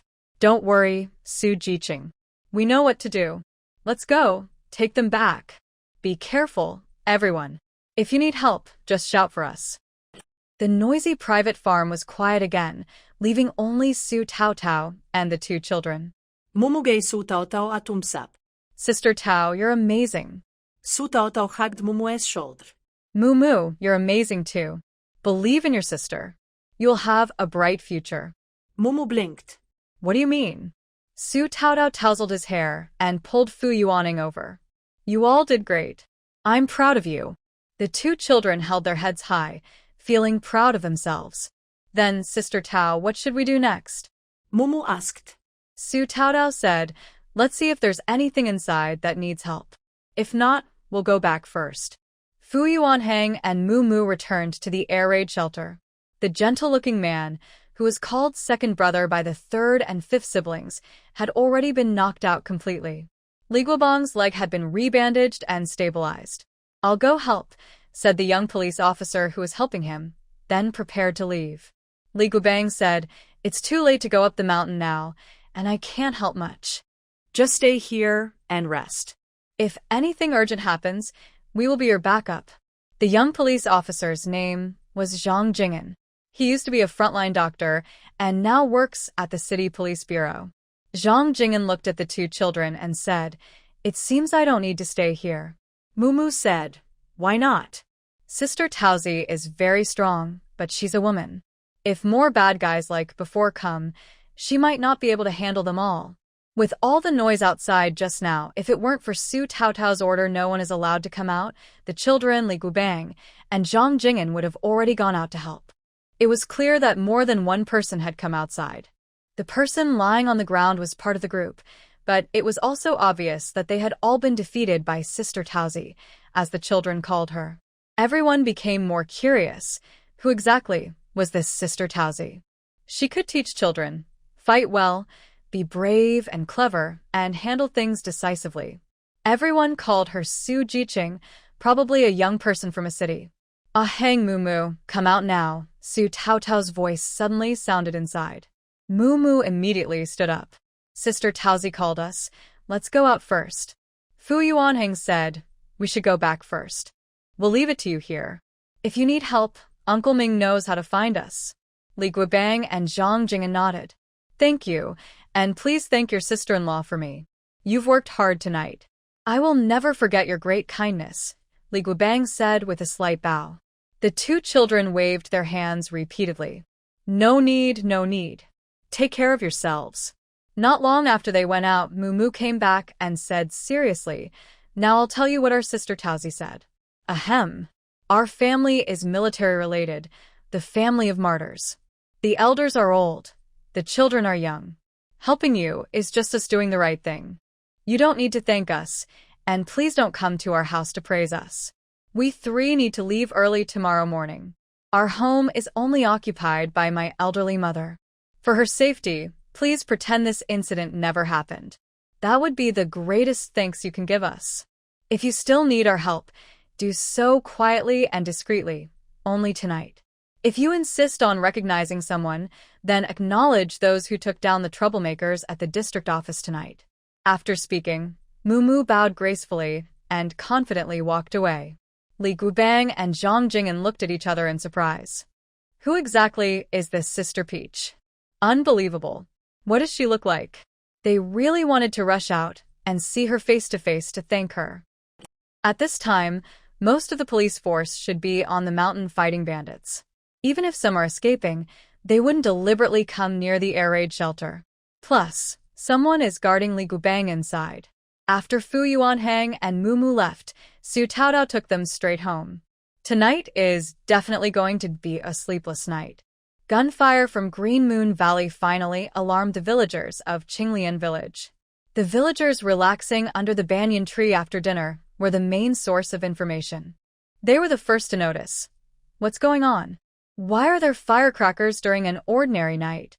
And it sounds like it's coming from the mountains. Could it be someone blasting rocks? The neighboring village was building a school and needed to break a large stone earlier. Even if they're blasting, it should be during the day. Who would go up the mountain in the middle of the night just to up rocks? And it doesn't sound like an explosion. A villager timidly said, "It sounds like a musket shot." "What? A musket shot?" Hearing this, everyone was frightened and looked toward Green Moon Valley. But apart from the occasional sound of musket fire, there was nothing visible. When Su Taotao and the others passed by, they didn't attract attention. Otherwise, someone would have noticed that Mumu's dad was missing and asked questions. Su Taotao's family was old and small. Helping here was already the limit.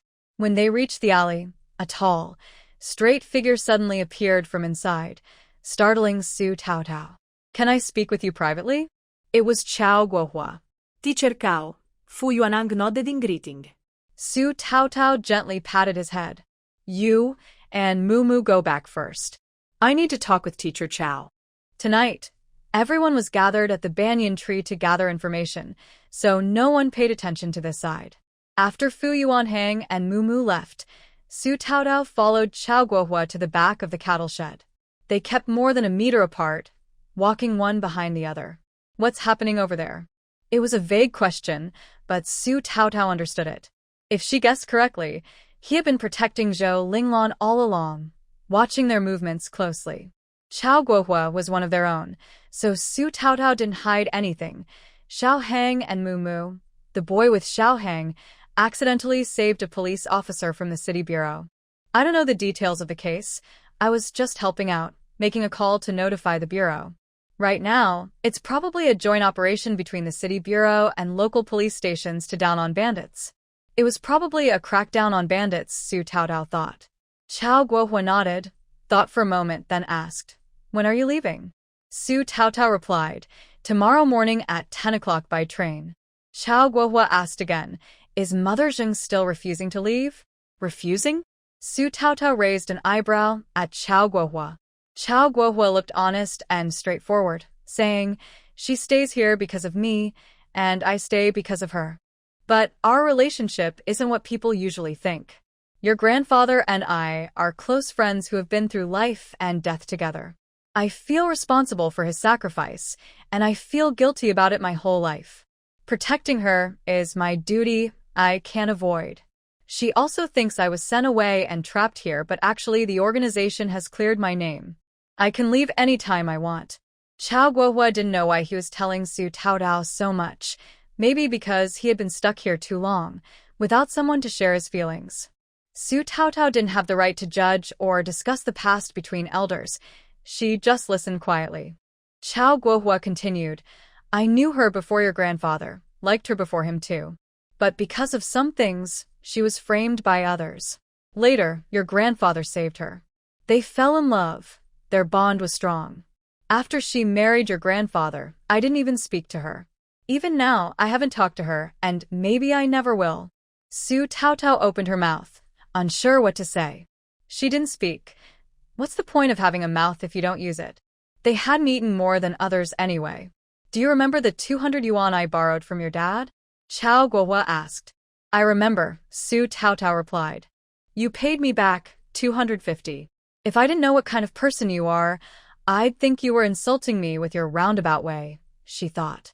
"During her hardest times, I wanted to save some money for her, but she refused and kept looking for a chance to return it to your father. In fact, even the condolence money from the army, she saved it without spending, probably planning to leave it for Hang later." Su Taotao really wanted to ask why you knew so much about our family's affairs. Even she didn't know. "Tell her to leave." Chao Guohua suddenly changed the subject. Su Taotao said, "She has her own plans. She said she'll leave at the end of the year." End of the year. Chao Guohua pursed his lips and closed his eyes, lost in thought. After a moment, he opened his eyes again. "That's fine. The police need to be informed so they don't come to praise her publicly." Su Taotao nodded. "I've already told them. They won't make a big fuss." Chao Guohua nodded. "You should go back now. I'll check what's going on. Are the injured hiding in the air raid shelter?" Su Taotao hesitated. "You're Chao Laosher, not Chao Half-Immortal. Why do you know everything?" "Yes," Su Taotao said, too lazy to ask why. Chao Guohua said, "Go back first. I'll check it out. Remember, no matter what happens tonight, don't come out and don't open the door if someone knocks." Su Taotao nodded. "I understand. Be careful yourself."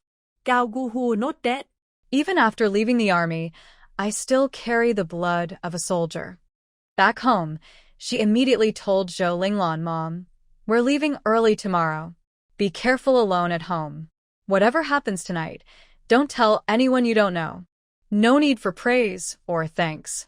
If anyone asks about Mumu's dad, just say he's a godfather." Knowing how to raise children like Fu Jingtu and Fu Yuanhang, Zhou Linglan wasn't dull at all. She understood what was going on at once and nodded. "I know what to do. Don't worry about us." Su Taotao shook head. "Actually, we all hope you can leave with us tomorrow." Zhou Linglan patted her arm. "I'll definitely come over at the end of the year." The act of heroism was temporarily over, but there were many family matters. Su Taotao and the others were leaving tomorrow, and they had a lot to pack. The trouble was, there was no direct train from the county to the base, so they had to transfer in the city. Su Taotao was traveling alone with 2 almost grown children and a little friend named Chunchen. She needed to pack as lightly as possible. But her family had many good things, various mountain delicacies, dried goods, pickled vegetables, all her favorites. She wished she could pack everything and take it all with her. All right, I will mail you the useful supplies and things I won't need for now. The items that are hard to mail, you can just bring with you, Zhou Linglan said. Su Taotao thought about it and agreed. She had several high school textbooks from Fujingtu, and carrying all of them would be difficult. Okay then. Su Taotao picked out the items she could mail, and her bag felt much lighter. The children's things were already packed. They were now gathered around the snails, and as they remembered the taste of stir-fried snails with sour bamboo shoots, they started to drool. Sister Tao, can I take this? Mumu asked. Su Taotao replied, you can't take that. If you want to eat, I'll cook a batch tomorrow morning. After you finish eating, you can go. Zhou Linglan said, I'll cook a pot of plain porridge and make some pancakes. We should eat well before catching the bus. Oh, and if we use the tractor from the collective farm, we need to tell Uncle Nyo in advance. The 3 children cheered happily, spinning around in circles. Su Taotao said, I already told him when I came back, and I paid him. He will apply to the team. Su Taotao always handled things carefully, so Zhou Linglan felt reassured. Su Taotao sensed that tonight might be uneasy. She reminded the children to wash up quickly and go to bed, and she herself hurried to sleep while the night was calm. In the quiet night, occasional gunfire from the mountains could be heard. The insects and frogs in the fields seemed to sense danger and dared not make any noise. Born in peaceful times, Su Taotao did not sleep very soundly that night. After a few hours of restless sleep, she suddenly heard knocking at her window. She woke up sharply, got out of bed, and quietly approached the window. She lowered her voice and asked, Who is it? A deep male voice came from outside the window. I am Ming Rang. Su Taotao was still groggy and couldn't remember if Ming Rang was the voice she was hearing. After a moment, she said, It's not good to open the window. Can you tell me what's going on? Ming Rang knew he was being abrupt and replied through the window, Here's the thing. Today's joint operation was very successful. During the operation just now, a comrade named Wuihwa helped us a lot. He said he doesn't need any recognition. If possible, we hope you can be taken to the train station in the city. We have a vehicle that can give you a ride. If you need, our car can come to pick you up at 6 a.m. Su Taotao was confused. Another carpool? Of course, that's the best option. Otherwise, we would have to first ride a tractor to the county seat, then take a bus to the city, and finally travel by train from there. It's so complicated. That's fine, thank you. But we are 1 adult and 3 children. Do you have enough space? Ming Rilong said, Yes, we've been told about this. Comrade Chow sent a big bus to pick you up overnight. You can ride with us. Su Taotao replied, All right, thank you then. Ming Rilong said, You're welcome. We will come to pick you up at 6 o'clock sharp. Su Taotao thanked them, then went back to the bed, looked at her watch. Already 4 o'clock. She packed her things and made some breakfast. Actually, it was almost time. She thought she hadn't disturbed anyone. When she stepped out of the room, Zhou Linglan was already awake. I heard the noise. Are you okay? Su Taotao nodded. Yes, no problem. The police told us there's a carpool that can take us to the train station, which is much more convenient. Zhou Linglan nodded. That's great. Everything went smoothly? Su Taotao said, Yes, everything went well. She hesitated, but didn't tell her about asking Wuihwa for help. Both of them were quick and efficient. Soon, breakfast was ready. Half an hour later, the children's favorite stir-fried snails were on the table. Last night, before sleeping, Zhou Linglan had cooked rice porridge over charcoal, so it was ready to eat when she woke up. She also made many pancakes, boiled all the eggs at home, and cooked a big pot of sweet potatoes to share with the police officers. Yesterday, the kids dug up some cool yams, which were tender and juicy now, perfect for quenching thirst. At 5 o'clock, Su Taodao went to wake the children on time. Fu Yuanhang and Mumu were fine. Dichen was sleeping so soundly that she didn't want to wake him. She decided to let him sleep a bit longer. He could get up before 6. They could just eat pancakes and eggs on the way. Fu Yuanhang and Mumu usually wake up at 6 anyway, so waking an hour earlier was acceptable. Especially with appetizing dishes like sour bamboo shoots stir-fried with snails early in the morning, Mumu felt it was okay not to sleep. After breakfast and tidying up, dawn was breaking. Su Taodao finally went to wake Dichen to wash up. After she finished washing and packed her small bag, the police car was just parked outside. Dichen, this is a new backpack Grandma made for you. You can carry it to school. Dust happily took the new backpack, which was a bit bigger than his old one. It was embroidered with his name and could hold more things. Dust was very happy and hugged Zhou Linglan, reluctant to let go. Thank you, Grandma. Earlier, when writing a letter, Fu Yuanhang mentioned bye-bye to Zhou Linglan. She surprisingly embroidered it on the backpack. Zhou Linglan then took out 2 more large backpacks. This one is a Hang's, and this one is Mumu's. Mumu picked up his backpack and saw that, besides the dog pattern on each side, they were almost identical. He happily took it and pointed to the dog pattern, asking Fu Yuanhang, "Does it look like da hey and bye-bye?"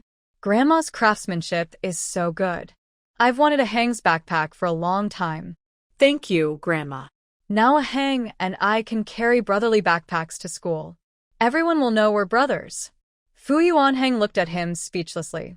My last name is Fu, and yours is Mo. Mumu said, a Hang. You really have no sense of humor. Zhou Linglan, carrying many bags, reluctantly saw them off at the door. All 3 children had tears in their eyes. Grandma, you promised you would come during the New Year. Zhou Linglan nodded. Yes, I will definitely come. The driver was Ming Rilong himself. Zhou Linglan handed him some baked pancakes, eggs, and sweet potatoes. Comrade police officer, thank you for your hard work. Keep these for the road. Ming Rilong repeatedly declined. Ma'am, this isn't appropriate. As public servants, we refuse to take even a penny from the people. You're making me do something wrong. Su Taodao took the food directly and put it in the car, along with the sweet potatoes. Wasting food is shameful. They're cooked but not eaten. Spoiling them is the real mistake. It's not necessary to make a big deal about breakfast. It might scare the elders. Ming Rilong didn't know what to say and could only thank her repeatedly, helping her load the luggage into the car. The car was a spacious 7-seater, not an official police vehicle, probably to avoid attracting attention. The last row was already full, and Su Taodao and the children sat in the middle row. After settling in, Su Taodao waved at Zhou Linglan. Mom, let's go back. We can meet again during the New Year. Zhou Linglan waved back. I know. Safe travels. At this moment, Mumu peeked out. Grandma, the sandals I bought earlier are a gift for you. They're under the table in the living room. Remember to wear them. Zhou Linglan looked at Mumu with love and nodded. Okay, thank you, Mumu. Grandma will wear them. As the car moved forward, Zhou Linglan did not go into the house but kept waving at the vehicle from behind. Behind her, Chao Guohua's figure remained hidden in a corner where no one could see. The hardworking neighbors also got up. Hearing the car, they came out and asked Zhou Linglan, Mother Jingtu, Ahang and the others have left again? Yes, they came to pick them up with a big car. Quite impressive. Mother Jingtu, who are they? Why are they here so early to pick someone up? Zhou Linglan smiled and said, it was arranged by Mumu's dad. I don't know much about it. Since Mumu entered the village, he's been carrying the blame and hasn't taken it off. It's great that your son is promising. Even his friends are promising. Oh, by the way, did you hear? Last night, they caught a big thief. Zhou Linglan shook her head and said, I heard some noise, but we went to bed early last night. We have to leave early today, right? The neighbor lady next door said, I tell you, they caught quite a few thieves last night. I heard they were cow and pig thieves. The pigs and cows stolen from the nearby county were done by them. They've been hiding on the mountain near us, planning to attack our team, but luckily they were caught. Another lady waved her hand dismissively and said, "That's not true. It's actually some hideout over in Green Moon Valley, where a few women are kept. They're all pretty and lively. Men pay money and get tickets just to have fun. Where there's gossip, there are women gathering." In no time, the topic shifted from Su Taodao was picked up early this morning by the big car to other things. Yes, I heard about it too. Last night, someone caught a thief in the act. 2 of them were taken to the team office right away. I heard they were found hugging each other, half-dressed. Muumu's dad even went after the main culprit. No way. It was clearly someone doing something in Aunt Wang's cucumber field, and they even damaged her cucumbers. Then, why did they open fire on the thief's hideout? It wasn't firing, it was the sound of breaking in. Your house's door keeps making noise? How would I know? My door's never broken. Oh, what bad luck. You should go home and ask your husband if he's been to Green Moon Valley lately. Maybe he's been fooled by those thieves. Bah. Several women glared at her simultaneously. Your husband is the one who went to Green Moon Valley to do bad things. In short, last night's joint operation became a mystery with no clear answer. No one knew exactly what had happened. We don't even know that Su Taotao's family and Chao Guohua have done good deeds. It is just a popular topic among villagers during their free time. As for the truth, it seems no one really cares. After getting into the car, Dichin kept looking back but was blocked by someone behind, so he couldn't see anything. He pouted and turned his little head back. Can Dichin stay and keep company with Grandma? Su Taotao teased him. Dichin shook his head. No, I miss my dad. Su Taotao was lost in thought for a moment. Although it had only been a few days, it felt like a long time. It really felt like the old saying, not seeing someone for a day feels like 3 years. I wonder what Fu Jingtu is doing now. Li Gubang still hadn't recovered from the shock. Just now, through the glass window, he only glanced casually until Su Taotao and Dichin got into the car, then smiled at them. Without exaggeration, his heart skipped a beat. This woman and the little kid are both very good-looking. Having worked as a police officer for many years, he had seen many kinds of people, but this kind of beautiful mother and son was truly the first time. Mu was the first to notice them. Hey, Uncle Li, Uncle Zhang, is that you? Fu Yuanheng also turned around. Uncle Li, Uncle Zhang. The two nodded. Comrade Fu Yuanheng, Comrade Mo Jialin, hello. Li Gubang said, I didn't expect to see you so soon again.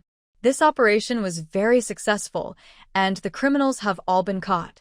We haven't had a chance to thank you properly, including your sister-in-law.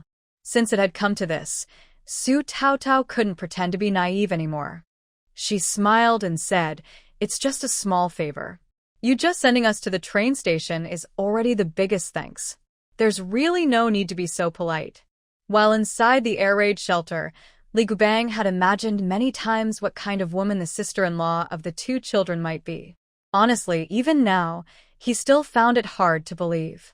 Such a gentle, beautiful, young, and pretty woman being a factory director and single-handedly dealing with 2 highly dangerous criminals was truly surprising.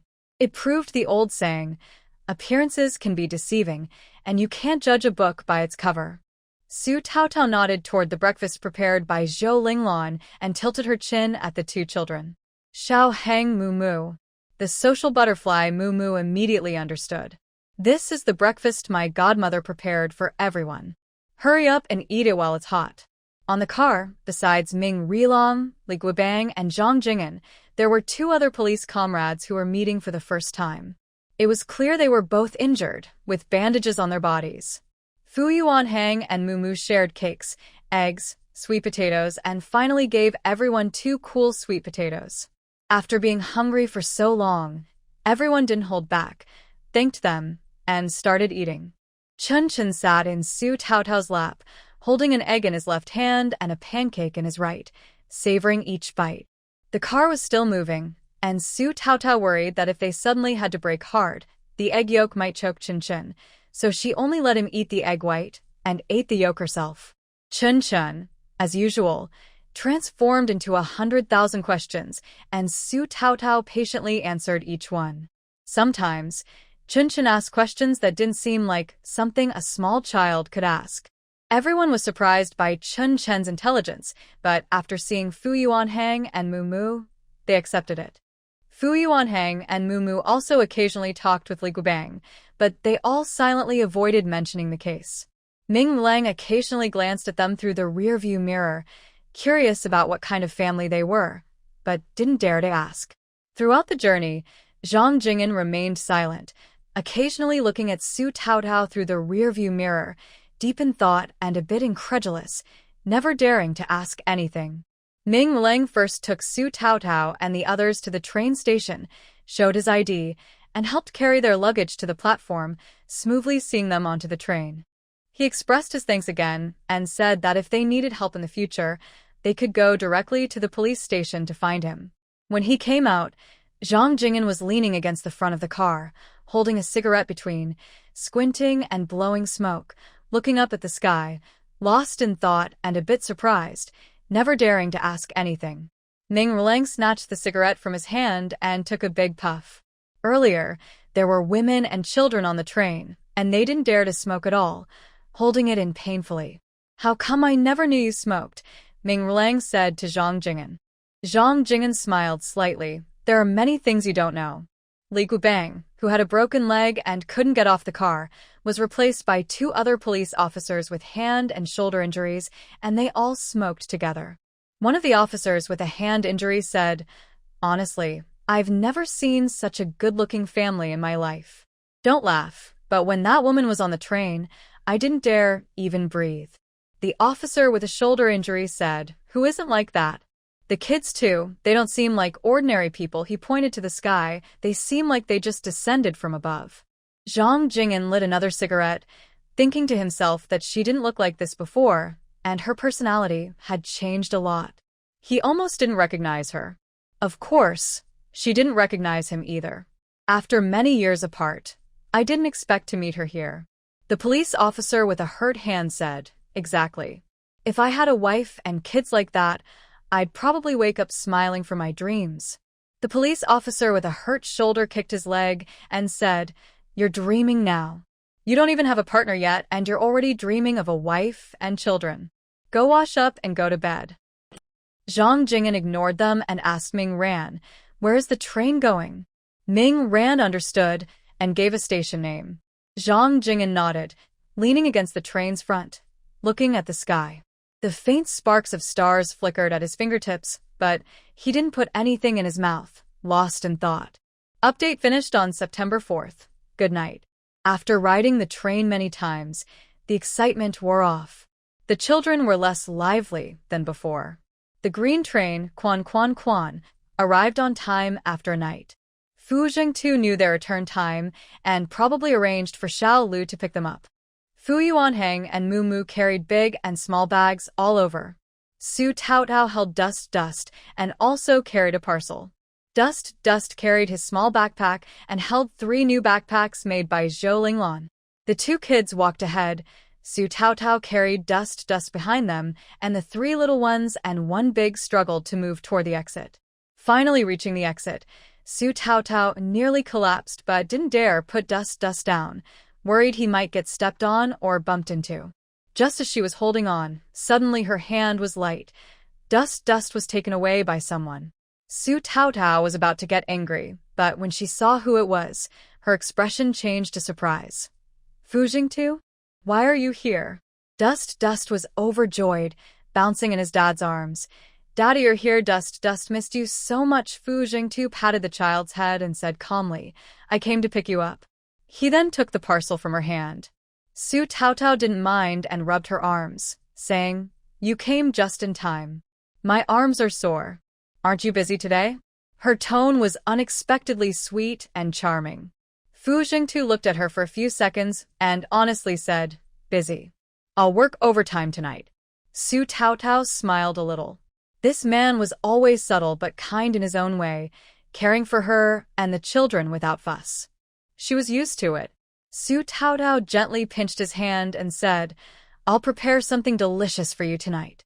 After speaking, she stepped forward and took a package from Fu Yuanhang and Mu Mu each, feeling a bit shy after being a child laborer for so long. Fu Yuanheng dodged Su Taotao's hand. Sister-in-law, you don't need to. I have enough strength to carry it. Mumu also quickly snatched it back.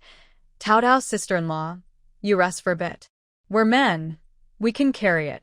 Since these gentlemen insisted so much, Su Taotao didn't argue and said, then I'll help Chunchen carry his. She reached out to take the empty school bag in Chunchen's arms. Chunchen held it tightly and refused. No need, Mommy. Chunchen can carry it himself at the train station exit. A tall, handsome man carried a child in one arm and a package in the other. Ahead, two small children with big and small bags huffed and puffed. Only this tall, eye-catching woman with a bright smile and a relaxed walk seemed to come out easily. Fu Zhengtu drove the car himself, with Su Taotao and the children sitting in the back. After everyone was seated and buckled up, he started the car. Is Shaolu busy today? Su Taotao asked Fu Zhengtu. He glanced at her through the rearview mirror before replying. The feedback on coconut candies is very good. The vice director's side received an urgent order to entertain foreign guests, so he's personally supervising production. The factory is very busy right now. Su Taotao thought for a moment and said, when I signed the agreement with the base, I was given independent management and decision-making rights. All decisions related to production and operation need my approval in principle. The leaders are not allowed to interfere in the factory's affairs. Since I'm not at the factory this time, it's a special case, but such things should not happen again. I don't want the leaders to meddle in our factory. The base has many leaders. If you step in today and I step in tomorrow, no one will know who to listen to, and it could cause trouble. Fu Zhengtu was surprised for a moment, his gaze meeting hers in the rearview mirror. Then he smiled faintly. I wasn't involved in this matter, but since you weren't home and didn't watch over the factory, I feel responsible. Su Taotao shook her head. I wasn't talking about you. The factory's affairs are also none of your business. It's okay, I'll talk to the leaders myself. If they don't agree, I'll quit as the factory director. Fu Zhengtu looked at Su Taotao deeply through the mirror and slightly curved his lips. After leaving the train station, they first went to Tang's house, said hello, and left some mountain produce and specialties prepared by Zhou Linglan before leaving. Later, we went to a state-run restaurant for lunch, then stopped by the supply and marketing cooperative to buy some daily necessities and meat and vegetables before heading back to the island. The familiar heat wave hit us again, and even the air was filled with the salty smell of seawater. Though we had just left, it felt both distant and familiar. Dust still liked to sit by the window, watch the seagulls, listen to the sound of the waves, call out to Grandpa's lighthouse, and ask all kinds of strange questions. The two uncles also patiently answered his questions. By the time we returned to the island, it was already around 2 p.m. Fu Zhengtu and two good friends helped carry the things upstairs. Dust immediately went to check if his ride was still there. Seeing it safe and sound, he felt relieved and held his mom's hand to go home. Mom, can we pick Bye-Bye up first? Su Taotao nodded. Of course, you can pick him up anytime you want. After arriving home and putting things down, Dust first held his uncle's hand and followed Mumu back. Su Taotao handed the big and small bags of Zhou Linglan to Mumu to carry home. Mumu didn't mind and happily carried everything back. The adults at Mumu's house were at work. When the door opened, two black dogs wagged their tails and rushed over. One ran toward Dust and the other toward Fu Yuanheng. Dust immediately recognized Bye-Bye, hugged the black puppy tightly and rubbed his face.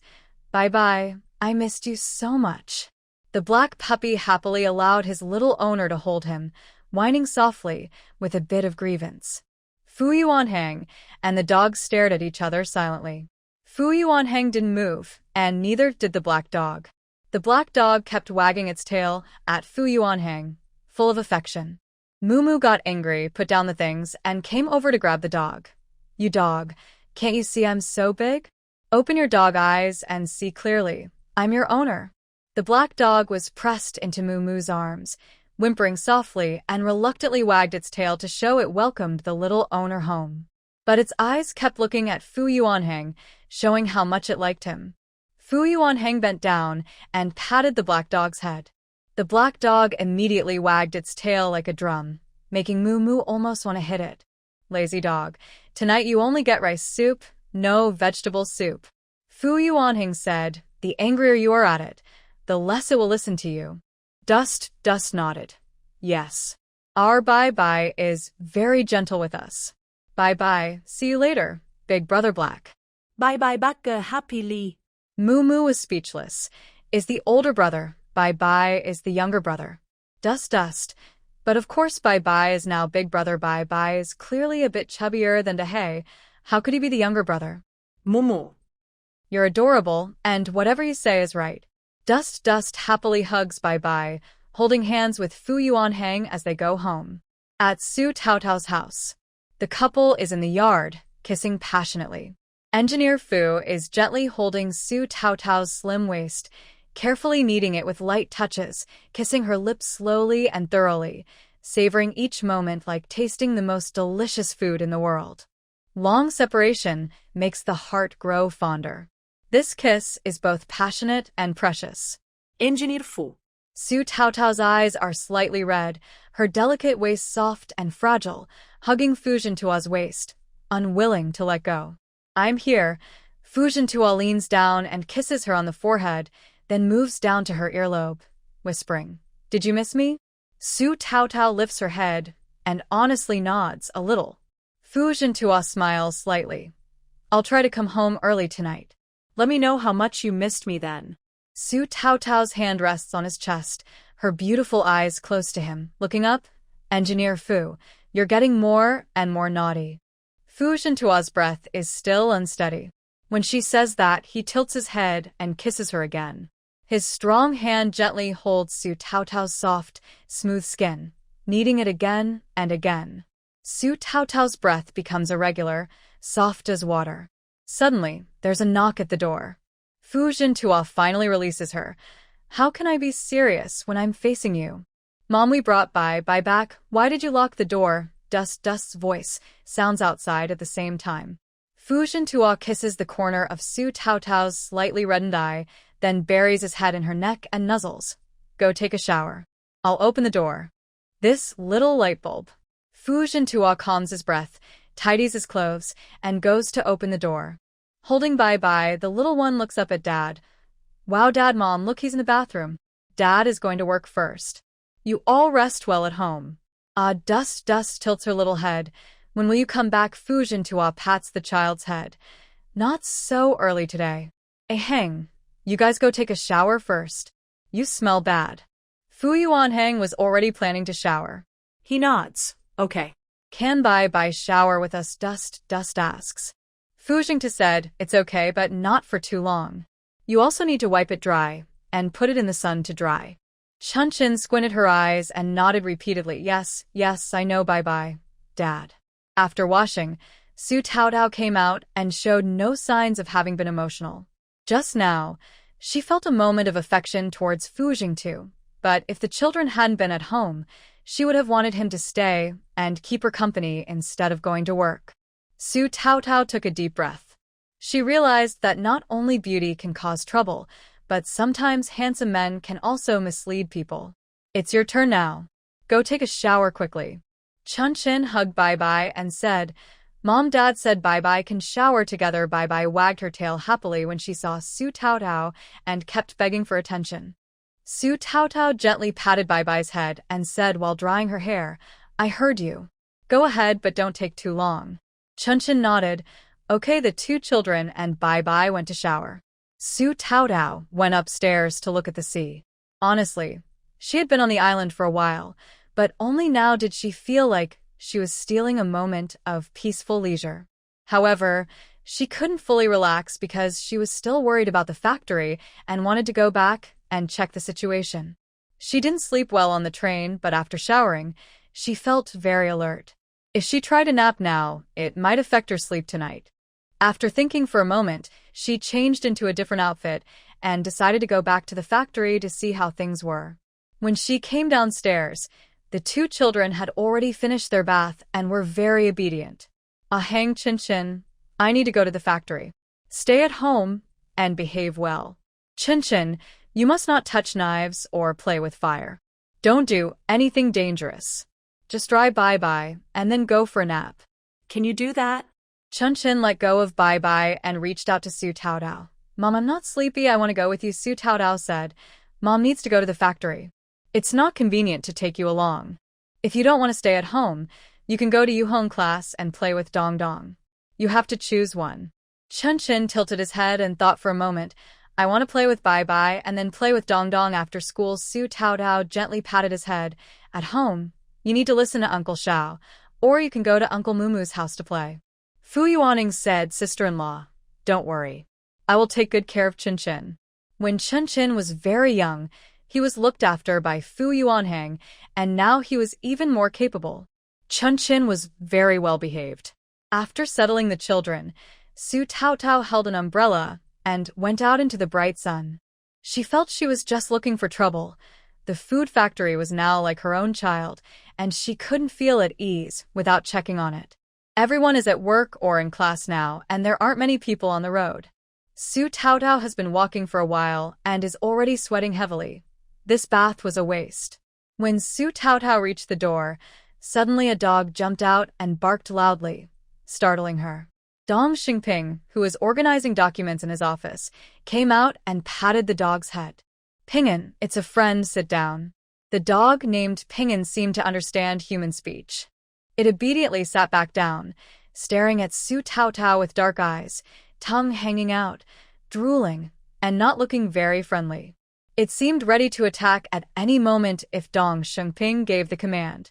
Su Taotao then remembered that before leaving, she asked Dong Xingping to find a retired police dog to guard the entrance. Clearly, Ping'an was the retired police dog he found. Director Su, the retired police dog you asked me to find is called Ping'an. He's 10 years old, injured in his left leg, and just retired this year, Dong Xingping said. Su Taotao looked at Ping'an with respect and was no longer afraid. She bent down and smiled kindly at him. Hello, Ping'an. My name is Su Taodao, and I am the factory director here. Remember me, okay? Don't scare me like that next time. Ping'an didn't seem to understand completely, but his eyes were less fierce than before. Is everything okay at the factory? Su Taotao asked Dong Xingping. Dong Xingping paused for a moment and then said, production is running normally, but... Dong Xingping was not a person who hesitated easily.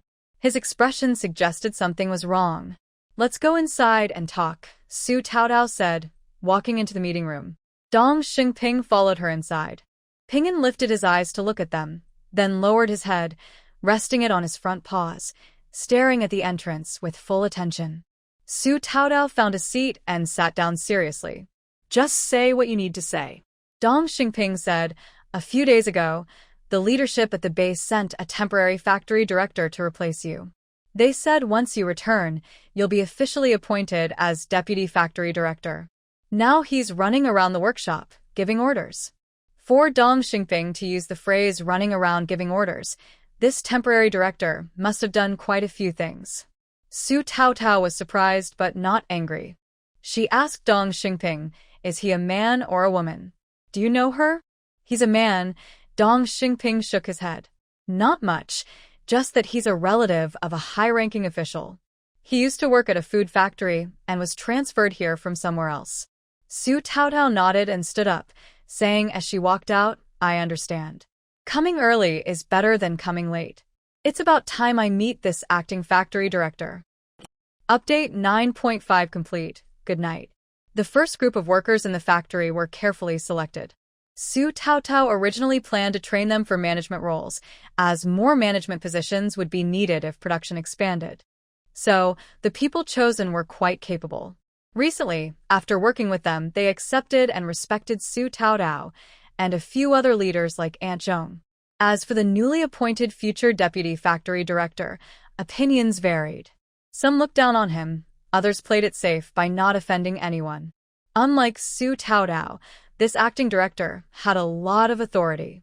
People only pretended to respect him outwardly, but few truly approved of him.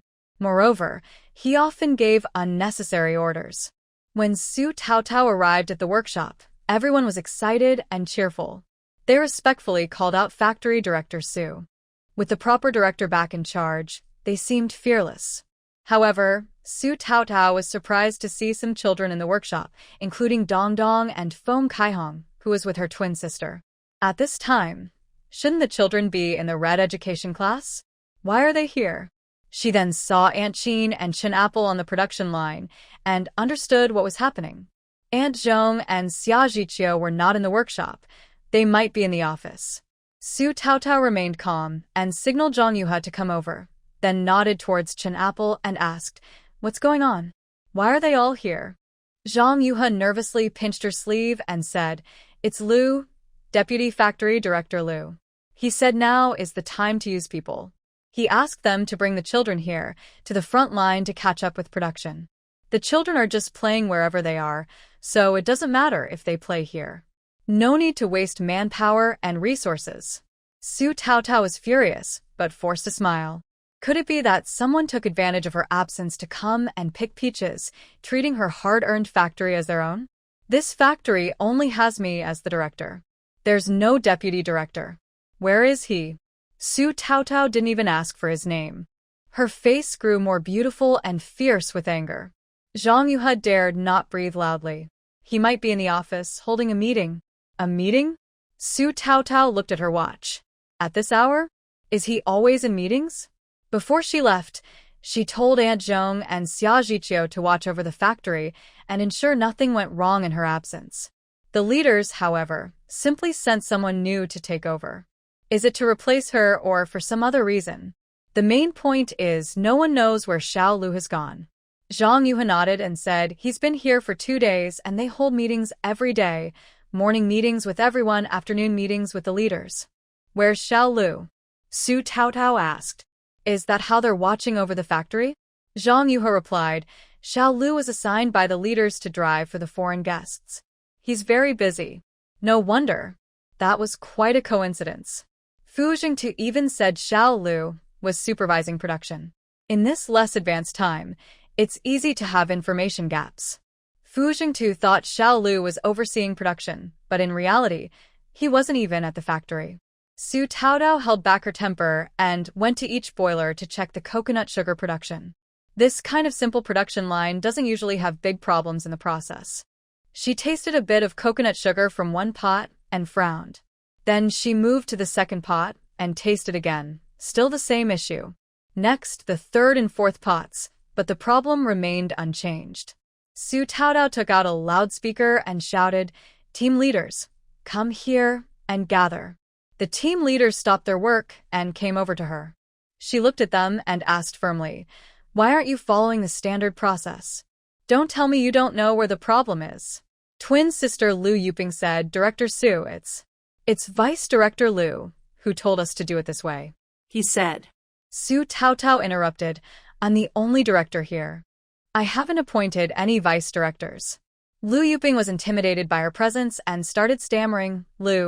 Leader Lu said that the coconut shells meant for firewood still have coconut meat inside. He told us to dig it out and mix it into the coconut sugar. The tender coconut meat is sweet, so we can reduce the sugar by 2 layers, saving costs. Su Taotao clenched her teeth and casually threw the loudspeaker against the wall. With a loud, the loudspeaker shattered into pieces. "Get Lu out here immediately to see me. Now." "And where are Aunt Zhong and Xia Zhiqiu? Tell them to come out and see me right away." Even if Shaolu isn't here, they are clearly at the factory. How can someone who just arrived 2 days ago cause trouble? The coconut sugar's reputation has just been built, and the factory isn't stable yet. Now they're cutting corners and claiming it's for cost savings. Such a factory, it's better to shut down. Several female team leaders were so shocked they were stunned. They had never seen Su Taotao lose her temper like that before. Dong Xingping entered quietly and said in a deep voice, "I'll go call someone. Today is the first day we're doing this. Director Zhong and Secretary Xia don't know yet. Lu led us this morning and told us to just go ahead." He then turned back to tell Director Zhong and Secretary Xia, "You will definitely agree too. They're probably still discussing this in the meeting room." Lu Yuping's voice trembled with tears. As high-ranking leaders, they had to listen and they thought as long as it was sugar it was fine. Doing it this way didn't seem wrong. They didn't expect Su Taotao to react so strongly. Su Taotao stood with her hands on her hips, moving her neck. Now wasn't the time to argue with these team leaders. She needed to focus on meeting with Lu first. Soon, a confident-looking deputy factory director Lu, about 40 years old, came out of the meeting room. Behind him, Zhong Yi and Xia Zhiqiu looked worried. When Zhong Yi and Xia Zhiqiu saw Su Taotao, their faces relaxed. They wanted to say something, but Su Taotao raised her hand to stop them. Lu, proud and confident, was about 40, of medium height, dressed in a suit. His hair was neatly combed back with wax, and he carried the scent of a seasoned businessman, noticeable even from 8 meters away. He was smiling broadly and extended his right hand towards Su Taotao. Wow, you must be the famous director Su, right?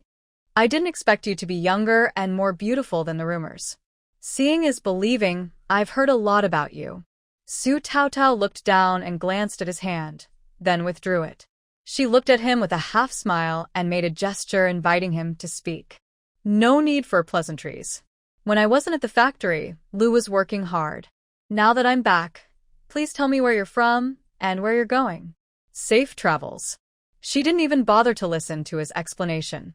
The saying goes, you can't hit a smiling face, and she was used to hiding her true feelings behind a mask, always successful. The confident deputy director Lu froze, staring at Su Taotao in disbelief. 9.6. I thought I could enjoy some fresh seafood while the sea was still clean, but I got stomach flu, vomiting, and diarrhea. I'm in the hospital getting 4 fluids. Probably only this update tonight. Good night. No matter the era in society, you have to wear a fake smile. Unless you live alone, like an isolated island, avoiding contact with everyone. In Lu Wuihwa's view, Su Taotao is a naive young person who just started out and is not afraid of challenges, completely unaware of workplace rules. People who don't understand rules at such a young age managing to become factory director seem to rely on connections, as rumors suggest, specifically Fu Jingtu's influence. If she tries to flatter him, he might think twice. Such impulsive and naive beauty is much easier to deal with than seasoned veterans who have been in the workplace for years. Lu Wuihwa withdrew his hand, blew off an imaginary dust, and looked at Su Taotao with a forced smile, saying, Factory Director Su, you've been on vacation for a while, so your news is a bit outdated. No worries. Let me introduce myself. I am Lu Wuihwa, the nephew of your logistics director, Lu, and also the deputy factory director specially appointed by your base's academician. Lu Wuihwa emphasized the words nephew with a smirk, looking at Su Taotao. I used to be a workshop director at a large state-owned sugar factory. Now being assigned to such a small workshop here, I feel a bit out of place. If I have done anything not quite right, I hope factory director Su will forgive me. I will do my best to cooperate fully, aiming to double our performance starting next month, and by the end of the year, to increase it 5 or 10 times. We will raise workers' bonuses, expand and strengthen our factory, and make greater contributions to the base. Su Taotao scratched her ear and gestured dismissively. Are you done talking? If so, just leave. Lu Wuihwa's expression stiffened. Who is this naive young person? He had already spoken so much, yet she hadn't recognized his yellow jacket identity. Comrade Su Taotao, I respect call you factory director Su. I am also a deputy factory director, with more experience than you. Don't think you can just. Thinking a feather is an order, right? Su Taotao interrupted him. Yes, I do take a feather as an order. Before I approve this appointment, I am the only factory director here. There is no deputy director. Who sent you here? Go find whoever you want. If you like being a factory director so much, start your own factory. I have no objection. But if you stand here and block our work again, don't blame me for calling someone to remove you. You're. Lu Wuihwa's face turned pale and red. He relied on a smiling face after decades of walking the rivers and lakes, but this was the first time he felt such humiliation. Su Taotao. Do you know who you're talking to? Don't think Fu Jingtu can protect you. Su Taotao, tired of the nonsense, said lazily. Director Dong. Show him out. If anyone refuses to leave, have pinged them out. Yes. Dong Xingping stepped forward. Comrade Lu, please. All the employees in the scene responded in unison. Comrade Lu, please. Wuihwa was so angry he almost burst a blood vessel, pointing at Su Taotao. You. He pointed around. All of you. Very good. Just wait and see. People value face and dignity. Being humiliated and scolded to this extent, even a Buddha would find it hard to tolerate. Wuihwa cursed under his breath and stormed off. Everyone let out a sigh of relief. Someone started the cheer. Director Su, you're great. Everyone echoed in unison. Director Su, you're great. Su Taotao looked at them with a serious face and said, Of course I am great. You all are very capable too. Anyone can come and give orders and you all listen. Do you not see me as the factory director, or are you all ignoring my words? Dong Xingping was the first to step forward. Director Su, it's my fault. Before I left, you told me not to let any strangers in. I didn't check carefully and let a stranger in. I failed in my duty, and I should accept the punishment. Aunt Zhong also stepped forward. Sorry, Director Shu. Director Lu brought people directly, and I couldn't stop him. I feel ashamed and didn't dare to stop him. Xia Zhiqiu also spoke up. Director Su, as your secretary, I know very well that the agreement and rules with the base are clear. All leaders in the factory need your approval to be appointed. I didn't react quickly enough and confronted Director Lu with the documents. That was my mistake. I promise it won't happen again. Chen Pingwa lowered her head in shame. Sorry, Director Su. I also made a mistake. My duty is to take care of the children. I shouldn't have listened to him and brought the children into the factory, where there are dangerous stoves and pots everywhere. Yes, Director Su, I was also wrong. I was wrong too. I also made a mistake. Everyone spoke up one after another. Su Taotao looked around calmly and said softly, This factory was built by me, by us. It took a lot of effort to establish it. This time, when we went to the capital, our products received high praise from the leaders. Many leaders placed orders with us on the spot. Do you know what we relied on? She paused. It's quality. It's the spirit of craftsmanship. It's about us working together with integrity to make good products. It's about everyone working overtime, ensuring every step and process meets standards. That's how we produced such excellent products, received such high praise, and gained such a good response.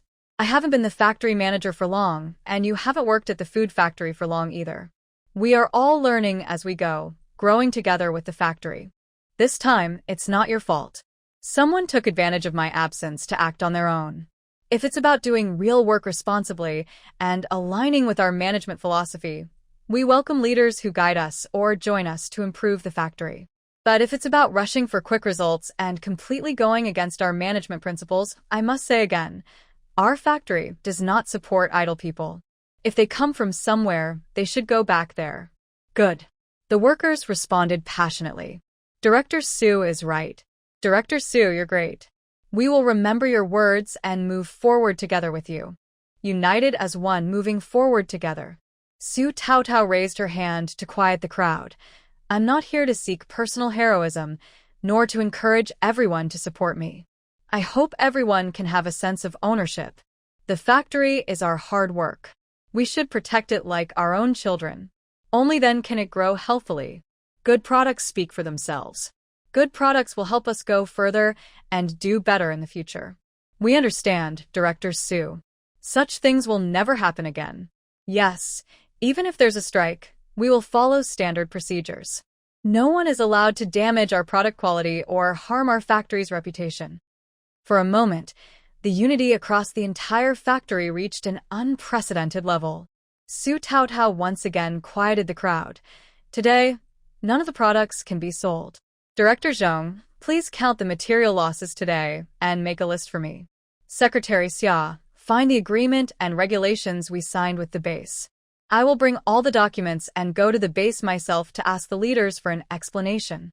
On September 6th, she rushed out, driven by obsession. Every day, she had to write at least 4,000 words, or she couldn't sleep well. What's wrong with her? This time, good night. Everyone in the factory was united. Aunt Jean and Chen Apple took the children back to the classroom. Dong Dong kept asking Dust questions. Su Taotao said Dust was at home, and Dong Dong insisted on going back to find Dust. Xia Zhiqiu quickly found the agreement and regulations for Su Taotao, took an hour off, and went back with Dong Dong to find Dust. The workers quickly started cooking the defective coconut candy that contained discarded green coconut meat today. Some of it was turned into finished products, without even packaging, and a large bag was prepared for Su Taotao. Aunt Zhong didn't know what Su Taotao wanted with this unqualified coconut candy, so she asked. Su Taotao replied, "Of course, I want the leader to taste the product made under Comrade Lu's leadership, to speak with facts. Otherwise, people might turn around and accuse me of being unreasonable. If they do, with two mouths in their official titles, how can I explain myself?" Aunt Zhong nodded. Yes. Director Su always thinks ahead. Maybe I should go with you. More people, more voices. I may not be good at everything, but I'm good at explaining things. Su Taotao shook her head. No need. I'm going to ask for an explanation, not to argue. I can handle it alone. Aunt Zhong asked, the base is so far away. How do you plan to get there? Su Taotao thought for a moment. That was a good question. Nowadays, drivers are considered skilled workers. Although there's no rule against driving without a license, you still need a license to be on the road. Many people don't go to driving schools. Maybe their mentors teach them, and they also learn car repairs. Some mentors worry that if they teach their apprentices everything, they might starve. They hold on to their skills, only teaching a little at a time. After several years of learning driving and repair skills, they go to take the test. People like Su Taotao usually have someone who has already taught them to drive. They get a certificate from their workplace to drive legally. The cafeteria has an unused truck, but Su Taotao hasn't gotten her driver's license yet. These days, driving without a license is strictly regulated, but on the island, it's not a big problem to drive a short distance. Still, as a law-abiding citizen, she wouldn't drive without a license. Just as Su Taotao was pondering, a dramatic, exaggerated voice suddenly rang out loudly. Su Jie, my dear sister, our factory director Su, you're finally back. I didn't keep the factory in check. I'm guilty, but I couldn't help it. Can you forgive me? Boo-hoo. Su Taotao was speechless. Wow, someone falling asleep and someone else sending a pillow. Now the driver is offering to help. But she also felt like kicking him away. Before Shaolu met Su Taotao, Aunt Zhong pulled him aside. Pay attention to your influence. Su Taotao shoved something into his arms. You just came back, so drive me to the base. If you want to cry, go cry to the leader. Shaolu caught what Su Taotao handed him and quickly responded with a clever smile. All right, I'll serve Sister Su wholeheartedly, bowing until I can't stand anymore. Su Taotao was the first to walk outside. Shut up. Shaolu kept talking about how the leader was reckless in transferring him from the factory, arranging for him to entertain foreign guests, and doing 24-hour housekeeper duties, even squeezing in bathroom breaks. He also tried hard to get Lu's name involved, but he couldn't even find a chance to give her secret updates. He spoke with tears and sniffles, as sad as possible. On the train all night, Su Taotao closed her eyes to rest. She listened as he exaggerated wildly, but she didn't interrupt him. She even dozed off like listening to a lullaby. When they arrived at the base, Shaolu was the one to wake her after registering. Shaolu carried some things and happily followed Su Taotao. Su Taotao took the items. Wait for me in the car. I'll be back soon. Shaolu looked at her eagerly. Do you need me to cheer for you? I can talk well, you know. Su Taotao twitched her eye. It's obvious you're good at talking. No need, just wait here. Shaolu was bored, but he wasn't the type to stay idle. Soon, he went to chat with the soldier guarding the main gate. Su Taotao hadn't been here for a while and almost forgot the way. Today, Zhou Weining was at the front desk. Zhou Weining hadn't seen Su Taotao for some time. She still looked at her as usual. Xiao Xian. Cough cough, where's your Dichin? Xiao Xian didn't like being called Xiao Xian. His mother was still as beautiful as ever, or maybe even more so. Su Taotao. He's playing at home. I want to find academician Zheng. Please let him know. Zhou Weining said, Director Liu is inside. You might have to wait a bit. Su Taotao raised an eyebrow. Director Liu is inside? What a coincidence. I was just about to find him. Since both are here, that's perfect. She headed inside. Zhou Weining blinked her big eyes and hurried after her. Hey, academician Zheng is in a meeting. You really can't go in. Su Taotao didn't make it difficult for her. You knock and ask if I can come in. Today, Zhou Weining was filling in at the front desk. Honestly, she didn't know the rules well. She gathered her courage and knocked on the door. Come in. Zhou Weining peeked inside. Academician Zheng, that little Xian. I mean Su Taotao is here. She said she needs to see you and Director Liu. Can she come in? Academician Zheng and Director Liu exchanged a quick glance and were momentarily stunned. Director Liu said, Look at this. The person we assigned to handle things just now is chased away, and now she dares to come here. I want to hear what she has to say. I've seen many bold people, but this is the first time I've met such a confident woman. Engineer Fu has good judgment. He chose such a good wife. With a sharp sound, the door was pushed open. Zhou Weining, who was struggling with the door handle, almost fell flat on the ground. Su Taotao walked in with a bright smile. She had just taken a shower and rested briefly, and now she looked radiant. Her charming smile made her look stunningly beautiful. Thank you, Director Liu, for the compliment. I also think Engineer Fu has good taste. As for Director Liu saying I am bold, I don't quite agree with that. Su Taotao found a chair and sat down confidently. Do you mind if I sit and talk? Or do you think I am not qualified and should stand here reporting to you? Academician Zheng smiled and said, Sit down. At the same time, he waved at Zhou Weining, who was still staring in shock and struggling with the door handle, signaling her to leave. It was a rare and explosive scene. Zhou Weining really wanted to stay and watch, but as a small worker, she dared not make any requests. She could only reluctantly step back. When she closed the door, she deliberately left and listened in secretly. No, just observing. Today, I really can't handle it anymore. This is the only update tonight. Good night. Su Taotao sat down calmly and looked at the two leaders. She said, First, I want to clarify 2 points. 1. I am not bold. Our factory is small and cannot accommodate someone as grand as your nephew. Director Liu was furious. You. Su Taotao ignored him. Second, your nephew has been causing trouble in our factory, leading to some losses. Here is the bill. Please settle it. Director Liu was so angry, he seemed to rise to the heavens. Su Taotao. Do you even know what you're saying? Su Taotao replied, That sounds familiar. Yes, your nephew told me the same thing using the same tone. You really are uncle and nephew. He even said he is your nephew, the workshop director of a state-owned sugar factory, who came to our small workshop to show respect, almost like telling me I should be polite to him, as if I should treat him like a master when I'm just a worker. Director Liu slammed the table. Su Taotao, enough. Disrespecting your superiors, ignoring hierarchy. Do you have no rules? Do you think this place is your home? What is there to be proud of about your attitude? Don't think Fu Jingtu can protect you. Believe it or not, I can make him unable to defend himself. Before Su Taotao could speak, Academician Zheng directly threw a fining stone across the table. Lu Zaijian. Do you even know what you're talking about? Su Taotao raised an eyebrow. Coincidentally, your nephew told me the same thing. He also said Fu Jingtu can't protect me. I find it strange. I built the food factory myself, from submitting the plan to choosing the location, from buying the land to building the factory, from hiring employees to starting production, from packaging food to promoting in the capital. All of it was done by me alone. I just want to ask, what does this have to do with Fu Jingtu?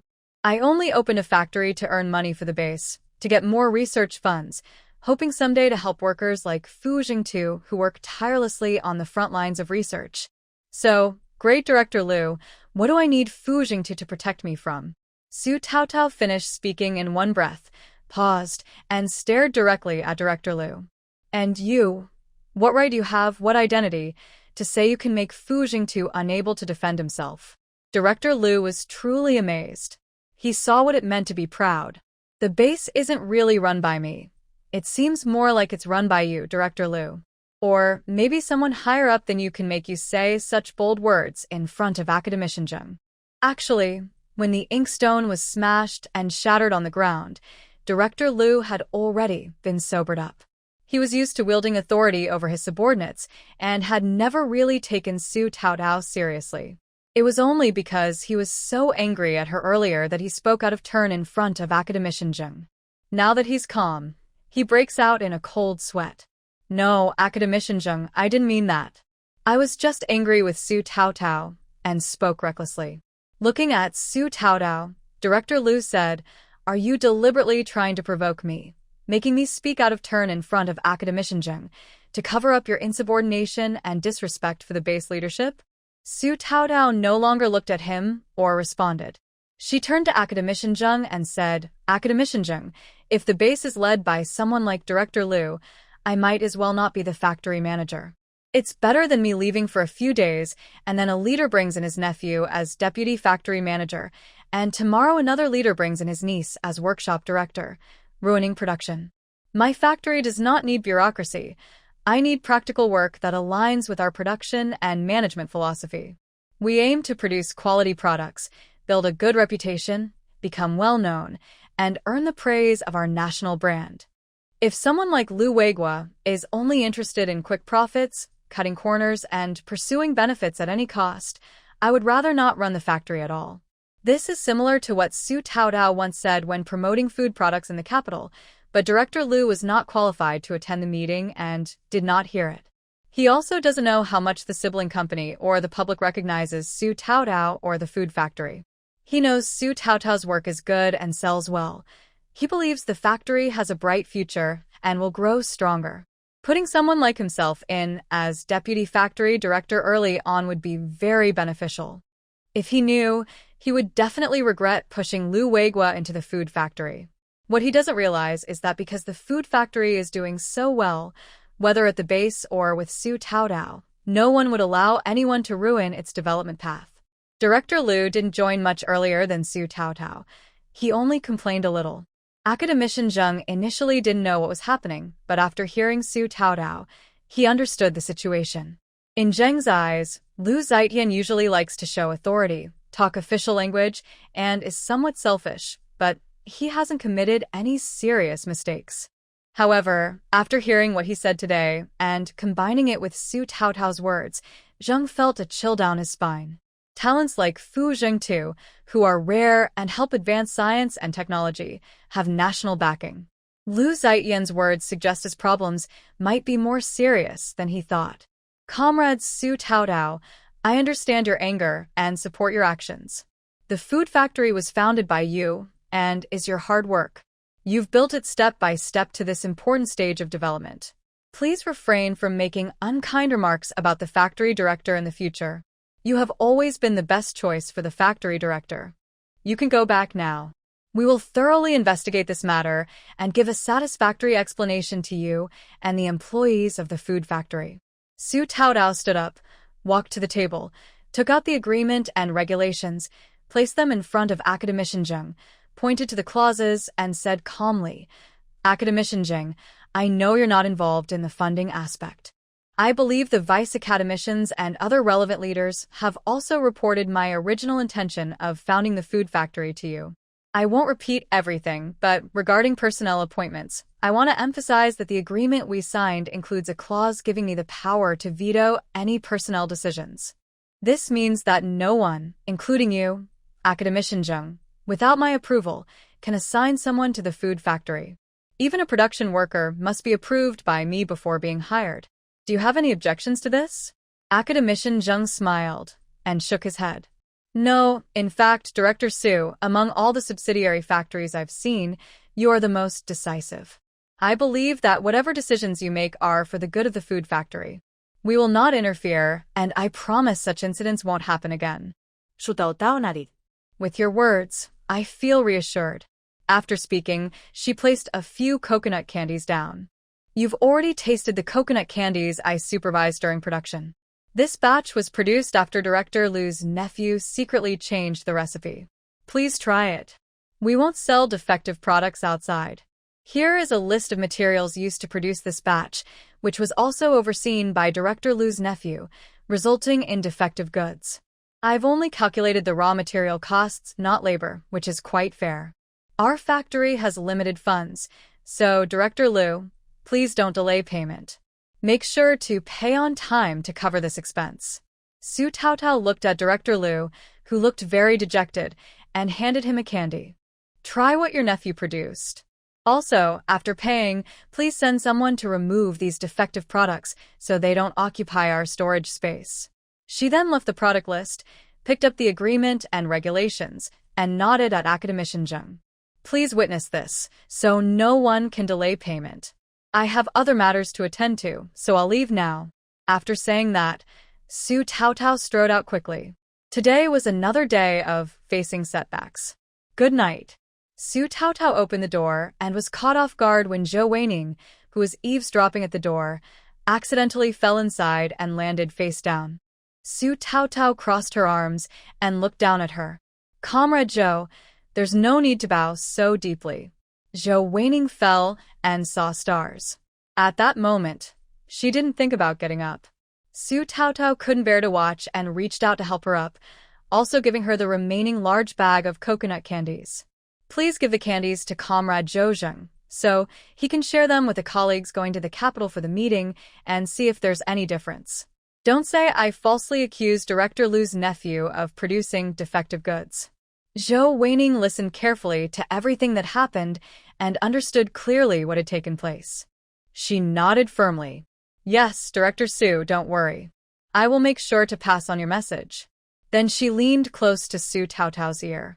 I will also exaggerate and spread the good deeds done by Director Lu's nephew, so everyone will look down on such harmful people in the factory. Su Taotao. No need to exaggerate. Just tell the truth. Su Taotao patted her shoulder, said nothing more, and simply left. Zhou Weining carried the candies and followed Su Taotao, not forgetting to close the door behind her. After Su Taotao left, the office was quiet for a while. Neither Professor Zheng nor Director Lu spoke first. Director Lu was too afraid to speak. Professor Zheng was thinking about how to start the conversation. It was unclear how much time passed, but sweat was already streaming down Director Lu's temples when he finally heard Professor Zheng say, "Did you choose to leave voluntarily, or am I issuing a dismissal letter?" Director Lu looked at Professor Zheng in horror. Professor Zheng, I was wrong. He kept slapping himself on the face. I was wrong. I really realized my mistake. My original intention was just to see that Director Su wasn't in the factory and worry that the workers wouldn't be disciplined, so I sent someone to help Director Su. My nephew, Lu Wuihwa, is the workshop director at the sugar factory, with plenty of management and production experience, qualified to be the deputy director of the food factory. After slapping himself, Director Lu kept wiping his sweat. I admit I had some selfish motives. Seeing the deputy director position vacant, I thought it was better to put my familiar nephew in rather than letting some unknown person take the job. But I never expected him to secretly change Director Su's formula and produce substandard products. That's my fault, many faults. But as you saw, Director Su, she is unreasonable. While speaking, Director Lu watched Professor Zheng's expression, trying to find some sympathy. However, Professor Zheng was closing his eyes, lost in thought, not paying attention to him at all. He could only continue nervously. Professor Zheng, the food factory is an affiliated factory of the base, not just Su Taotao's personal factory. Look at her now. She clearly treats the food factory as her own. We are just starting now. If we don't improve in the future, what will happen? My original intention is for the benefit of the base. I trust her completely. Some people might think the food factory is run by the Su family, not the base. Director Lu said all this in one breath. Academician Zheng saw he had said enough and suddenly opened his eyes to look at him. Are you finished? Director Lu didn't understand what Academician Zheng meant. He swallowed hard. Actually, I have a little more to say. Fu Jingtu no, Engineer Fu, He slapped himself on the forehead. What I just said about Engineer Fu was really careless and spoken without thinking. I didn't mean it that way. Everyone knows how important Engineer Fu is to the base and how much he has contributed to our research. It was just a slip of the tongue. I am willing to apologize to Engineer Fu in person, even bow to him. Academician Zheng took off his reading glasses and looked at him. The food factory doesn't need bureaucracy, and neither does the base. Considering your many years of service to the base, you should voluntarily resign. Think of it as an early retirement due to illness. Academician Zheng raised his hand to stop him. Old Lu, you and I are both veterans of the base. You know what you're thinking, and I do too. A problem that has been building for 3 years doesn't happen overnight. You should understand that this is the best outcome for you. Maintain some dignity for yourself and your family. Director Lu looked as if he had lost his soul, struggling to speak. I am an old veteran of the base. For decades, I've gone from living in the open to finally settling down. Now I've only made a small mistake, and you want to punish me because a girl who just came to the base a few months ago, who hasn't even fully grown up, is involved? How do you think the other veterans will see this? How will you explain to the higher-ups? Academician Zheng pinched his nose and put his reading glasses back on. You think this is just a small matter, but you're mistaken. I know what you've done before, and just because I don't say anything doesn't mean I don't know. Do I need to spell it out for you? Other veterans at the base wouldn't go so far or use favoritism. Without any approval from the leadership, they wouldn't put their own people in good positions. Academician Zheng sighed. We're all getting old. The base is most in need of fresh blood like Fu Jingtu and Su Taotao. They are young, motivated, and full of patriotic spirit. Do you think we just let young Su Taotao become the factory director easily? Have you seen her true abilities? Do you know how much research funding she can generate for the base in the future? Academician Zheng paused and said, I'm not doing this for anyone else, but for the base. It took decades of our hard work to build this base, and it needs to develop steadily over a long time. He stood up, turned to look out the window. Above the blue sky and white clouds, there are many areas they need to explore and protect. Right now, they are poor. Exploring and guarding these areas require a lot of people and resources. Talented scientists like Fu Jingtu are hard to find, and business geniuses like Su Taotao are also rare. Only by combining such elite talents can there be hope for great success. Old Lu, we are all getting old. Let's step back. I will retire soon too.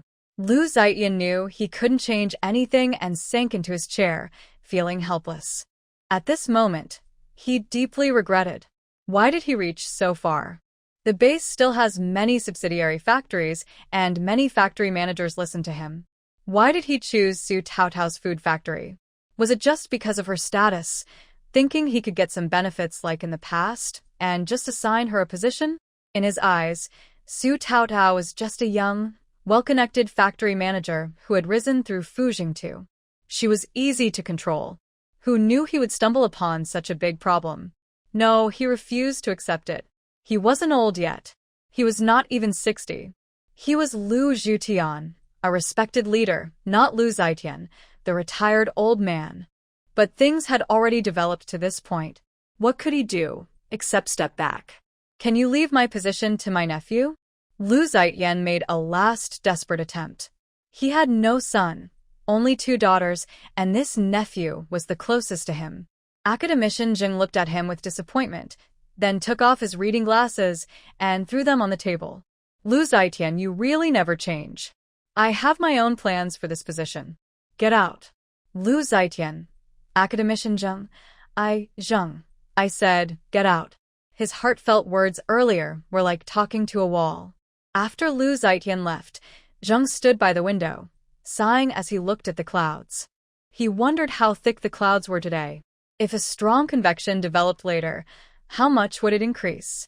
Zhou Weining had tasted the authentic coconut candy before, and she disliked the defective one after just one bite. She held the defective candy and went to find Zhou Zheng, almost bumping into Fu Jingtu, who was rushing over after hearing the news. Fu gong. Are you looking for a director, Su? Hearing this stutter, Fu Jingtu frowned and said, straighten your tongue before speaking. She didn't want to do that. Fu Gong, don't you realize how much damage your words who are you? Cause it's already an improvement that she didn't turn and walk away when she saw him. Zhou Weining took a deep breath to calm her nervousness. Yes, that's right. Director Su just left Professor Zheng's office and might have already gone. But don't worry, Zhou Weining whispered mysteriously, leaning slightly closer to Fu Jingtu, covering her mouth with her hand, and making a very standard secret-keeping gesture. Professor Zheng is very kind to Director Su. He's planning to seriously discipline Director Liu, and he might even. She made a gesture across her neck, indicating cut him off. So rest assured, Director Su is doing well. Our entire base respects Fu Gong very much. We also believe that Director Su earned his position through his own strength, not because of your protection. All right, I won't bother you anymore. I'm going to find my brother. After saying this, Zhou Weining happily strode off to find Zhou Zheng, ignoring everyone else. Fu Jingtu's clever mind quickly pieced together Zhou Weining's rambling words. It probably means that Liu, the surname, secretly took some sneaky action behind Su Taotao's back when she wasn't on duty, and she caught him. During this, Liu might have attacked Su Taotao personally, claiming she only got her position because of her status, not her own efforts. In the end, Professor Zheng trusted Su Taotao and fired Liu. Fu Jingtu took a deep breath, quickening his pace toward the door. He had heard rumors that as soon as Su Taotao arrived at the base, she immediately put down her work and rushed over. Just as Su Taotao sat in the car, Shaolu, who didn't understand what she was saying, delayed a moment, and Fu Jingtu arrived just in time. Taotao. Shu Taotao looked confused. Why does his voice sound so much like Fu Gong's? But the way he called her isn't right. In public, shouldn't Fu Gong call her Xiao Su? Su Taotao's head peeked out of the car, looking back and forth. She had just looked ahead, and before she could turn her head, a big hand covered her head and rubbed it twice. Why didn't you tell me when you arrived? Su Taotao blinked and looked at Fu Jingtu with a smile, asking, what did you just call me? Fu Jingtu didn't understand why she asked and said, Xiao Su? Shu Taotao hesitated. Forget it. It must have been her hallucination. Little Liu couldn't help but interrupt, saying, Engineer Fu, you clearly called for peach. Fu Jingtu's gaze turned cold as he looked at him. The word peach caught in Little Liu's throat, making him hesitate, but he insisted, peach. Then he opened the door to the driver's cabin and ran off. Su Taotao's mouth twitched. What a troublemaker. Taotao, she looked at Fu with a smile that wasn't entirely innocent. Then, resting her head on her elbow, she tilted her head to look at Fu Jingtu. With so much on your plate, what instructions do you have for taking time to come here? Fu Jingtu looked at her rare playful expression and was momentarily speechless. He reached out to gently ruffle her hair. Is there anything I can help with? Su Taotao shook her head. No, it's nothing serious. Everything's solved. Like I said, if I can't handle something myself, I'll ask for your help. This wasn't the place to talk, and Fu Jingtu didn't ask further. Seeing her like this, she didn't seem to have any real problems, so he nodded. Go home early and rest. Don't wait for me to eat dinner. I probably won't get home until after 9. Su Taotao said, make sure to eat on time. Have something in the cafeteria for dinner. I'll leave some soup and dishes for you to have as a late-night snack. Fu Jingtu hadn't planned to eat dinner, but after hearing her, he could only agree. He was truly busy, rushing against time. After a quick meeting, he had to return to the lab. Su Taotao still tilted her head, watching Fu Jingtu's tall figure. Somehow, she remembered Lu Zitian's words, don't think Fu Jingtu can protect you. I won't let him be in danger. Could such a dedicated scientist who works for the country and the people really be in danger himself? His face really shouldn't be so big. Not to mention that even Director Zheng wouldn't agree, and the country wouldn't approve either. Someone like him, wherever he goes, will only benefit the common people, who would look down on him. That's a loss for everyone. Little Liu didn't know when he returned to the driver's seat. Big sister, I know your fiancé looks good, but I can't see him anymore. Sit back, we're about to leave. Su Taotao withdrew her gaze, patted little Lu's shoulder. Let me drive for a while? There wouldn't be anyone on this road, especially at this time. If the driver was training an apprentice, this stretch would be the best for teaching. Thinking of Su Taotao's impressive driving skills, she hesitated before asking, Big sister, you can drive, so why do you want me to take you here? After asking, she slapped her thigh and answered herself, I got it. I'm your most reliable left and right arm. I have to be with you wherever you go, right? Su Taotao told him to get down and climbed into the driver's seat herself, fastening her seatbelt while saying, You're overthinking. I just want to be a law-abiding citizen. Now you're my instructor, so sit in the passenger seat and guide me while I drive. Shaolu. Reluctantly, Shaolu sat in the passenger seat, fastened his seatbelt, and said, Sister, with your fierce driving skills, who's guiding whom? Su Taotao pressed the clutch, started the engine, turned the steering wheel, and said, No matter who asks, just say you're teaching me how to drive. Shaolu nodded. All right, when will you take the test? Su Taotao looked calm and said, You finished teaching me today, and tomorrow you can take me to the test, right? Shaolu? Watching her expertly shift gears and steer the wheel, Shaolu was speechless. Fine, whatever you say, I'll listen to you. By the way, can you fix cars? Su Taotao asked again. Shaolu nodded. I know a little about small problems like changing tires, taught by the mechanic. Can you fix things like a damaged fuel tank, broken fuel pipe, leaking pipe joints, cracked water hoses, broken fan belts, or leaks? Su Taotao asked. Shaolu looked surprised and shook his head honestly. No, I can't. Su Taotao said, Your mechanic isn't very responsible then. These are common car problems. Don't worry, I can fix them. I'll teach you someday. It's easy. Shaolu. Are you not human, Sister Su? Are you a goddess? Lost in self-doubt, questioning life, feeling hopeless. Please don't disturb. Update 9.8 complete. Good night, everyone. Su Taotao drove back to the cafeteria, and everyone who saw her driving was stunned. She parked the car, and even the woman washing vegetables in the cafeteria came over and asked, Director Su, how do you know how to drive this big vehicle? Su Taotao smiled and said, The unit gave me a certificate to learn driving, right? Shaolu is also my instructor. He's taught me a lot. Shaolu held his head high, proudly accepting the title Director Su's driving instructor without any shame. So impressive. The woman nodded and gave a thumbs up.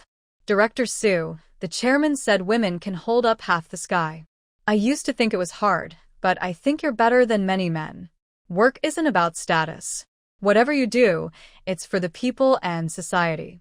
As long as you're not lazy and just lying at home doing nothing, you're a good comrade holding up half the sky.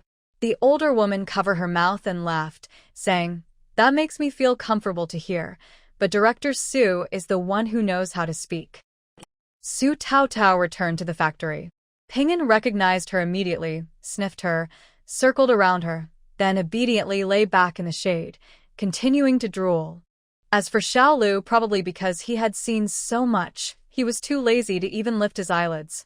The workers in the workshop had already sorted out the defective products and piled them aside.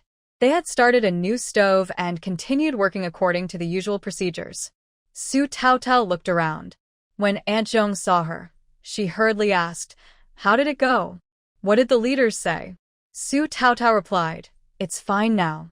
The leaders will handle it. This matter is over. From now on, just do what you need to do. She handed her the files. Archive the documents, and remember to lock them. Aunt Zhong took them and said, Okay.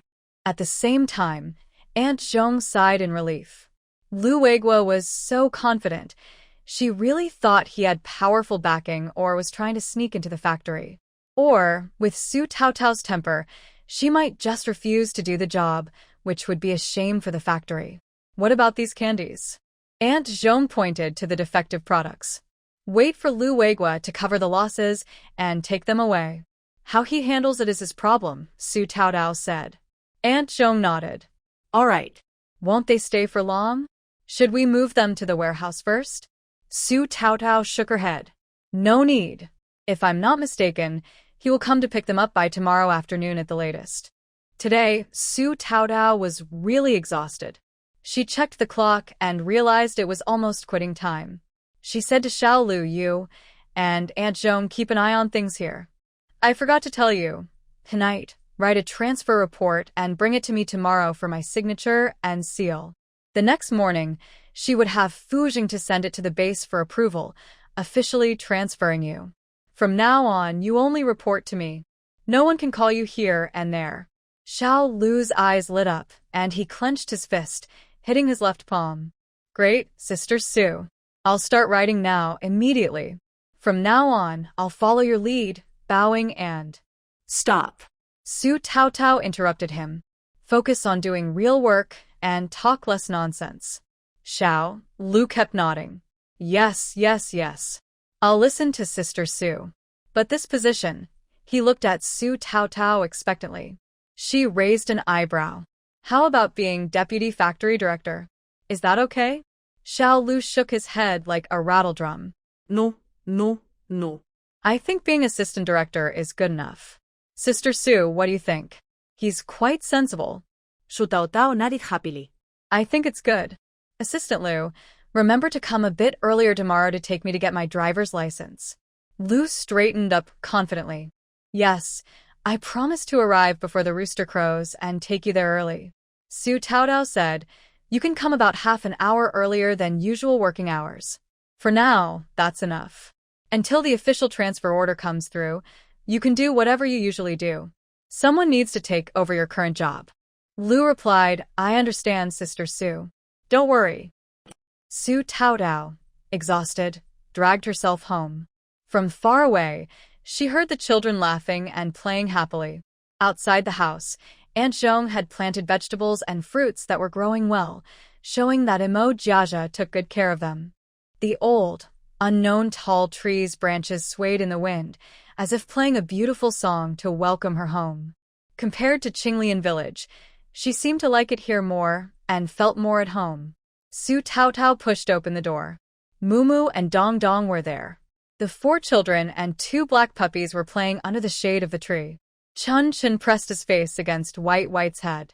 White Gidge says he's tired, no more racing. Black is playing by himself all right. Black has turned black. Black is not a brother, he's a sister. She's the mother dog's puppy. Hearing Su Taotao's voice, Chunchen's eyes curved into little crescents.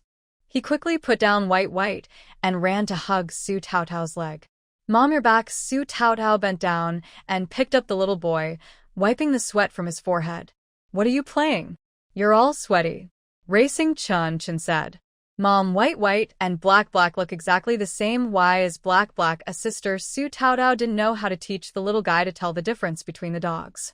She could only say dogs and humans are different. Humans can tell at a glance, but dogs need to be looked at carefully. Anyway, Black is a female puppy.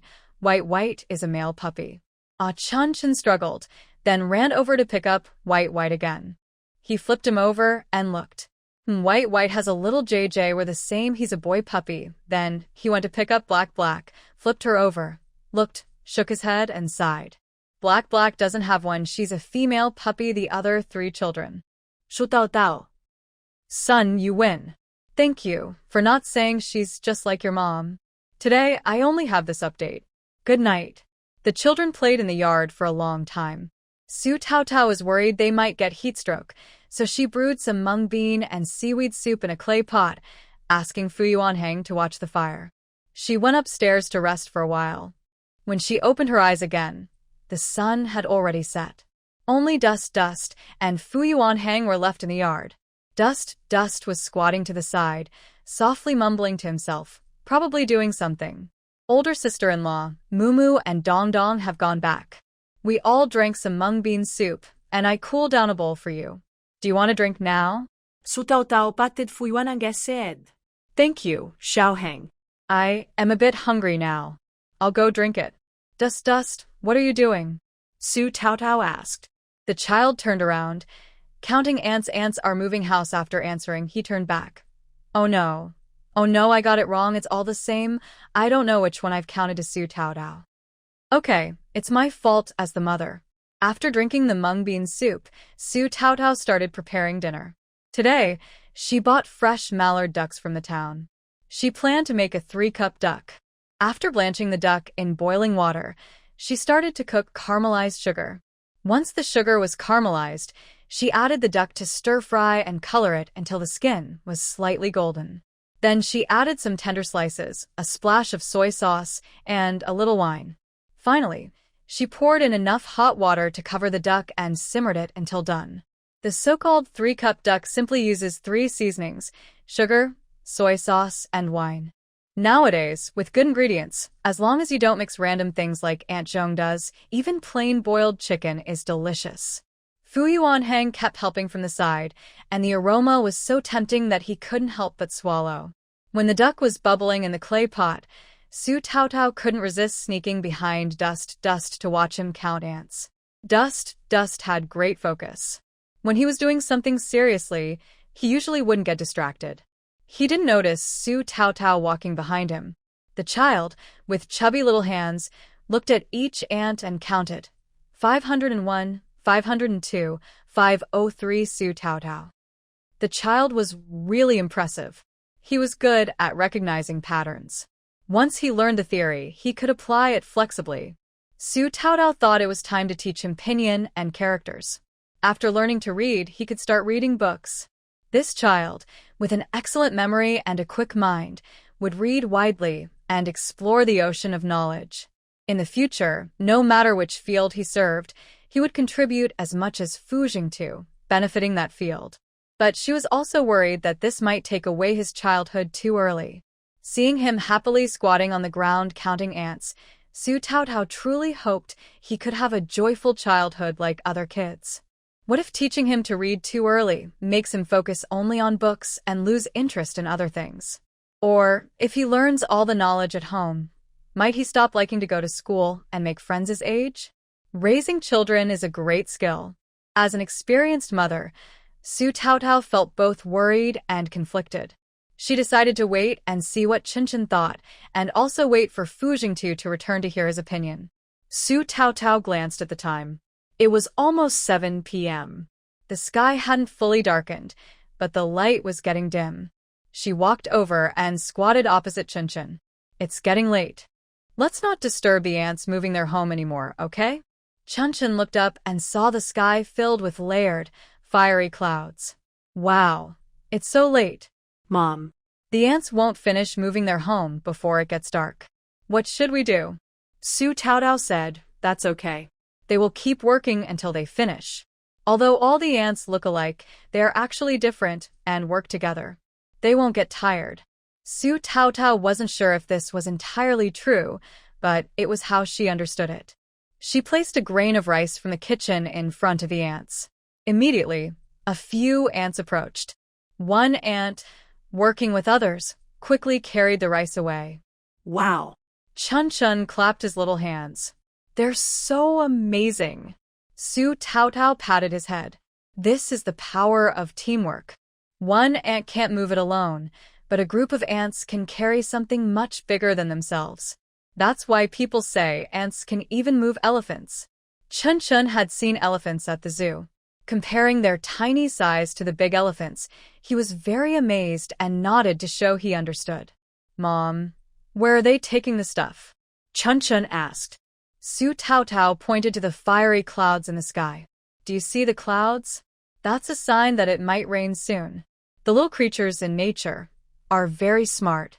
The ants probably sense that their nest is too low and might get flooded.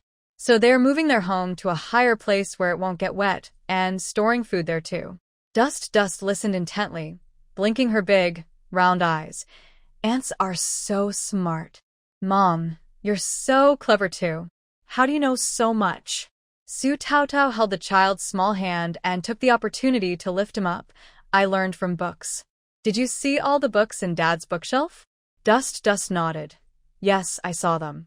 Mommy only knows a small part of everything. Our country, the world. Su Taotao pointed to the sky above and space, the universe, the Milky Way. There are many mysteries waiting for us to explore and discover. She continued. Before, Dust lived in the village. Did you know there was a small creek with fish swimming in it? Did you know rice grows from rice plants? And that little hens can lay eggs and hatch chicks? Later, Dad and Mom took Dust to the city zoo. He saw many animals he had never seen before. Then, Dust came here and learned that the ocean is so big and blue. There are seagulls flying above, and he knows many kinds of seafood. He even knows that conch shells can hear the sound of waves. Just now, he saw ants moving their home. Dust was very fascinated. Su Tao continued. Later, Dust went to the capital with Dad and Mom. He learned about elevators, water trucks, Tiananmen Square, and even tasted foods he had never eaten before, like roast duck and fried sauce noodles. He smelled stinky bean curd and more. Isn't that right? Dust nodded thoughtfully. All of this is just a tiny part of the vast ocean of knowledge. We can only learn about many places through books. That's why reading and learning to read are so important. Mom, Dad, and Uncle know a little more than Dust. Besides having traveled more roads, they've read more books. Hearing this, Dust felt very worried. He pointed to his fingers and drooped his little head. But Mom, I don't know how to read. I can't understand books. Actually, not only Dust, but even Fu Yuanhang learned a lot from what Su Taodao said. He knows many characters, but hasn't read many books. He plans to read more in the future. Su Taodao looked at her two well-behaved children and wondered whether she should have said all this. She picked up Dust and kissed his cheek. It's okay. Dust is still young. Do what you like. It's okay to learn to read a little later. Dust shakes her head and says, Mommy, I still want to know why ants move houses, why do the clouds in the sky turn red, why can seashells hear the sound of waves, can Grandpa's lighthouse be left without him guarding it, can we replace it with a fish to watch over it, let Grandpa come home. Feeling her knowledge is too shallow to answer these questions, Fu Yuanhang quietly walks back to the kitchen. Shu Dao Dao. She looks at Dust, who is full of questions and regrets. She feels so ordinary. Why is she talking about these things with such a smart kid? Surprise or not? Unexpected? Are there any fans of the human soul engineer in the readers? Happy Teacher's Day to everyone. Wishing you happiness every day. Fu Jingtu only gets home at 9:30 p.m. When he arrives, Su Taodao and Dust have already finished dinner, taken a bath, and laid out a mat on the floor that Fu Yuanhang cleaned early in the morning. They are cooling off with a fan. After dinner, Fu Yuanhang and Mumu go to meet another classmate to make up for missed lessons. Su Taodao told him to come back before 10, but he hasn't returned yet. When Dust sees Dad coming home, he rushes over and hugs his leg. Papa, why are you so late? Dust is sleepy. Fu Jingtu puts his briefcase aside and bends down to pick up the kid. Didn't I take leave today to pick you up from the train station? So I worked overtime a bit. Dust hugs his dad's neck and nods. Yeah, Mommy made duck very tasty, you should try it, okay? Fu Jingtu smiles and puts the kid down. Lazily lying on the mat, Su Taodao remembers to help Fu Jingtu serve the food. Fu Jingtu gently presses her head. Sit down, I'll do it myself. Su Taodao lifts her head and blinks at him. He gently ruffles her hair. Su Taodao glares at him. I wash my hair, you didn't wash your hands. Fu Jingtu's smile widens. My mistake. Dust walks over with short legs, pats Su Taotao's head with his chubby hand. Mommy, Dust took a bath and washed his hands. I'll help you dry. Haraha. Su Taodao laughs and kisses him hard. Dust laughs happily too and kisses his mom back. Mother and son playfully kiss each other, having so much fun. Fu Jingtu listened to the food warming in the pot and heard the laughter of his wife and child. All the tiredness from the day disappeared. Fu Yuanhang and Mumu left in a hurry. They left early on the first day of the holiday, before the final grades and summer homework, and boarded the train to the capital. The summer homework assigned by the school was not much. With Fu Yuanhang and Mumu's speed, they could finish it in a day or two. The final grades were no surprise. Fu Yuanhang kept the top spot with full marks. Mumu's handwriting was too messy, so the teacher deducted 5 points. He also lost 2 points for a careless mistake with a decimal point in math. Even so, he still ranked second. Nowadays, the atmosphere for studying is not very good. Teachers don't have strict requirements, As long as students follow classroom rules and behave well, teachers are already satisfied. The learning environment on the island is much better than outside. But the third-place student's average score was less than 90. A student like Fu Yuanhang, who is good in all areas, morality, intelligence, physical health, arts, and labor, seems almost superhuman to others. He is good at studying, drawing, and has a good temper. He excels in labor and sports classes too. Back then, most parents didn't think about pushing their kids too hard. Now, a kid like Fu Yuanhang would be considered a nightmare by other families. When Fu Yuanhang got home, Fu Zhen too had already finished a late-night snack and was washing dishes in the kitchen. Fu Yuanhang put down his things and silently helped clean the kitchen. Is Mom doing well? Fu Zhen too asked. Fu Yuanhang nodded. Everything is fine at home. Mom said she's coming here for the new year. He sounded much happier when he said this. Fu Zhen too nodded. That's good. Do you have any plans for the summer? Fu Yuanhang is no longer the clueless boy from Qinglian village. When I get a car to leave the island, I'll learn painting from the teacher. Usually, I'll work part-time at my sister-in-law's factory. If Chunchen doesn't want to go to school, I can stay home and take care of her. Fu Zhen too nodded. His younger brother was growing up fast. He didn't show it on his face, but he felt very pleased inside. Just make your arrangements. Follow your sister-in-law's plans for the part-time work. As for Chunchen, he didn't think she would refuse to go to school. Fu Yuanhang nodded, then asked, Brother, can I read the books on your shelf? Fu Zhen too looked at him and thought for a moment before saying, There are very few suitable for you. Most are professional books, and you probably can't understand them. Fu Yuanhang thought, Where can I borrow books suitable for me to read? Fu Zhen considered and said, There is a library in high school, but there are very few books suitable for your age. Fu Yuanhang's eyes brightened. Can I borrow books? Reading is fine too. Fu Zhen too looked puzzled. What do you want to learn about? You can ask me. Fu Yuanhang shook his head. I want to soar in the ocean of knowledge, just like my sister-in-law said. Fu Zhen too. Then, the equally sharp-minded Fu Yuanhang almost recited the conversation between Su Taotao and Chunchen word for word. He added, I want to read more books before Chunchen learns to read. He's too smart, or he might ask too many questions, and I won't know the answers. Fu Zhen too silently smiled. He and Su Taotao rarely argued about Chunchen's education. Su Taotao has already taught both Chunchen and Fu Yuanhang very well in her own way. As for little Chunchen, once he learns to read and write, as long as he doesn't go astray, he will surpass all of them sooner or later. Sometimes he even stumps them with his questions. But with a mother like Su Taotao guiding him subtly, there's no way he'll go down the wrong path. So, he isn't worried about the little guy's education. With his intelligence, he can do whatever he wants without much interference. You don't need to compare yourself with Chunchen in everything. Everyone has their strengths and weaknesses.